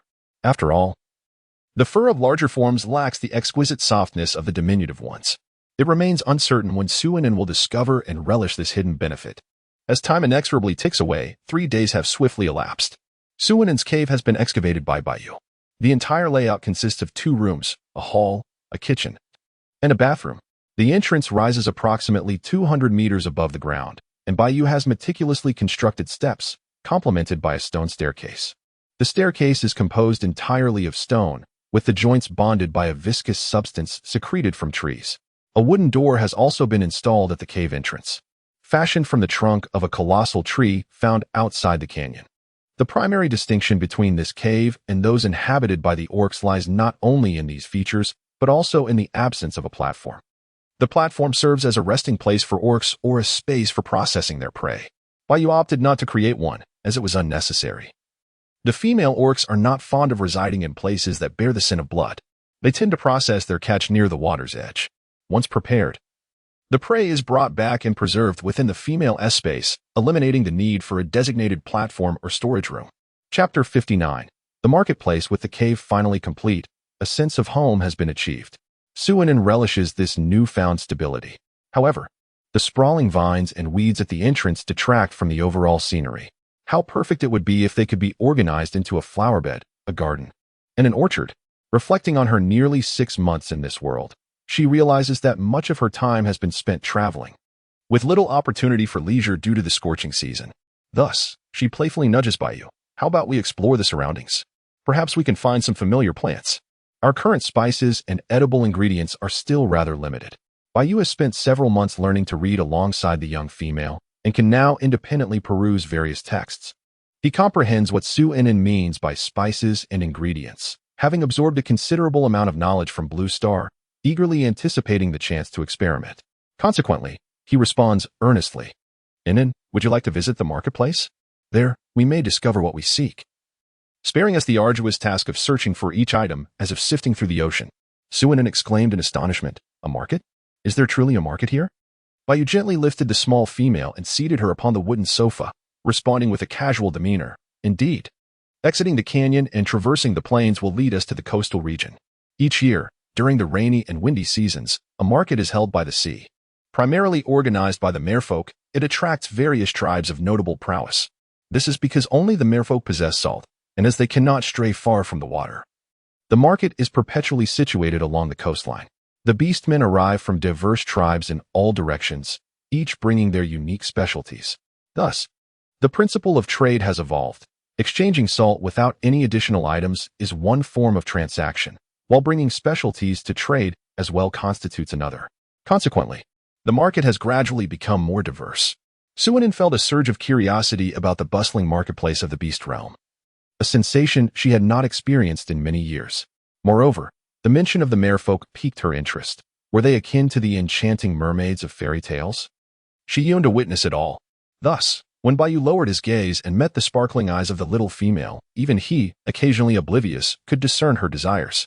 Leaning closer, he whispered in her ear, "And Bao wishes to visit the marketplace? We shall set forth early tomorrow. It is merely a half-day's journey to reach it.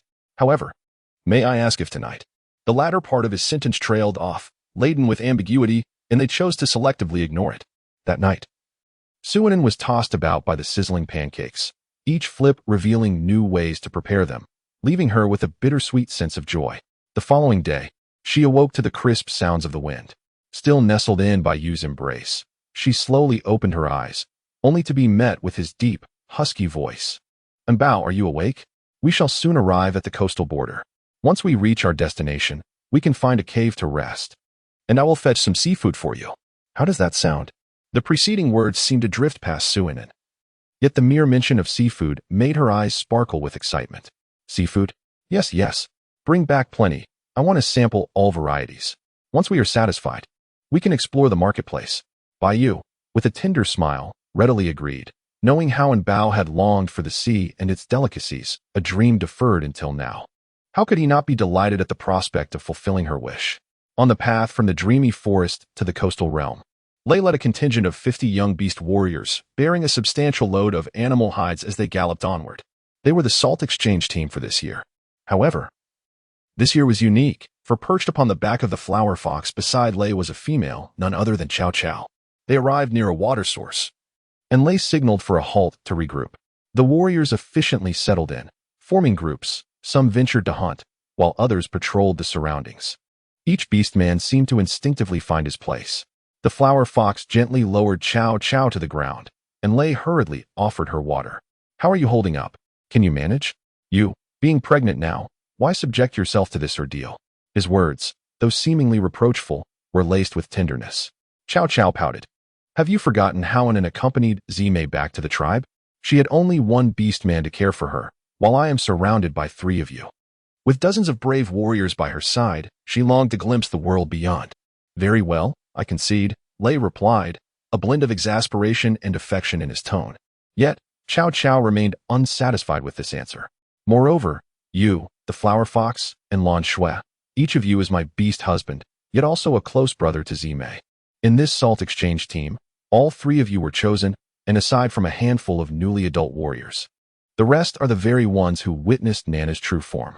Do you not find it peculiar that not a single beast husband remained at home while I am with child? If I do not come out with you, I fear that we may never have the opportunity to meet again." These hasty and somewhat despondent words jolted the 3 beastmen into awareness. Only now did they realize the issue concerning the salt exchange team's roster. The joy they had felt at being able to venture out together was now replaced by a profound sense of anxiety. It was at this moment that the previously silent Lan Yue chose to speak, reassuring them, "Calm down.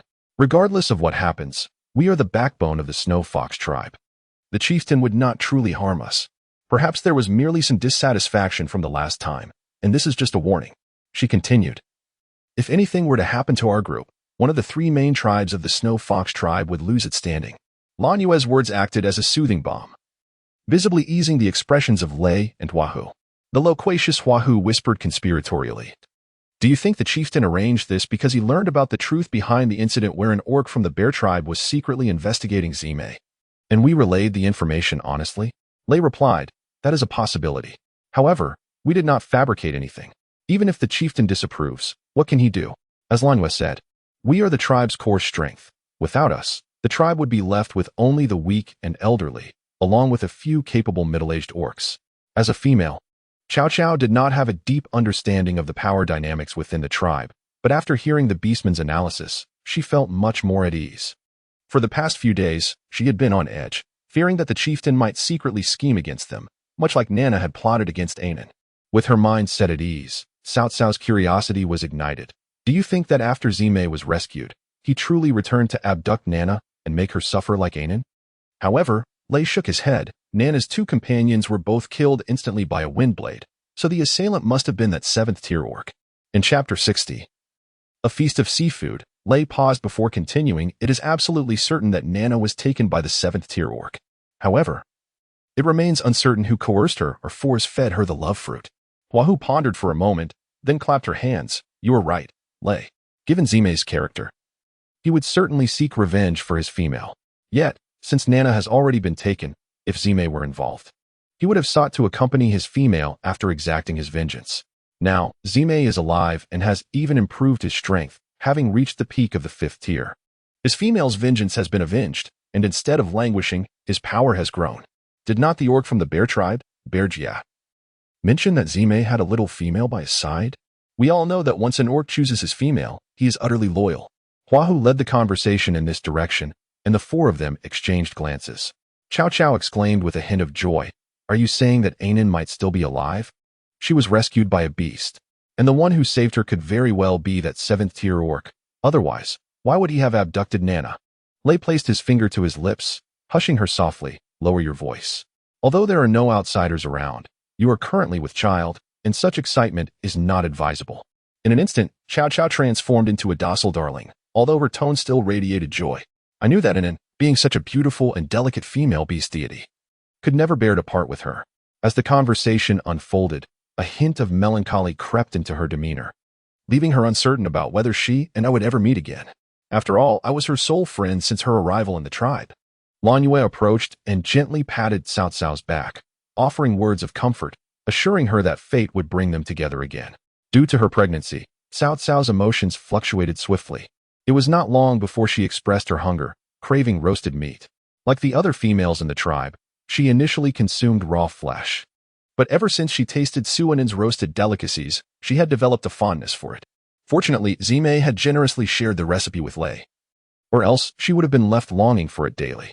This also contributed to Cao Cao's particular affection for Anan. At the entrance of the marketplace, Baiyu descended gracefully from the sky, cradling Su Anan in his arms. He tossed out 10 white crystals, securing us a secluded cave. The merman beastman who received the crystals promptly led the way. It was a humorous situation. After all, he was a 7th-tier powerhouse, and the pressure he had just released nearly brought the merman to his knees. The curious beastmen surrounding him fell silent, as if turned to stone, their heads bowed in deference. As we journeyed, Baiyu spoke nonchalantly, inquiring about whom he should approach for various seafood. The guiding merman quickly responded, "Just let me know, my lord, and I will arrange for my fellow clansmen to deliver the seafood shortly."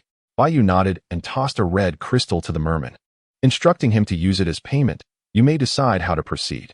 The merman beamed as he accepted the red crystal, introducing himself, "My lord, I am Umo, the overseer of the marketplace for the merman tribe. You may come to me for any needs in the future, and I will ensure everything is taken care of properly." Baiyu responded with a cool, nonchalant acknowledgement. "Suanen, my husband suddenly exudes an aura reminiscent of a domineering CEO. Truly charming." Suanen discreetly kissed her husband from the National People's Congress, causing him to stiffen momentarily before turning his gaze around with a sense of pride and satisfaction. They found themselves at a cliffside, nestled against the coast, where every kilometer there exists a cave. At this moment, the merman orc, displaying remarkable perceptiveness, began to provide an introduction. This cluster of caves, backed by the sea, boasts a tranquil environment, with each cave spaced a kilometer apart, ensuring that orcs typically refrain from intruding. In contrast, the caves across the way are more densely situated, with only 100 meters separating each one. Even so, in just half a month's time, they are bound to be filled to capacity.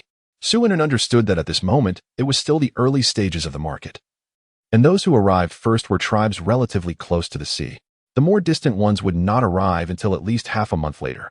Soon, Yuma led them to a cave located at the very edge. Despite its position, this cave boasted the finest environment, being the closest to the sea. As he spoke, he gestured toward a narrow path nearby, indicating that it led directly to the shore. "Listen," he said, "you can clearly hear the sound of the waves. The beach below has also been cleared for your enjoyment. You may frolic there." Suanen was quite pleased. She had yet to experience the joys of the beach, and her eyes sparkled with eager anticipation as they fixated on the narrow path. Noticing her satisfaction, Baiyu nodded and said, "Very well. Please make arrangements to send over some seafood promptly. We shall tidy up the cave first. Also, do not forget to bring some timber." With that, he tossed 10 white crystals to Umo, who joyfully agreed and swiftly set about making the necessary arrangements. Indeed, the generosity of a 7th-tier expert was apparent. White crystals were tossed about as if they were mere trifles. It is worth noting that while timber holds little value and can be easily collected from the surroundings, white crystals, despite being energy sources primarily for young ones, possess significant worth. 1 white crystal equates to 5 pieces of animal hide. 10 pieces of animal hide can be exchanged for a shell of precious salt at the cost of merely 2 white crystals. Red crystals are even more valuable. 1 red crystal is equivalent to 50 white crystals. As for green crystals, they are priceless treasures, rare and elusive. Soon enough, Baiyu had the cave tidied up. For these caves were merely temporary abodes, excavated close to the ground rather than at elevated cliff heights. Suanin laid only a few layers of animal skins on the stone bed, deeming it sufficient. While away from home, she wished to avoid attracting unnecessary trouble by displaying unfamiliar items. Soon, the sound of hurried footsteps echoed outside the cave. Baiyu urged Suanin to sit and rest while he ventured out to investigate. Before long, the commotion subsided, and Baiyu's voice drifted in, on bow. Come out and see if you like these seafood delicacies. Whatever you desire, I shall prepare it for you. Although Baiyu's culinary skills were still honed under the tutelage of Zimei and could not rival that of the fox, he had certainly grasped the basics well enough not to offend the palate of the young female. Suanin dashed outside, her excitement palpable. Upon beholding the towering mound of seafood before her, her mouth formed a perfect O in astonishment. She noticed that a bed of pristine large leaves cushioned the bottom, while the seafood had been meticulously cleaned of its innards. Predominantly, fish adorned the pile. While Suanin was not well acquainted with many varieties, she recognized sardines, tuna, and grouper among them. The rest were unfamiliar to her. Yet, the knowledge that all of this delectable seafood awaited her was exhilarating. She had often heard that ocean fish, lacking the muddy taste of pond fish, were far more delicious. Today, Suanin was finally poised to indulge in a feast of seafood to her heart's content. Suanin stored the majority of her provisions in the space, leaving only a small portion outside. Even so, she could only consume less than 1/10. The rest was all prepared for Baiyu. Chapter 61. Strolling through the market. Though Suanin may appear to have a modest appetite, her desires are anything but small. The mere sight of the fish makes her yearn to roast a delectable piece of meat. Baiyu, observing her little gluttonous demeanor, smiled with her eyes gently squinted. Ultimately, Suanin resigned herself to the idea of grilling a piece from each variety of fish and simmering a pot of seafood soup to savor the flavors. The pot in question is a stone vessel, which Baiyu had thoughtfully unearthed before their departure. While it may not conduct heat as swiftly as a cast-iron pot, it possesses an unassuming charm, and they are in no rush to indulge in the fish soup. A slow simmer will suffice. Suanin savored every variety of fish, taking 2 bites of each, and she did not hesitate to express her admiration. This one is delightful. The texture is exquisitely tender. Wow, this is both succulent and fragrant, truly without a hint of fishiness.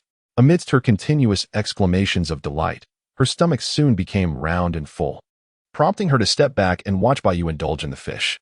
Meanwhile, she muttered in mild frustration, "Why don't I possess such a remarkable appetite as yours?" By the time Baiyu had also feasted to satisfaction, the sun had begun its descent in the west, bathed in the golden glow of the twilight. Embraced by the sea breeze and the rhythmic sound of the waves, Baiyu carried Suanin toward the marketplace. The marketplace was predominantly frequented by orcs, as the females were pampered within the tribes. The orcs possessed exceptional night vision, rendering the notion of an empty market at dusk or night quite implausible. The appearance of Baiyu and Suanin stirred an immediate commotion in the previously tranquil marketplace. "Look, a female has come to the market. Wow, this little female is so fair and beautiful. I wish to become her beast husband." A flurry of such remarks created an atmosphere of lively chatter. Many solitary male orcs were visibly agitated. However, the marketplace soon reverted to its former normalcy as Baiyu unleashed the formidable pressure of a 7th-tier warrior. Although the orcs were not forced to the ground, their legs trembled to varying degrees. It was only when they lowered their heads, ceasing to gaze at the young female, that the oppressive aura dissipated. Suanin was blissfully unaware of any looming pressure. Her curiosity was piqued by the sudden commotion in the marketplace, which had just as abruptly subsided. However, she was not one to dwell on thoughts for long, attributing the earlier astonishment of the orcs to her presence. After all, it was quite rare to see a female in these parts, and her appearance undoubtedly drew attention. As for why that attention had waned so swiftly, she speculated it must have something to do with her esteemed husband. Baiyu, being a formidable 7th-tier warrior, would certainly discourage anyone foolish enough to provoke trouble. Beyond that, she felt little need to ponder. Her sole desire was to relish the joy of shopping. In the distance, the marketplace overseer, Umo, cast a derisive glance at the orcs, who appeared as frightened as quails. He instructed the merfolk beneath him, urging them to keep their eyes peeled for any needs expressed by the esteemed female of the winged tiger. Ensuring her satisfaction would, in turn, please the winged tiger himself. The merfolk promptly acknowledged his command, and swiftly dispersed into various corners of the market, though their gazes frequently drifted towards Suinin. This vigilance served a dual purpose: to prevent any unwitting soul from inciting the wrath of a seventh-tier warrior and to discern the preferences of the esteemed female. The merfolk had mastered the art of marketplace management, ensuring smooth operations hinged upon the contentment of high-ranking beasts. After all, lower-tier orcs were unlikely to instigate trouble within the domain of the merfolk, given the considerable size of the orcs in their beast forms, and the fact that their goods were transported in that manner. The stalls were spaced at least 500 or 600 meters apart. Fortunately, with Bayou carrying her, Suinin felt spared from the exhaustion of walking. She mused that, had she relied solely on her own short legs, she might have been rendered incapable of traversing even a few stalls before darkness fell. In Bayou's embrace, Suinin enjoyed an exceptionally splendid view, her eyes wandering curiously from side to side, akin to a naive child encountering the world for the first time. The stalls were predominantly filled with various types of beast hides: large, small, long-haired, short-haired, and even hairless specimens. The colors were equally diverse. While most were shades of gray, black, white, or mottled, there were occasional striking hues, such as red and gold. Whenever Suinin lingered on a particular hide for more than 3 seconds, Bayou would approach and exchange a white crystal with the vendor. Once the hide was in his possession, he would deftly conceal it with a flick of his wrist. This arrangement had been mutually agreed upon by Bayou and Suinin prior to their outing, as they wished to retain the convenience of their spatial ability without revealing that it belonged to a female. To avoid attracting envy and trouble, they decided to feign that the space was a manifestation of Bayou's beast soul ability. After all, as a 7th-tier warrior, it was not unusual for him to possess wind abilities alongside another spatial skill. It could merely be perceived as a testament to his extraordinary talent. Indeed, upon witnessing Bayou's display of prowess, many beastmen were initially taken aback, but their surprise quickly dissipated. Their astonishment stemmed from having seen Bayou at the market earlier, where he had visibly shielded Suinin with wind abilities during his descent. Furthermore, his aura as a 7th-tier powerhouse had swiftly spread through the market, alerting all to the presence of a formidable wind element warrior. Now, this very warrior had showcased his spatial capabilities, inciting a mix of admiration and envy among the beastmen. It is noteworthy that within the 3 major tribes, there had never been any reports of an individual awakening 2 beast soul abilities. The sudden emergence of a 7th-tier winged tiger beastman with dual powers compelled them to reassess their perceptions of flying beasts. Historically, flying beastmen held a disdain for their terrestrial counterparts, often shunning associations with them. As for the presence of a 6th-tier eagle in the bear tribe, that detail shall be revealed in subsequent chapters, so I shall refrain from divulging further. Simultaneously, the news of Bayou's dual abilities swiftly reached Jumeau's ears. He pondered that the seafood he had delivered earlier that day might be insufficient, and resolved to send his kin to the deep sea later to procure more rare delicacies to present. After wandering for a while and acquiring several uniquely colored furs, Suinin's enthusiasm began to wane. It wasn't until they arrived at a secluded corner, where the foot traffic of orcs was sparse, rendering the stalls somewhat superfluous, that her interest further diminished. However, adhering to the principle of exploring since they were already there, Suinin instructed Bayou to carry her over for a closer look. As dusk began to descend, she realized she could not discern the wares from a distance. Gradually approaching the stall, her attention was first captured by an orc in front of the booth, whose head bobbed slowly as he fought off sleep, clearly a consequence of the lack of customers. Chapter 62. Encountering corn, potatoes, and flour. Suinin found it rather amusing. It seemed that even orcs, while idly manning their stalls, could succumb to drowsiness. Moreover, that little bobbing head was undeniably vivid in its imagery. Unable to contain herself, Suinin let out a soft chuckle. The dozing orc was instantly startled awake, his gaze bewildered as he surveyed his surroundings, a hint of drool lingering at the corners of his mouth. Upon spotting a charmingly smiling female, he offered an awkward smile in response. Suinin pointed at the corner of her mouth, subtly indicating to him to be mindful of his appearance. This left the vendor feeling even more embarrassed, as he hastily raised his hand to wipe away the drool. Although he already had a partner, he felt quite uncomfortable being humiliated in front of an unfamiliar female. Initially, Bayou felt a twinge of jealousy due to the little female's excessive attention towards the vendor. But upon noticing the female emblem on the vendor's chest, his expression softened considerably. A male with a partner is undoubtedly safe. Nevertheless, he still took the opportunity to remind her, and bow, why not take a look at this stall and see if there's anything you like? Suinin smiled and gently kissed Bayu's cheek, responding softly, I understand. However, it's still a bit arduous for my dear Bai to carry me all this way. Bayu blissfully accepted the reward, feeling an overwhelming sense of contentment. His little female always had him completely wrapped around her finger. As Suinin alighted, she approached the stall and discerned that it was entirely devoted to vegetarian fare, explaining the absence of any orc patrons. However, this suited her perfectly, for she had already recognized two types of food, corn and potatoes. She pointed to the corn and potatoes and inquired, how can I exchange for these items? The stall owner, noticing the young female's genuine intent to barter, eagerly elucidated, this is corn. Do not be deceived by its appearance. For the kernels possess a touch of sweetness. It can be consumed raw or roasted, and can even be dried for storage during the cold season. As for the potatoes, they must be cooked to be enjoyed, yet they are quite fragrant and can be stored for a considerable time. If you fancy them, both can be had for 1 beast skin per basket. The stall owner gestured towards the baskets containing the corn and potatoes, which, in the realm of beasts, were not particularly large, capable of holding around 100 pounds. Nevertheless, this was Suinin's first encounter with such a basket, and she noted its striking resemblance to a bamboo basket. Are the baskets included in the exchange? She asked. The stall owner promptly shook his head. The baskets are not for sale. We have painstakingly traded with the Yuan tribe to acquire these. They are quite convenient for holding fruits and these provisions. Suinin was aware that the orcs employed vines to weave nets, albeit with notably large gaps, primarily for the transportation of their hunted game. Was it truly so challenging to exchange for a basket? Bayu, noticing the little female's interest in the corn and the tubers, rummaged through his memories until he matched them with the illustrations in the book she had shown him. It turned out they were corn and potatoes, resembling the images in the book perfectly, albeit somewhat larger in size. Thus, Bayu spoke. This corn and potatoes are what you refer to as and we shall take as much as you have. We do not require your baskets. Upon hearing that they could take as much as they desired, the vendor's eyes sparkled with excitement, disregarding why the orcs referred to them as corn and potatoes.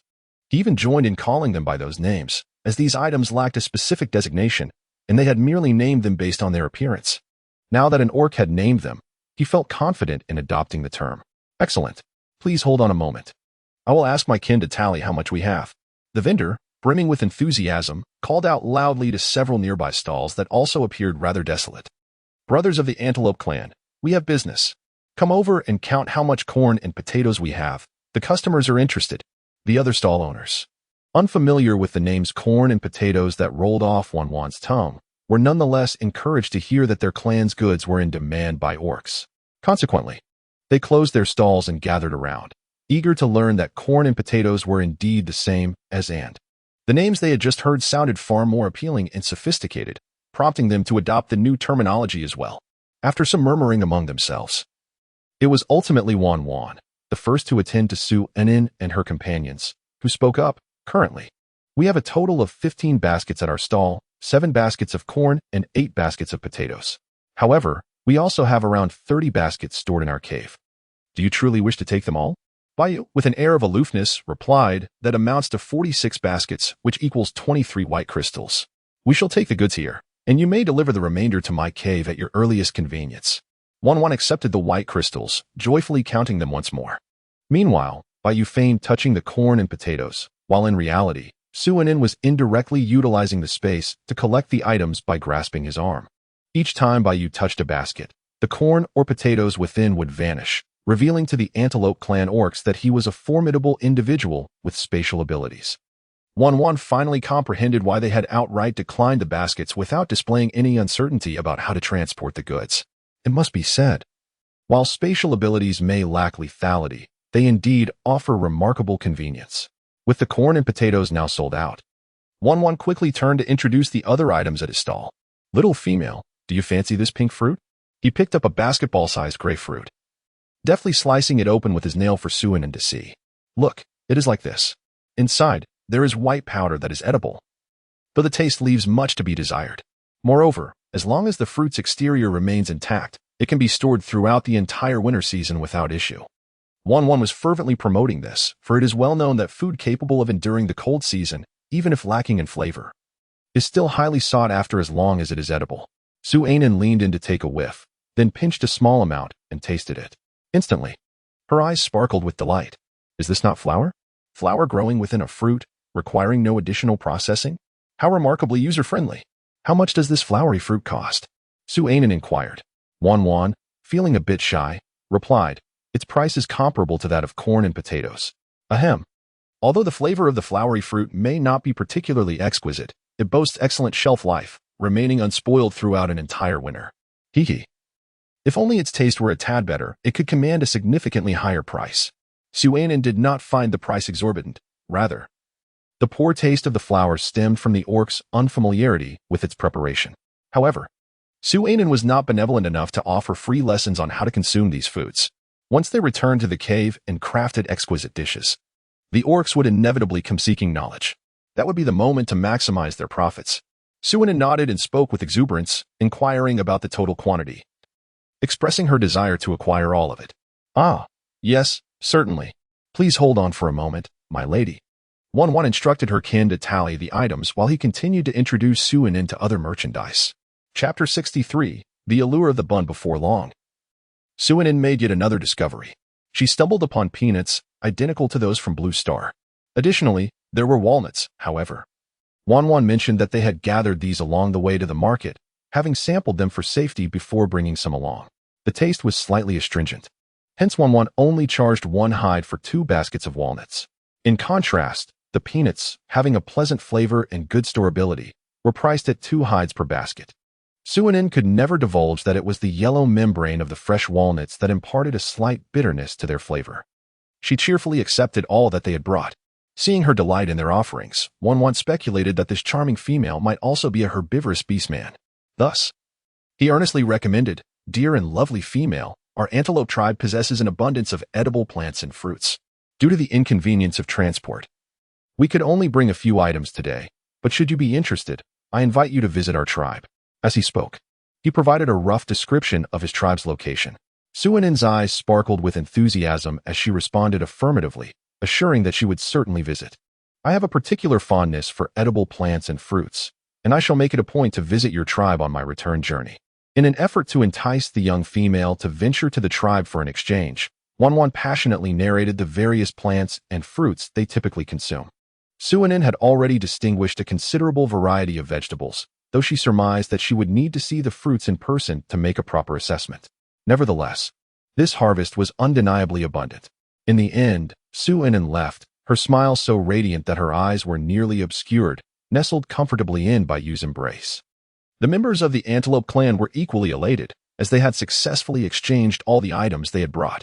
Tomorrow, they would trade with the merfolk for salt, and then prepare for their return journey.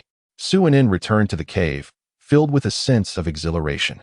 She had no desire to rest, for the thought of corn and flour made her mouth water.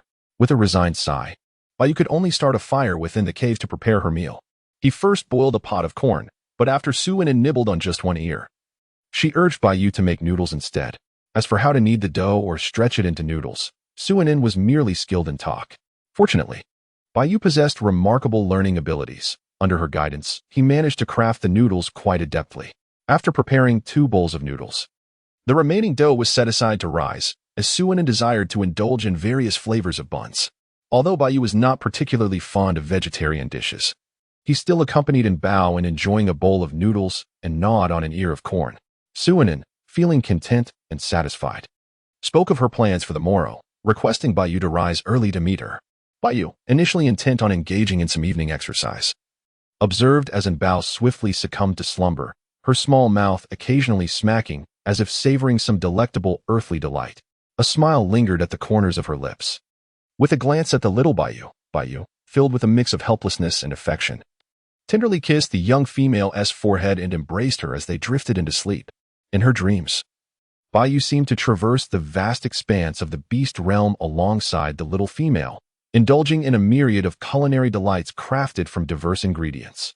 At the break of dawn the following day, Suanen, for the first time since her arrival in the beast realm, rose proactively before the sun had fully ascended. At her movement, Bayou, already in a light slumber, stirred awake. Wasn't it too early for Bao to awaken?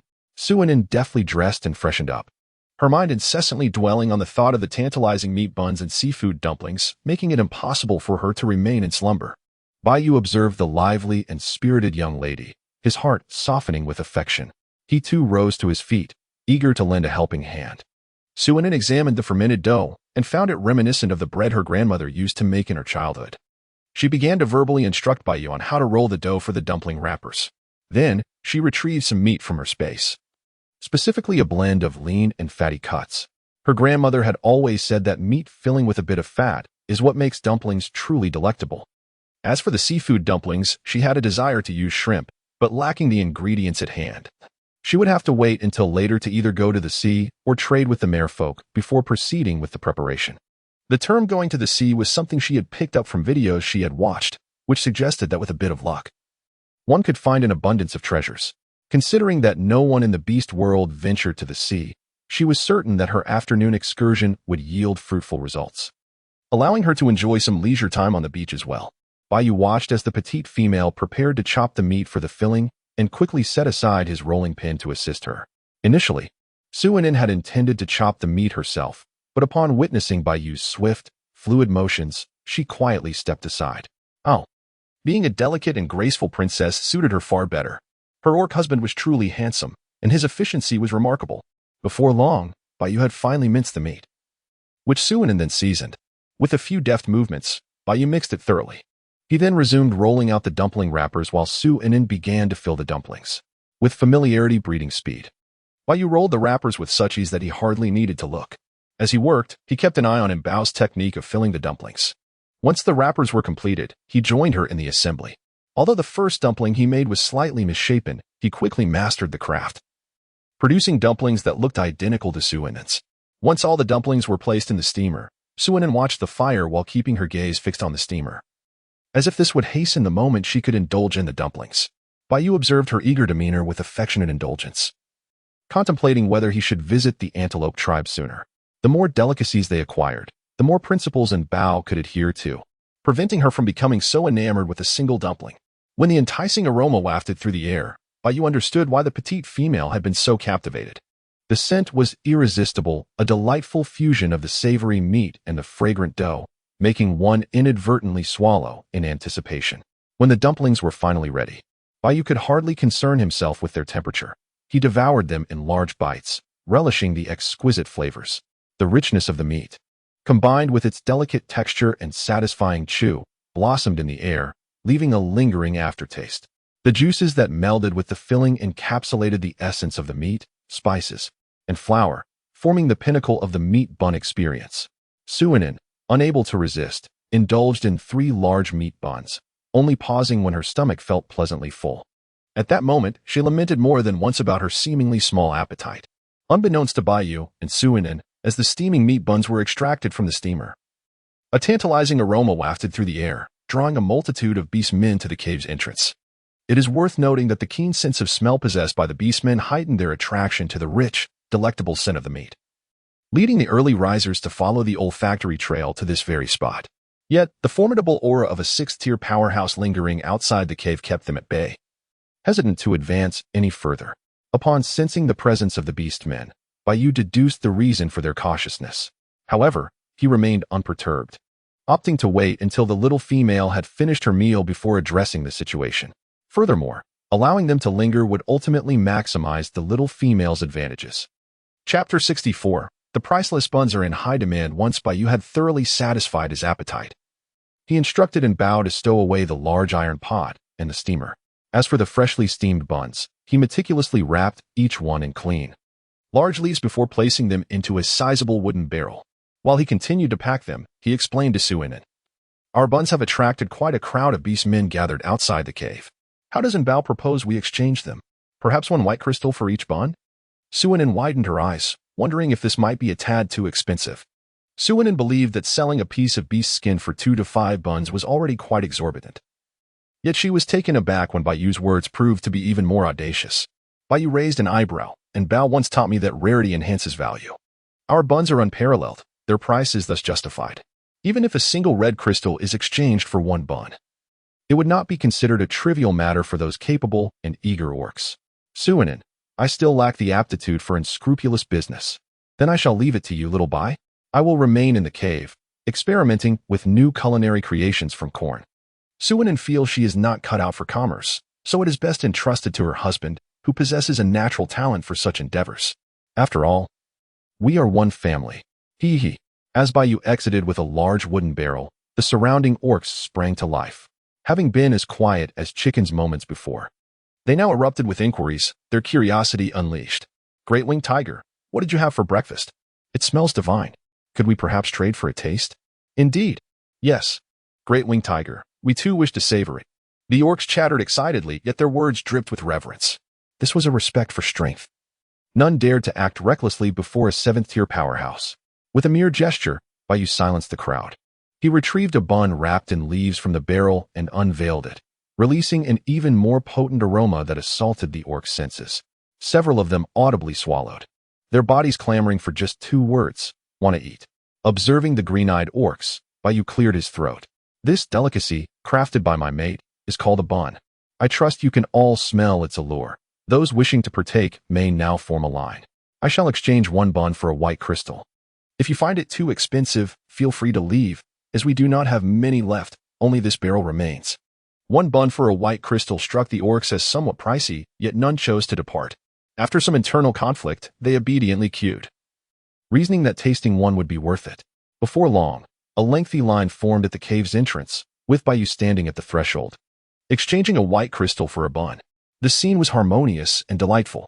Orcs in the back, curious about the commotion, approached only to encounter their comrades savoring their buns with evident satisfaction. Without hesitation, they joined the throng. The first orc to finish his bun, now longing for more, regretted only purchasing 1. He rejoined the line, hoping to buy 2 this time. Observing this, another orc preparing to purchase a bun quickly produced 2 additional white crystals, securing 3 buns. The orc behind him remarked, "You might want to limit yourself to 1, considering the long line behind us." The others echoed his sentiment, anxious that they too might miss out. Noticing the commotion, Bayou spoke firmly, "Given the limited quantity of buns today, each person is restricted to purchasing 2 at a time, granting others the opportunity to taste as well." With the authoritative voice of the esteemed leader, the crowd readily acquiesced. They had come to experience something new and had no desire to spoil the joy of the morning. Despite this, several orcs arriving later still found themselves unable to procure any buns, due to the fact that they had sold out. Bayou pondered for a moment and consoled the crowd, saying, "Today, the buns are gone. Please come early tomorrow." During their temporary stay here, they would prepare a larger batch each morning. Upon hearing this, those who had missed out on the buns no longer felt disheartened. Instead, they were filled with anticipation for tomorrow's offerings. Little did they know that the queue the next day would be even longer, but fortunately, he arrived early. Otherwise, he would have found himself waiting in vain once again. As the buns sold out, the crowd dispersed. But the exquisite taste of the buns was extolled by a throng of orcs, with some even claiming that they were more delectable than the food served by their beast god. Within half a day, the news of a 7th-tier expert's culinary prowess in making exceptionally delicious buns spread throughout the land of beasts. Furthermore, the fact that he would prepare extra each morning for everyone to savor during his stay at the market only fueled their enthusiasm. The primary reason for this fervor was the undeniable deliciousness of the buns, while another reason stemmed from the orcs' inherent vanity. To partake in a meal crafted by a 7th-tier master was a matter of great pride for them, a story they could boast about for a lifetime upon returning to their tribes. When Uemo learned of this news, he regretted having risen too late that day. Contemplating the situation, he promptly instructed his subordinates to procure additional fish silk. Fish silk, a specialty of the merfolk, is as delicate as gossamer, yet remarkably durable, possessing a degree of defensive capability. It is one of the treasures of the merfolk, traditionally reserved for their own kind and never sold to outsiders. Only those who share a close bond with the merfolk can receive their generous gifts. As Suinin observed Bayou returning, having effortlessly sold all the buns, she marveled at how swiftly they had sold out. "Xiaobai is truly remarkable," she exclaimed, astonished that such exorbitantly priced buns had met such demand. While showering him with praise, she leaned in to playfully tug at his head, and Bayou willingly bowed down to receive his reward. He particularly cherished this manner of interaction with Bao, as it imbued every action he undertook with profound significance. Suinin has already conceived various new culinary delights that can be crafted from corn, such as sautéed corn kernels, corn cakes, corn soup, and corn buns, among others. However, she is not in a rush, for she knows that she will have ample time to prepare them in the future. Presently, they find themselves by the seaside. and their stay will not be prolonged, necessitating a prioritization of their activities. The immediate focus is to go tide gathering, while also collecting an abundance of seafood. Therefore, without waiting for the afternoon, Suinin dons a straw hat and instructs Baiyu to accompany her with a wooden bucket for the endeavor. Although Baiyu is uncertain about the specifics of tide gathering, it does not hinder his desire to indulge on Bao. Upon their arrival at the shore, the waves crash rhythmically against the coastline, propelled by the wind, and the surroundings are devoid of any orc activity, lending an air of tranquility. Nonetheless, this does not dampen Suinin's enthusiasm, for she has already spotted an array of seafood: clams, crabs, sea snails, and abalone, among others. Do not inquire how Suinin recognizes these. Simply ask who hasn't indulged in a few tide-gathering videos. Chapter 65. The Irresistible Shark Silk. Suinin's eyes sparkled with delight upon encountering familiar seafood, and she promptly brandished a pair of tongs to begin her enthusiastic foraging. She was indiscriminate in her selection, seizing any crab that was as large as her fist. The same applied to other seafood. Nearly everything in her path was swept into her wooden barrels. Baiyu, while protecting Suinin from any sea creatures that might briefly venture ashore, assisted her in gathering the bounty. Although he thought that the items she collected were rather small and paled in comparison to a fish traded by Umo, he was undeterred by her joy. As long as Unin was happy, even if she only collected a couple of small crabs throughout the day, it was more than worthwhile. Such is the unprincipled and unyielding affection of a beastman for his beloved. As midday approached, Suinin had already filled 2 large barrels with seafood, with the third barrel half full. At that moment, a figure emerged from the sea, or rather, a merman. He was adorned with soft blue hair, and his fishtail occasionally broke the surface of the water. Suinin found him quite handsome, although her own husband and second partner were exceptionally striking, leading her to think that this merman was merely average in comparison. It was her first encounter with a merman previously. She had only met Umo, and she noticed that the merman carried a subtle scent of fish, faint though it was, which her keen nose detected. Henceforth, Suinin distinguished between the enchanting mermen of fairy tales and the mermen of reality. Soon, the merman emerged onto the shore, dragging a large bag filled with unknown treasures from the depths of the sea. For the first time, Suinin witnessed the transformation of a merman from his aquatic form into that of a human, a process that fascinated her. Albeit the sight of his rather unappealing dark walnut-like features was somewhat jarring. Suinin, her cheeks flushed, lowered her gaze to her toes, as if she might unearth a few crabs by doing so. Upon reaching the shore, the merman casually nodded in greeting to Baiyu before donning his first skirt and departing. He was a merman of restraint, refraining from interrupting Lord Winged Tiger's playful interaction with the young female. When Baiyu turned around, he noticed the crimson tips of Bao's ears and her slight discomfort as she fiddled with the sand beneath her toes. Recalling the scene of the merman's arrival, Baiyu swiftly grasped the situation. The transformation between beast and human form was a commonplace occurrence in the beast realm. Even females, upon witnessing it, would not feel embarrassment, but rather gather to discuss the masculine prowess of their counterparts. It was only his little female who would feel uneasy at such a sight. Yet, it was indeed quite a sight to behold, far less appealing than his own. Wasn't Bao averse to looking? Or was it simply that the merman's appearance paled in comparison to his? Baiyu teased, whispering softly in her ear. Suinin, consumed by rage and embarrassment, exclaimed, "What? Do you particularly enjoy flaunting that thing? Do you yearn for everyone to see it?" Baiyu hastily shook his head, insisting, No. I wouldn't dare to show off. That thing is solely for Bao. It belongs only to her." Filled with a strong sense of survival instinct, Baiyu had a foreboding feeling that if he did not answer this question adequately, he might find himself unable to sleep in his bed that night. Alas, while he adored the various rewards from Bao, he also had to endure the repercussions from the little female in other respects.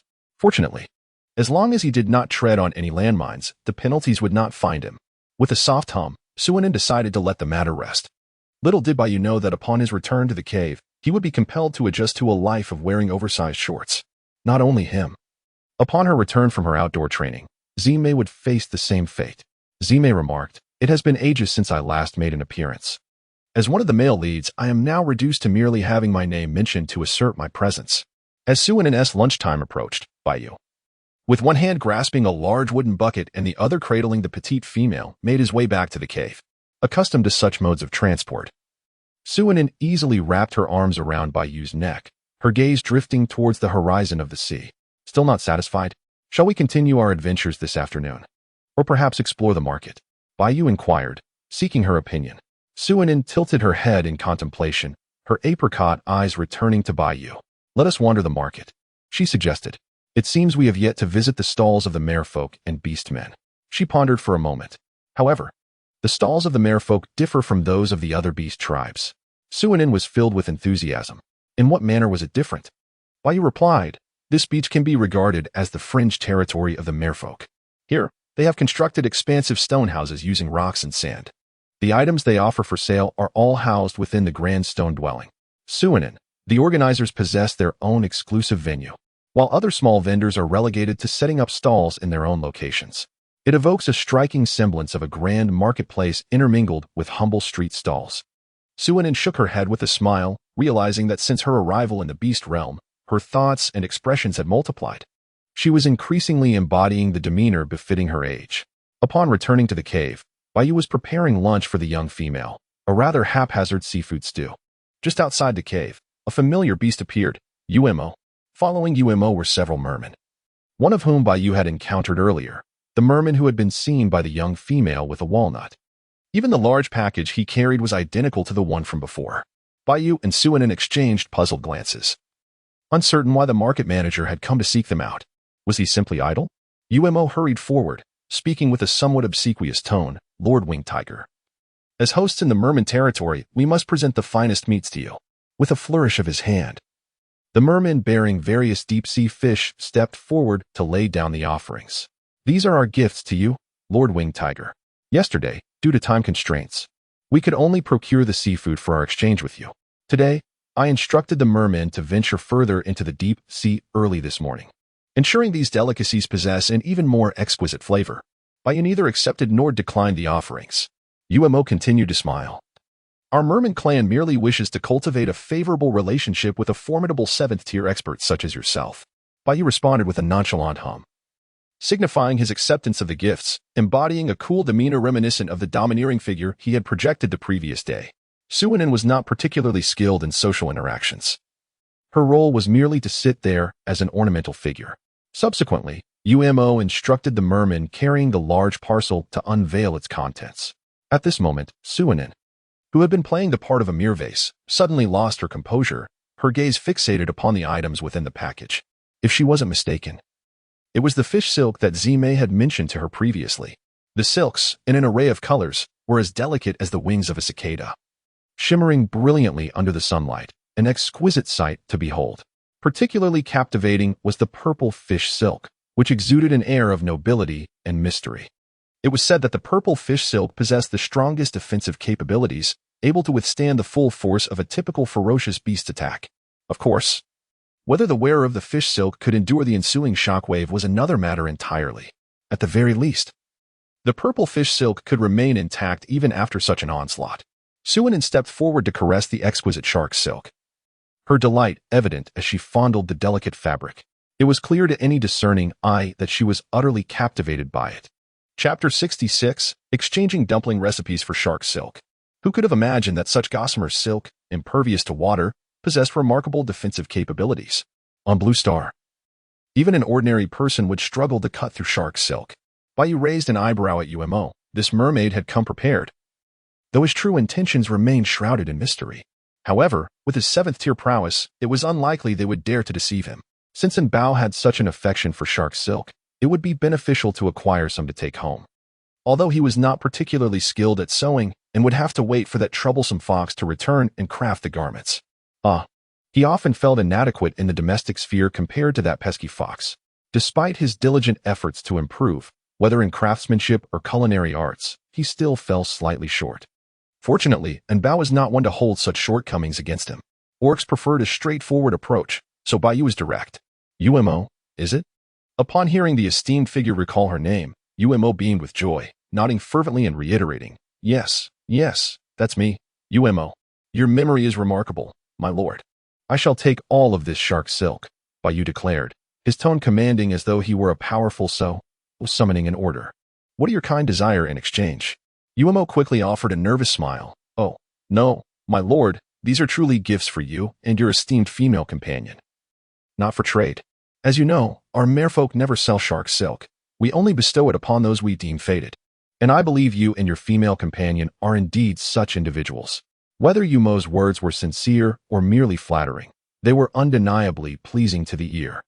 While Bayu contemplated what token of gratitude he should offer in return, Suinin interjected at the opportune moment, since you refused to barter and wish to gift us.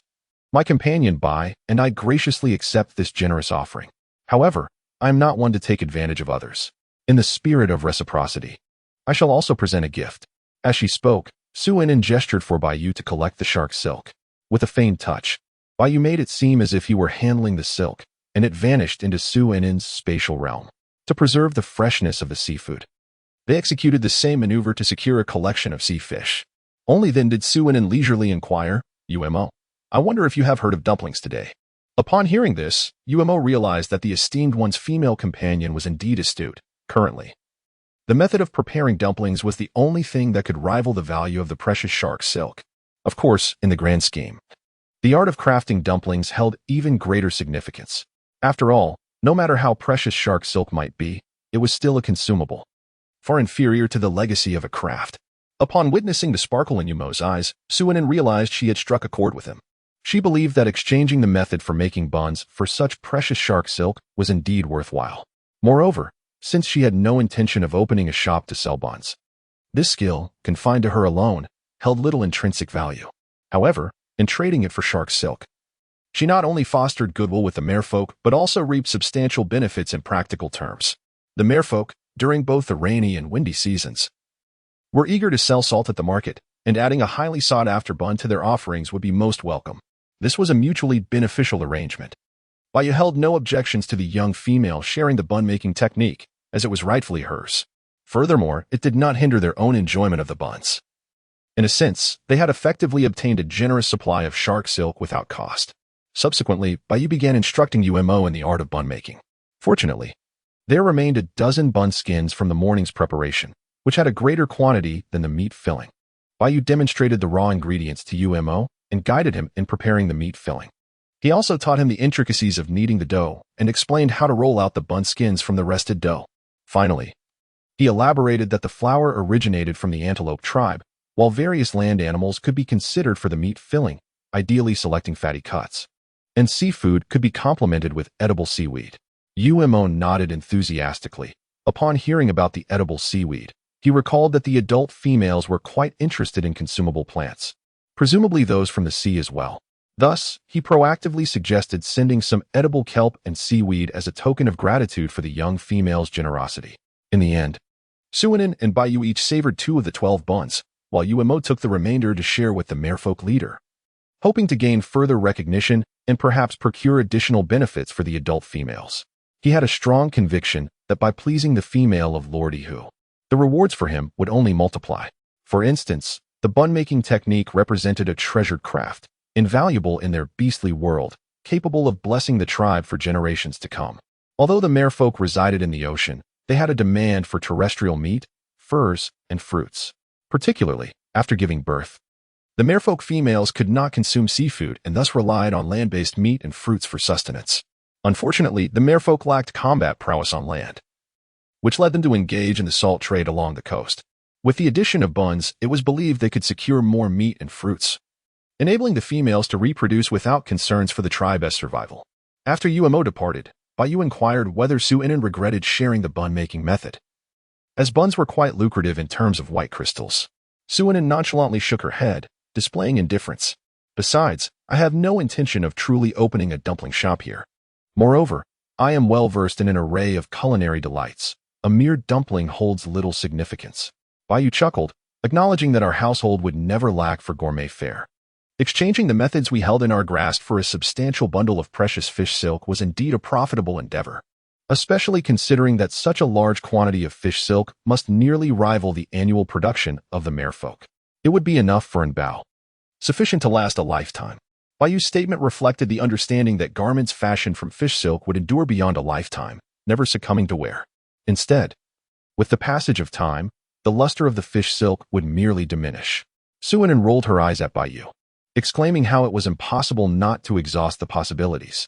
I can certainly create a variety of styles. I can change my attire daily, never repeating an outfit. Indeed, indeed. They replied. In Bao, wear whatever you desire. When the great fox returns, I shall have him craft more exquisite garments of fish silk for you. Suinin nodded upon hearing this, yet her heart felt somewhat heavy, a longing for Zime stirring within her. Bayu smacked his own forehead. Realizing the folly of his words, why bring up that wretched fox for no reason, thus unwittingly enhancing his presence in Anbao's mind? Meanwhile, Zime, unaware of the situation, inexplicably sneezed twice in the Inferno Forest. Chapter 67. The villain approaches thus. 2 days passed. Suinin's enthusiasm for beachcombing had waned significantly since its initial fervor.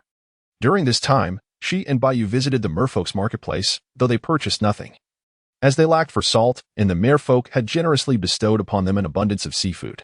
Notably, Yumo returned to the sea after acquiring the recipe for buns, promptly bringing back a box filled with exquisite pearls, emperor crabs, and other seafood delights that piqued Suinin's interest. Yuma's efficiency was commendable. On the same day, he established contact with the orc from the antelope tribe, preparing for their return, and placed a long-term order for pink fruits. Although Huan and the others had speculated about the purpose of the pink fruits, it did not hinder their joy in selling them. The antelope tribe's territory boasted an ample supply of pink fruit trees, and even if they had their suspicions, it was unlikely that the tribe would disclose how to prepare the fruits. Rather than exhausting themselves with conjecture, they chose to broaden their horizons. Indeed, due to the successful negotiation for a long-term supply of pink fruits, the merfolk graciously granted the antelope tribe a discount of 20% on salt purchases. Previously, 10 animal hides were required to procure 1 storage shell's worth of salt. Now, only 8 were necessary. In the last couple of days, Suinin had taken to wandering the marketplace each evening, hoping to discover something novel. However, disappointment awaited her, as the only additions to the market consisted of various meats alongside animal hides. Frankly, after perusing the stalls, she found herself surrounded by nothing but hides and meat, sapping her desire to shop entirely. A sudden yearning for home enveloped her. The valley where they had settled required her careful planning. Bayu had mentioned that more tribes would arrive in a few days, perhaps bringing with them familiar faces. With this thought in mind, Suinin resolved to linger a little longer. Yet, perhaps due to their prolonged stay by the sea, her skin began to feel dry and taut. The skincare products in her space had long expired and been discarded. Now, Suinin yearned for something to hydrate her skin. Even encountering cucumbers or aloe vera would suffice. Awakening from her afternoon slumber one day, she heard Bayu's exuberant voice from outside. Anbao, come quickly. Look what I found. Suinin was perplexed. Had they not explored this area thoroughly already? What could there possibly be that she had overlooked, yet Bayu had discovered? As she staggered out of the cave, her mouth fell agape in astonishment. The objects before her were familiar, albeit significantly larger than she had expected. No wonder Bayu had urged her to come out and observe, rather than bringing her into the cave. Outside, a large net woven from vines was brimming with countless stone fruits, akin to coconuts, towering to twice the height of the cave itself. Bayu, brimming with excitement, boasted and bowed. I found these after flying for nearly half an hour near a freshwater lake not far from the sea. I recalled you and Zime mentioning that you encountered many of these coconut-like stone fruits by the lake, so I set out to find them, and lo and behold, I succeeded. At that moment, Bayu's eyes sparkled with enthusiasm, his demeanor resembling that of a charming, sunlit youth, a stark contrast to his usual reserved and introspective self. It appeared that men indeed possessed many facets. I've gathered the stone fruits I found, he declared, having used vines to carry them back. Bayu wore an expression that seemed to beg for praise, which elicited laughter from Suinin. She approached him, and Bayu instinctively lowered his head in compliance. With effortless grace, Suinin leaned in, her lips brushing against Bayu's alluring and delicate ones. Ah, my little Bai is simply the best. Well done. A special reward awaits you tonight. Bayu's heart swelled with delight. He had initially anticipated only a gentle kiss as a reward, but now he was pleasantly surprised at the prospect of further indulgence in the evening. He understood all too well the allure of this special reward. Igniting an eager anticipation for the night to unfold, Suinin cast a glance at Bayu, and the two exhibited a harmonious understanding. One feigning emotion, while the other genuinely collected the stone fruits. Some may ponder why Bayu, possessing spatial abilities, chose to return with the stone fruits instead of directly storing them away. This query had never crossed Suinin's mind for explanation. Let them think as they wish. Is it not permissible for high-level warriors to possess peculiar preferences? As long as everyone accepted that spatial abilities were Bayu's second beast soul power, that sufficed.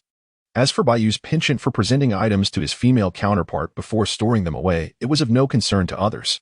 With the stone fruits in hand, Suinin naturally craved coconut juice, particularly the chilled variety. Thus, she beckoned Bayu, who was assisting her, to join her in the cave to concoct beverages.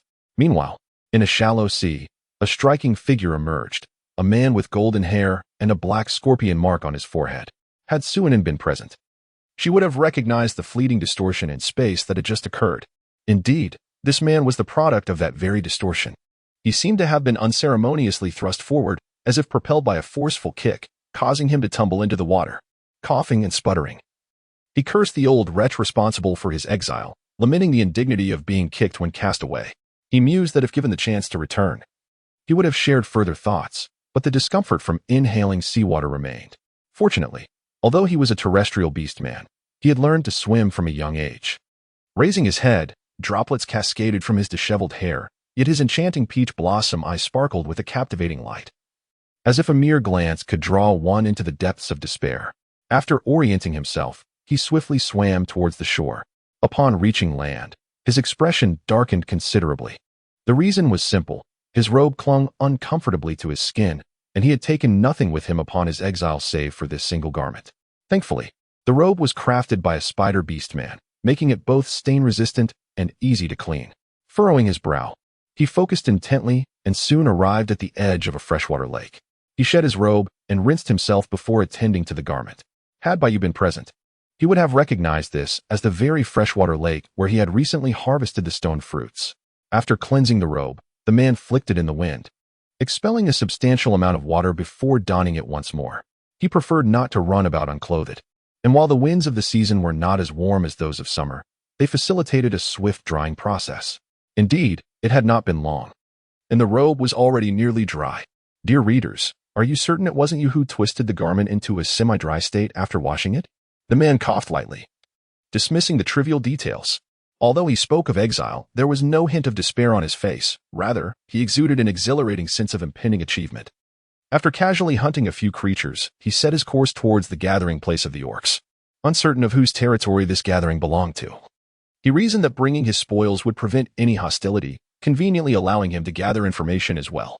Thus, the market welcomed a strikingly dressed young orc, who, with one hand, effortlessly held several catches. Chapter 68, another 7th rank? Yummer, as the overseer of the merfolk at the coastal market, spent most of his days at the entrance. This entrance, while referred to as such, was merely an expansive clearing, symbolically bordered by stones, with a wide passage of several hundred meters serving as the market's entryway. At the entrance stood a stone pavilion, its roof crafted from the hay and earth commonly found on the plains. This was where Yummer preferred to linger, believing himself to possess the keenest insight among the merfolk, and he was wary of letting the orcs roam freely below. As he scanned the distance, he spotted an orc, shrouded in layers of fabric, approaching the market, proudly bearing prey that was vastly larger than himself. The aura surrounding him indicated that he was no ordinary orc, notably. The distinctive black scorpion mark on his forehead and his blood-stained eyes suggested a seasoned warrior, though his eyes appeared alluring. They were imbued with a chilling intensity and a palpable aura of menace, far surpassing that of the previously encountered Lord Winged Tiger. Yummer instinctively sensed that this individual was likely a high-ranking orc, at least of the 5th tier, perhaps even as formidable as Lord Winged Tiger at the 7th tier. Startled by this sudden realization, Yummer shivered and promptly approached to offer guidance, recognizing that the newcomer was evidently visiting the market for the first time. Drawing on his experience with high-ranking orcs, Yummer approached with calm confidence. "Greetings, my friend. What may I call you? I see this is your first visit to the market. Are you here to exchange salt, pearls, or pelts? Or perhaps seeking a cave to settle in for a few days while awaiting new arrivals from other tribes?" The man replied coolly with a single phrase, "bone erosion," before lapsing into silence. He certainly embodied a level of aloofness that was remarkable. In truth, bone erosion was occupied with processing the information conveyed by the merfolk. First, he noted the market's offerings, primarily salt, pearls, and pelts. Additionally, other tribes would gradually arrive with their goods, and accommodations in caves were available. How is salt exchanged? Just as Yummer thought that bone erosion would remain mute, the orc inquired. Taken aback for a moment, Yummer quickly regained his composure and replied, 10 pelts for 1 storage shell of salt. He glanced at the prey in Bone Erosion's grasp and continued, alternatively, 5 of those creatures could be exchanged for 1 storage shell of salt. In the desolate expanse of exile, Bone Erosion pondered the exorbitant price of salt. Regret washed over him as he contemplated his past decision not to learn the art of salt making. However, the thought of subsisting solely on raw meat seemed a disservice to his own stomach. After some reflection, he resolved to exert his dominance. Thus, while feigning indifference, he gradually emanated the oppressive aura of a 7th-tier beastman. A cursory glance revealed that most surrounding beastmen were merely 3rd or 4th tier, with the one who had approached him, a fish, being the highest at 5th tier. In a world where strength commanded respect, even in this forsaken land, a 7th tier should receive the deference befitting his rank. Fish foam and the nearby beastmen sensed the weight of his 7th tier presence, yet their demeanor remained restrained, as if merely to acknowledge his status as a formidable force. With a mind racing to piece together the puzzle, Fish foam recalled this self-proclaimed Bone Erosion. The shift in demeanor seemed to coincide with the inquiry about the salt exchange rate. Did he perceive their salt as overpriced? Yet, they had maintained this price for ages. Reluctantly, they did not wish to offend a 7th-tier warrior, though it was unfortunate that this one lacked the amiable disposition of Lord Winged Tiger. It seemed they would have to incur a significant loss. With cautious trepidation, Fish foam ventured, "My Lord Bone Erosion, had you mentioned your status as a 7th-tier warrior earlier, it would have spared us all some trouble. For individuals of your caliber, we require merely 3 of your hunted prey for a single storage shell of salt." Observing Bone Erosion's continued silence, Fish foam's heart raced. This was already the lowest price they could offer. Their clan had historically traded salt for 10 beast skins per storage shell. Casting a sidelong glance, Bone Erosion thought to himself, "Do I truly care for such trifles? To me, several prey are but a fleeting matter." Fish foam mused internally. This charade is quite convincing. Had he not exuded his 7th-tier pressure from the start, I might have been swayed. Meanwhile, the surrounding beastmen were left perplexed. How had another 7th-tier appeared? The terrestrial tribes each possessed only one, yet here in this modest marketplace, 2 young 7th-tier warriors had emerged in quick succession. When had 7th-tier strength become so commonplace? It was said that such warriors were a rarity, emerging only once in a century. Alas, it seems that among beasts, competition breeds desperation. They too must find a way to ascend to 5th tier swiftly, lest they feel vulnerable in the world. After Fish foam accompanied Bone Erosion to procure salt, they ventured to a cave for lodging, engaging in casual conversation along the way. The information Fish foam gleaned revealed that Bone Erosion had lived in seclusion in the mountains for many years, only emerging to hone his skills upon reaching 7th tier, thus rendering him unfamiliar with the area. Conversely, Bone Erosion learned from Fish foam that this land of exile was referred to as Soul Pattern Continent by those who revered the beast gods. On the continent reside 3 main categories of beings: flying beasts, terrestrial beasts, and their merfolk. Among them, the flying beasts, boasting their ability to soar through the skies, consider themselves the closest to the beast god, thereby looking down upon the terrestrial beings and refusing to engage with them. The terrestrial beasts, indifferent to this disdain, do not mind their aerial counterparts, as the latter seldom appear before them. Shurgu remembered that in the early days of the exile land, there existed a small group of weak beastmen who did not revere the beast god. He wondered if they had become extinct over the years. Were there terrestrial beasts among them that also did not worship the beast god? Shurgu voiced his curiosity directly. Yuma cast a surprised glance at Shurgu, puzzled by his sudden inquiry, yet he replied, "Indeed, there are some. However, they are merely a small band of wandering beasts. The larger tribes do not bother with them, while the smaller tribes occasionally lose a female or 2 every few years." Shurgu nodded, understanding the implications. The wandering beasts, lacking faith in the beast god, did not bear the beast mark to attract mates, thus making it difficult for them to find partners. Consequently, to avoid extinction, they would need to seize females for reproduction. The larger tribes, likely too powerful for the wandering beasts to confront, would require significant sacrifices to target. Thus, the females of the smaller tribes became their prime objective. As Shurgu and Yuma continued their conversation while walking, an onlooker from afar might have mistaken them for longtime friends. Only Yuma, appearing calm, felt a cold sweat forming on his brow. Overwhelmed by the formidable aura of Shurgu, he pondered his responses meticulously before uttering them. Are there awakened beastmen with spatial abilities on Soul Pattern Continent? Shurgu's sudden question nearly caused Yuma to panic. Was the inquiry directed towards Lord Winged Tiger? Should he divulge this information? He mused that even without speaking, it could easily be discovered here. Internally conflicted, yet quickly resolving his thoughts, Yuma cautiously replied, "I've only heard of spatial abilities but have never witnessed them firsthand." Shirgu considered this, recognizing that the inherent talents of the beastmen in the exile land were generally lacking. And without heritage, each generation was weaker than the last. However, before he could feel disheartened, Yuma's tone shifted. Interestingly, a few days ago, a Lord Winged Tiger visited the market. Initially, we believed he had awakened wind abilities, but it turned out he possesses spatial abilities as well. He is the first dual ability awakened being we've seen in the history of Soul Pattern Continent. As Yuma spoke, envy flickered in his eyes. He deliberately referred to the Lord Winged Tiger, emphasizing not only his spatial prowess, but also his wind abilities, showcasing him as a formidable dual ability master. Intending to convey that the individual he inquired about was not to be trifled with. All being 7th tier, Yuma believed it best for them to resolve this matter independently, though he personally leaned towards supporting the Lord Winged Tiger. After Yuma departed, Shirgu displayed a playful smile, intrigued by the notion of dual abilities. How fascinating. He traced the scorpion tattoo on his forehead. It was time for all the orcs on the continent of exiled souls to gradually recognize him. Shirgu, a name forged through his own bloodshed. It affirmed his deadly scorpion tail, yet those nobles languishing in Beast King City dared to look down upon him. Humph. Once he ascended to the throne of this continent of exiled souls and returned via spatial teleportation, he would relish the sight of them no longer perched high above. The more he contemplated, the more exhilarated Shirgu became. He was naturally bloodthirsty and combative. Now, having just reached maturity, he had independently grown to the 7th tier. He believed his talents far surpassed those of the nobles, and with combat experience, he could easily defeat them even at a higher tier. With a goal in mind, Shirgu would steadfastly continue onward. This land of exile was not his endpoint, but rather a new starting point for his rise. Now, he decided to seek out the spatial adept. If he could make use of that individual, it would be splendid. If not, he would not hesitate to pay a visit to his little female companion. At this moment, Shirgu revealed his inherently cunning and sly smile. Though still strikingly handsome, he appeared even more alluring, yet the coldness in his gaze was somewhat hard to conceal. A rumble from his stomach abruptly redirected Shirgu's thoughts. He realized he needed to satiate his hunger. He had completely forgotten that he had been confined alone by that old man for 5 days prior to his exile.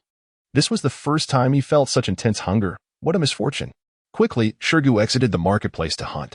He had a hearty appetite and was particular about his meals. Before long, he set up a simple stone platform in a clearing, atop which sat a brand new iron pot bubbling with steam. The golden-haired Shirgu occasionally stirred the contents, and, once it was nearly ready, added half of the salt he had exchanged for that day from his storage shell. Such a lavish use of salt would surely earn him scorn as a spendthrift from other orcs, but Shirgu was accustomed to it. He even felt that the meat broth lacked flavor without additional seasonings, yet he had not found any suitable aromatic plants nearby. Soon, the broth was ready. Shirgu's metallic abilities surged, and a magnificent golden bowl materialized in his palm. It seemed the pot and ladle had also been conjured by his own abilities. Indeed, life was rather convenient. While Shirgu busied himself with filling his belly, Suinin sensed something amiss. She had just been playing rock, paper, scissors with Baiyu, a whimsical game they devised to enhance their marital bond, where the loser would kiss the winner. Baiyu thoroughly enjoyed this game. Just as Suinin lost and prepared to kiss Baiyu, she suddenly found herself enveloped in a blinding white haze, rendering everything indistinguishable. It felt as though she had been transported to another realm. This sudden shift unsettled the usually composed Suinin, but she quickly regained her composure. She trusted her partner. He would not allow her to come to harm. Now, her only task was to remain calm and ascertain where she was and if there was a way out. Hello? Is anyone there? She tentatively opened her mouth. The air was eerily silent, devoid of any sound save for her own echo. The vision was obscured by a blanket of white mist, rendering even her own hands invisible. Xiaobai, are you there? Can you hear my voice? Suinin called out to her companion once more, yet her efforts yielded no results. Suddenly, an idea struck her. She realized she had been brought here alone by him. With no one else around, she wondered, why are you still hiding?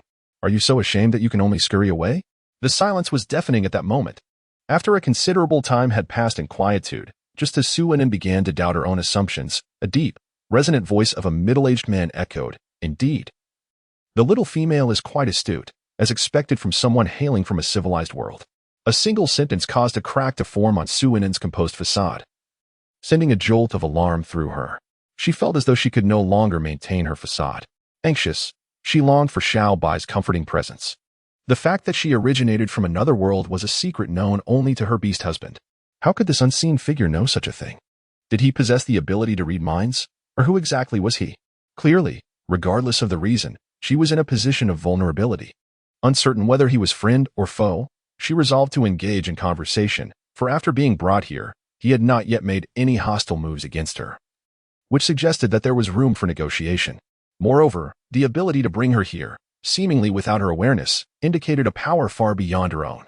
Since you have brought me here, I presume there is something you wish to convey. Why not speak frankly? The middle-aged man's voice, gentle yet commanding, resonated from all directions. I am merely offering a kind warning. You and your beast husband must leave swiftly, or you will find yourselves in grave trouble. Suinen furrowed her brow, a sense of unease creeping into her heart. If your intentions are indeed benevolent, it would be prudent to articulate them more clearly. Furthermore, there is no such thing as a free lunch. What do you wish to gain from us in exchange for your goodwill? Having endured the apocalypse, Suinen could not be swayed by the notion of altruism devoid of ulterior motives. Either one has a connection to you, or they harbor their own schemes. Clearly, the middle-aged man concealed within the white mist belonged to the latter category. Yet, what could someone of his considerable strength, surpassing even that of a seventh-tier individual, possibly desire from her and her two beastly companions? Chapter 70. Suinen's bargaining little female, there is no need for anxiety. I genuinely mean well. Your emergence would only serve to benefit you further, the middle-aged man reassured her. Who is anxious? You, a coward who dares not show your face. Do not feel apprehensive. Why should I, a person of integrity, feel any trepidation? Suinen retorted. You speak of goodwill yet covertly intend to take me away, disregarding the feelings of my beastly companions outside. How can you claim that your presence is advantageous for me? Do you truly believe those words? As she vented her emotions, she felt a wave of relief wash over her. Regardless of the man's intentions, if he sought something from her, it could be transformed into a transactional relationship. In negotiations, one must not reveal any signs of weakness. The middle-aged man fell silent for a moment. When he spoke again, his tone was gentle yet carried the weight of negotiation. A catastrophe is imminent in the Soul Pattern continent, and you are the pivotal figure. Suinen, such a cliffside plot. Is it possible that they intend for me to become a savior? As she pouted, seemingly indifferent, the male voice continued to resonate around her. Your spatial abilities have caught someone's attention, but at present, he mistakenly believes that your beast husband possesses the space. The adversary is formidable, on par with your first beast husband. However, your husband now has you as a vulnerability, and he will undoubtedly be compromised because of you. As for confronting you, I believe you are well aware of your own combat capabilities. Pausing momentarily, the male voice, undeterred by Suinen's slightly altered expression, continued. Do you truly believe that if the enemy comes, you, the one possessing the space, will remain undetected? Your beast husband may match the opponent, but that is merely because they cannot handle him. With you involved, do you really think that winged tiger beastman would abandon you and flee? Suinen envisioned the scene and instantly felt that in this world, one must rely on strength to survive. Those lacking in power must resort to every conceivable means to endure. Since you claim to have kindly brought me here, I shall momentarily place my trust in you. But do you truly expect me to believe that this is merely a warning for me to flee in advance? I find such an assertion hard to accept. A rich, gentle voice resonated once more. I can offer you assistance to expedite the upgrading of your space, including that of your two beastly companions. For now, we can only delay your discovery and capture. It is only through the enhancement of your companion's strength that your safety can be assured. Additionally, allow me to provide you with a crucial piece of information. Your adversary is an exceptionally venomous scorpion beastman, and as of now, no one in the beast realm has found a remedy for his poison. Suinen felt a sudden shiver run down her spine. She harbored a deep-seated fear of cold-blooded creatures, particularly those resembling insects such as scorpions and centipedes. The mere thought of encountering a highly venomous one sent chills through her. If its poison is indeed so potent, then surely you possess a means to counteract it? What shall I do if I find myself ensnared? If Suinen's intuition served her correctly, the unseen presence before her likely held the key to a solution. Your initial beastly consort, once ascended, may possess the ability to withstand and neutralize all forms of toxicity. Suinen pondered over the possibility of this statement. She recalled that Baiyu had awakened the wood and water abilities, with the advanced wood ability possessing healing effects. Wait a moment. The implication in that person's words seemed to suggest that Baiyu was ascending in rank. Consequently, one of the two abilities would transform into a beast soul ability, reaching its maximum level directly. What a delightful surprise. If she could just endure until her esteemed husband ascended 2 more levels. Wouldn't she reign supreme in this beast realm? Seemingly aware of Suinen's thoughts, a voice emerged from the mist, cautioning her that her first beast husband had already reached the 7th level, and further ascension would require a gradual accumulation of experiences coupled with a fortuitous encounter. The once burgeoning enthusiasm was abruptly doused with cold water. The voice continued, "Do you think ascending beyond the 7th level is a simple task? The highest level on the soul pattern continent is currently also the 7th. This statement sent Suinen's spirits plummeting. However, a fleeting thought crossed her mind. She hesitated a moment before stating, "Since you have been so kind as to offer me such reminders, why don't you share what you intend to contribute and what you wish to gain from me? Let us not stray into other matters. I am a proponent of equitable transactions. Of course, under special circumstances, I must ensure that my interests are maximized. I trust you comprehend my meaning, do you not? O Lord of Beasts?" Suinen spoke those words with an air of casual ease, as if everything lay firmly within her grasp. Yet, only she was aware that this was merely a gamble, a wager that, if she guessed correctly, would afford her a significant advantage in the ensuing negotiations. Conversely, should she err, her circumstances would be reversed, placing her adversary in the dominant position. These lessons were gleaned in the aftermath of the apocalypse. She was willing to take risks when it meant securing favorable conditions for herself. In other words, even in the event of a loss, she would merely maintain the current level of negotiation. After all, she had been unexpectedly brought to this place by the other party, and in her already disadvantaged state. What was there left for her to fear? "Oh, little female, you truly are the most astute female I have ever encountered." Baiyu's voice resonated with a hint of delighted praise. Intelligence is indeed commendable, for it holds the potential to break the deadlock. He did not squander his divine energy in vain by seeking her out. Suinen felt a sense of tranquility wash over her, accompanied by an unexpected composure that graced her countenance. "Let us first discuss your needs, and I shall assess what I can gain from you in a manner that is mutually beneficial." Adhering to the Orsish principle of directness, Suinen herself preferred to eschew any circumlocution. Thus, the two swiftly delved into the essence of their negotiation. At last, Suinen comprehended the desires of this esteemed beast god. It transpired that 5 millennia prior, the beast realm consisted solely of a singular continent, where all revered the beast god. The climate of that land was notably temperate. While one might not call it perpetual spring, the temperature varied only by a modest 20 degrees. The orcs thrived abundantly during this era. However, one fateful day, a 9th-tier shaman emerged. He not only renounced the beast god but also proclaimed him a cowardly hypocrite. Through his actions, he fervently propagated the idea that the beast god was indeed too frightened to reveal himself. Moreover, he declared himself a wizard, an entity surpassing the shaman, capable of standing alongside the beast god. Not only could he heal most ailments, but he could also assist the orcs in their ascension to greater power. As belief in the wizard grew, an increasing number of power-hungry orcs began to forsake their faith, opting instead to become the wizard sycophants. The beast god, having descended from the celestial path and yet to assume a corporeal form, found himself outmaneuvered by the very devotees he once guided.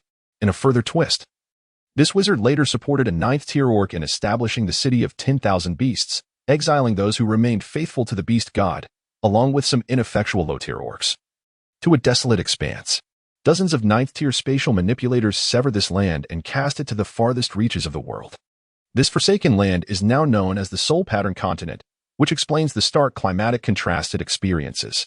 Chapter 71. The Pact with the Beast God. Tell me, as the Beast God, have you not performed any divine miracles?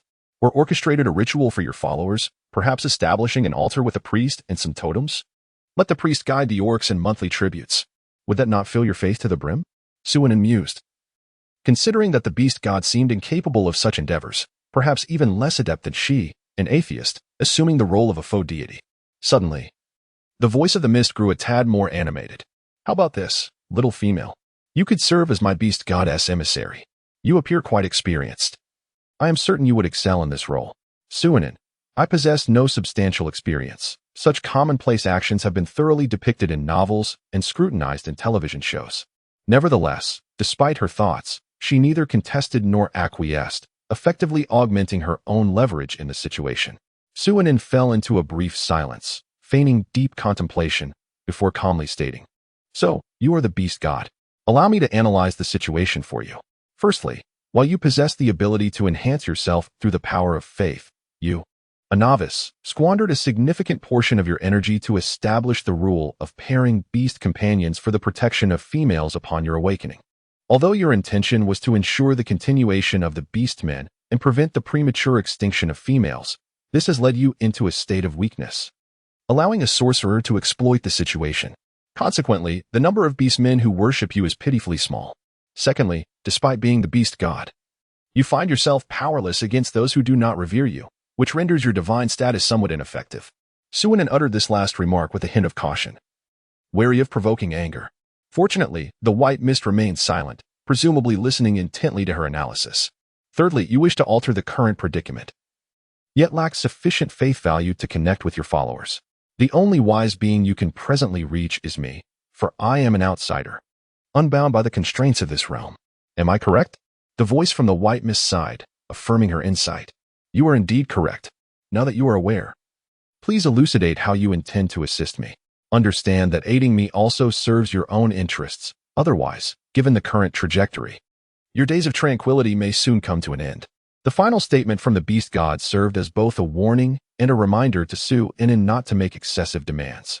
Though he was a deity, his divine power had dwindled due to the scarcity of faith, and this meeting had already consumed half of his remaining power. Suinin's eyes glimmered with a cunning and lively spark as she turned them mischievously. Her almond-shaped eyes curved into a delightful crescent, and she declared, "It cannot be articulated in such a manner. The very fact that you have sought me out and engaged in this conversation indicates that we are indeed capable of forging a mutually beneficial partnership.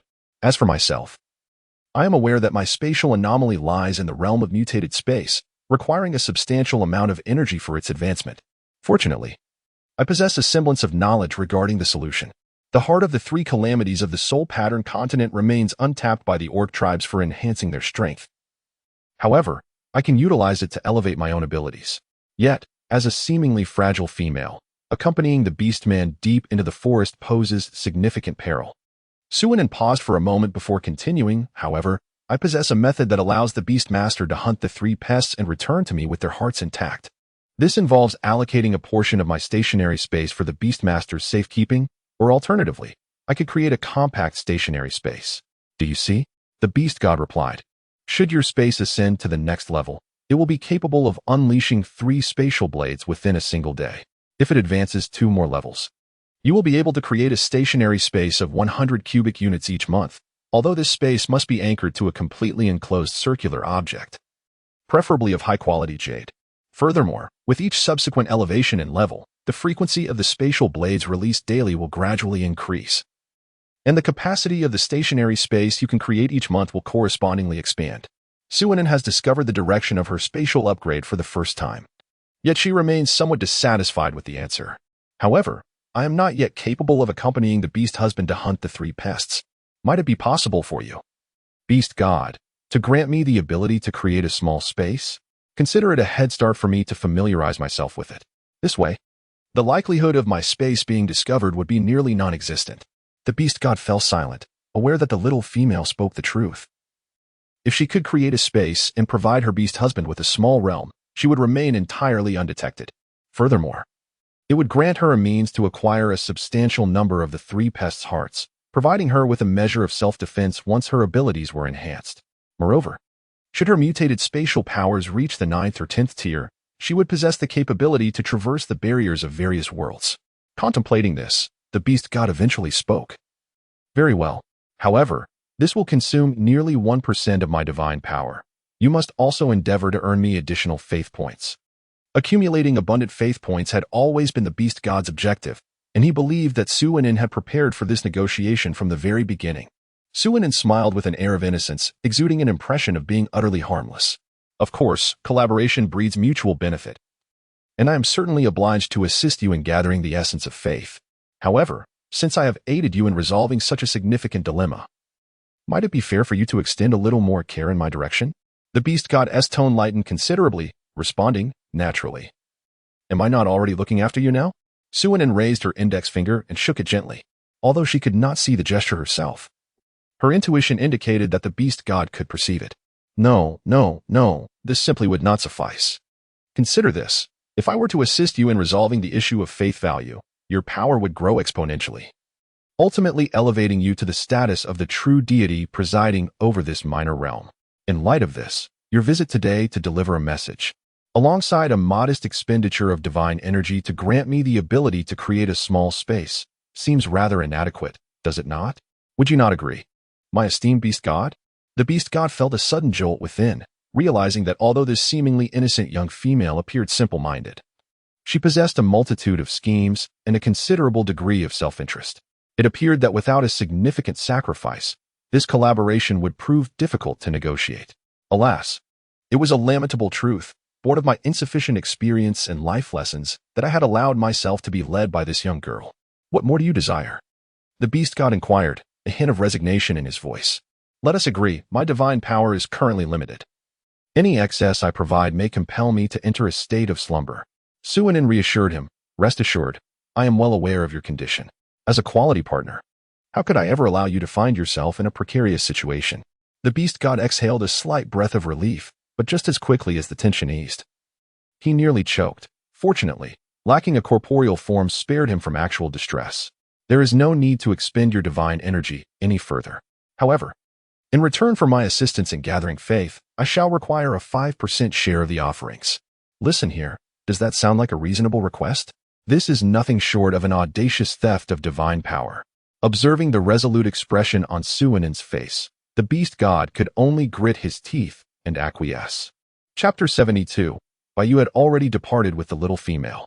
At the moment the beast god accepted Suinin's terms, a beam of white light entered her brow. She soon regained consciousness in the cave, still grappling with the consequences of losing a game of rock, paper, scissors, which meant she had to kiss by you. It was as if the time spent enveloped in the white mist had never occurred. Noticing Bao pouting and suddenly halting her advance, Bai leaned in, presenting his right cheek. It was only in that fleeting moment of skin contact that Suinin regained her focus. Bai, somewhat displeased, remarked, and Bao was just lost in thought. Were you perhaps thinking of that wretched fox again?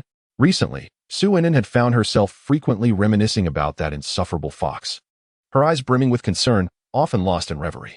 This caused Bai's heart to ache with jealousy. He wished he were the one out on an adventure, with the little female thinking of him every day. Yet, the thought of being away from her, unable to share affectionate embraces and playful lifts, made him appreciate their current closeness all the more. Suinin, was what I just saw in the mist truly real? Beast god, I had intended to inform Suinin that time within the mist is suspended, but recalling my own considerable discomfort, I unceremoniously expelled her instead. Well, let the little female discover it on her own. Humph, such plentiful benefits cannot simply be acquired without effort. Regaining her composure, Suinin affectionately kissed her somewhat irritable partner, softly reassuring him, I think of you every day. I am almost inseparable from you. How can you be so jealous? In my heart, you and a Z are equally significant, indistinguishable from one another. We three shall forever remain a family. Alas, with only 2 partners. She must already learn the art of balancing affection. I truly wonder how the females in this beastly realm manage harmonious relationships amidst a multitude of husbands. The females, what balance? We simply sleep with whom we find pleasing, and those who are discontent or fail to serve well are promptly banished from the stone bed forever, ensuring they behave impeccably. Shall we resume our previous game? A contented Bai suggested after receiving comfort. Suinin raised her hand to stop. Shall Bai? Be good, I want to verify something. Can you wait for me for a moment? Bai replied, although I would rather continue the game. And Bao says to be good, so I shall wait for a while. The big tiger, whose heart was filled with joy from being coaxed, smiled brightly as he accompanied Bao, curious about what she deemed so important to verify, even more so than a kiss. Suinin retrieved numerous circular jade pieces from her space, predominantly bracelets typically found in shopping malls, with a few smaller rings among them. As she examined these ornaments, her gaze shifted to Bai, and she couldn't help but feel a sense of incongruity. The image of Bai hunting in the wilderness while wearing a jade bracelet suddenly flashed in her mind, with a swift transformation into a majestic tiger. That bracelet would undoubtedly shatter into fragments. The rings would likely meet a similar fate. Shaking her head in contemplation, she remained oblivious to Bayu's puzzled expression, who, recognizing her deep thoughts, chose not to interrupt her. After a while, an idea seemed to dawn upon Suinin, prompting her to extract a collection of small jade piece buckles from her space. These were gathered from a private accessory shop adjacent to the mall. The piece buckles were diminutive, with a central hole perfectly sized for silver earring studs to pass through. They came in a variety of hues, including deep green, light green, white green, pink, purple, pale red, dark red, and red, among others. Suinin selected a purple item, feeling that it complemented the white feather exquisitely, particularly around the purple pupils. Subsequently, she began to sense and attempt to manipulate her spatial abilities. Gradually, she indeed discovered a semblance of connection. However, Bayu watched with growing concern as the young female's complexion shifted from rosy to somewhat pallid. He contemplated interrupting but sensed the fluctuations of her abilities surrounding her were too erratic, leaving him hesitant to disturb her. Fearful that an abrupt interruption might inflict irreversible harm upon her, he could only silently safeguard her, acting as her protector. After approximately 10 minutes had elapsed, Suinin finally ceased her movements, though her complexion had transitioned from pale to an alarming ashen hue. Bayu hurriedly supported Suinin, softly inquiring about her well-being. He refrained from asking what she had been doing, focusing solely on his concern for her health. Suinin, with a gentle smile illuminating her features, delicately picked up the small piece talisman she had just held and presented it to Bayu. The latter, albeit somewhat perplexed, obediently attempted to channel the energy within himself to establish a connection with the talisman. Soon, his unique eyes widened in astonishment, the roundness of his tiger-like gaze revealing a sense of disbelief. "Do you like it? It's a gift for you. However, I still need to make some adjustments," Suinin remarked cheerfully as she reclaimed the small piece talisman. She then produced a diamond earring, its platinum post effortlessly threading through the talisman's tiny opening, the diamond perfectly sealing the purple aperture. The combination not only sparkled brilliantly, but also exuded a distinctive charm. Next, she retrieved a petite bone needle, commonly utilized by Zime, and addressed Bayu, "Little Bai, I wish to pierce a small hole in your earlobe to accommodate this earring. Would that be acceptable?" Upon recalling the space contained within the purple piece talisman, Bayu instantly comprehended and Bao's intention. This way, regardless of whether he assumed his human or beast form, the earring would securely adorn his tiger ear. In essence, Bayu would possess a miniature personal space akin to Bao's. With delight, Bayu accepted the bone needle and, without requiring Suinin's assistance, effortlessly pierced his earlobe. He added, "Bao was a bit fatigued earlier. I can manage it myself." Suinin felt that aside from a slight fatigue, everything else was quite satisfactory. However, she did not contest Bayu's words, but instead recounted how she was suddenly drawn into the white mist by the beast god and the mutually beneficial agreement they had forged. Bayu had already donned the earrings. He fondled them with delight, overjoyed by the fact that this small space was crafted by the little female's own hands, making him the first to possess it. Even that odious fox had yet to acquire one. As he listened to Suinin's account, Bayu, who had initially been in high spirits, grew solemn. "And Bao, we must leave here at once." With that, Bayu gathered the animal skins within the cave into the small space that the little female had created for him. Given that they had already attracted attention, and the beast lord himself had come to inform them, it was evident that the individual in question posed a significant threat. As soon as Suinin had finished speaking, she was swiftly embraced by the decisive Bayu, who soared into the sky, leaving the cave behind. At the entrance of the market, the somewhat anxious Umo felt compelled to alert Lord Ihu. Thus, he hurriedly made his way to the cave where Suinin and the others resided, only to discover upon arrival that the cave was deserted, save for a small extinguished fire pit and a stone pot. The beast's skin on the stone bed had vanished, indicating that Lord Ihu had departed with his female companion. Chapter 73, Six-tailed Blue-edged White Fox. Purple charm Umo exhaled in relief. With the two seventh-tier beings not encountering each other, surely there would be no disturbances at the market. He hummed a distinctive melody of the merfolk as he returned to his post at the gate. After satisfying his hunger in the wild, Shirgu leisurely made his way back to the market, intending to inquire about the location of the cave occupied by the spatial ability user and his female companion. Bayu had not disclosed his name in the market, and thus everyone referred to him as Lord Ihu. Upon discovering that Bayu had already left, Shirgu felt no disappointment. Instead, he calmly remarked, "We shall meet again." Indeed, Shirgu had much on his plate. with his foremost priority being the establishment of his own dominion. After all, that he who would need his assistance to ascend before gaining spatial teleportation capabilities, leaving Shirgu in no rush. The awakening of the beast's soul ability is inherently at full capacity. However, the strength it wields is still influenced by the beastman's tier.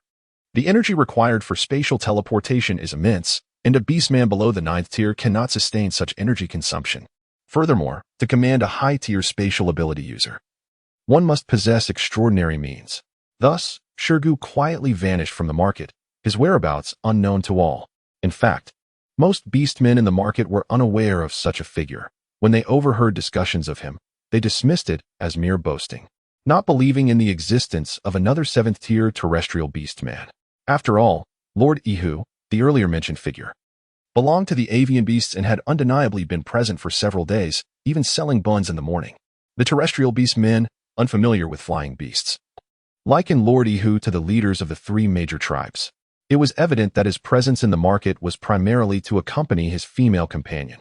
Those few who had encountered Shirgu and felt the pressure of his 7th-tier prowess were eager to assert that they were not exaggerating. Indeed, they had gained another young 7th-tier beastman among their ranks. They even sought out Uemo to corroborate their claim. Yet, upon learning their intentions, Uemo merely replied, "Is the existence of a 7th-tier terrestrial beastman truly significant? What relation do they have to you?" The beastmen, it seems so. What relation do they have to us? The distant, inconsequential orc was of little concern. Instead, one might devote time to hunt several prey, exchanging them for salt or winter pelts for the tribe. Thus, the matter of the bone-eating creature was cast aside by the orcs. It was not until a self-proclaimed king of the orc kingdom arrived, accompanied by a cadre of high-ranking rogue beasts to assimilate several small tribes, that the mid to large-sized tribes began to unite. Deep within the Inferno forest, beneath the expansive tree canopy, lay 7 or 8 fearsome beasts sprawled in disarray, the grass stained crimson with their blood. The only sounds that remained were the chilling whispers of the wind and a ragged breath. The scene was both gruesomely bloody and eerily tranquil. The prior battle had evidently been so intense that an oppressive silence enveloped the area. Even the branches were devoid of the usual chirping melodies. After a considerable time, the labored breath gradually steadied, and a red 6-tailed fox, bearing blood-red eyes, slowly emerged from the sanguine pool. Its 6 tails, with tips transitioning to a pale blue, marked it as the undeniable victor of this conflict. Once it stood firm, the fox morphed into a humanoid form, deftly wrapping a beast hide skirt around its waist. This figure seemed familiar, long white hair fading to light blue at the tips. And those striking red eyes, who else could it be but the long-absent Zime? Oh, look at the bloodstains adorning him. It appears that the once red fur was merely tarnished by blood. After donning the beast hide skirt, Zume sought out some clean wild grass to rid himself of most of the sticky blood that clung uncomfortably to his skin. He then proceeded to collect the cores and hearts of the 8 slain beasts. As for the flesh, it was not as tough as that of the giant beasts and was indeed edible. However, with 8 hearts, Zime found himself unable to fully assimilate the energy, and reluctantly discarded the meat, uncertain of which creatures might benefit from it in the end. Zime moved with haste, securing his belongings before swiftly departing from the scene. The stench of blood was overwhelming, and it was only a matter of time before formidable predators or ferocious beasts would be drawn by the scent. Exhausted, Zime's immediate need was to find a place to rest and replenish his energy to solidify his recent elevation in rank. He first sought a water source to cleanse himself before locating a somewhat secluded cave. Once in a safe haven, Zime began to examine his recent spoils.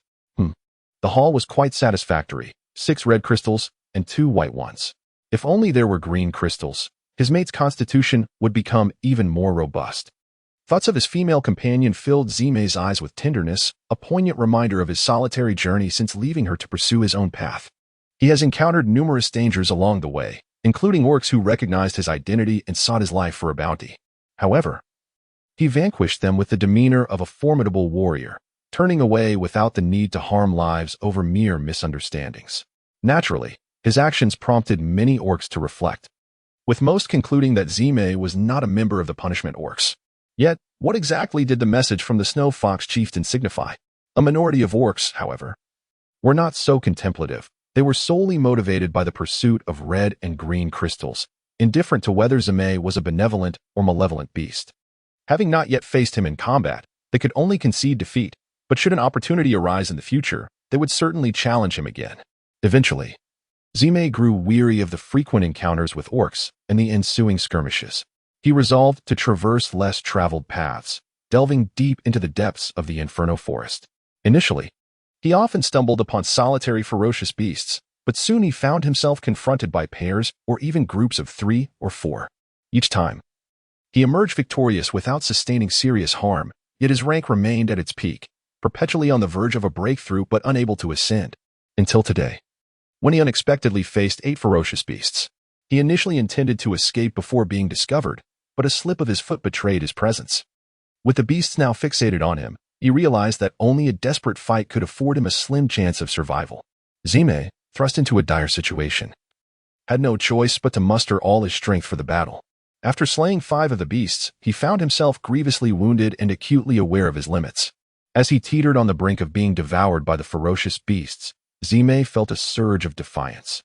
He had promised to return before the cold season to meet the little female. Perhaps, when one approaches the threshold of life, they are destined to encounter the person they yearn for the most. He seemed to behold Anin, her smiling visage beckoning him to join her in departure.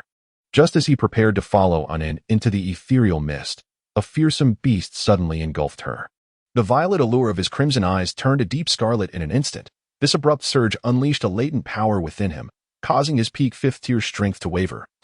And a 6th tail began to unfurl gradually. Chapter 74. The premature return of Zime bolstered by the ascension of his abilities. Zime's injuries healed significantly, and he distinctly sensed a burgeoning strength within his faint Earth-type affinity. This marked the true awakening of his Earth-type beast spirit capability.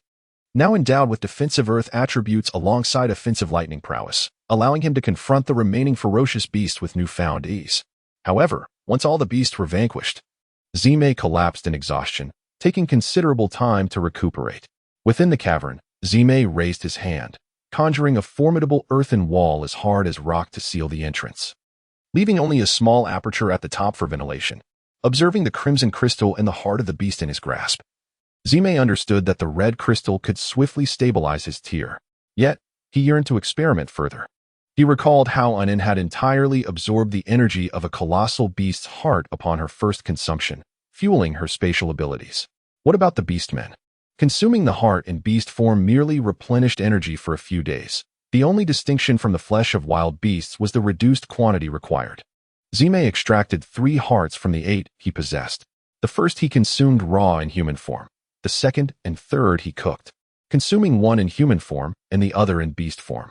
As for why he did not eat raw in beast form, all beastmen typically consumed in this manner, and the results were well known, ineffective for enhancing strength. Soon, the experimental results emerged. Consuming cooked flesh in human form allowed for the absorption of nearly half the energy, converting it into personal strength, while raw consumption merely provided energy for bodily expenditure. In contrast, cooked consumption in beast form facilitated the absorption of 80% of the energy, transforming it into personal might. This revelation filled Zime with elation, affirming his belief that his little female companion was indeed exceptionally astute. Despite the differences in cultivation and physical structure between beastmen and humans, some truths converge upon a singular path. Zime cooked the remaining 5 hearts and consumed them in beast form, solidifying his 6th-tier prowess. Regrettably, the hearts of the beasts he had previously hunted were consumed raw as a reserve. The depths of the Inferno Forest posed great dangers, leaving him wary of recklessly igniting a fire. This trial was undertaken with the security afforded by his newly acquired Earth-type abilities, empowering him to transform speculation into practice. He decided against absorbing the red and white crystals for the moment, as his body clearly felt saturated. It would be prudent to reserve the provisions for the beast realm until the next market day for Anin. At this moment, Zime remains blissfully unaware that his petite female companion has already ventured to the market, exchanging and acquiring numerous items that caught her fancy, which she has stowed away in her space. With the elevation to the 6th tier, Zime's presence now exudes a formidable aura, significantly stronger than that of the 5th tier. And his crimson eyes have taken on an even more enchanting allure, reminiscent of a celestial demon gracing the mortal realm. He raised his hand to retract his earth element abilities, and the entrance to the cave instantaneously reverted to its original state, except for lightning abilities, which cannot be retracted once unleashed. Other elemental powers such as gold, water, fire, and earth can be recalled by the user as long as those elemental energies remain. although the retrieved energy amounts to only 30 to 60 of the original. Emerging from the cave, Zime, brimming with vigor, tilted his head skyward. Alas, he could only glimpse the scattered, dappled lights filtering through the swaying treetops. Casting a glance towards the ocean, Zime transformed into a six-tailed white fox, swiftly navigating through the thicket, leaving behind only a fleeting white silhouette that attested to his passage. He pondered whether their humble abode had been completed and if an inn thought of him daily. Indeed, he found himself yearning for his petite companion with every passing day. Meanwhile, the cherished Unin is currently at the Antelope clan settlement, more precisely, the herbivorous tribe. This locale serves as a refuge for various herbivorous beastmen cohabiting in a communal tribe. Due to their generally lower combat prowess, the herbivorous beastmen choose to band together, compensating for their individual lack of strength with their collective numbers. Moreover, the tribe's territory is abundant in diverse edible plant species, which further incentivizes their unity. Upon Suanin's arrival, her eyes were overwhelmed by the sights before her. They were greeted by none other than Wan, their most familiar companion. Wan guided Suanin and the others to the largest cave of the herbivore tribe, where an array of freshly harvested fruits and edible plants was artfully displayed. Suanin recognized the fragrant aroma of various fruits, including apples, mangoes, strawberries, mulberries, cherries, grapes, and watermelons. According to Wan, all fruits in the beastly realm begin to ripen after the rainy season ends and continue until the onset of the cold season. The mechanics of this phenomenon remain a mystery, yet it does not hinder Suanin's understanding, aside from the cold season and the early part of the rainy season. Fresh fruits are abundantly available throughout the year. This is truly astonishing, although she currently possesses a stasis space, allowing her to preserve these fruits at any time. The joy of picking them herself is an entirely different experience. It is akin to the appeal of visiting a strawberry farm, despite supermarkets offering fresh, large strawberries. There remains a significant allure in the act of personally harvesting them. In fact, a visit to a strawberry farm often incurs greater expenses, as one must travel there and invest both time and effort in the picking process. However, this pursuit offers a unique pleasure in experiencing life that a supermarket simply cannot provide. Apart from fruits, Suanin observed that these herbivorous beings possess remarkable expertise in foraging for food. Common vegetables such as cabbage, loofah, radishes, and tomatoes, which one might find in Blue Star supermarkets, are all present here, albeit with slight variations in size and appearance. Their fragrances remain familiar. Additionally, staples such as sweet potatoes and rice have been discovered. The sweet potatoes are quite similar to those on Blue Star, but the rice is remarkably larger. Each grain of rice is the size of an egg, and the local inhabitants refer to it as rice fruit. One rice fruit contains a single grain of rice. When immature, the skin of the rice fruit is green, turning yellow upon ripening. A gentle peeling reveals the substantial grain of rice within. Suanin found the rice in this beastly world to be truly exceptional, far superior to the grains of Blue Star. The process of converting rice grains into rice was exceedingly cumbersome, and she had pondered whether she would need to engage in similar processing if the rice here resembled those grains. Fortunately, a few rice cakes sufficed for her meal.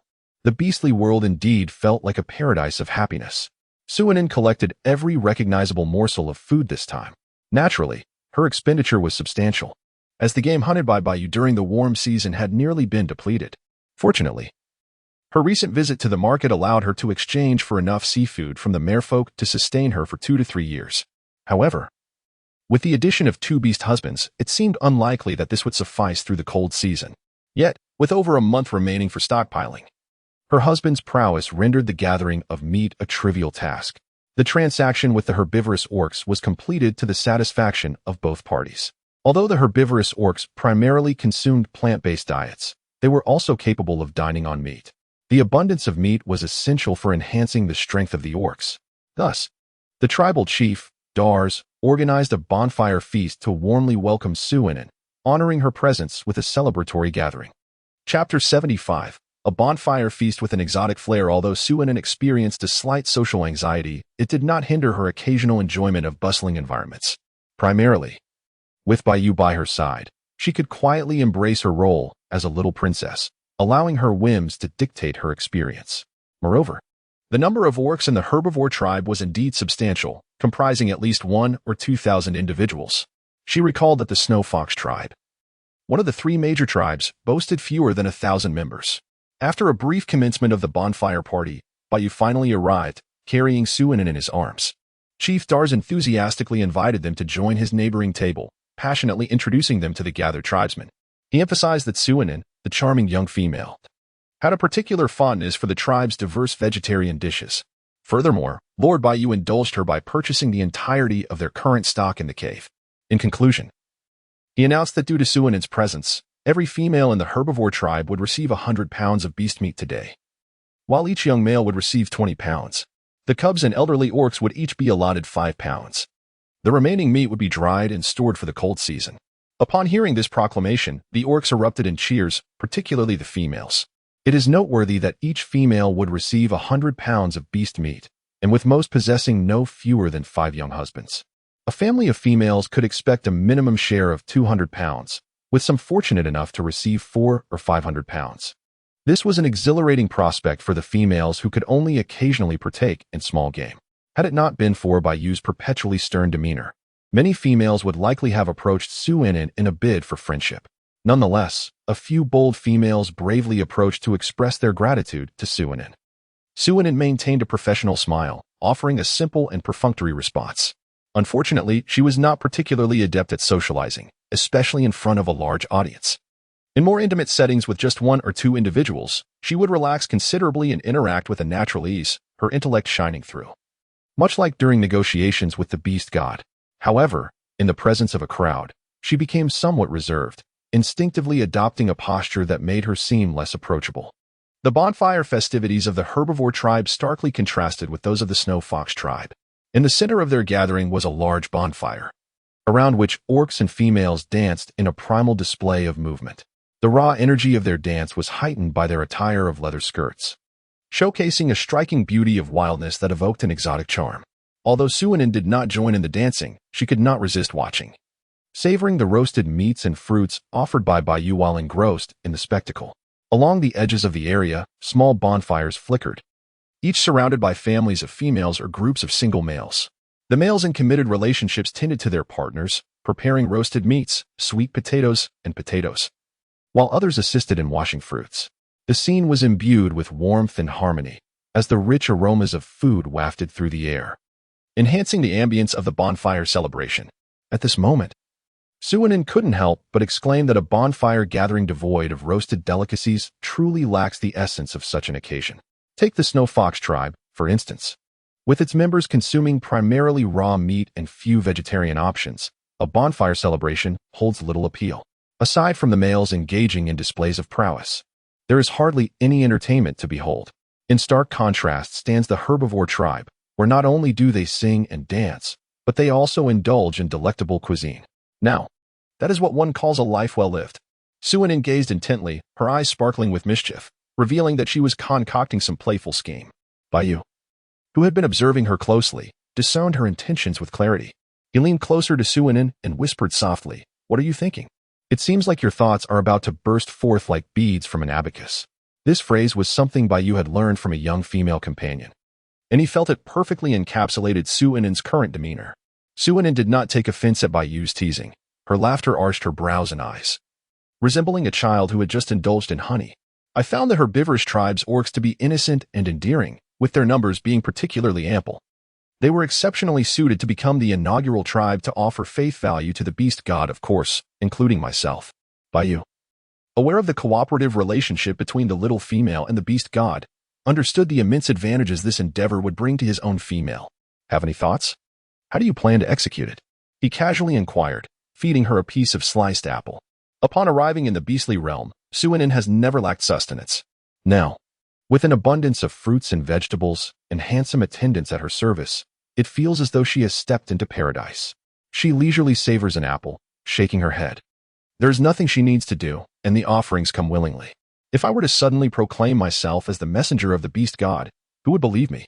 However, should the right opportunity present itself, it would be entirely different. Allowing them to acknowledge my identity would yield far greater results. Bayu raised an eyebrow. Oh, hasn't Bao discerned an opportunity? Though phrased as a question, the implication in her words was unmistakably affirmative. Suinin smiled mysteriously, of course. Firstly, the herbivorous tribe possesses a plethora of food sources. However, they lack the knowledge to prepare them deliciously. Secondly, concerning the females, as she spoke, her gaze directed by you to observe. Among the females who did not participate in the dance at the center of the arena, nearly all bore prominent bellies. You see, I learned from Zime that although the shamans here possess mystical powers and rudimentary medical skills, they are incapable of assisting in childbirth. Their mystical abilities can only provide slight relief to the females during labor, proving to be of minimal effect. Consequently, each year, several females, especially those giving birth to humanoid offspring, return to the embrace of the beast god due to the difficulties of childbirth. Given their larger size, nearly half of the females are unable to endure the process. Bayou immediately comprehended. He had perused several medical texts, one of which contained information on childbirth and postpartum care. Ahem, let us not overthink it. He merely considered future preparations. Acquiring such knowledge would ensure that Mbao's future births would be safer. Upon seeing Bayou nod, Suinin continued, thus, this opportunity is likely to arise at the onset of the cold season. Observing the bellies of those females, it is probable that most will reach their due dates at the beginning of the cold season. However, upon hearing this, Bayou frowned. The cold season is frigid, with thick layers of snow. It would be perilous for Bao to venture out during that time. Suinin chuckled. This will make me more like a savior. Moreover, I possess a secret weapon that guarantees safety during the cold season travels. Bayou was about to inquire about this secret weapon, but upon seeing the little female's expression that suggested you'll find out in due time, he restrained his curiosity and offered a resigned smile. He began to comprehend the frustration that the great fox must have felt. After all, the answer was right before him, yet he could not even ask, lest he upset the little female. Suppressing such curiosity was not a pleasant experience, but he was gradually acclimatizing to it. Chapter 76, Encountering an Acquaintance. Suinin and Bayou stayed in the herbivore tribe for a night.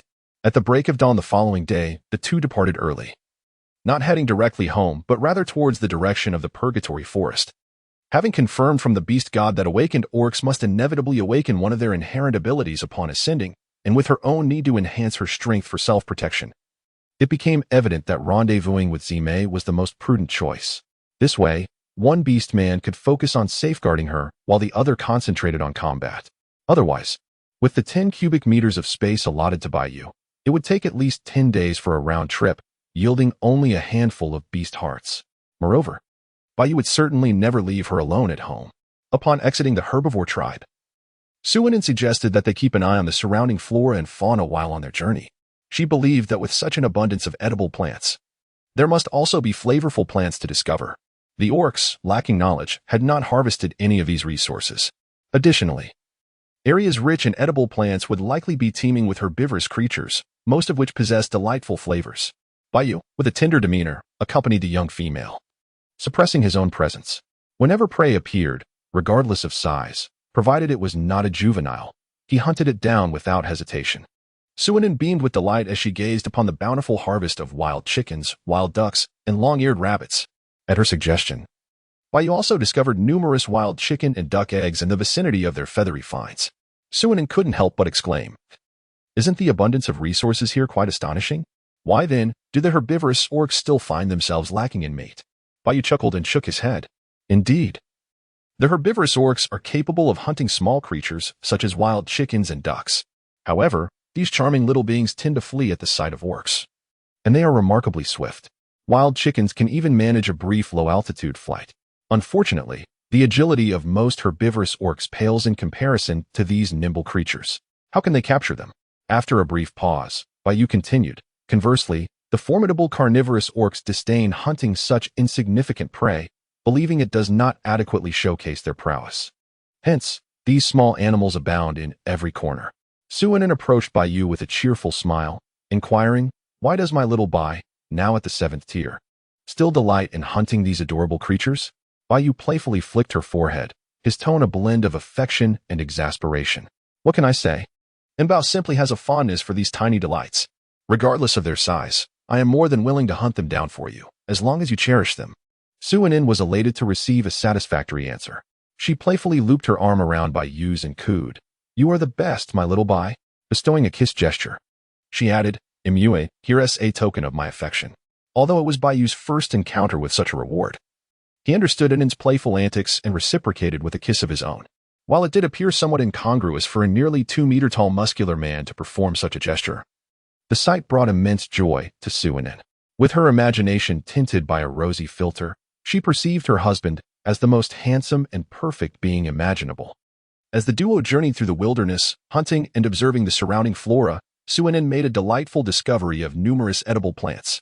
They found ginger, garlic, star anise, cumin, and chili, among others, nearly all of the commonly used spices. This time, she not only harvested fruits, but also uprooted several saplings of each variety encountered, including fruit trees and edible plant seedlings. She envisioned how to arrange her homestead within the canyon, a fruit orchard, including aromatic plants, a farmland for staple crops, and a flower garden comprising various beautiful blooms. These three sections would replace the weeds and useless vines that currently cluttered the canyon. The thought filled her with immense satisfaction, reminiscent of a pastoral life from her childhood.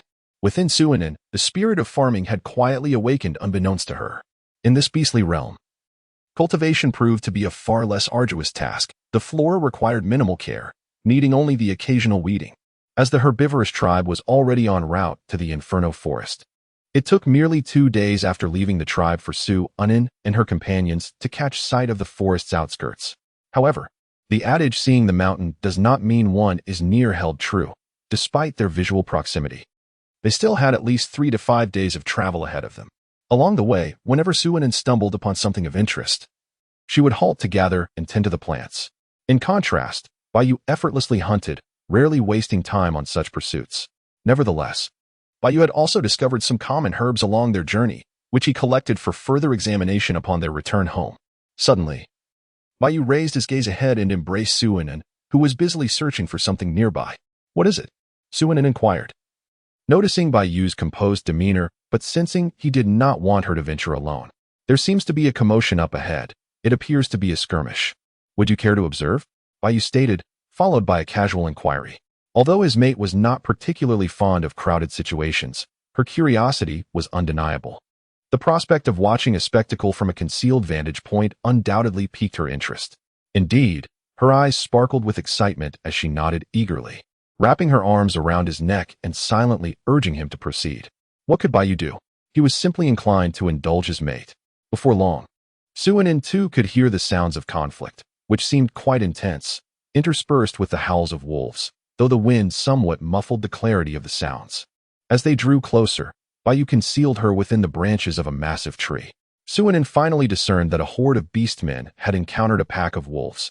Moreover, it was a substantial pack, likely numbering in the hundreds, and they were of considerable size, only slightly smaller than those foxes. Wait a moment, foxes? Why does that seem somewhat familiar? Suinin rubbed her eyes, and upon closer inspection, she recognized the familiar figures. The large foxes encircling a female were indeed many she had seen before.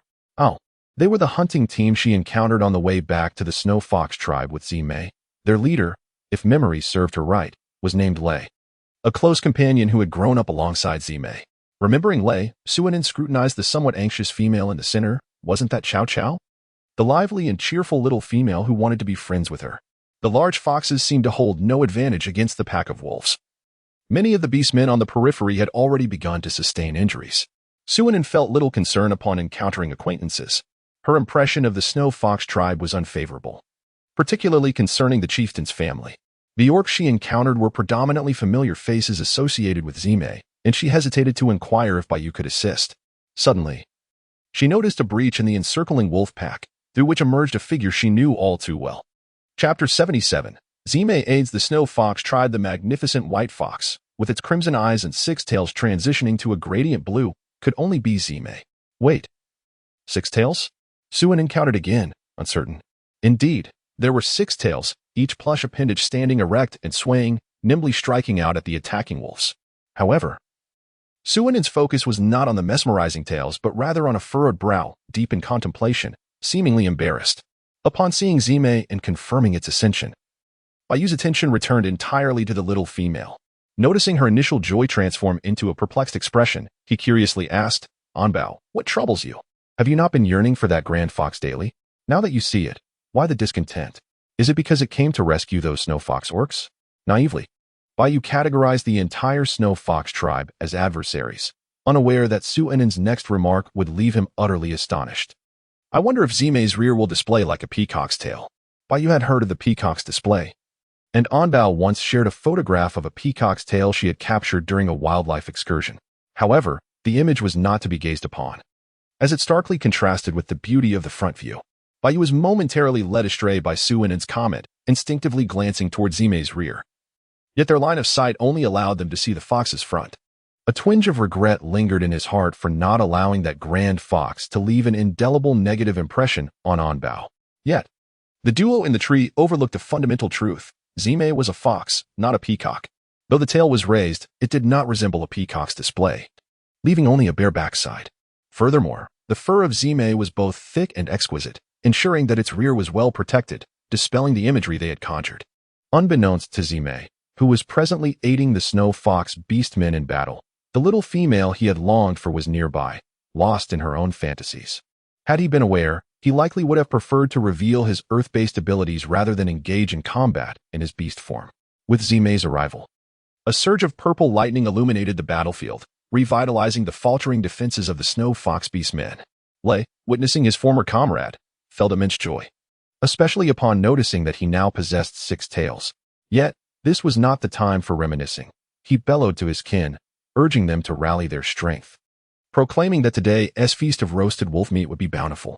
Upon witnessing the shift in momentum, the previously despondent tribe members were invigorated, their spirits soaring as they charged into battle against the wolf pack. Even the injured beastmen joined the fray. The lead wolf, observing its potential meal suddenly gaining the upper hand, fixated its green eyes upon Zimei, the harbinger of this change, and let out a fearsome howl. Like a well-drilled battalion, the wolf pack split, sending a significant portion to encircle Zimei. However, at this moment, the 6th-tier Zimei found these ordinary beasts utterly unchallenging. The wolf pack began to falter, and sensing the tide turning against them, the lead wolf, unwilling to concede defeat, let out a final, reluctant howl, a signal for retreat. As Su Ainen observed the wolf pack beginning to retreat, she tugged at Bai Yu's arm and urged, "Xiao Bai, eliminate that lead wolf. This will plunge the pack into disarray, bereft of leadership. It is prudent to eradicate such vengeful creatures entirely." Without a word of inquiry, Bai Yu launched a blade of wind, severing the head of the lead wolf from its body. "Very well, Anbao, let us watch the spectacle from above. The remaining snow foxes can manage on their own." Had Anbao not spoken up, Bai Yu would not have aided the kin of the tribe that once harmed her female counterpart. What if these kin are innocent? That wretched fox should assist on its own if it wishes.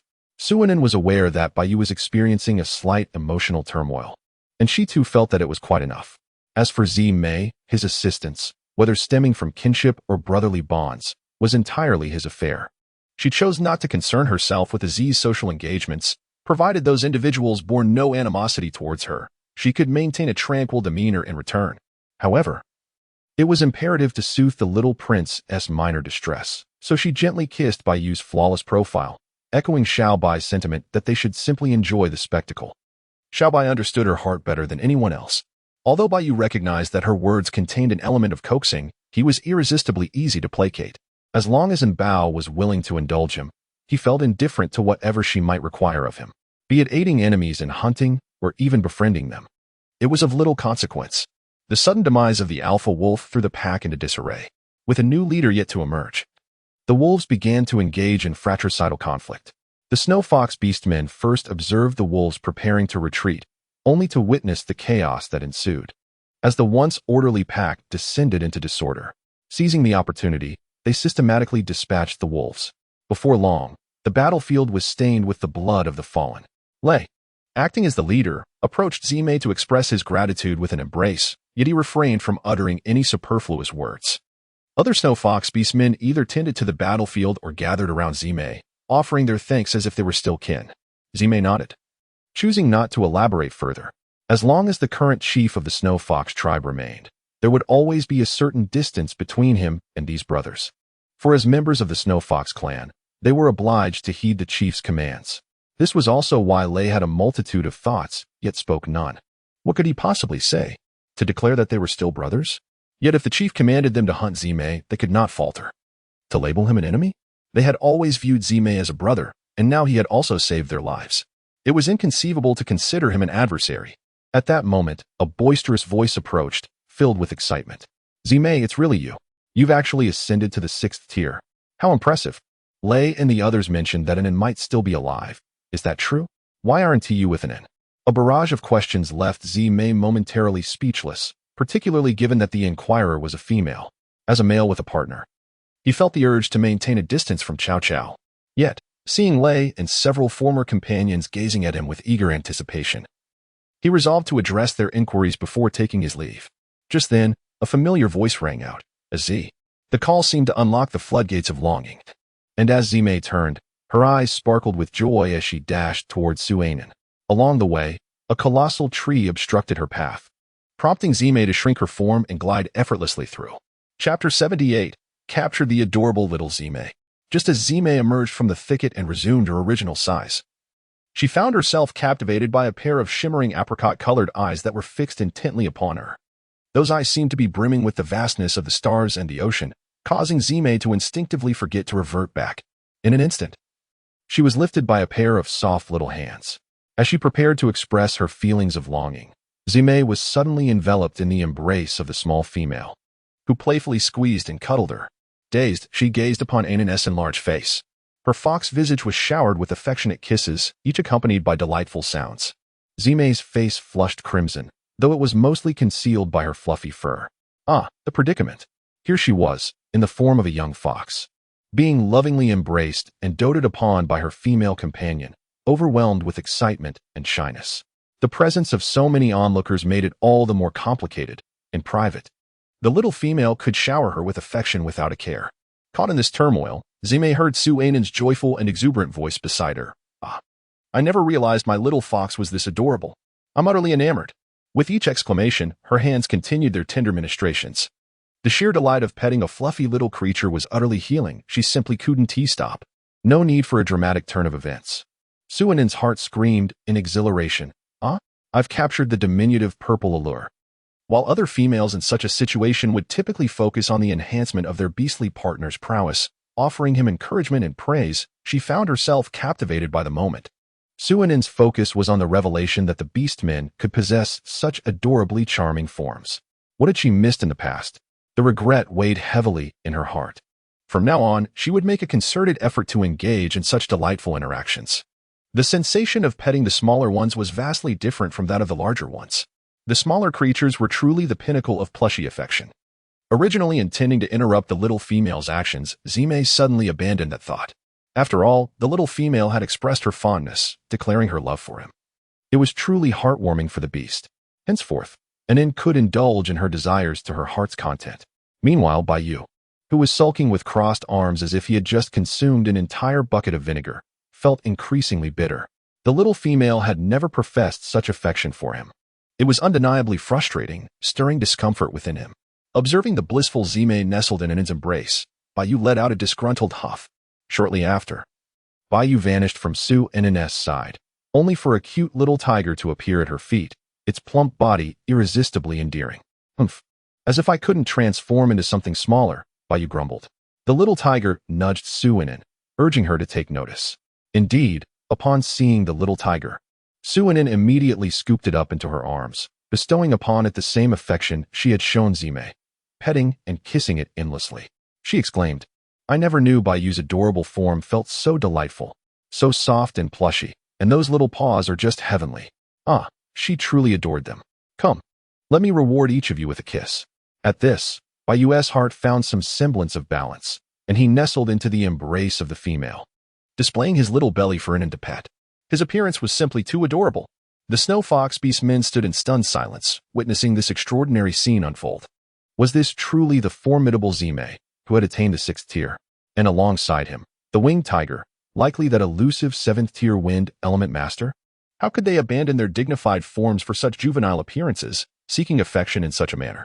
The snow fox beastmen were astonished, their eyes nearly bulging with disbelief, while Cao Cao, brimming with joy, prepared to approach Suanen. However, he was swiftly restrained by Lei, who urged, Cao Cao, wait a moment. Can't you see they are reveling in a long-awaited reunion? Cao Cao felt a bit perplexed, pondering, was it truly a joyous reunion? Wasn't Anin fond of cuddling with plush, juvenile creatures? Perhaps it was indeed inappropriate for him to approach at this moment. He resolved to wait. However, it was indeed wonderful news that Anin was still alive. By the time Suonin had had her fill of affection, the snow fox beastmen had already tidied up the battlefield. The wolf carcasses had been removed to the water source for processing, and the bloodstains had been concealed beneath the overturned earth. Yu and Zime each reverted to their human forms, with Zime unable to contain herself, tightly embracing Suonin to express the depth of her longing during their time apart. Suonin gently patted Zime's back and said, all right. I know you must have missed me dearly during this time. I have missed you so much as well. However, there are still many snow fox beastmen watching, so please tone it down a bit." In that moment, she completely forgot her earlier actions of affection, which certainly reflected a lack of restraint both in behavior and words. Suonin gestured for Zime to communicate with his former tribesmen and brothers, as she was reluctant to approach them herself, given their unfamiliarity. Nonetheless, noticing the warmth and excitement in Cao Cao's gaze, Suonin resolved to greet her. After all, she was the first friend Suonin had made in this beastly realm, and her impression of Cao Cao was quite favorable. Had it not been for Nana, their friendship might have flourished beautifully. Meanwhile, Zime engaged in conversation with Lei and other snow fox beastmen, inevitably discussing the events following his rescue by Yu.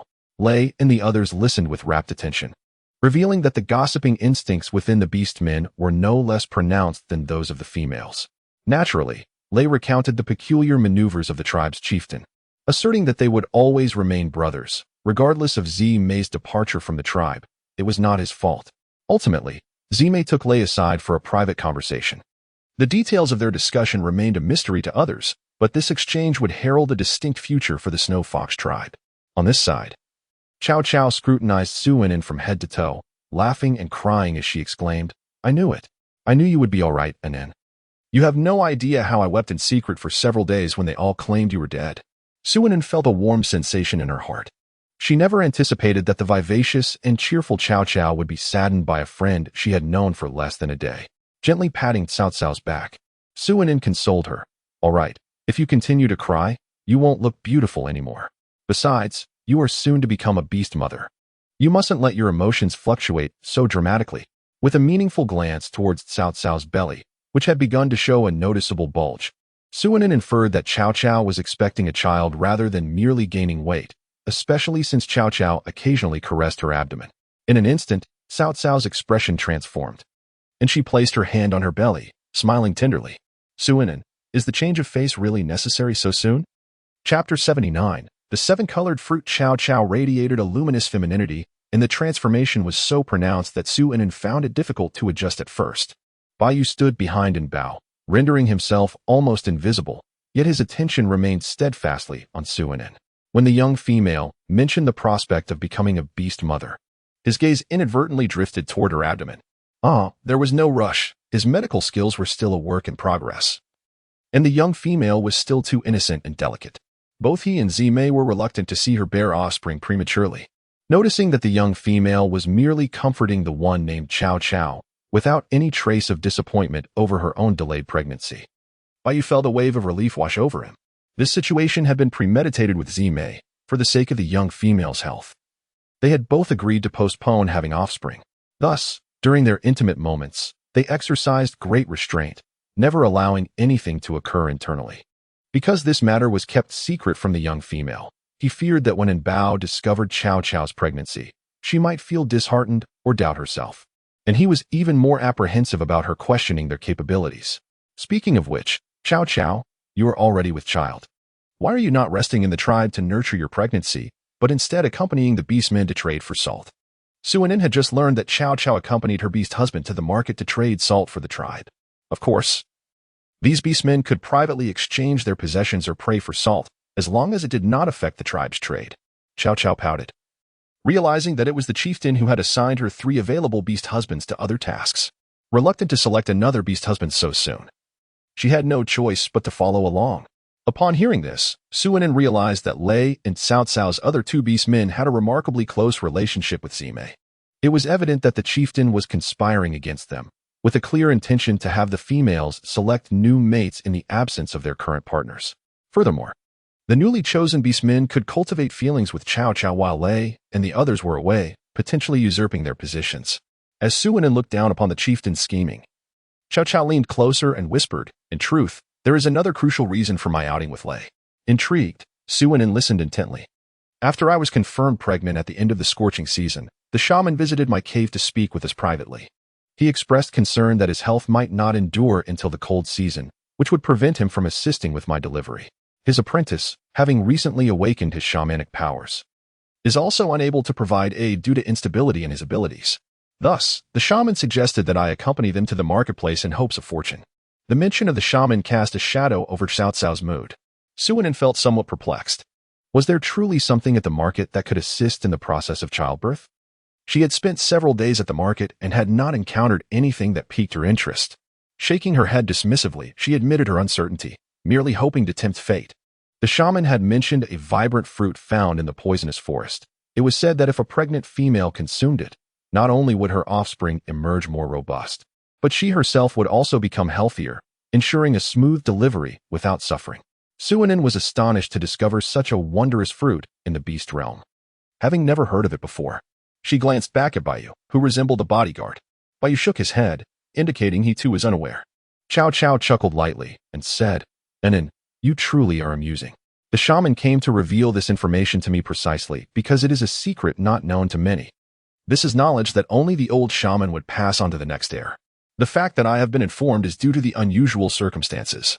Had the shaman's health been a bit more resilient or the apprentice's powers more stable, this knowledge would not have been shared with me." Suinin smiled shyly, realizing she had fortuitously gained access to such valuable information. "So, are you still planning to venture into the poison forest alone?" Upon posing this question, she felt somewhat foolish, as it was common knowledge that the poison forest was perpetually shrouded in miasma. Any orc without sufficient immunity to toxins would be walking to their demise. Cao Cao shook her head, replying, "We are merely heading to the market, hoping to chance upon a more agreeable cold-blooded orc." Suinin let out a sound of vague understanding. Cao Cao found it somewhat amusing. Enin was still as adorable as ever. As he reached out to pinch her little face, he caught sight of the white feather behind Suinin and quickly retracted his hand. He continued to explain, "I came out to see if I could bring back a cold-blooded beastman husband, particularly one that resembles a venomous serpent." Suinin gazed at Cao Cao with a face full of terror. She had an intense aversion to serpents and similar creatures, extending even to earthworms, loaches, and eels, let alone the venomous snakes. Observing Suinin's expression, Cao Cao found it somewhat amusing and proceeded to enlighten her on the subject.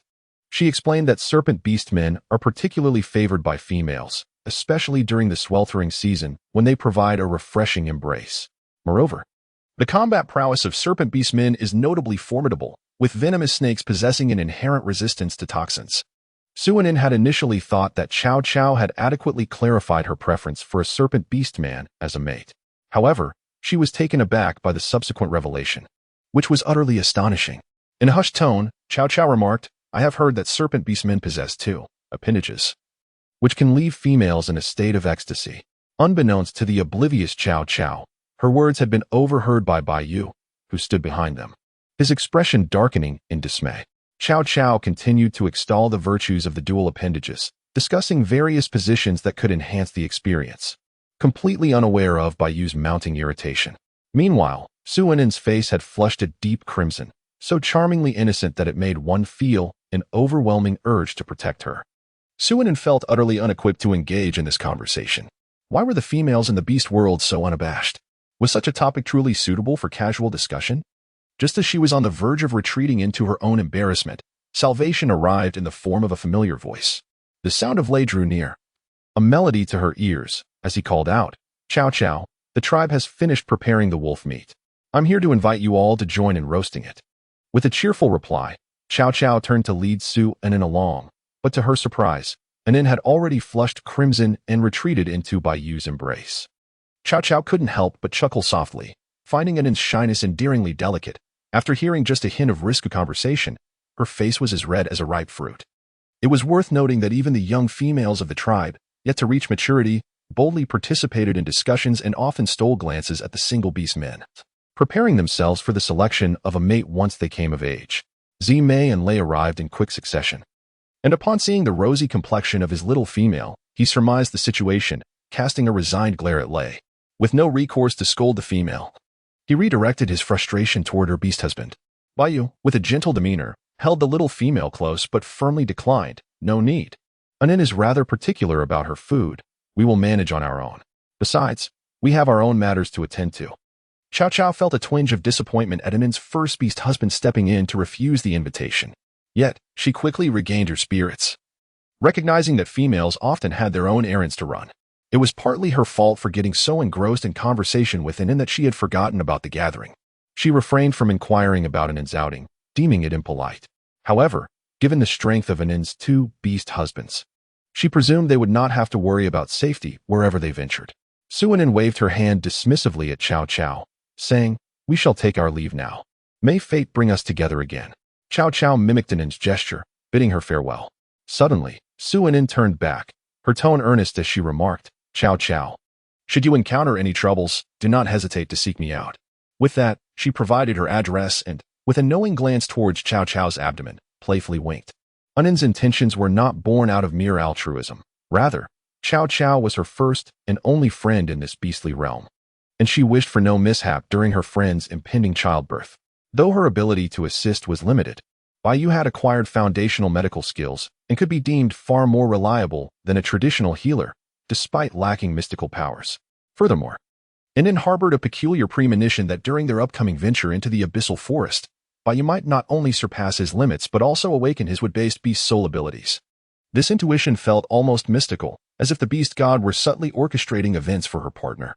However, given Baiyu's disposition, it was unlikely he would attend to any female other than herself, especially not during childbirth. Anin was not the kind of person to allow her husband to tend to another female, thus she had her own subtle ways of conveying her concerns to Chow Chow. With their farewells concluded, the parting was devoid of excessive sentimentality. Yet, as the three embarked on their journey, Zimei could hardly contain her excitement. Eagerly approaching Baiyu with bright eyes fixed on Su Anin, clearly expressing her desire to embrace her. Had she possessed a tail at that moment, it would have undoubtedly flicked about with fervor. Su Anin glanced at Baiyu, and then at Zimei. She longed to be with Zimei, having not seen him for far too long, and wished to indulge in some intimate moments together. However, she was also mindful of her husband's feelings, which prompted her to first direct her gaze towards Baiyu. Although Baiyu felt a pang of reluctance, having monopolized the little female for such an extended period, he felt it inappropriate to hinder the mischievous fox from getting close to Bao. Thus, he gently entrusted Su Anin to Zimei, advising him to take good care of Bao while he ventured to explore the periphery of the purgatory forest. Although he claimed to be scouting, his true intention was merely to provide the two of them with some time alone. Zimei nodded gratefully at Baiyu. He was quite satisfied with his foremost beast husband. Not only was he formidable in strength, but his attentiveness to Anin and his manner of handling matters were also commendable. After Baiyu departed, Zimei inquired about how Su Anin had been faring in recent days and the reason behind their journey to the purgatory forest. He did not believe that Anin had come to the purgatory forest out of a desire for him, as both he and Baiyu were particularly concerned about the little female's safety and would never risk bringing her to such a perilous location, even with a high chance of encountering themselves. Carrying Su Anin, Zimei hurried towards the purgatory forest, while she recounted everything that had transpired since his departure. She initially thought that Zimei's focus would be on the beast god, considering he was also a follower. However, as soon as he spoke, she sensed something amiss.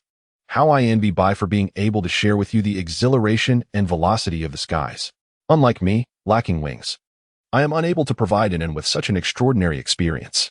Su Anin remarked that Zimei's words carried a hint of tea art. She leaned closer to Zimei, feigning a touch of dissatisfaction, and expressed her belief that Zimei was more concerned about her collaboration with the beast god, as it directly pertained to their safety. Zimei, however, was not easily fooled.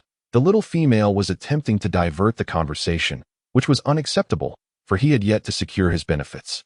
Anin was astute, and with the formidable presence of the great tiger, Lao Bai, alongside them at the periphery of the purgatory forest, was it not evident that a solution was already at hand?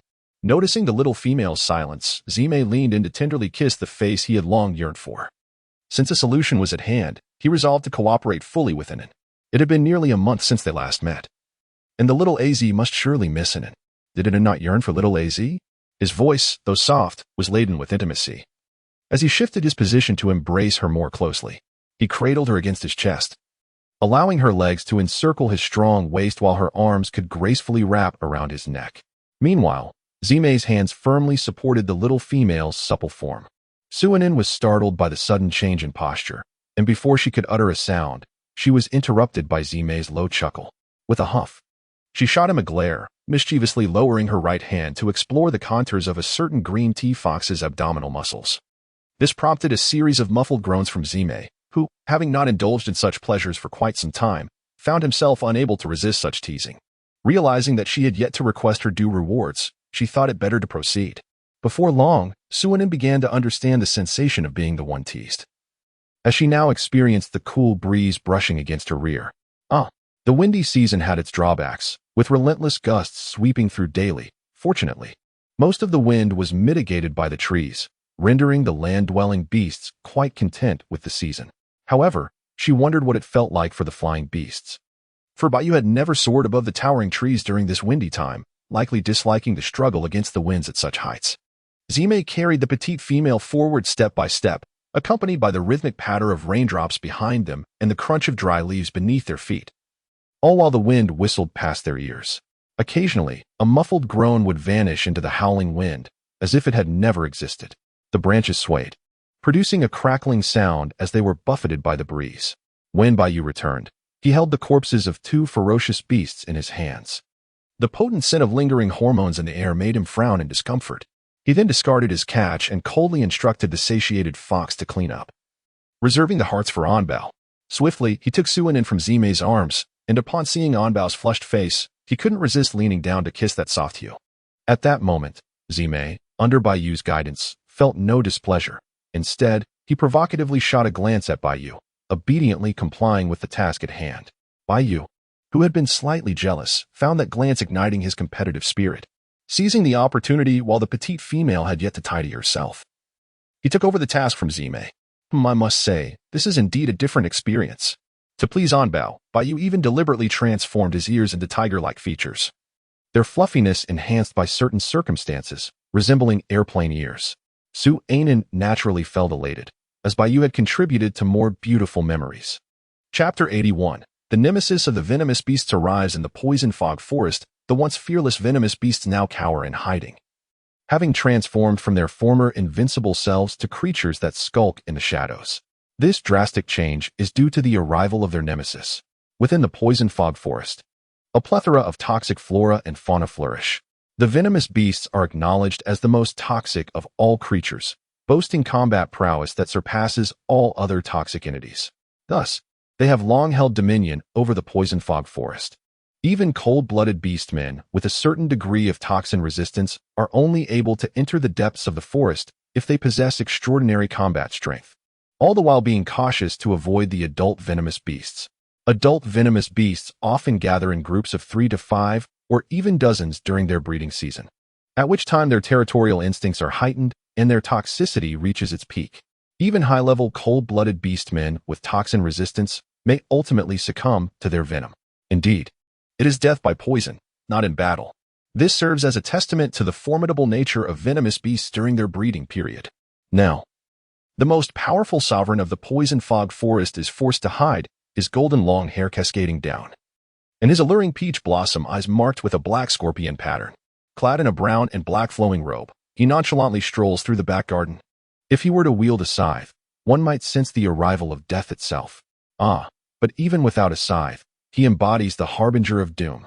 For the path he traverses is strewn with the shattered corpses of venomous beasts, their heads and hearts brutally cleaved. In his grasp, he carries 2 beast skin bags, one small filled with the cores of the venomous beasts, and a larger one containing their hearts. Observing the bags brimming with spoils, he seems to conclude that today's battle can come to an end, and he heads toward the nearest water source. Meanwhile, the trembling venomous beasts, witnessing the departure of this harbinger of death, swiftly retreat deeper into the poison fog forest. After cleansing the hearts and cores at the water's edge, he ignites a fire, and soon a large pot materializes above the flames. Indeed, the pot is forged from the essence of gold attributes. This harbinger of death is none other than the ambitious poison scorpion beastman, Shurgo. In truth, the toxicity of the venomous beast's hearts is formidable, rendering the cold-blooded beastmen of Soul Pattern Continent too fearful to consume their flesh, lest their own resistance falter and they meet a grim fate. However, Shurgo is an exception. His own venom far surpasses that of the venomous beasts, which is precisely why they tremble in his presence. Previously, It was the venomous beast that claimed the lives of beastmen. Now, it is Shurgo who delivers their demise. Moreover, he consumes the hearts of these beasts, a fact that leaves them in a state of dread. What is more alarming is that he has resided in the poison fog forest for 7 or 8 days, killing a batch of venomous beasts each day, only pausing when his beast skin bags are filled to capacity. Astonishingly, he shows no intention of leaving. Is he intent on driving them to extinction? Shurgo remained indifferent to the thoughts of the venomous beasts. In recent days, he had experienced considerable gains, with a subtle indication of a breakthrough from the 7th rank to the 8th. The venomous creatures in this realm were far easier to vanquish than those on the beastman continent. Here, the venomous beasts had no natural enemies and had regressed to a state that Shurgo regarded with disdain. Aside from their somewhat formidable toxins, their combat prowess resembled that of weaklings. Moreover, Shurgo was immune to their toxins. Thus, the forest of venom mist had been transformed by him into a personal paradise. He resolved to locate a site at the border between the forest of venom mist and the outside world to establish his own kingdom. In the future, he would recruit a band of subordinates, allowing them to reside outside the toxic barrier while his palace would be nestled within it. This arrangement would eliminate the need for guards, rendering it utterly perfect. Whenever he required energy to enhance his strength, he could simply stroll through his garden. This was far more accessible than acquiring crystal cores and hearts on the beastman continent. Shurgo even mused that if he were a believer in the beast god, he might consider himself the chosen child of divine destiny. The beast god, however, would likely dismiss such notions as overthinking. A significant event transpired today within the Snow Fox tribe. The tribe's elder shaman had returned to the embrace of the beast god, casting an atmosphere of sorrow over the entire community. Particularly affected were the pampered females, who felt that the absence of the shaman would render this cold season even more arduous. The shaman apprentice, pied, with reddened eyes, bid farewell to his mentor during the final rites, shouldering immense pressure as he assumed the role of the new shaman. Ordinarily, such a ceremony would be conducted by the chieftain himself, but now an elder from the tribe was assisting. The reason being that the last time a beastman from the bear tribe mentioned having seen Zime not far from their territory, the chieftain had rushed to investigate, only to find that even the lingering scent of Zime was absent, indicating that she had departed some time ago. Upon returning without a target, the chieftain had taken to spending his days in the cave, lost in thought, neglecting the tribe's affairs. Aside from selecting beastmen for the salt-gathering team, he had not been seen in public since. Many of the elder beastmen, who had lost their female companions, felt a deep sympathy for the chieftain. For once a male falls deeply in love with a female, the departure of that beloved partner brings forth a profound sense of emptiness, leading them to a state of confusion and despair. Unless new concerns arise, her consciousness remains dulled. The chieftain of the Snow Fox tribe was once the most valiant of warriors, and his mate chose him as her sole partner, a testament to her devotion. Given that the chieftainess was well cared for, after uniting in partnership, the chieftain enjoyed a period of warmth and domestic bliss until his mate became pregnant, and to his surprise, their firstborn was a daughter. Despite the chieftain's meticulous care, the chieftainess tragically succumbed to severe hemorrhaging during childbirth, returning to the embrace of the beast god. The only solace lay in the fact that their daughter was safely delivered, and the chieftain named her Nana. From that moment onward, Nana became the chieftain's new source of solace, nurtured and cherished, which led to her somewhat headstrong and radical disposition. She developed a belief that whatever she desired must be obtained. Should she be denied, she would seek to obliterate it entirely. The old shaman, having failed to save the chieftainess, gradually found himself distanced and neglected by the chieftain. His esteemed status within the tribe diminished to obscurity. The Orcish community revered strength above all, and although the shaman possessed healing abilities, they were limited to minor ailments and deemed insignificant compared to the orc's natural recuperative powers. Nevertheless, the passing of the shaman evoked genuine sorrow among the females, mourning not only for him but for their own loss. Their grief naturally extended to their partners, resulting in a communal atmosphere of mourning. Meanwhile, the chieftain, believed to be brooding alone in his cave, had long since departed the tribe without notice. A few elder orcs aware of this development dared not speak of it, fearing the potential unrest it might incite within the tribe. The Snow Fox tribe, lacking a 7th-tier warrior to maintain order, dreaded attracting the attention of wandering beasts. Chapter 82. The most hectic Zime on the outskirts of the infernal forest. Suinin and her companions sought refuge in a cave. Bayu utilized his wind abilities to tidy the space, while Zime employed her earth powers to conjure tables, chairs, and a cooking stove. As Suinin watched in amazement, it became evident that supernatural abilities truly manifest their greatest convenience in daily life, being cherished by two beastly husbands. Suinin spent her time resting, indulging in an array of snacks such as fruits and jerky. The evening meal for the two beastly men consisted of ferocious beast meat. While Suinin feasted on the heart of a ferocious beast, she required an abundance of hearts to fuel her evolving spatial abilities. Zime, drenched in sweat, busied himself by the stove, while Bayou stood beside Suinin, fanning her gently. The disparity in their treatment was stark.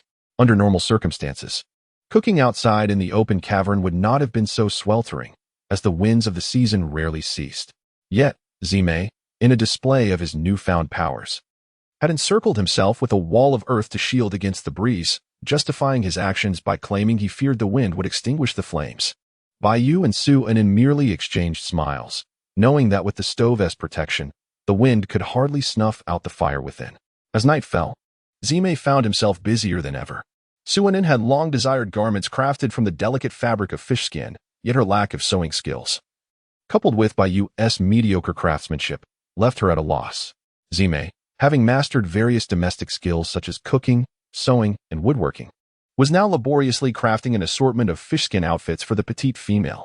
Given the sheer thinness of the fish skin, it required a soft and lightweight animal hide as an inner lining to achieve a truly exquisite result. Suinin provided numerous modernized versions of riding attire for Zime to reference, subsequently taking on a more relaxed role. Initially, she offered her opinions, but as she observed that Zime seemed far more knowledgeable, she decided to let Bayou transform into a little tiger while she indulged in petting the soft creature. It remains uncertain whether others have had the pleasure of holding a young tiger at the zoo, but the tactile sensation is truly delightful. Its plump body and paws, particularly the flesh beneath its pads, are far more gratifying than that of her own plump orange cat. Bayou's cub-like form was even more enchanting to the touch. Suinin nearly petted every inch of Bayou, leaving no part untouched, not even the tiny tail. The tiger's ears were transformed into floppy triangles, while its round, golden and purple eyes squinted into mere slits. When Suinin caressed Bayou's chin, she could faintly hear the soft purring, a clear indication that the large feline was thoroughly enjoying the attention. Meanwhile, Zime felt a twinge of jealousy. He too wished to lavish affection on the little female without restraint. However, upon considering Anin's anticipation for the jiaosha attire, he relinquished that notion and refocused on his garment making. Fortunately, Suinin limited her affection to gentle petting, refraining from any inappropriate actions or sounds. In the days that followed, Suinin and her companions resided in the cave, where Zime provided close care and protection. His primary responsibility was to experiment with the various ingredients Suinin had recently acquired. Although she presented herself as a strong individual, her culinary skills were rather limited, relying instead on techniques she had encountered on social media. The remaining recipes were cast aside, leaving Zime to utilize his own expertise to determine the outcomes. Initially, he found terms like a little or moderate perplexing. It was only after Suinin explained that these terms referred to quantities mastered through experience that he began to understand. This also shed light on why identical recipes could yield vastly different flavors when prepared by different individuals. She advised him to start with smaller portions, and once he achieved satisfactory results, to gradually increase the quantities. Each subsequent day saw Zime engaged in the pursuit of new culinary creations, while Bayou ventured into the surrounding wilderness to hunt fierce beasts, returning daily with bountiful spoils. The presence of the 7th tier Bayou's mark on their cave, coupled with the 6th tier Zime's constant companionship, made Suinin feel as though she were on a delightful excursion, experiencing fulfillment and joy each day. The continuous arrival of new dishes from Zime, alongside the fierce beast hearts Bayou brought back, hinted at an impending breakthrough in her spatial abilities. The prospect of daily feasts while simultaneously enhancing her powers was something Suinin had never dared to dream of in the past. Now, she was truly reveling in this extraordinary reality. Although she transformed into a sandwich cookie during the night, she felt an overwhelming sense of comfort both physically and mentally. It was not until 7 or 8 days later that Bayou informed Suinin of their need to venture deeper into the abyssal forest. At that moment, she realized that the number of ferocious beasts in the periphery was quite limited. The beasts they could find had already been converted into sustenance for their little family of 3, with the uneaten portions preserved as cooked food in their space. They had prepared an array of delicacies such as spicy beast jerky, fried beast meatballs, beast meat sandwiches, potato stew with beast meat, marinated beast meat skewers, beast meat buns, and meat dumplings, even incorporating shredded meat into various dishes. It must be said that Zime was a natural culinary prodigy. Indeed, she was also a master of fashion and craftsmanship. Even Bayu could not help but admire Zime's culinary skills. No matter how hard he tried to learn, he always felt he fell significantly short of her expertise. Fortunately, the little female also praised Bayu as a born healer and a genius in research, which prevented any jealousy between the two beast husbands. Instead, they each delved deeper into their respective fields of expertise. One must admit that the balance was well struck, with Suinin being the primary beneficiary.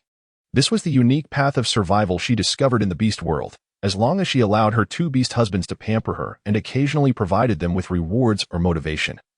Her desires were nearly all within reach. Suinin donned a splendid purple riding outfit crafted by Zime, gracefully perched upon the back of a large fox, comparable in size to a Tibetan mastiff. Bayu soared through the air ahead, scouting the path as the family ventured deeper into the depths of the Inferno forest. The current size of the large fox was deemed by Suinin to be the most suitable for her riding. Ever since they discovered that the little female favored the appearance of her offspring, Zime and Bayu abandoned their previous inclination towards maximizing their size. Now, their physical forms were entirely dictated by the preferences and desires of the little female. Even Bayu, who was scouting, had assumed the size of an ordinary tiger.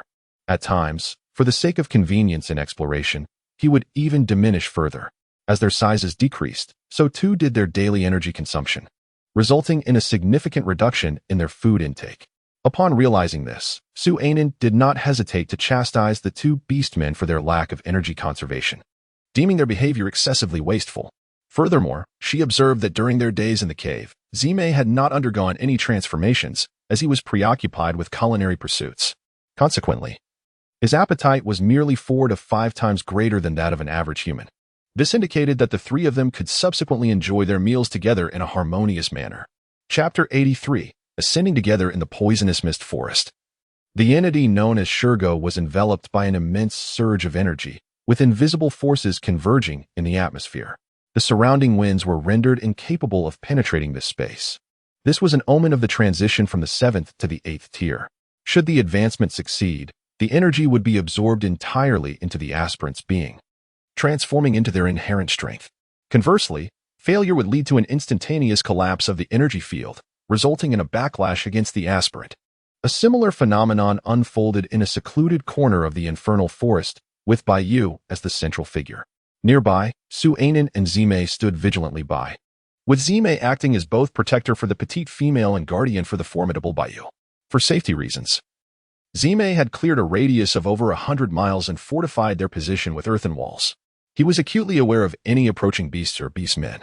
As for Bayu's swift progression, it was primarily due to his relentless battles with ferocious creatures.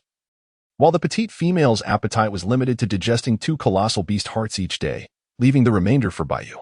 In an effort to expedite Bayu's ascension in anticipation of potential threats, Zime willingly contributed all his crimson crystals. The substantial absorption of energy gradually stabilized Bayu at the pinnacle of the 7th tier. Typically, Bayu would require extensive combat experience to accumulate and assimilate this energy for a chance to break through to the 8th tier. However, a certain beast god, aligned with Suinin, had discreetly manipulated events surrounding Shurgo's breakthrough, creating an opportunity for Bayu to seize. Whether Bayu could capitalize on this chance ultimately depended on his own capabilities. The beast god remained quietly concealed, shunning recognition for his contributions. Suinin watched anxiously from the side, while Zime urged her to sit and nibble on some fruit and snacks, but she could not focus on anything. After all, this energy vortex was growing increasingly formidable, and it was her first time witnessing such a spectacle. "Az, was your ascension similar?" Zime shook her head, replying, "I have always experienced a smooth breakthrough in the midst of battle." The situation presented by Lao Bai suggests an ascension beyond the 7th tier. In our soul pattern continent, the pinnacle of the highest level has remained at the 7th tier for nearly a millennium, leaving no one to ascertain what ascension beyond the 7th tier entails. It is said that the transition from the 7th to the 8th tier is a watershed moment, and similarly, the shift from the 8th to the 9th tier marks another significant divide. It is likely to be an even more profound disparity than that between the ordinary 4th tier and the awakened beast soul abilities of the 5th tier. Suinin was pulled back to her thoughts by Zimei's words. She gazed at Zimei and suddenly recalled the legend of the nine-tailed fox. In my hometown, there is a saying that each time the nine-tailed fox cultivates a tail, it acquires a unique ability. Once all 9 tails are perfected, it can ascend to become a divine beast, Suinin remarked. Zimei looked at her in astonishment. The nine-tailed fox? Surely it represents the pinnacle of the fox clan.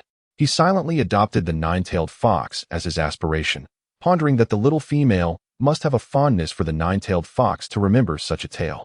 Suinin nodded, acknowledging that there were indeed films and television dramas dedicated to the legend of the nine-tailed fox. Moreover, there were numerous beautifully illustrated animations featuring these mystical creatures. Zimei chuckled, confessing that she had never encountered a genuine nine-tailed fox. However, she added playfully that if Anan desired, she would strive to grow 9 tails in the future, allowing Anan to play with each one at her leisure. As the conversation meandered, an unnoticed energy began to converge in the air, subtly infiltrating Suinen's body, causing the progress bar for her spatial abilities to gradually ascend. Distracted, Anan remained oblivious to this phenomenon, mistaking the immense energy field surrounding her as a mere effect from the ascending energy of Bayou. Suddenly, a brilliant light radiated from Bayou, and the entire energy vortex began to whirl violently, as if all the energy had found a purpose, eagerly penetrating Bayou's form. Look, he is about to break through, Suinin exclaimed with excitement. Zimei watched Bayou intently, silently cheering him on, while also motivating herself, inspired by Bayou's example, believing she too would eventually ascend to protect Anan. As the light gradually dimmed, Bayou's figure became distinctly visible to everyone. His aura had transformed, now exuding a more stable and powerful presence, evidently having succeeded in advancing to the 8th tier. Wonderful. Xiao Bai, you did it. Suinin joyfully rushed over, embracing Bayou with a kiss of celebration. Bayou tenderly caressed her hair, a glimmer of affection in his eyes. Thank you, and Bao, I have succeeded, he replied before turning to Zimei, adding, and thank you for your protective guidance, Great Fox.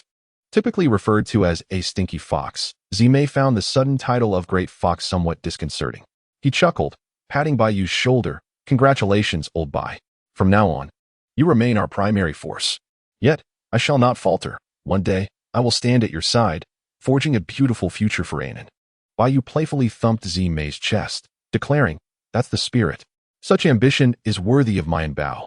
The two males exchanged glances, their unmasked thirst for power evident. Meanwhile, in the depths of the infernal forest, the bone-corroding entity's advancement was far less smooth than Bayou's. Though he had initiated his breakthrough first, he was now grappling fiercely with himself, beads of sweat forming on his brow. His surrounding energy field appeared unstable, causing the nearby creatures to flee in terror. The beast god hummed a nameless tune, reveling in the distinction between being shielded by a divine beast and the plight of the wild beastmen. Suinin remained unaware of the peculiar maneuvers employed by the beast god during Bayou's recent ascension. Had she been privy to such knowledge, her nature, though outwardly reserved, would undoubtedly have propelled her to hasten the collection of faith values. Alas, the beast gods were oblivious to this. Otherwise, he would have surely confided in Suinin or sought additional benefits in private. Xiao Bai, do give it a try. Has your ascension awakened your wood element abilities? Suinin did not mention the water element. She sensed a staggering 99% likelihood that it was indeed the wood element. Bayou smiled and nodded, affirming, it is the wood element. He then raised his hand, from his fingertips emanating a gentle green light. The flora and vines, previously ravaged by the recent energy storm, began to flourish anew as if reborn. Suinin looked on in astonishment. This was indeed swifter than the highest level wood-type abilities known to humanity in the apocalypse when it came to nurturing plants. Just as she was about to articulate her thoughts, she felt a surge within herself, as if she too were on the verge of an upgrade. Chapter 84. Suinin's new thoughts on space. Zimei observed Lao Bai's wood-type abilities with a profound sense of envy.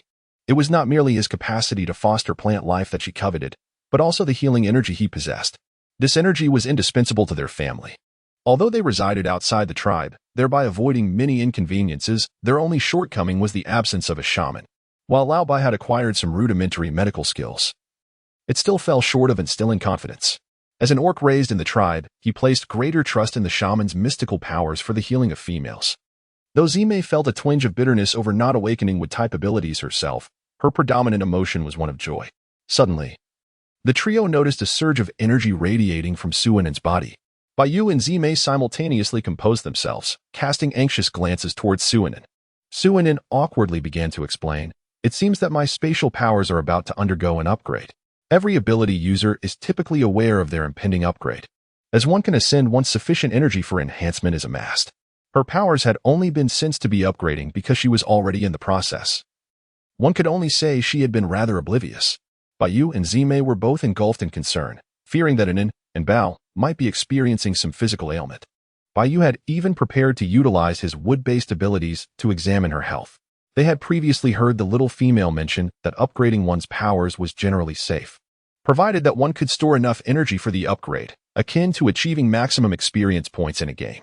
However, the process does entail energy fluctuations accompanied by a minor release of energy. In the post-apocalyptic world, this necessitates great caution to avoid attracting zombie hordes. Thus, ability users often opt to upgrade within secure bases. Nevertheless, Suinen was currently in the beast era, where zombies were non-existent, eliminating any such risks. The two beast husbands simply needed to ensure that no wild beasts would disturb them. Before long, Suinen's powers successfully upgraded, faced with the glimmering eyes of her companions. She couldn't help but chuckle. The upgrade had succeeded, and her spatial domain had doubled in size.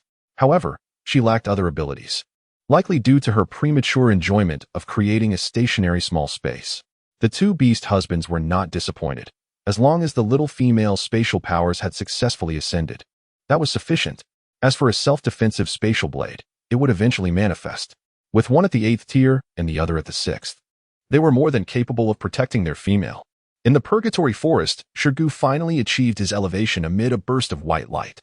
Feeling the profound power unique to the 8th tier, he laughed exuberantly and unabashedly. The only drawback was that this time, he had not awakened a new beast soul ability. Initially, he held little hope for awakening a second beast soul ability, as he had heard no tales of anyone on the Beastman continent achieving such a feat.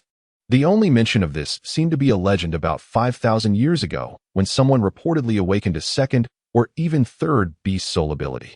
He had believed it to be mere folklore, but upon arriving on the Soul Pattern continent, he learned it was not a myth, as a 7th-tier beastman had indeed awakened spatial abilities. This revelation sparked a renewed expectation within Shirgu regarding his 8th-tier ascension, though it seemed fate had not chosen him. "Beast God, you little rascal, do you think a cub that does not worship me is worthy of my favor? Were it not for the constraints of rules, I would have dealt with you insolent little wretches long ago." Now, having ascended to the 8th tier, Shirgu felt brimming with power.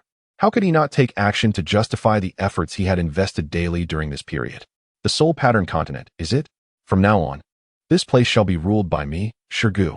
Ha ha ha. After the upgrade of her abilities, Suinen urged her beastmen companions to swiftly hunt more ferocious beasts to fill the void of their space, as its emptiness instilled a profound sense of insecurity within her. Bayu remarked, "Very well. One must cherish their own female." Furthermore, it was indeed imperative for them to hunt more beasts before the onset of the cold season. This time, however, the duo of beastmen brought Suinen along with them, with Bayu carrying her on his back like a child. Their objective was clear: to hunt as many ferocious beasts as possible. As for other wild animals, they were fortunate to escape their attention. Soon, a scene unfolded in the Inferno Forest. Whenever a ferocious beast was spotted, Bayu would conjure vines to bind its limbs, followed promptly by Zime striking the beast's head with a bolt of lightning. As the beast was momentarily dazed by the shock, a wind blade would swiftly sever its neck. This hunting speed was remarkably rapid, consuming very little of their beast soul energy. The two males had developed this efficient method through numerous trials, allowing them to handle individual ferocious beasts with minimal effort. In the event of encountering multiple beasts, the presence of the 8th tier Bayu merely required a bit more exertion. The ferocious beasts were utterly incapable of breaking free from the vines he conjured, and afterward, he could reclaim some of the wood-based energy expended, making the overall consumption remarkably low. This was akin to a mage possessing certain mana regeneration skills during combat, ensuring sustained endurance. When faced with multiple ferocious beasts, Zime opted not to use lightning strikes, but instead resorted to earth spikes. The immobilized beasts, ensnared and unable to move, were mercilessly pierced by the protruding spikes from the ground, ultimately succumbing to severe blood loss. Against such a collective onslaught, Zime's energy expenditure was comparable to that of a single lightning strike. as these earth spikes could also recover a portion of the energy spent. Once the ferocious beasts were felled, it was the moment for Suinin to collect the spoils of their hunt. After gathering the prey, the young female suddenly pondered aloud. You mentioned that my space cannot store living beings. What if I were to place a living creature within it? Would that result in automatic hunting? The two males exchanged glances, their eyes lighting up with intrigue, indicating their willingness to test this theory. Thus, they decided to begin their experiment with ordinary wild animals. As the ferocious beasts posed too great a risk to allow the young female to engage with them immediately, Suinin initially experimented with a creature resembling a cicada that was perched on a nearby branch. The results were striking. The insect vanished into the void, only to be retrieved lifeless. Encouraged by this success, Suinin eagerly began her quest for larger prey. Before long, Baiyu ensnared a half-flying gugu beast with vines. Xiaoinen dashed forward to touch the gugu beast, and shortly thereafter, the creature vanished into the void. However, her smile quickly faded.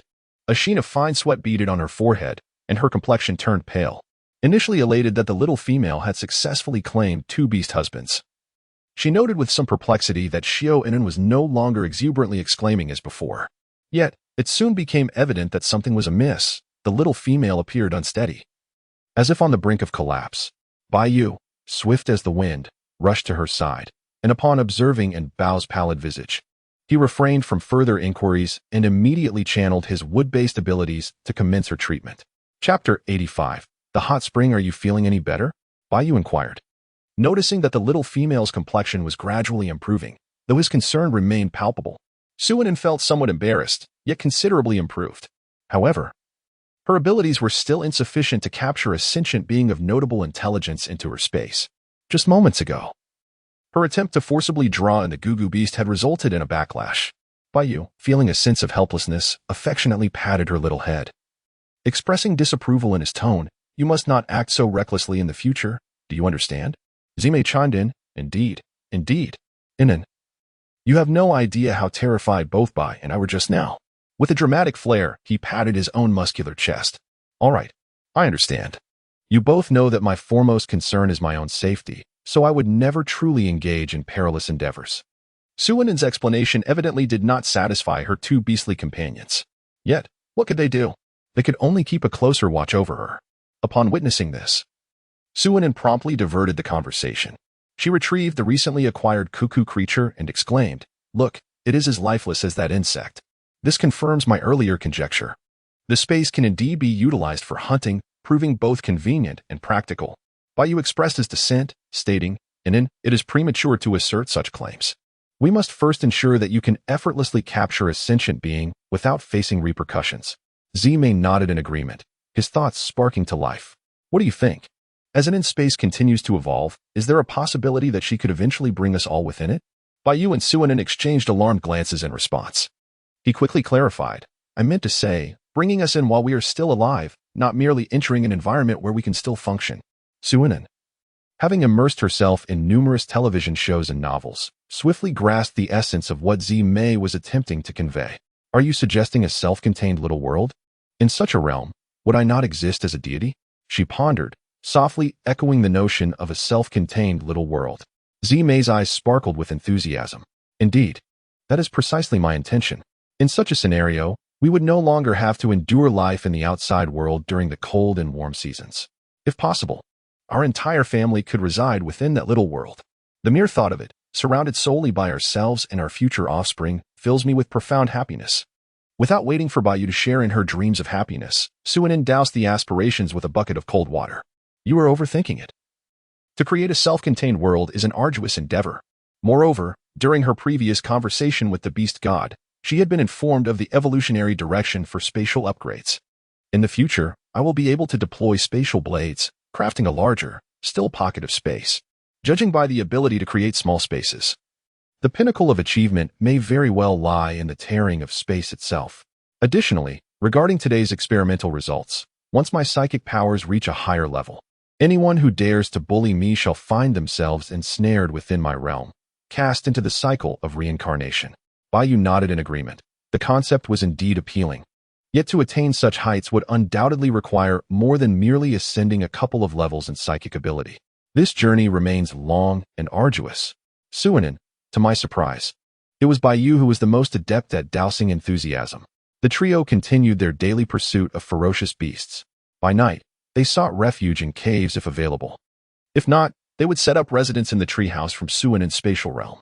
The two males took turns keeping watch, one during the first half of the night and the other during the latter half. The Inferno Forest was not only home to ferocious beasts, but also other wild animals, including some that were social in nature. Their combat prowess was equally formidable. Yet Suinen and her companions were keen to avoid conflicts with prey other than the ferocious beasts. They aimed to conserve their energy and strength to hunt as many of the ferocious beasts as possible. On this day, as usual, they scoured the forest for traces of their quarry. Suddenly, a refreshing steam, tinged with a hint of minerals, began to permeate the air. Suinen halted the two beast handlers, inhaled deeply, and her eyes sparkled with excitement. It's a hot spring. There is a natural hot spring nearby. Xiao Bai Z. Can you smell it? There's a scent of sulfur, reminiscent of rotten eggs. The two beast handlers nodded. Their olfactory senses far more acute than those of the young female, having detected it long before. They merely wondered at her exuberance. Suinen greeted excitedly. Let's hurry. We're heading to the hot springs. I had only ever seen videos of others enjoying hot springs and heard tales of their soothing comfort. I had yet to experience it myself. A hint of disappointment flickered in Suinen's eyes as she uttered the latter part of her sentence. The two beastmen, upon hearing this, could not bear to deny their female companion, swiftly guiding Suinen into the area where steam gathered most thickly. Before long, they arrived at the edge of the hot spring. Suinen gazed eagerly at the steaming pool before her, impatient to leap in and experience it firsthand. Bayu quickly restrained her, saying, "Wait, let me first ensure that there are no dangers." He circled the hot spring, meticulously surveying the surrounding environment. And only after confirming its safety did he allow Suinen to enter the water. Suinen leaped into the hot spring, enveloped by the warmth of the water, and could not help but emit a contented sigh. She closed her eyes, savoring the comfort of the moment. Zime, observing from the side, was unable to resist the allure and soon joined her in the spring. The two frolicked together, seemingly oblivious to their worries. Bayu contemplated joining them. Yet he remained vigilant by the edge of the spring. Nothing was more paramount than Mbao's safety. Suddenly, both Zime and Suinen opened their eyes simultaneously, sensing a subtle fluctuation of energy within the water. Had they not been in a state of utter relaxation, immersed in the warmth of the spring, they would have scarcely perceived such a faint energy. Zime promptly rose, lifting Suinen and making her way towards the vigilant Bayu. The latter, upon witnessing Zime's grave expression, understood that there must be something in the spring that they had either overlooked or were unaware of. At that moment, Suinen dutifully turned to embrace Bayu, silently advising Zime to exercise caution. Zime nodded and submerged himself in the water, intent on investigating the source of the energy fluctuation. Meanwhile, Bayu hastened to dress the little female, ensuring she did not catch a chill. Upon arriving at the hot spring, Suinen had eagerly donned her swimsuit, eager to immerse herself. While she had been in the water, the mist had only partially obscured her silhouette, rendering it alluring yet bearable. However, now, cradling the damp little female in his arms, Bayu felt a parching thirst, as if he had not had a drink in ages. Especially as Mbao's skin glowed a delicate pink, complemented by her slightly flushed apricot eyes, she was utterly captivating. Despite knowing it was inappropriate, Bayu hurriedly dressed the little female, his excitement palpable. Chapter 86. Water droplets before long. Zime's wet head emerged from the hot spring. His white hair slicked against his muscular chest, and his crimson eyes glistened with a newfound allure, lacking his usual enigmatic charm. Were it not for Zime's broad and exceptionally flat chest revealing his masculine nature, an unsuspecting observer might have mistaken him for the legendary sustenance.She. Ah! It seems Zime indeed fits the description of a siren. Suinen had been attentively awaiting Zime by the shore, her focus entirely captivated by the slightest disturbance on the water's surface. The sudden sight of a handsome man emerging from the water was indeed a visual delight. With her penchant for attractive appearances, Suinen found herself momentarily entranced by the scene. Bayu, while remaining vigilant of their surroundings, could not help but notice Mbao's infatuated gaze upon the majestic fox. A sense of unease welled up within him. He resolved that he too must frequently present such captivating scenes to her, in hopes of etching a deeper impression of himself in her heart. Suinen, is there such a delightful opportunity? She expressed her profound enjoyment. At this moment, the young woman remained unaware that such benefits would soon abound, though they come at a price, namely, the aches and pains of the body. were it not for Bayu's wood-based abilities. She would often find herself unable to rise from her bed. Zime wiped the water from her face and lamented. The energy fluctuations at the bottom of the hot spring lake grow increasingly intense as one approaches. It feels reminiscent of certain rare treasures nearing fruition. Alas, as a terrestrial orc, my swimming skills are limited to mere paddling. I can barely hold my breath before needing to surface for air. Zime's words snapped Suinin. Entranced by beauty, and Bayu, consumed by jealousy, back to reality. Bayu was the first to respond, recalling his experience with one of nature's gifts, the black plum. Such bounties from the earth are treasures not to be missed. Moreover, judging by the energy fluctuations reaching the water's surface, this treasure must be even more precious than the black plum. We must devise a plan. We need to descend and investigate. Rare treasures are serendipitous finds. If it weren't for the barrier of the hot spring water, this location would have long been besieged by various beasts. Now that we are the sole discoverers, we must seize this opportunity without hesitation. Bayu declared with resolute conviction, his tone unwavering. The first thing that Suinin thought of was a diving suit. Unfortunately, she had not gathered such supplies in her inventory. Azzy, how many meters is it from the bottom of the lake to the surface? Zime, already seated at the shore, was pondering solutions alongside them. Upon hearing the young female's inquiry, she quickly responded, I am not entirely certain, but I would estimate it to be around 700 or 800 meters. Upon hearing this, Suinin found herself at a loss for a solution. However, the thought of surrendering was inconceivable not only to her, but also to the two beastmen by her side. What if Azzy utilizes her earth abilities to create a waterway for this hot spring, channeling the water away? Suinin proposed with uncertainty. Bayu shook his head. That won't work. Without the water from these pools, the energy fluctuations of the heavenly materials and earthly treasures will disperse into the air, attracting nearby ferocious beasts and predators who will come to seize them. Zime sighed in agreement, lamenting, if only we had a water avoidance pearl. Water avoidance pearl? What does it look like? Suinin inquired with curiosity. She still possessed a large box of pearls gifted by the merfolk in her space, of varying sizes and colors, with the most common being pearls. Bayu, equally intrigued, glanced at Zime, having been expelled from his tribe at a young age. He was aware of far less than Zime. Zime composed herself and began to explain, recounting how the elder generation had encountered the merfolk trading water avoidance pearls for various meats and fruits at the market. It was said that these pearls were thumb-sized and deep blue, with each merfolk possessing one within their bodies. Suinin was astonished. They were exchanging the precious water-repelling pearls from their own bodies. Would this not severely deplete their vitality or even lead to death? Zime chuckled, gently tapping the little female's forehead. What are you imagining? The water-repelling pearls only detach from the merfolk when they have completely perished. It is said that each pearl is meticulously recorded within the merfolk community. Should anyone dare to harm a merfolk over these pearls, they would undoubtedly face the wrath of the entire merfolk tribe.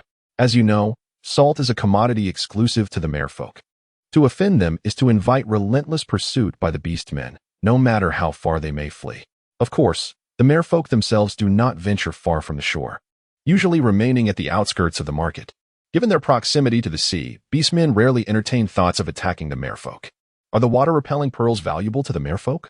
Suinin inquired. Zime replied, not particularly. After a merfolk dies, their pearls are collected by their kin, the majority being interred within the merfolk tombs.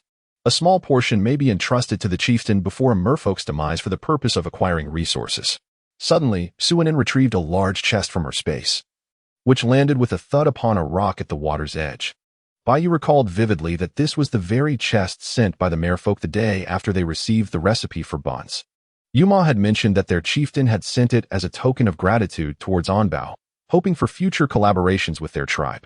Upon seeing its contents, Onbao had smiled broadly, assuring Yuma that there would indeed be many opportunities for cooperation, and promptly stored it in her space with a mere touch. He could distinctly remember that it was filled with an assortment of pearls. Could there possibly be water-repelling pearls among them? Quick! Let's search together and see if we can find any water-repelling pearls. If we do, we can trade them with the merfolk for a recipe later. Suinin said with palpable anticipation as she began assigning tasks. The two beastmen naturally started to assist in the search, removing the pearls and placing them into the newly acquired wooden box. With each pearl extracted, the number within the chest visibly diminished. As they approached the bottom, Suinin despondently remarked, surely the merfolk would not be so miserly. They generously gifted us so many silk strands. It stands to reason they would not hoard a few water-repelling pearls. Just as disappointment settled among the trio, they spotted a dozen deep blue pearls the size of thumbs glimmering with a dazzling golden light at the bottom of the chest. Ahem, they were not actually glowing, but in the sunlight, they reflected a hint of radiance. Suinin and her companions were simply overjoyed. Viewing them through their own gleaming lens of excitement, Suinin was the first to let out a shrill cry. Wow, haha, there are indeed water-repellent beads. And look, 1, 2, a total of 15. The merfolk are truly generous. Next time I visit the market, I shall present them with 2 recipes. Suinin made a grand and decisive choice. Chapter 87, The Hidden Wonders Beneath the Hot Spring Lake. The merfolk never anticipated that the water-repellent pearls they casually placed at the bottom would yield immense benefits for their kin. It is essential to note that the treasures within the box become increasingly inconsequential as one approaches the bottom.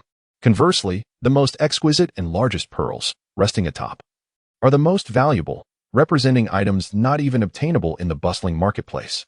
Suinin, brimming with excitement, produced 3 water-repellent beads and handed one to each of the 2 beastmen, while she playfully held the third in her own hands. She turned to Zime and asked, Z, how does one use this water-repellent bead? Does it need to be held in the mouth? No, it suffices to wear it on your person. Zime explained with a smile.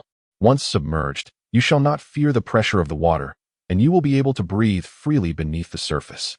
Suinin nodded thoughtfully, contemplating a means to secure the water-repelling pearl on her person while simultaneously preventing its accidental loss. Otherwise, should they suddenly be deprived of the pearl in the depths of the water, the 3 of them, terrestrial beasts or humans, would inevitably meet their demise in the depths. As her consciousness traversed the space within, she fortuitously unearthed a suitable item, a resplendent necklace. Oh, it wasn't an extravagant piece. Merely a trinket she recalled from the local silver jewelry shop. It was a sterling silver necklace adorned with a round, hollow pendant, which could be opened to reveal a glimmering piece of luminous stone within. She remembered that the silver shop had once sold it for a mere 48 yuan. In the aftermath of the apocalypse, while scavenging for supplies in the town, she had whimsically collected all the beautiful yet inexpensive trinkets from that very shop. Suinin extracted the luminous stone from the hollow pendant, which was just the right size to accommodate the water-repellent bead. Given that the necklace was of the sweater chain variety, the silver chain was relatively long, and the round hollow pendant was rather large. Otherwise, a clavicle chain would certainly not suffice to hold the water-repellent bead. However, to ensure the necklace would not be lost in the water, Suinin tied a knot at the back after adorning the 2 beastmen with the necklaces. Thus, a perfectly good sweater chain transformed into a clavicle chain. She performed the same procedure for her own necklace. Upon seeing the new looks of Baiyu and Zime, Suinin couldn't help but burst into laughter, for their necklaces resembled cat collars adorned with bells. Moreover, having spent the past few days playing with the beastly forms of their youthful counterparts, the imagery was incredibly vivid. Baiyu and Zime exchanged puzzled glances, both bewildered and unsure of what had prompted the little female's laughter. Yet, they tacitly refrained from inquiring, sensing that asking might only elicit more mirth from her. With all preparations complete, the 3 of them descended into the hot spring pool, beginning their gradual immersion. Suinin experienced the joyous liberation of freely breathing underwater for the first time. As she gracefully kicked her legs, she effortlessly glided through the water, feeling akin to a fish reveling in its aquatic domain, a truly wondrous experience. Baiyu and Zime flanked her on either side, steadfastly guarding her safety like the most loyal sentinels. As they descended deeper, the water grew warmer. Suinin, with beads of perspiration forming on her forehead, glanced at her companions and inquired, "Aren't you 2 feeling hot? You don't seem to be sweating at all." In unison, the 2 beastmen replied, "It's bearable. The temperature hasn't yet reached that of the scorching season, so it poses no discomfort for us." Suddenly, Baiyu recalled that his beloved Bao was female, and added, "If Bao feels warm, she can simply conjure some ice from her space, and I'll use my wind ability to cool her down. That way, it won't be too hot." The combination of ice and Baiyu's wind ability equates to a portable air conditioning unit. Once the temperature became comfortable, Suinin quickened her descent, with the 2 beastmen following suit. Although the water barrier allowed them to breathe freely underwater, the lingering scent of sulfur in the hot spring lake remained, which could become somewhat uncomfortable after prolonged exposure. Suinin donned a mask for herself and the 2 beastly companions, a precaution that would mitigate the unpleasant odors to some degree. Baiyu remarked, "In truth, We do not find the scent particularly offensive. However, we graciously accept the good intentions of the young female. Soon, they located a specific spot at the lake's bottom. Guided by the energy fluctuations emanating from a narrow passageway, barely wide enough for a single person to traverse. After exchanging glances, Bayu instructed Zime to remain behind to protect Suinin while he ventured ahead to scout the path. Approximately 15 minutes later, as Suinin grew increasingly impatient, Bayu returned, offering a brief reassurance before re-entering the small opening. It's safe within. There lies a wondrous realm ahead. Follow closely. With the assurance of safety, Suinin trailed behind Bayu, with Zime bringing up the rear. Thanks to their night vision, Bayu and Zime navigated the dark, underwater passage with remarkable ease, while Suinin relied on Bayu's firm grip to discern her way. After a while, they were greeted by a glimmer of light, a refreshing, pale green radiance. Bayu emerged first from the water, followed by Suinin, and lastly, Zime. Upon witnessing the breathtaking scene before her, Suinin couldn't help but marvel at the creator's ingenuity. They found themselves in a vast cavern adorned with glistening stalactites, the walls festooned with a dense tapestry of verdant flora reminiscent of moss. The soft green glow emanated from these plants, lending an ethereal quality to the cave. The source of the energy fluctuations lay ahead. Zime sensed it and expressed her delight. The trio remained steadfast in their purpose, momentarily awestruck before proceeding toward the source of the energy. After navigating several turns, they finally discerned the true nature of the coveted treasure. The temperature in their current vicinity was relatively temperate, hovering around 40 degrees Celsius. However, as they advanced, they encountered a stark contrast. The temperature surged dramatically, and the walls were devoid of vegetation, replaced by a fiery expanse of red stone. Further ahead, an astonishing sight awaited them, a vast expanse of ice. At the boundary where the white met the red, a singular vine-like plant thrived. It bore 7 fruits, each half a delicate pink and half a creamy white. The energy fluctuations emanated from these fruits, which appeared on the verge of ripening. Suinin felt a twinge of anxiety. How would they manage to retrieve them? It would be such a pity to have come all this way only to leave empty-handed. Bayu, remaining unflustered, reassured her, "Fear not, Ambel. You have me here. After all, once they ripen, I shall use the wind technique to pluck the fruits and bring them to us." Suinin's eyes sparkled with brilliance for a moment. She had forgotten that her wind abilities could be utilized in such a manner. In admiration, she gave a thumbs up and enthusiastically praised, "My dear husband is truly remarkable. What about my little husband? Is he not impressive?" Zime interjected with a hint of jealousy. Chapter 88. The Icy Fire Crystal Fruit. Suinin turned her head, a smile gracing her features as she began to serve water.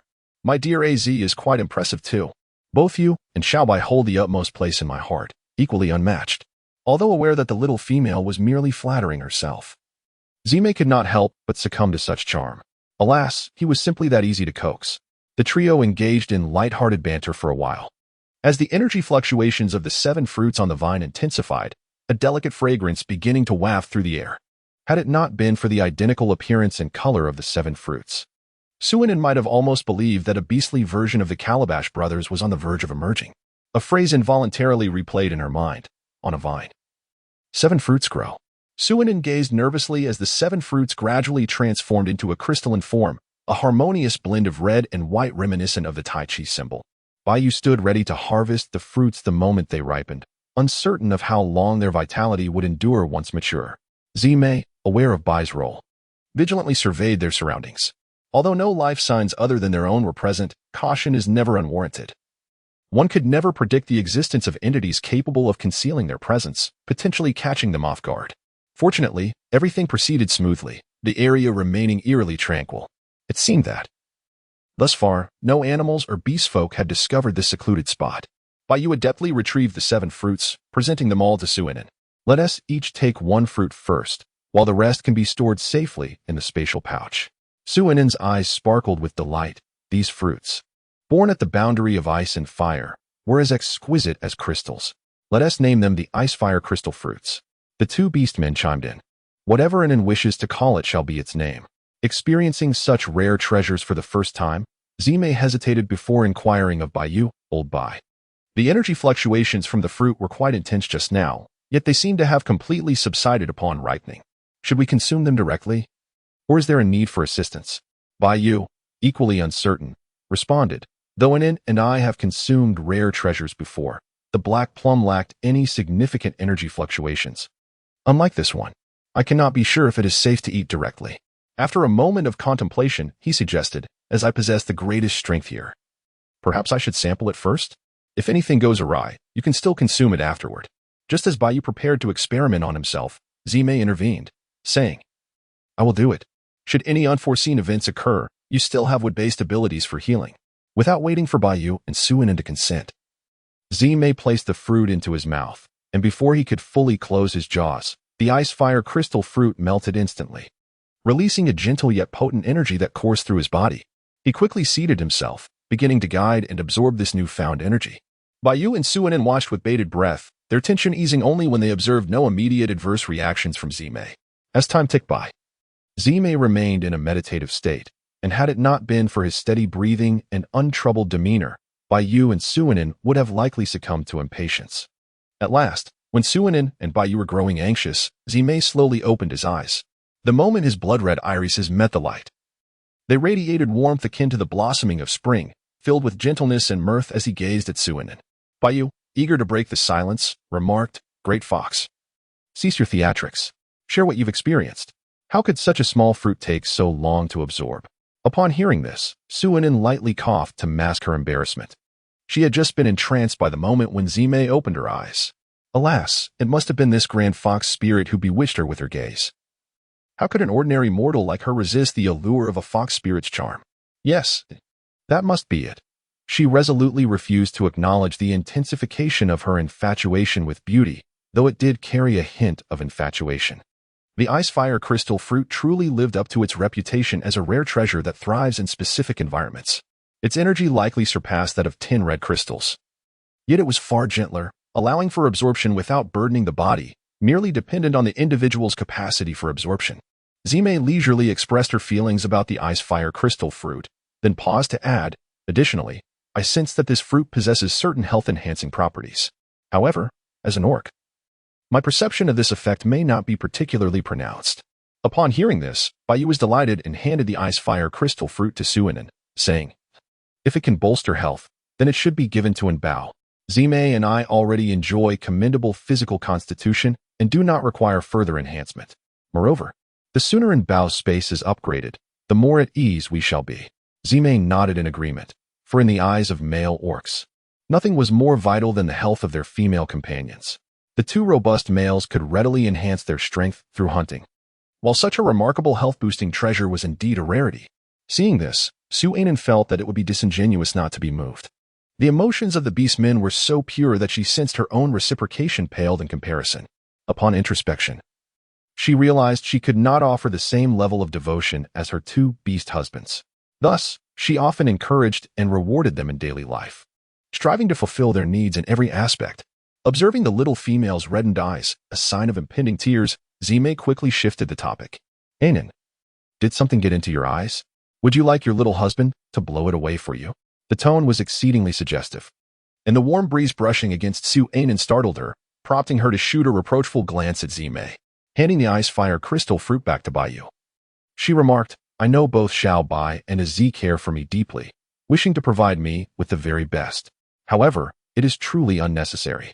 Just as my body can only digest the hearts of 2 fierce beasts at most in a day, I cannot handle any more.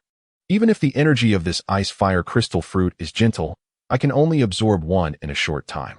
Yet, your physiques can accommodate more, which would accelerate your strength enhancement. Moreover, we are still in the infernal forest, aren't we? Perhaps fortune will smile upon us again, and we might encounter some unexpected adventures. Therefore, let us share the ice-fire crystal fruit together. Once Suinin makes a decision, it is seldom altered. Bayou, seeing that her objections were in vain, glanced at the equally helpless Zime and proclaimed, Then I shall absorb this ice-fire crystal fruit just as Zime will. The remainder shall be reserved for Bao. Is that agreeable? Observing Suinin's continued reluctance, Bayou quickly interjected, Is Bao, in her refusal, expressing a desire not to spend more time with me and Zime? Suinin was utterly perplexed, expressing her inability to comprehend the situation. However, Zime suddenly experienced a moment of clarity, taking over Bayou's explanation. It was noted that male orcs generally possess a longer lifespan than their female counterparts, with the strength of an individual correlating positively with longevity. Chapter 89, Our family shall always be together. Typically, males tend to lead a life of aimlessness after the departure of their partners, yet orcs with offspring manage to maintain their clarity of mind. After a brief pause, May continued, Anin, do you understand that whether one lives in a state of confusion or with awareness, it is exceedingly torturous for males who have lost their companions? Currently, the only method the orcs have conceived to extend the lifespan of females is through the precious green crystal. This crystal can transform a female's body, promoting better health and consequently bestowing a longer life. However, green crystals are exceedingly rare. Merely slaying great beasts, fierce creatures, or venomous beasts does not guarantee acquisition. As for the ice fire crystal, not only does it enhance Anin's unique abilities, but it also possesses certain health-boosting properties, making it far easier to obtain than seeking out a green crystal. Bayu interjected, Onbao, please listen, all right? We truly wish for you to remain with us forever. Moreover, now that we understand how to absorb the heart of a fierce beast to enhance our strength, Zime and I do not lack the energy from the ice fire crystal. Rather, it is you, Onbao, who is in greatest need of it. After speaking, Bayu intended to offer the ice fire crystal he held to Suinin once more. Suinin felt a warm current surge through her heart as she responded with a hint of a sob in her voice. All right, I understand your intentions. However, Bayu, this gem is for you to absorb alone. The rest shall remain with me. Our family will always be together. The two beastmen affirmed, indeed, we shall remain together forever. Yet, despite these words, Bayu and Zime never relinquished their desire to hunt the green crystal. Subsequently, Zime took on the role of protector while Suinin and Bayu began to absorb the ice fire crystal fruit simultaneously. After a brief interval, Bayu regained consciousness, prompting Zime to express a tinge of envy. Old Bai, your absorption speed is truly remarkable. It makes me feel a bit sour.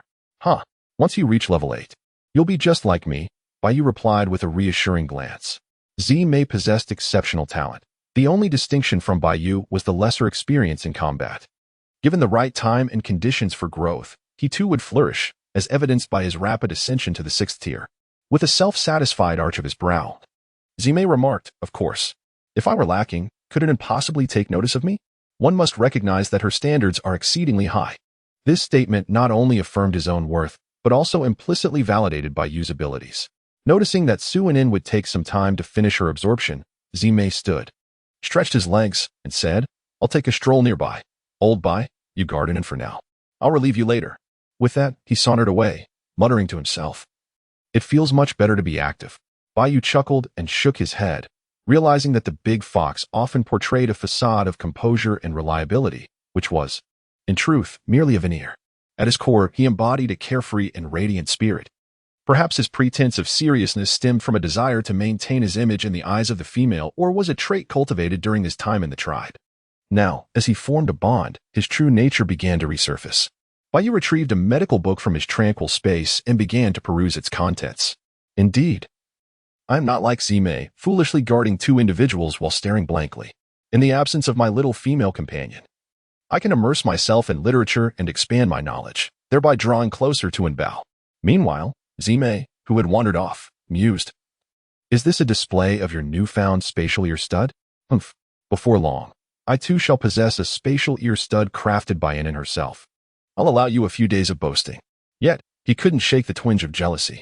After some time exploring, he realized the cavern was indeed vast, yet undeniably empty.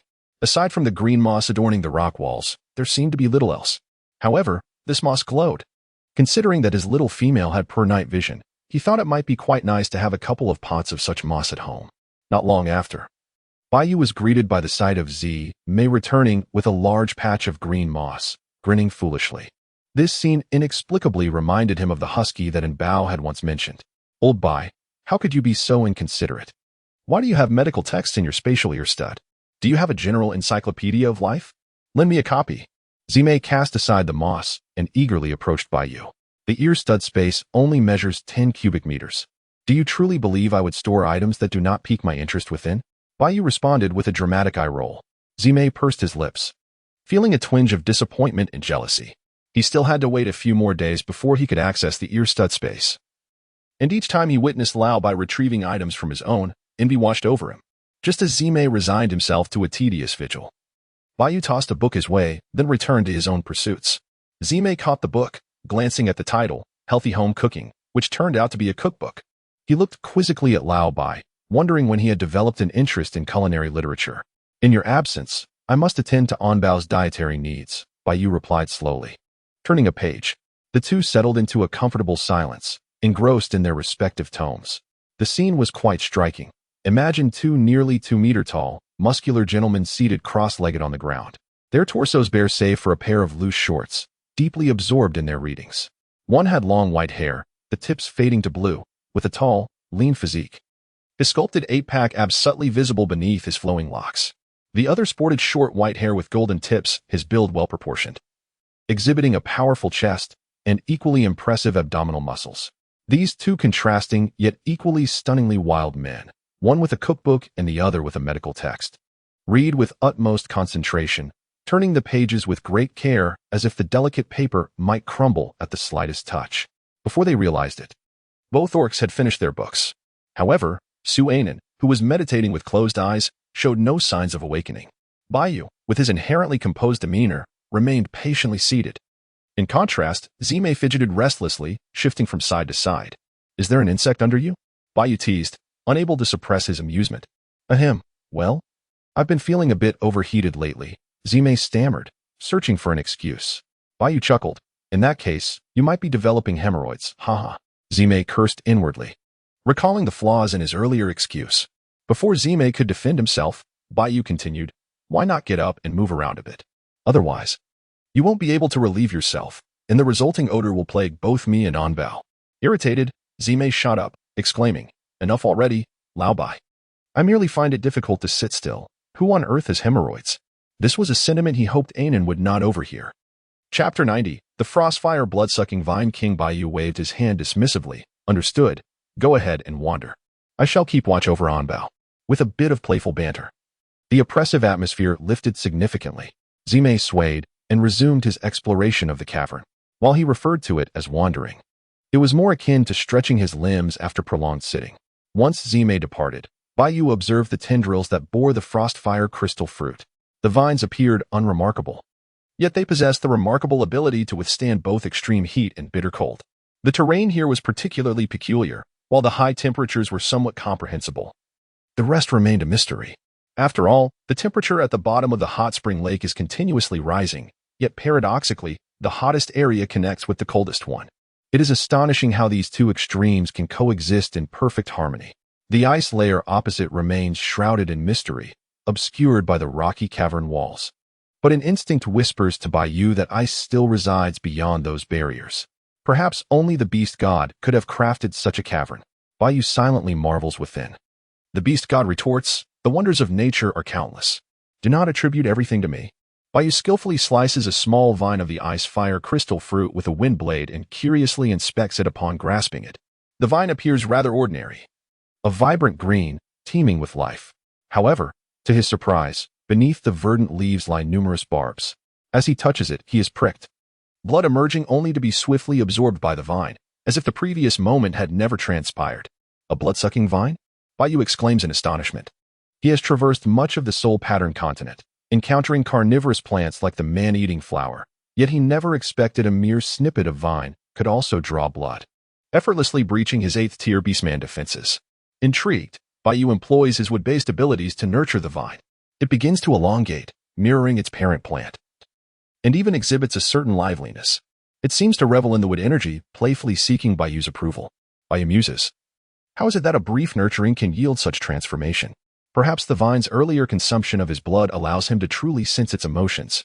It conveys joy, expressing its fondness for the wood energy, even yearning for more. After a moment of contemplation, Bai Yu processes this somewhat surreal revelation. Observing the vine, he tentatively proposes. Given your resilience to extreme heat and cold, and your blood-sucking nature, how about I name you the Ice-Fire Blood-Sucking Vine? To his surprise, the vine seems pleased with the name, nodding in agreement. This world is truly fantastical. A vine can comprehend beast language. He inquires, can your original form communicate and move as you do? The Ice-Fire Blood-Sucking Vine shakes its head. So, only you are special? It nods affirmatively. Is it because you absorb my blood? The vine oscillates between nodding and shaking its head. Is this due to my nurturing with wood energy? The Ice and Fire Blood-Sucking Vine King continued to nod and shake its head. Thus, a dialogue commenced between the creature and its human companion. Ultimately, Bayu concluded that the vine had attained a modicum of sentience due to the nurturing of its wood-based abilities.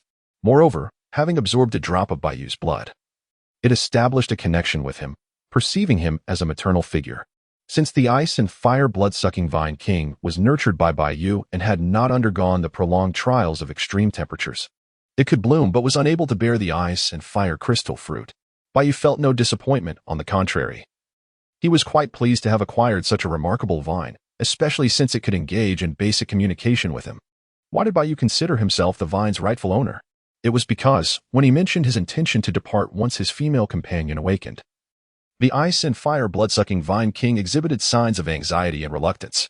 Ultimately, it chose to ally itself with Bayu, yearning for the daily nourishment of his wood-based powers. How could the formidable tiger refuse such an opportunity for enhanced strength? Their household was already small, and occasional oversights were inevitable. Yet with this vine, and Bao's safety would be elevated to a new level.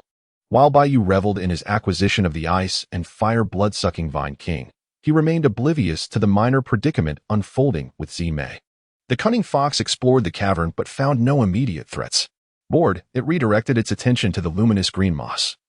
Akin to a child fixating on the sole toy in its vicinity, Zimei began to tug at the moss, relishing the sensation with each piece torn away. As he gathered the discarded moss into a pile, the faint green luminescence seemed to intensify. However, the rock wall, now stripped of its mossy covering, appeared ominously dark. Had it not been for the male beastman's night vision, the scene would have been rather unsettling. Having discovered an engaging pastime, Zimei played with great delight. To prolong the fun, he deliberately slowed his pace, tearing at the moss bit by bit. Eventually, as he pulled away a piece, he uncovered not the rock wall, but a small opening, dark and bottomless. It was noteworthy that this cavern boasted a height of several dozen meters, with numerous twisting passages, each approximately 10 meters high. Thus, the sudden emergence of a 2-meter-high opening was indeed peculiar. Zimei recognized that his best course of action was to return to his partner and wait for the little female to awaken before leaving the area. However, having lingered in the dim, damp cavern for too long, he felt a stir of restlessness. Driven by curiosity, he cautiously approached the small opening. Time passed, and finally, Suinen opened her eyes. She sensed an overwhelming surge of vitality coursing through her, as if boundless energy awaited her release. The experience bar for her spatial abilities began to reach saturation, and she merely awaited an opportunity to ascend once more. With a smile gracing her features, she rushed towards Bayu, planting a gentle kiss upon him. The sight of my exceedingly handsome husband upon opening her eyes filled her with an overwhelming sense of joy. Bayu, naturally wrapping his arms around her waist, was not content with her fleeting kiss and leaned down to seek a deeper connection. Suinen still remembered her little husband, and with a hint of reluctance, she gently pushed him away, managing to utter a few fragmented words. No. Aziz continued to watch. Be good, and bow. Focus a little. The big fox is not here. Chapter 91. The Discovery of Zimei. Suinen did not have the leisure to inquire why Zimei was absent. After all, if Staobai was untroubled, then there was no cause for concern. Thus, she was swiftly ushered by Bayu into the exploration of another enchanting world. In the ebb and flow of emotions, Suinen finally managed to release a portion of her excessive energy. At this moment, her eyes sparkled with charm, her complexion flushed, unmistakably indicating that she had recently been indulged. It was then that she recalled her little husband had yet to return, given the sounds they had just made. Zimei would surely have rushed back immediately to join them. The current silence felt exceedingly unusual. With a slightly hoarse voice, she inquired of Bayu. Why is there not a single sign of a She? Could he have encountered some peril? Bayu glanced at Suinen's bosom and replied nonchalantly. Didn't Bao forget the beast mark? Look at that little fox on your chest. It appears to be just fine. Perhaps Zimei has either discovered something or simply lost track of time. Do not fret. Let us gather ourselves, and then we shall go in search of him. Suinen cast a glance at the beast mark on her chest and then surveyed her disheveled appearance. With a hint of playful reproach, she shot a glare at Bayu, exclaiming, It's all your fault. You must tidy this up for me. Very well, it is indeed my fault.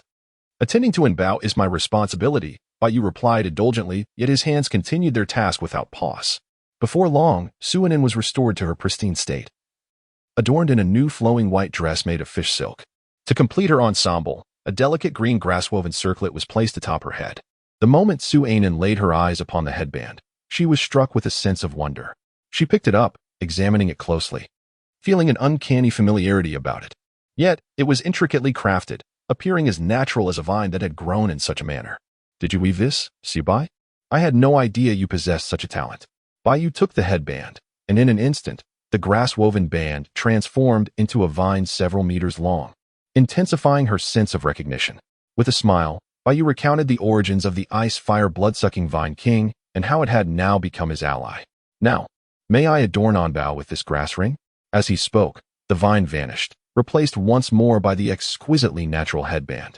He carefully placed it upon the young maiden's head, complementing her newly donned white shark silk gown, evoking the image of an ethereal sprite that had inadvertently wandered into the human realm. Mysterious, graceful, and regal, no array of adjectives could adequately capture the beauty of Onbao in that moment.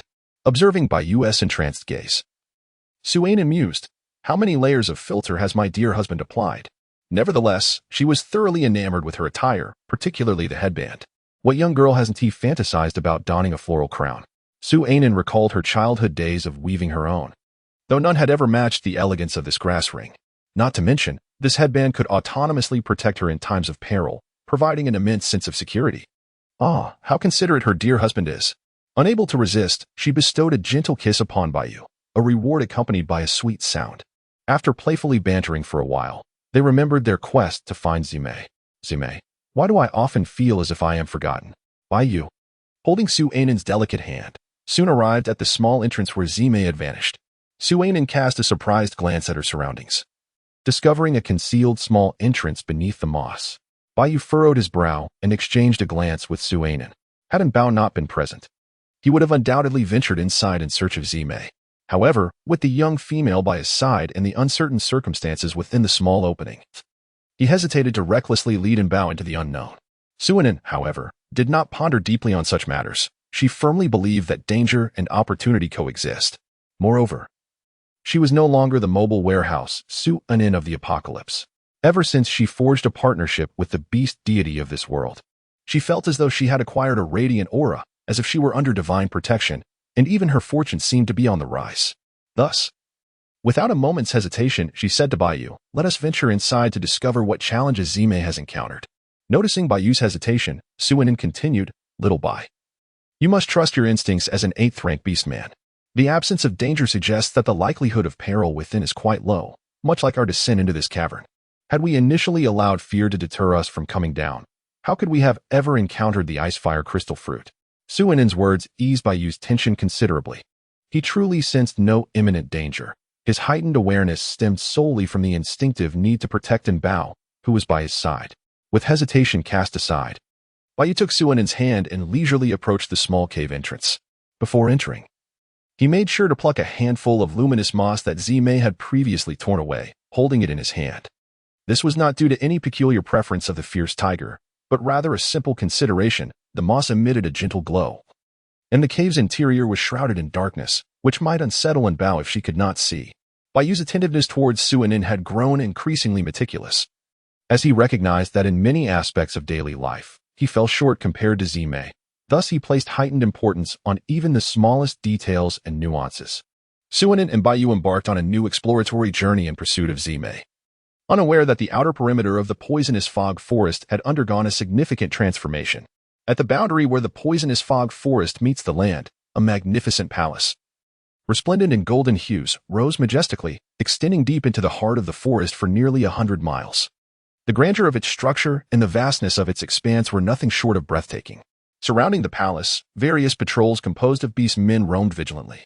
Meanwhile, several cold-blooded beastmen tribes residing outside the poisonous fog forest were disappearing one after another.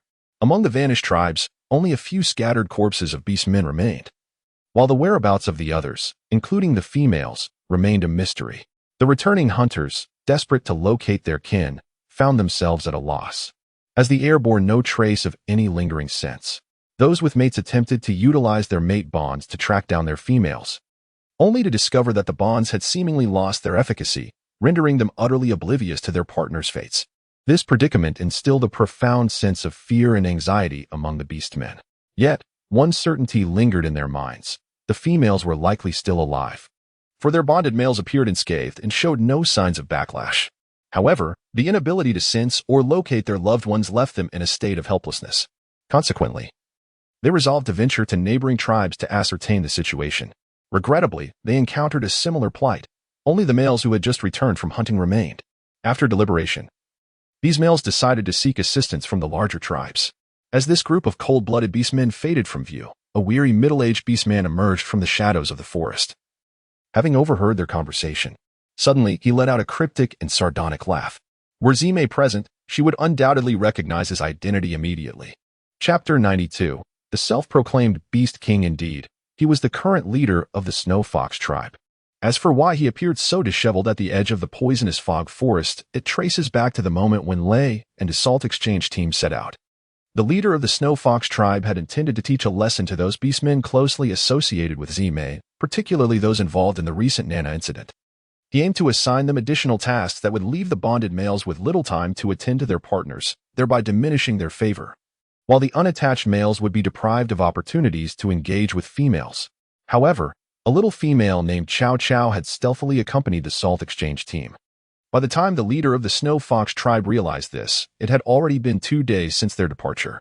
Following Nana's departure, the emotionally unstable leader, whose only motivation was revenge, began to spiral out of control. Fortunately, he still had the sense to distance himself from the tribe.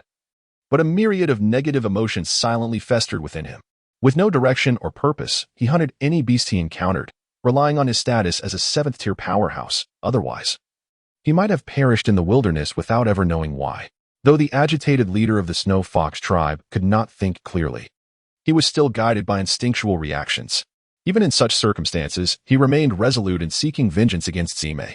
Whenever he encountered someone resembling a fox or overheard discussions involving the words Z or May, he would stealthily follow. Why the stealth, you might wonder?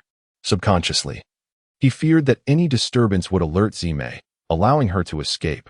He was determined not to grant her that opportunity. Once the leader of the Snow Fox clan emerged from his frenzied state and regained some semblance of clarity, he found himself outside the toxic fog forest.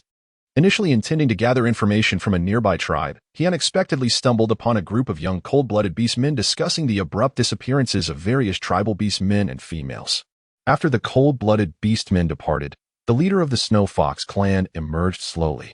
At that moment, he appeared particularly haggard and weathered, having had no time to compose himself. Yet, his eyes were filled with gloom and ferocity.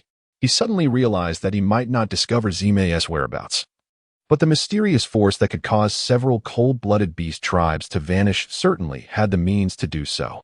Thus, the awakened leader of the Snow Fox clan did not return to his tribe, unaware that the old shaman had already returned to the embrace of the beast god.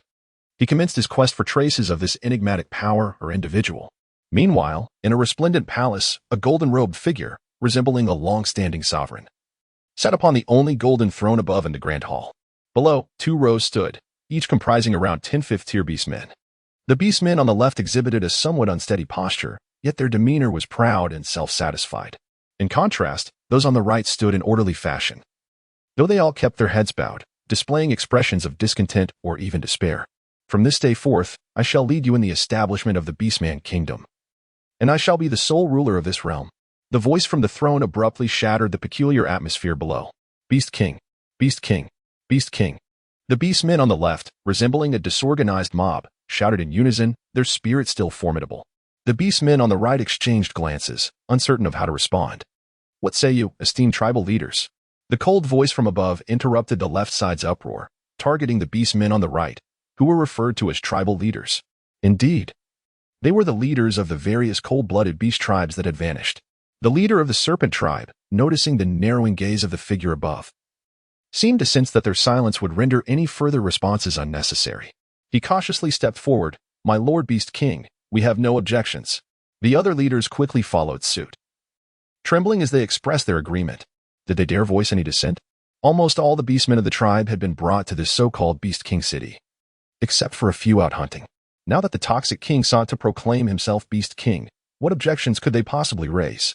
Firstly, they collectively stand no chance against their adversaries, and moreover, their kin are being held as hostages. They dare not utter a word in protest.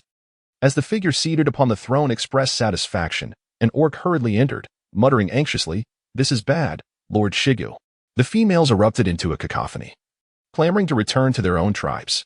The orc chieftains on the right felt an unsettling chill, realizing the gravity of the situation. On the left, a particularly robust orc stepped forward, admonishing, "What an impertinent display. From now on, do not refer to him as Lord Shigu. He is to be addressed as the Beast King. Do you comprehend?" The bewildered orc replied, "I understand, but the chief is not Lord Beast King." He then respectfully turned towards the throne and declared, "Beast King.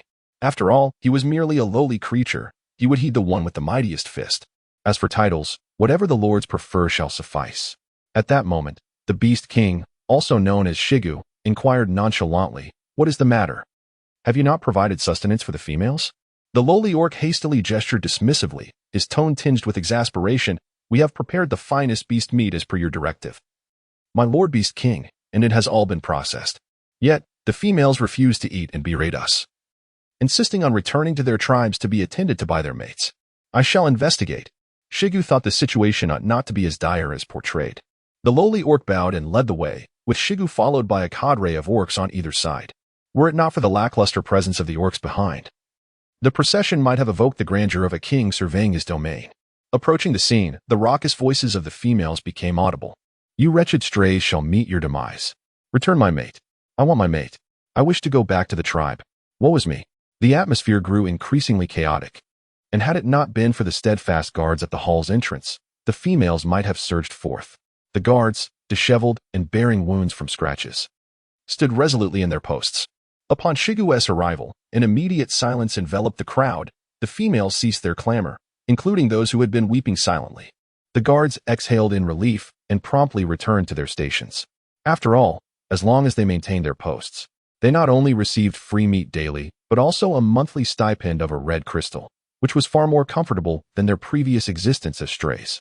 Why did the arrival of Shigu quell the females? It was not solely due to Shigu himself, but rather the imposing presence of the chieftains behind him. What is the commotion? Do you all wish to return to your tribes? Chapter 93. Shigu's attitude towards the females. Though the females were typically spoiled at this moment, they cast timid glances toward their chieftains. They had an inkling of their current predicament and harbored a deep yearning to return to their former lives. When they initially caused a commotion, the guards merely restrained them from leaving without resorting to violence or insults, which emboldened them momentarily.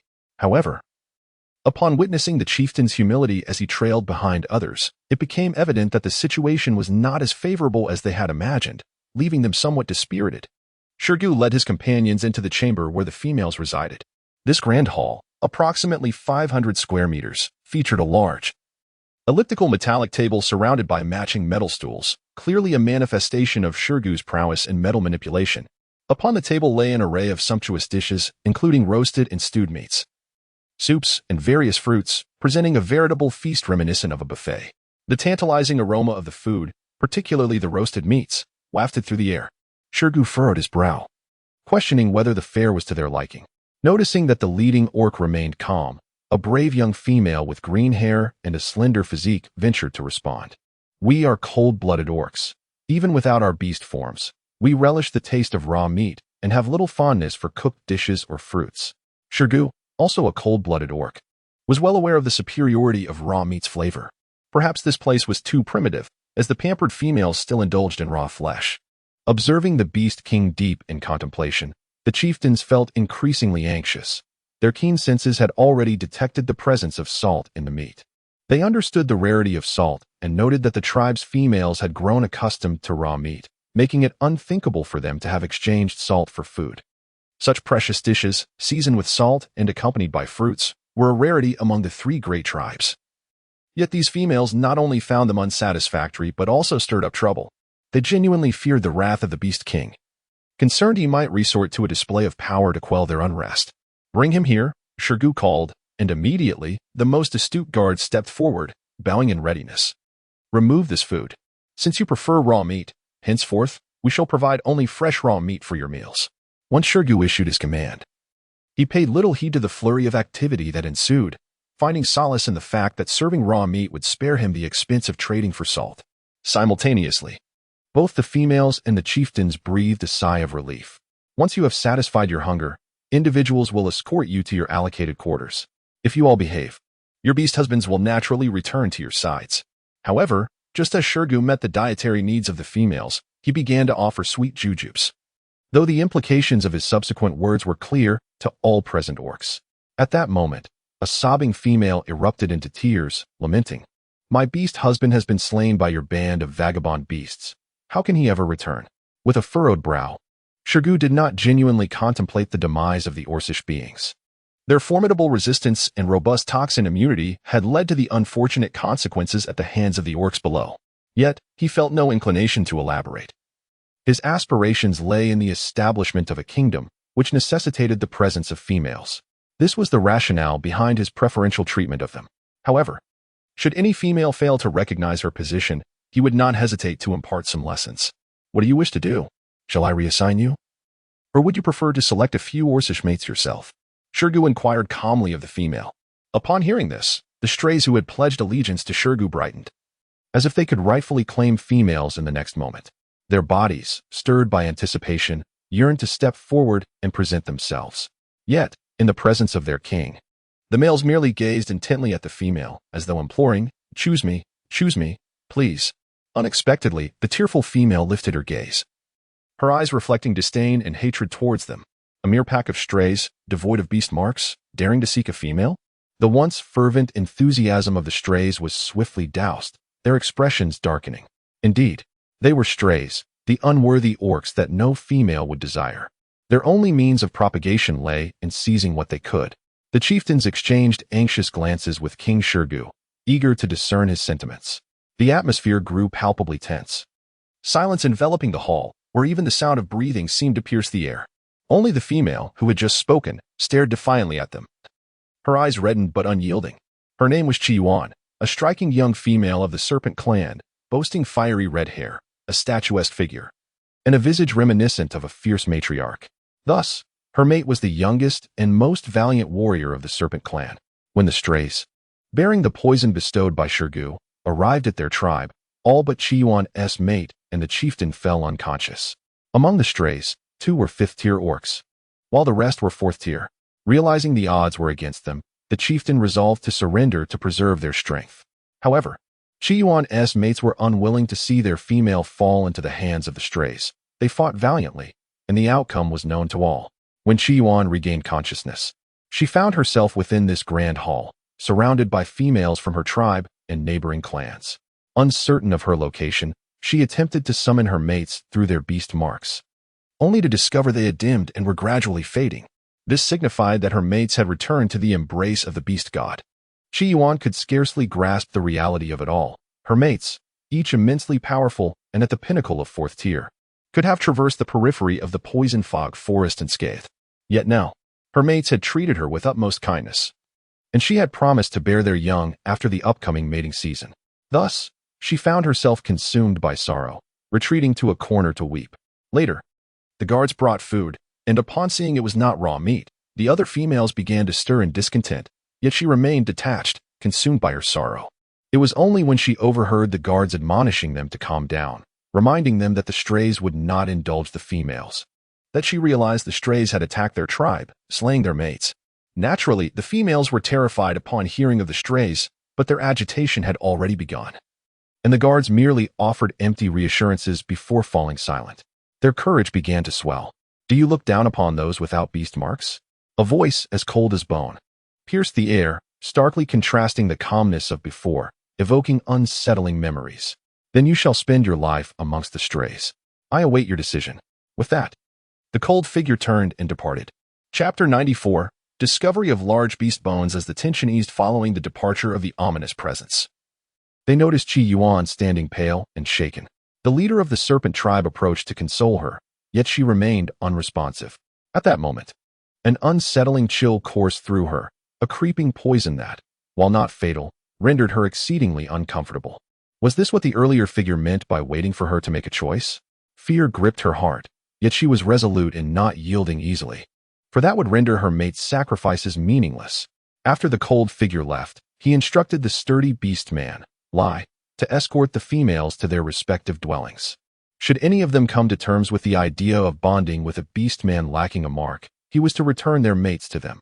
If they remained indecisive, they were to continue contemplating their choices. Lai nodded in agreement, for he was originally the leader of this group of strays, a 5th-tier windability panther. When the Beast King found them and exerted his 8th-tier pressure to compel their submission, he initially feigned compliance out of fear of strength. However, once the Beast King presented him with a bounty of red crystals for absorption, elevating him to 6th tier, he dedicated himself wholeheartedly to the king's service.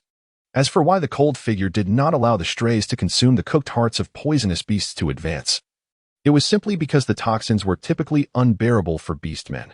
Consumption would lead to dire consequences. Additionally, the cold figure held disdain for referring to his subordinates as strays, as they, like him, merely did not worship the beast gods. Thus, they bore no beast marks, but such a distinction did not justify their classification as strays.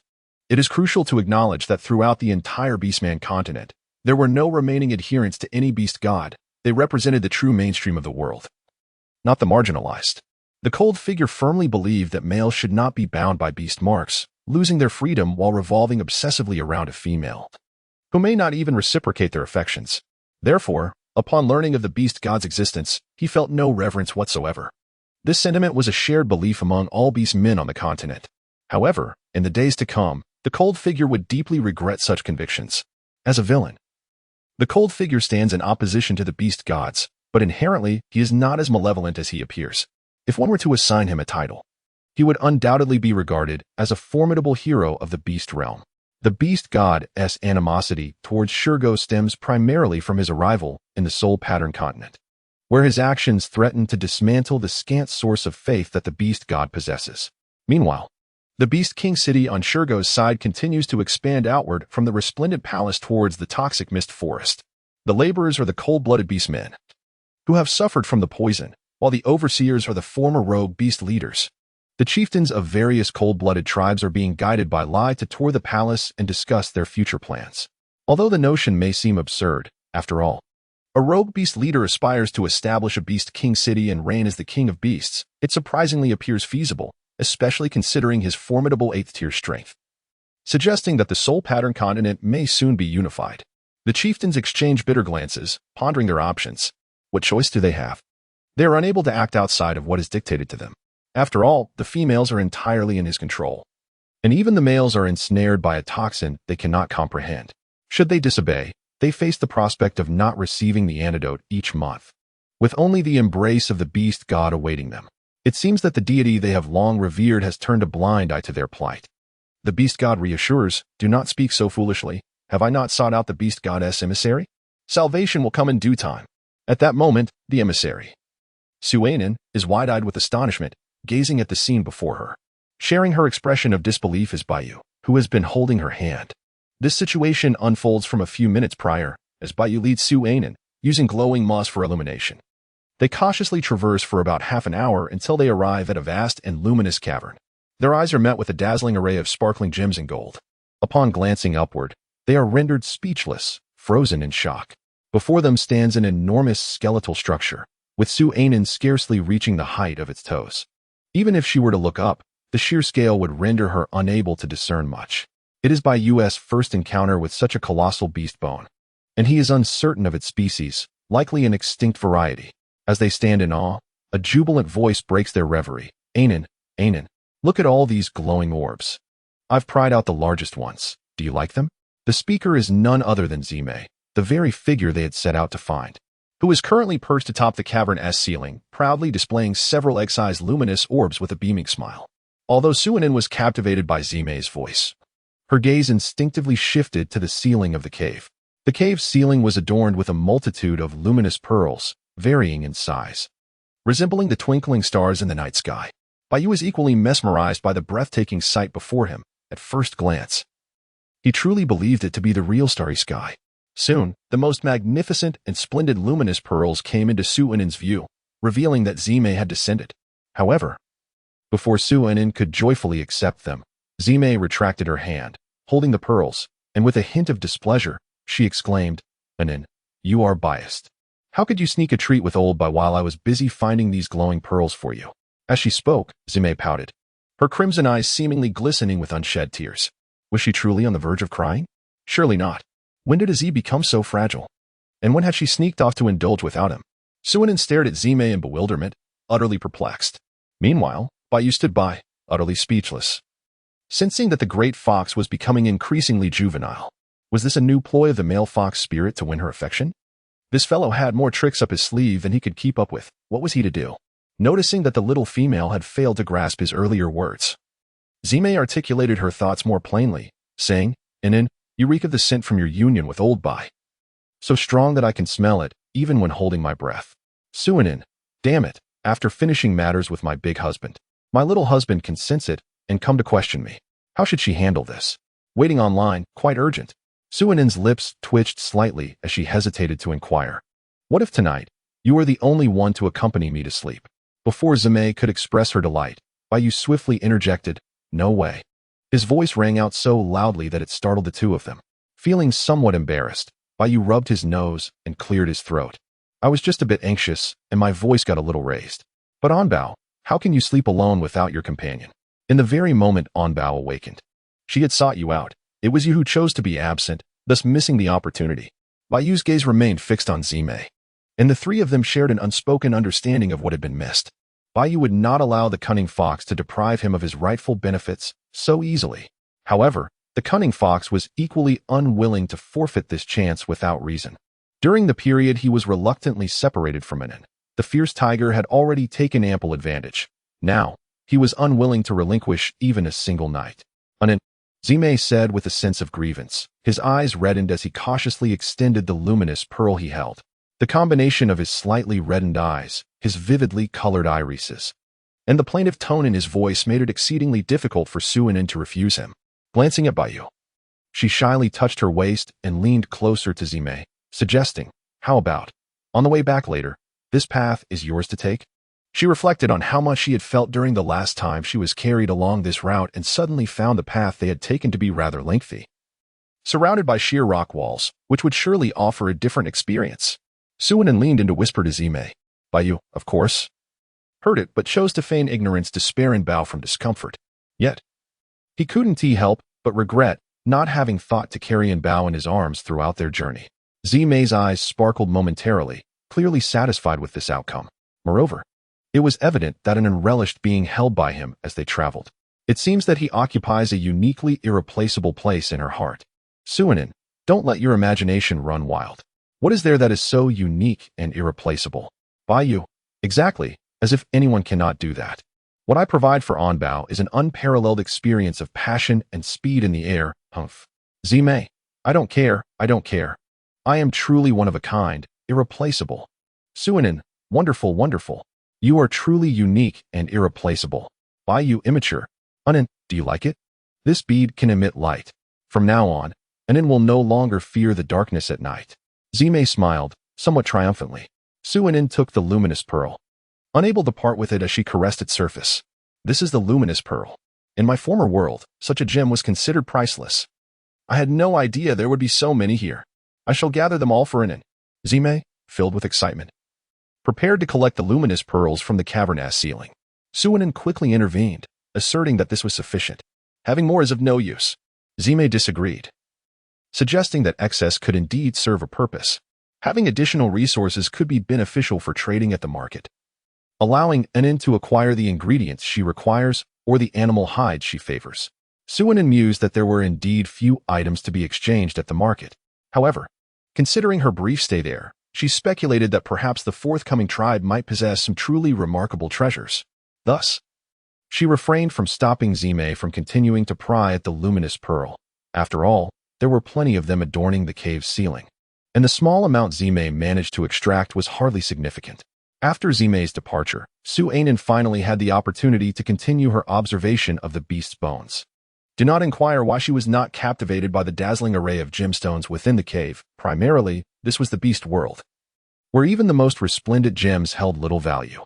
Moreover, were the diamonds in her space not sufficiently radiant? Or did the exquisite luxury of those high-end jewelry pieces fail to enchant her?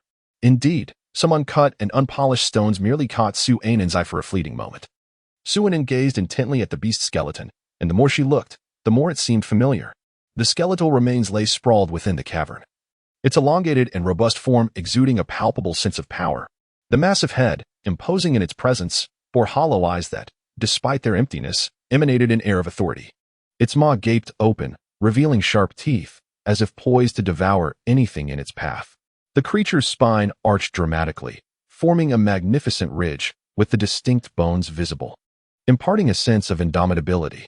Its limbs were thick and strong, each claw razor-sharp, seemingly capable of effortlessly rending the flesh of adversaries. The tail appeared long and agile, reminiscent of a sinuous serpent. The overall silhouette left an awe-inspiring impression, if the skeletal frame were adorned with flesh and scales.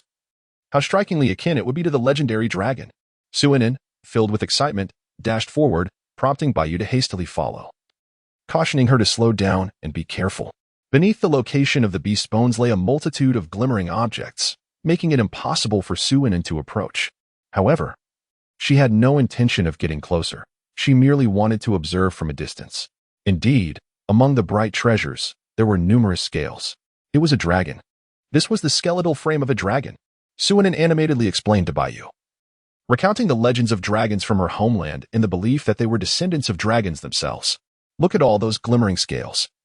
They must have fallen off as the dragon's flesh gradually decomposed after its demise, leaving behind nothing but this magnificent skeleton. Suinin pondered to herself, unable to suppress her admiration, exclaiming how magnificent this dragon was. It was beyond her imagination to conceive of its formidable presence while alive. Baiyu, however, was not as sentimental. He quietly added, no matter how powerful it once was, it ultimately faced extinction, leaving behind not even a whisper of its legend. Suinin choked momentarily, expressing her dissent as she spoke. Is it not possible that they have grown so powerful that they could transcend this world? Let us not forget. I too have journeyed here from another realm. This implies that with sufficiently potent spatial abilities, one could indeed rend the fabric of space to explore other worlds. Suinin's words rendered Baiyu silent, yet Zime responded with a hint of delight from above. Once Suinin's abilities are upgraded, she might indeed be able to tear through space. We could explore other worlds together and broaden our horizons. The reminder from Zime sparked a glimmer of possibility in Suinin's mind. However, she doused the enthusiasm with a dose of reality. My spatial abilities are still quite rudimentary. Even if I were to upgrade, there's no guarantee it would lead to tearing through space. We should focus on the present for now. Zime, undeterred by the setback, continued to playfully poke at the luminous pearl. Baiyu, who had just begun to entertain a thought, was abruptly pulled back to reality. He scrutinized the vast expanse beneath the dragon bone for a while. As Suinin marveled at the dragon bone, he called her over. Xiaobai, why did you summon me? I was admiring the dragon bone. If you don't have a good reason, don't blame me for getting upset. Suinin playfully bounded over, her mischievous grin accompanied by mock threats of anger. Baiyu, charmed by her increasing vivacity, smiled tenderly and pointed to a particular spot, saying, and Bao, look over there. Doesn't it resemble the dragon pearl you mentioned? Chapter 96. Dragon Pearl. Suinin gazed intently in the direction pointed out by Baiyu, where she beheld a spherical orb, remarkably luminous and smooth. Its surface was adorned with enigmatic patterns, distinctly contrasting with the surrounding array of glimmering objects, resembling a masterfully crafted sculpture. Even the scattered, shimmering scales on the ground paled in comparison, falling short by 1,000-fold. However, one couldn't help but wonder if its size was somewhat diminutive, as it appeared to be no larger than an ordinary egg. In relation to the entirety of the dragon's form, it seemed rather insignificant. Suinin gestured towards Baiyu, not because she was unwilling to retrieve the item herself, but due to the overwhelming array of gleaming treasures cluttering her path. Just as Baiyu prepared to use his wind abilities to lift the dragon pearl back to her, Suinin added, please also collect those dragon scales. I desire a suit of dragon scale armor and a dragon scale blade. Baiyu nodded and set to work. The first item he brought back was the dragon pearl, followed by numerous dragon scales. With both beastmen occupied with their tasks, Suinin found a large, shimmering stone to sit upon. To her surprise, this stone turned out to be a natural sunstone. The crystal contained inclusions of hematite, magnetite, and mica, which reflected light to produce a dazzling golden flash, thus exhibiting a solar effect, and was hence referred to as sunstone. The sunstone she was perched upon was oval in shape and remarkably smooth, yet bore no signs of being polished. Suinin speculated that this sunstone must have been a favorite of the great dragon, resulting in its exquisite smoothness. One reason for her conjecture was that the sunstone was conveniently positioned for capture by the dragon's claws. In the dragon's grip, the sunstone resembled a pebble. Yet Suinin found it comfortable enough to use as a seat. She stroked the surface of the sunstone, appreciating its texture. and planned to have the beastman converted into a proper chair later on, feeling quite pleased. Now, with the dragon pearl in hand, she devoted herself to its examination.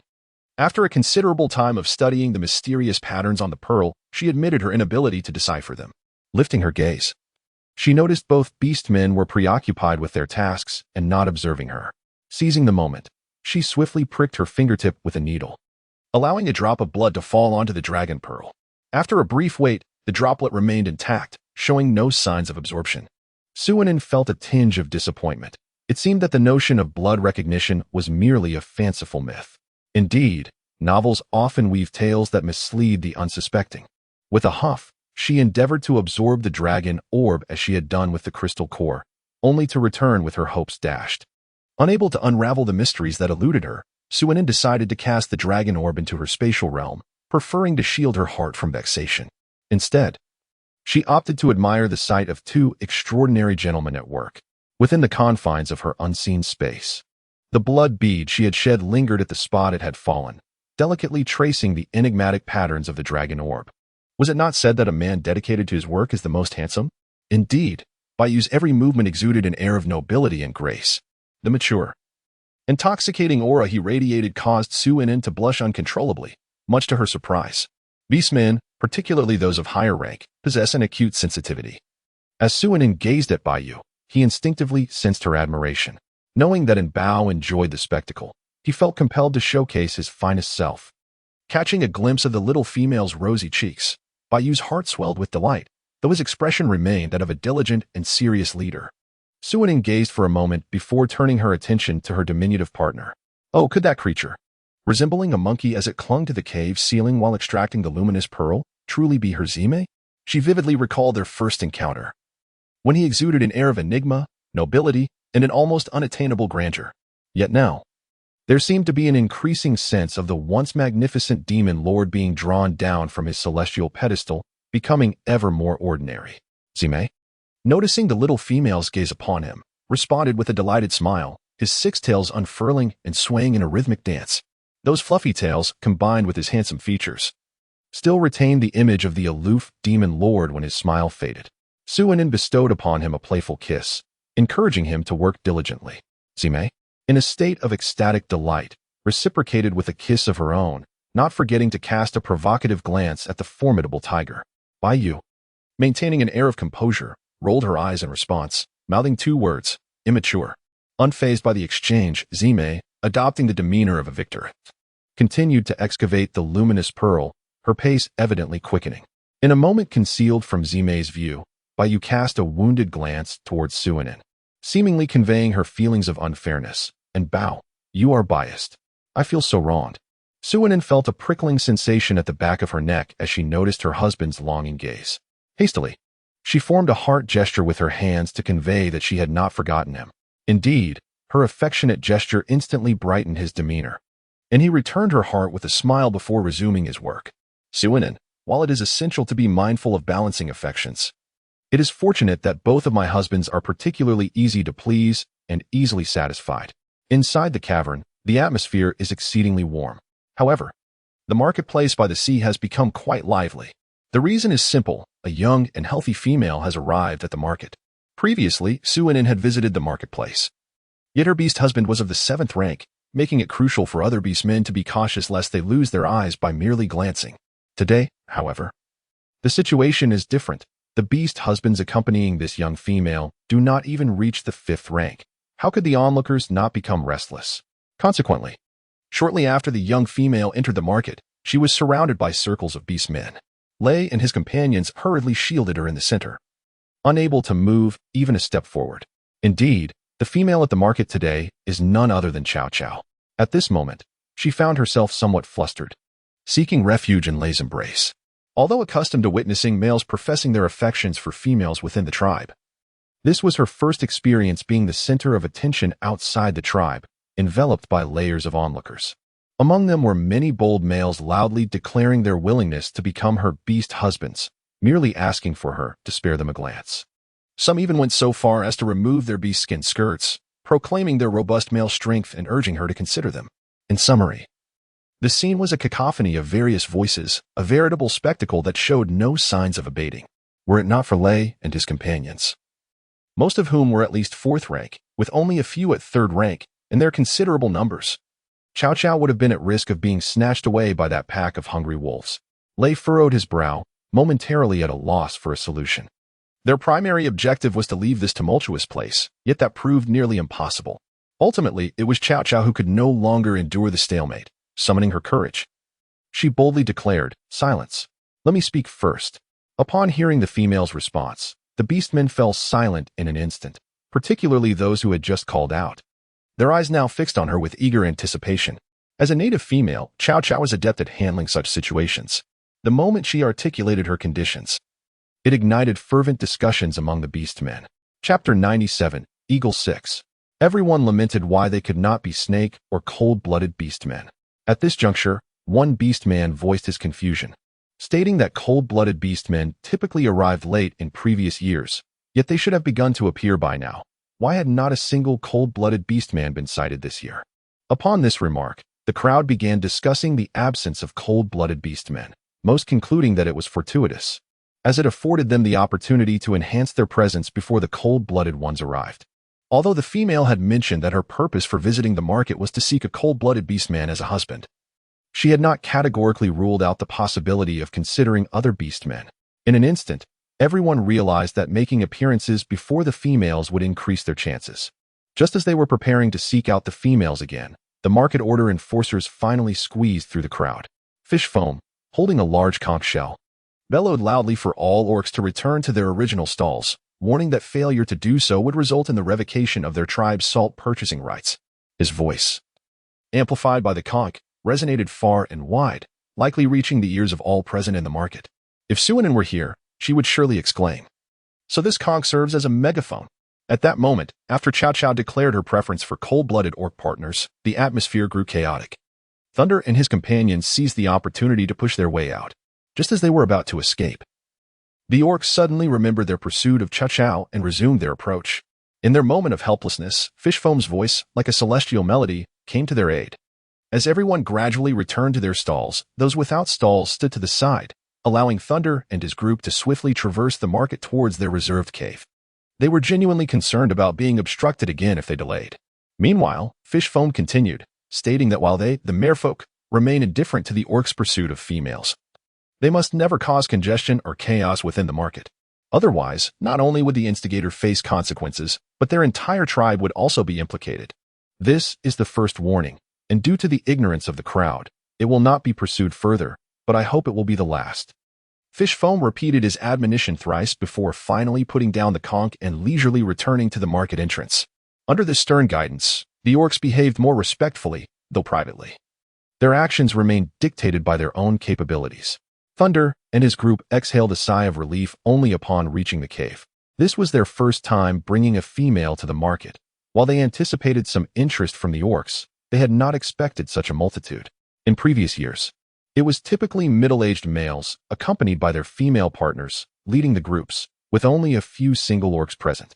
However, it seemed that news of Suanin's visit had spread, as the tribes that arrived later were predominantly young males, many of whom were single. The Snow Fox tribe, aside from Cao Cao, consisted entirely of young males, most of whom were also single. However, their remoteness from the market and the peculiar circumstances led to their chief's arrangement, rather than any deliberate intent. At the market entrance, a slightly anxious merfolk orc remarked, "Boss, what's going on this year? Why is there another female? And this Snow Fox female is truly beautiful, rivaling the last one belonging to Lord Winged Tiger." Fish Foam shot a disapproving glance at his subordinate and retorted, "When speaking of the Snow Fox female, refer solely to her. Do not conflate her with Lord Winged Tiger's female, lest you find yourself in hot water." The merfolk orc suddenly shivered, yet continued to speak, asserting that the arrival of females should be welcomed, as it would attract more orcs to the marketplace. However, with so many single males and only one female present, there were concerns about potential chaos. The conversation finally returned to the initial point of anxiety. Fish Foam remained untroubled, casually remarking that minor disturbances might occur, but there was no need for concern. After all, the Snow Fox tribe was one of the 3 great tribes of the land. Supported by a 7th-tier powerhouse, even the most unruly individuals would abide by certain boundaries. Within the marketplace, News of the female from the snow fox tribe spread like wildfire throughout the area, reaching even those orcs who were out hunting. Yet, the focus of attention was solely on the young female, save for one flying beast whose interest lay with the leader named Lay. This individual recalled that the true account regarding the punishment orc, Zime, had been disclosed by Lay during the exploration of the snow fox tribe by the bear tribe. After analyzing the situation, they had come to believe that Lay's words represented the truth. While the snow fox chieftain had acted out of selfish motives that diminished the orcs' respect, now encountering one of the individuals involved in the past incident, Inglu felt compelled to pay a visit. He intended to inquire about the whereabouts of Zime and the unnamed young female, hoping to personally apologize to the latter. Clarifying that his intentions had never been to abduct her, he was not a malicious orc. Indeed, this flying beast was none other than Inglu, the sole flying orc of the bear tribe. It is worth noting that the flying beasts of the Soul Pattern continent typically disregard land-dwelling orcs, with the exception of Bayu, who had been cast out of his tribe since childhood. So how had Inglu managed to reside within the bear tribe all this time? The tale began with an egg. Over 20 years ago, one of the orcs from the bear tribe, after hunting, had separated from his group to gather honey for his female. This endeavor was perilous in the orcish world, as the bees were larger than hornets and held a grudge, relentlessly pursuing anyone who disturbed them. A sting could result in mere swelling for a few days, but in severe cases, it could be fatal. Nevertheless, this danger did not diminish the orc's fondness for honey, particularly among the females. Thus, each year, numerous bears braved the risks to procure honey for their mates. For single bear orcs, bringing honey back to the tribe could instantly elevate their status from solitary to sought after. Ahem, I digress.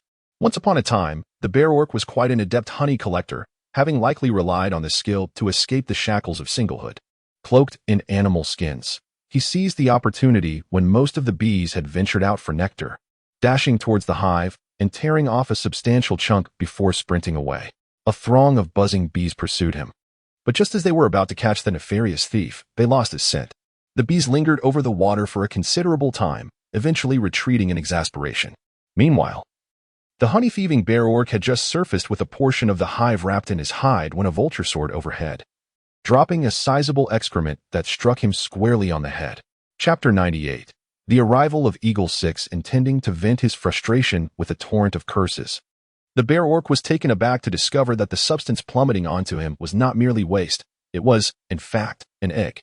More specifically, it was an orc egg, emanating the unmistakable aura of an orcish offspring, likely on the verge of hatching. Uncertain of the type of orc egg it was, yet driven by a desire to save the hatchling, he swiftly retrieved the egg from the water and cradled it with care.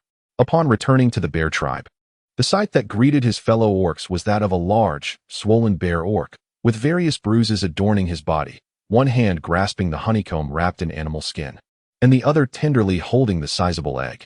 Initially envious of the bear orc's honey-gathering success, which promised him the favor of a female orc, the onlookers could not help but burst into laughter at his comical appearance.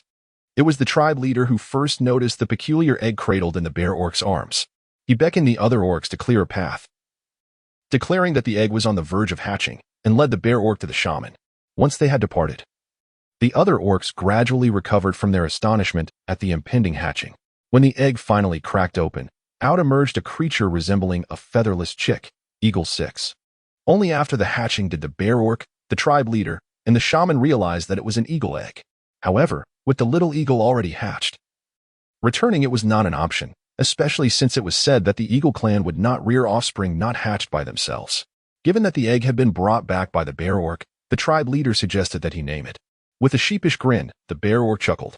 With 5 little ones already at home, he intended to name this new addition Bear 6, but upon realizing it was an eagle chick, he aptly renamed it Eagle 6. Thus, Eagle 6 found a home within the bear tribe. As the bear tribe comprised predominantly of bears, they were unable to instruct Eagle 6 in the arts of hunting and flight. All his learning was to be self-taught. This accounts for why, after 2 decades, Eagle 6 had only reached the pinnacle of the 3rd tier without advancing to the 4th. It was not due to a lack of talent, but rather the excessive time required for him to explore and learn independently, with his only models being ordinary flying beasts. The arduous journey that Eagle 6 has traversed is known only to him. In truth, he yearns to seek out the Eagle clan and find his biological beast father and mother.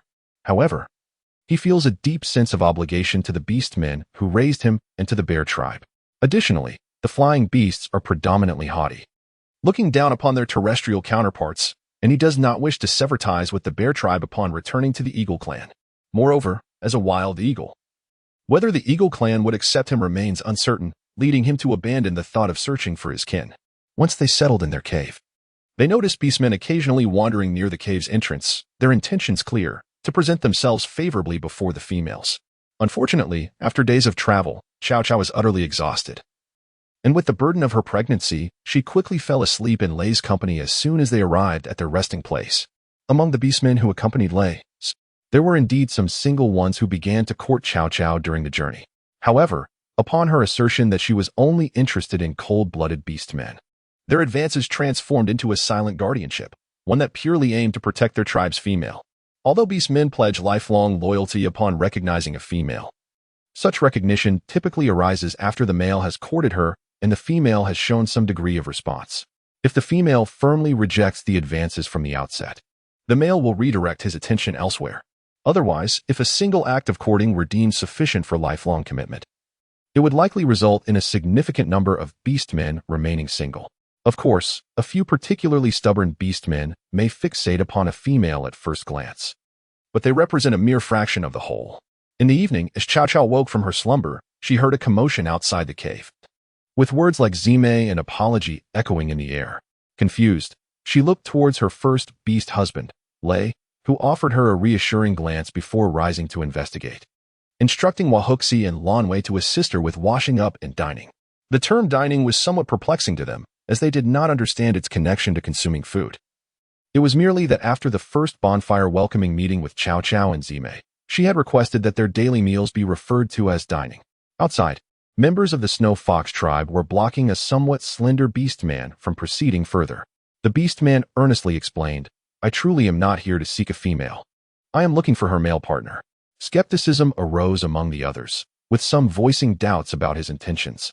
They had encountered deceitful beastmen who lied for the sake of a female before. Eagle 6 hastily gestured, "I assure you, it's the truth. You know Zime, right? I have crossed paths with him, and I merely wish to ask Lei if he knows Zime's whereabouts to personally offer my apologies." As Eagle 6 spoke with apparent sincerity, some beastmen began to waver in their disbelief, while others seized upon a critical point. "You claim to have fought Zime? Huh? Who were you fooling? A mere near stage 4 beastman challenging a stage 5 ability wielder like Lei? And yet you stand here speaking with us?" The orc, initially hesitant, was suddenly enlightened, realizing that the creature before him was not a benevolent being. It was evident that this orc had come to investigate the situation after hearing about the chief's bounty. Their salt trading team had recently received assistance from Zime and would never betray him. Thus, rather than clarifying the misunderstanding, Ing Lu found the gazes of the Snow Fox tribe members growing increasingly peculiar, tinged with hostility. Just as Ing Lu felt lost, Lei emerged from the cave. Captain! Captain!" The orcs of the Snow Fox tribe immediately parted to make way for Lei, and one stepped forward to recount the events that had just transpired. After listening, Lei nodded and said, "All right, disperse. Go about your business. I will handle this." Upon hearing his words, the orcs quickly dispersed, as they had just arrived at the market and had much to attend to, organizing supplies, sending out hunters, and gathering intelligence, among other tasks. Ing Lu, looking at Lei, anxiously explained, "I truly did not deceive you. I am an eagle orc. Initially, when I encountered Zime after hearing the bounty from your chief, I mistakenly thought he had abducted a female." He hurriedly summarized the events that had unfolded with Zime. Upon learning about their connection to the bear tribe, he felt considerably reassured. Chapter 99. Lei's silent deeds for his brothers. Lei gestured for the eagle tribe orc to step aside to a secluded corner for a discussion. "Given that the bear tribe sent someone to our tribe to inquire about specific information, I believe your account," Lei affirmed. He continued, "However, since Zime left the tribe, we have not seen him again. As for the female by his side, I can roughly guess from your description who she might be. Yet we remain unaware of their exact whereabouts. I sincerely apologize for that." Regarding the encounters they had with Zime and the female, Lei had no intention of divulging this information to anyone. Despite believing that the orc before him harbored no ill intentions, he could not take the risk. What if he were a scout sent by a tribe to gather information for the bounty? Lei was unwilling to gamble. Even though Zime had reached the 6th tier and had a 7th tier brother alongside him, He preferred to avoid any trouble. Lu had already anticipated this outcome, though he felt a tinge of regret for not confirming it sooner. Just as he prepared to depart, Lei called out to him, "Wait a moment. If you truly wish to apologize to Zime and his female, it is not necessary to meet them in person." Lu looked at the snow fox orc with confusion, struggling to comprehend the notion of apologizing without meeting the individuals involved. "You understand the true circumstances surrounding Zime. It was merely our chief's selfish desire for that singular female cub that led to this series of events. If you were to recount your experiences to other orcs when discussing Zime, I believe they will naturally discern the truth. This action can indeed be regarded as a sincere gesture of apology towards Zime and her companions." Upon hearing this, Lu's eyes brightened with realization. How had he not conceived such a splendid solution? This way, he would no longer suffer internally, while also contributing tangibly to their cause. He promptly nodded at Lei, signaling his understanding of what needed to be done. As he watched Lu depart, Lei silently thought to himself, "Brother, this is all I can do for you." Only after parting ways with Lei did Lu realize that the winged tiger beastman he had encountered was likely the 7th-tier beastman who had rescued Zime from the snow fox tribe. They all shared the same little female. With this thought in mind, he dared not harbor any further notions about the exquisite little female, recognizing his own inadequacy and strength. Nevertheless, he felt compelled to atone for his past misdeeds. He was also grateful that the 7th-tier flying beast had refrained from swiftly ending his life, and that Zime had not truly sought his demise. Zime remarked, "At that moment, I genuinely wished for your life and searched high and low for you. I simply could not find you." Lu replied, "Regardless, I survived. Surely it was the blessing of the beast god. He must have known that at my core. I am a benevolent beastman." The beast god retorted, "What does it matter to me? There are countless beastmen. Why would I pay heed to a mere minor character like you?" Xiongde timidly raised his hand. "Could it be that my timely arrival was the reason you survived?" "Brother Lu?" As promised, Lu, whenever he encountered beastmen discussing the bounty on the snow fox tribe leader or topics related to Zime, would halt and share his own past misconceptions, how he had narrowly escaped death, and the intelligence his kin had gathered about the snow fox tribe. Indeed, upon learning the truth, especially that Zime was not a heavenly punitive beastman, but rather at the pinnacle of the 5th tier, and shared a mate with a 7th-tier powerhouse, the beastmen largely abandoned the thought of pursuing Zime. Naturally, the presence of such a formidable 7th-tier warrior instilled a sense of futility in them, rendering it unnecessary to confront certain death knowingly. As for the sentiments of the other two tribes featuring 7th-tier warriors, that remained unknown. At the very least, the beastmen of the small and medium tribes resolved to return and inform their respective leaders to avert potential losses for their clans. In the following days, this matter reached the ears of the merfolk. Upon learning of it, Umo immediately equated Lord Ihu and his little female with the situation. He mused, "The little female is truly fortunate. She has such a strong fate. That Zime, having a 7th-tier brother, is indeed blessed." Simultaneously, the gazes of the beastmen in the marketplace towards those of the snow fox tribe were always tinged with a peculiar nuance. Although it is well understood that all of this stems from the actions of their chieftain, it does not prevent the community from harboring disdain for such behavior, especially when it inadvertently affects the ordinary clansman. However, the young orc warriors of Lei possessed their own convictions and were well prepared for this eventuality, thus remaining largely unaffected. What perplexes Lei, however, is that despite their arrival several days ago and their efforts to gather information, none of the cold-blooded orcs have come to the market this year, as if they had all conspired to stay away. The likes of Mang and Sunin, among the serpent orcs, are less concerning. They are the most favored of the cold-blooded species and do not lack for female companions, making their attendance at the market for trade somewhat inconsequential. Yet, the scorpions, spiders, and lizards, other cold-blooded creatures, are not held in high regard by females of other races. If a warm-blooded female were to take one of them as a mate, it would be a rare occurrence indeed. Typically, these cold-blooded orcs frequent the market in large numbers, primarily to exchange salt and fruits to win favor with females. The time Lei and his companions can spend at the market is limited, as the Snow Fox tribe resides far from it, requiring over a month for a round trip. With the windy season lasting only 2 months, they must soon prepare to return. Considering the hasty situation, Lei feels uneasy and discusses with Huahu and Lanchue the possibility of extending their stay, planning to head to the nearest herbivorous tribe to winter before the cold season sets in.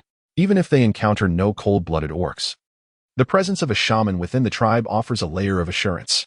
However, they must begin to prepare for food shortages during the cold season. The clansmen are aware of Lei's circumstances and understand his arrangements. A fourth-tier snow fox orc named Mo steps forward to lead the group back, ensuring they remain vigilant while outside. Chow Chow, on the other hand, remains carefree, untroubled by the absence of cold-blooded orcs. Her initial intention was to venture into the poison mist forest to gather the vibrant fruits. If she did not encounter them, it was simply a matter of fate. Moreover, her three mates have already devised a perfect solution for her, sparing her the need to accept a cold-blooded partner she does not favor, which brings her some secret joy. Of course, should an appealing serpent orc present itself, she would seize the opportunity to express her feelings, as she has long admired such strong males with distinctive features. Perhaps her thoughts were tinged with such sentiments, for the little ones within her stirred in unison, prompting Chow Chow to pause, jolted from her reverie.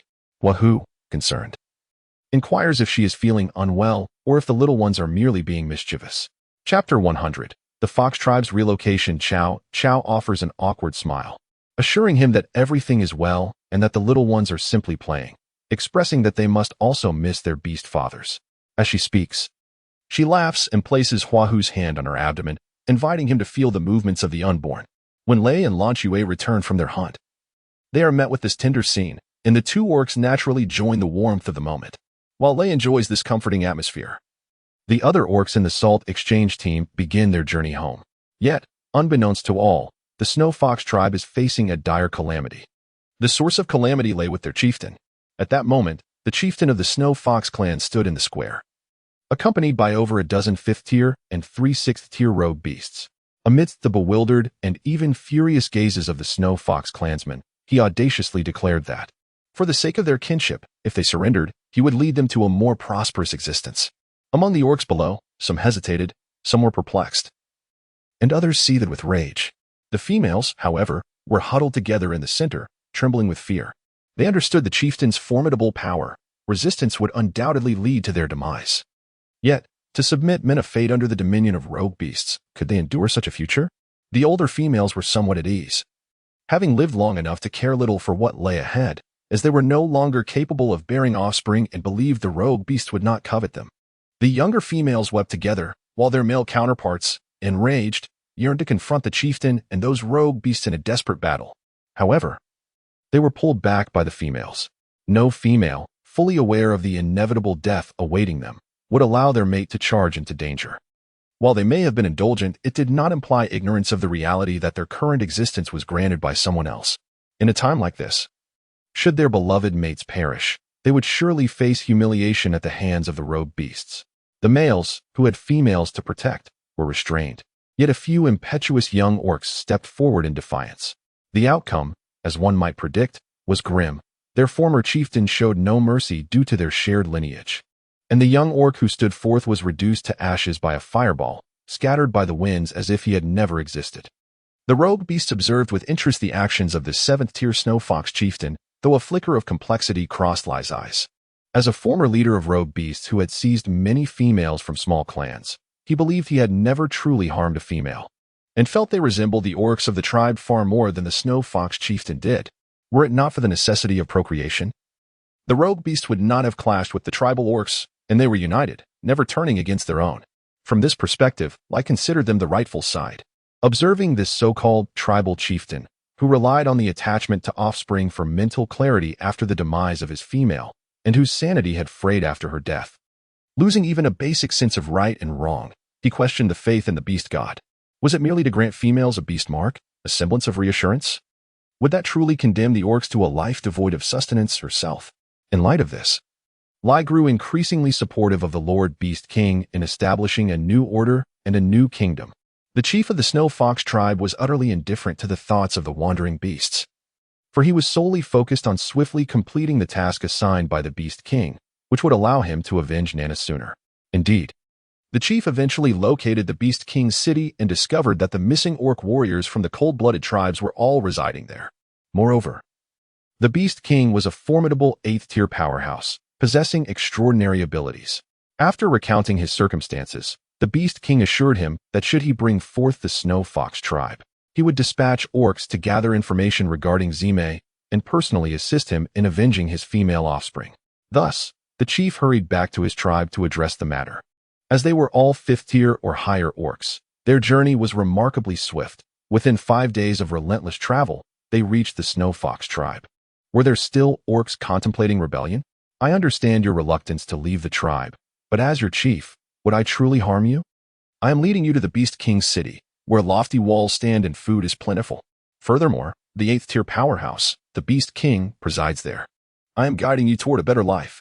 After dealing with the dissenters, the chief earnestly explained to the assembly. This was perhaps one of the few remnants of his conscience. Yet, a timid female voice from behind him spoke up, trembling, "But those behind you are wandering beasts." Despite her soft tone, the males distinctly heard her.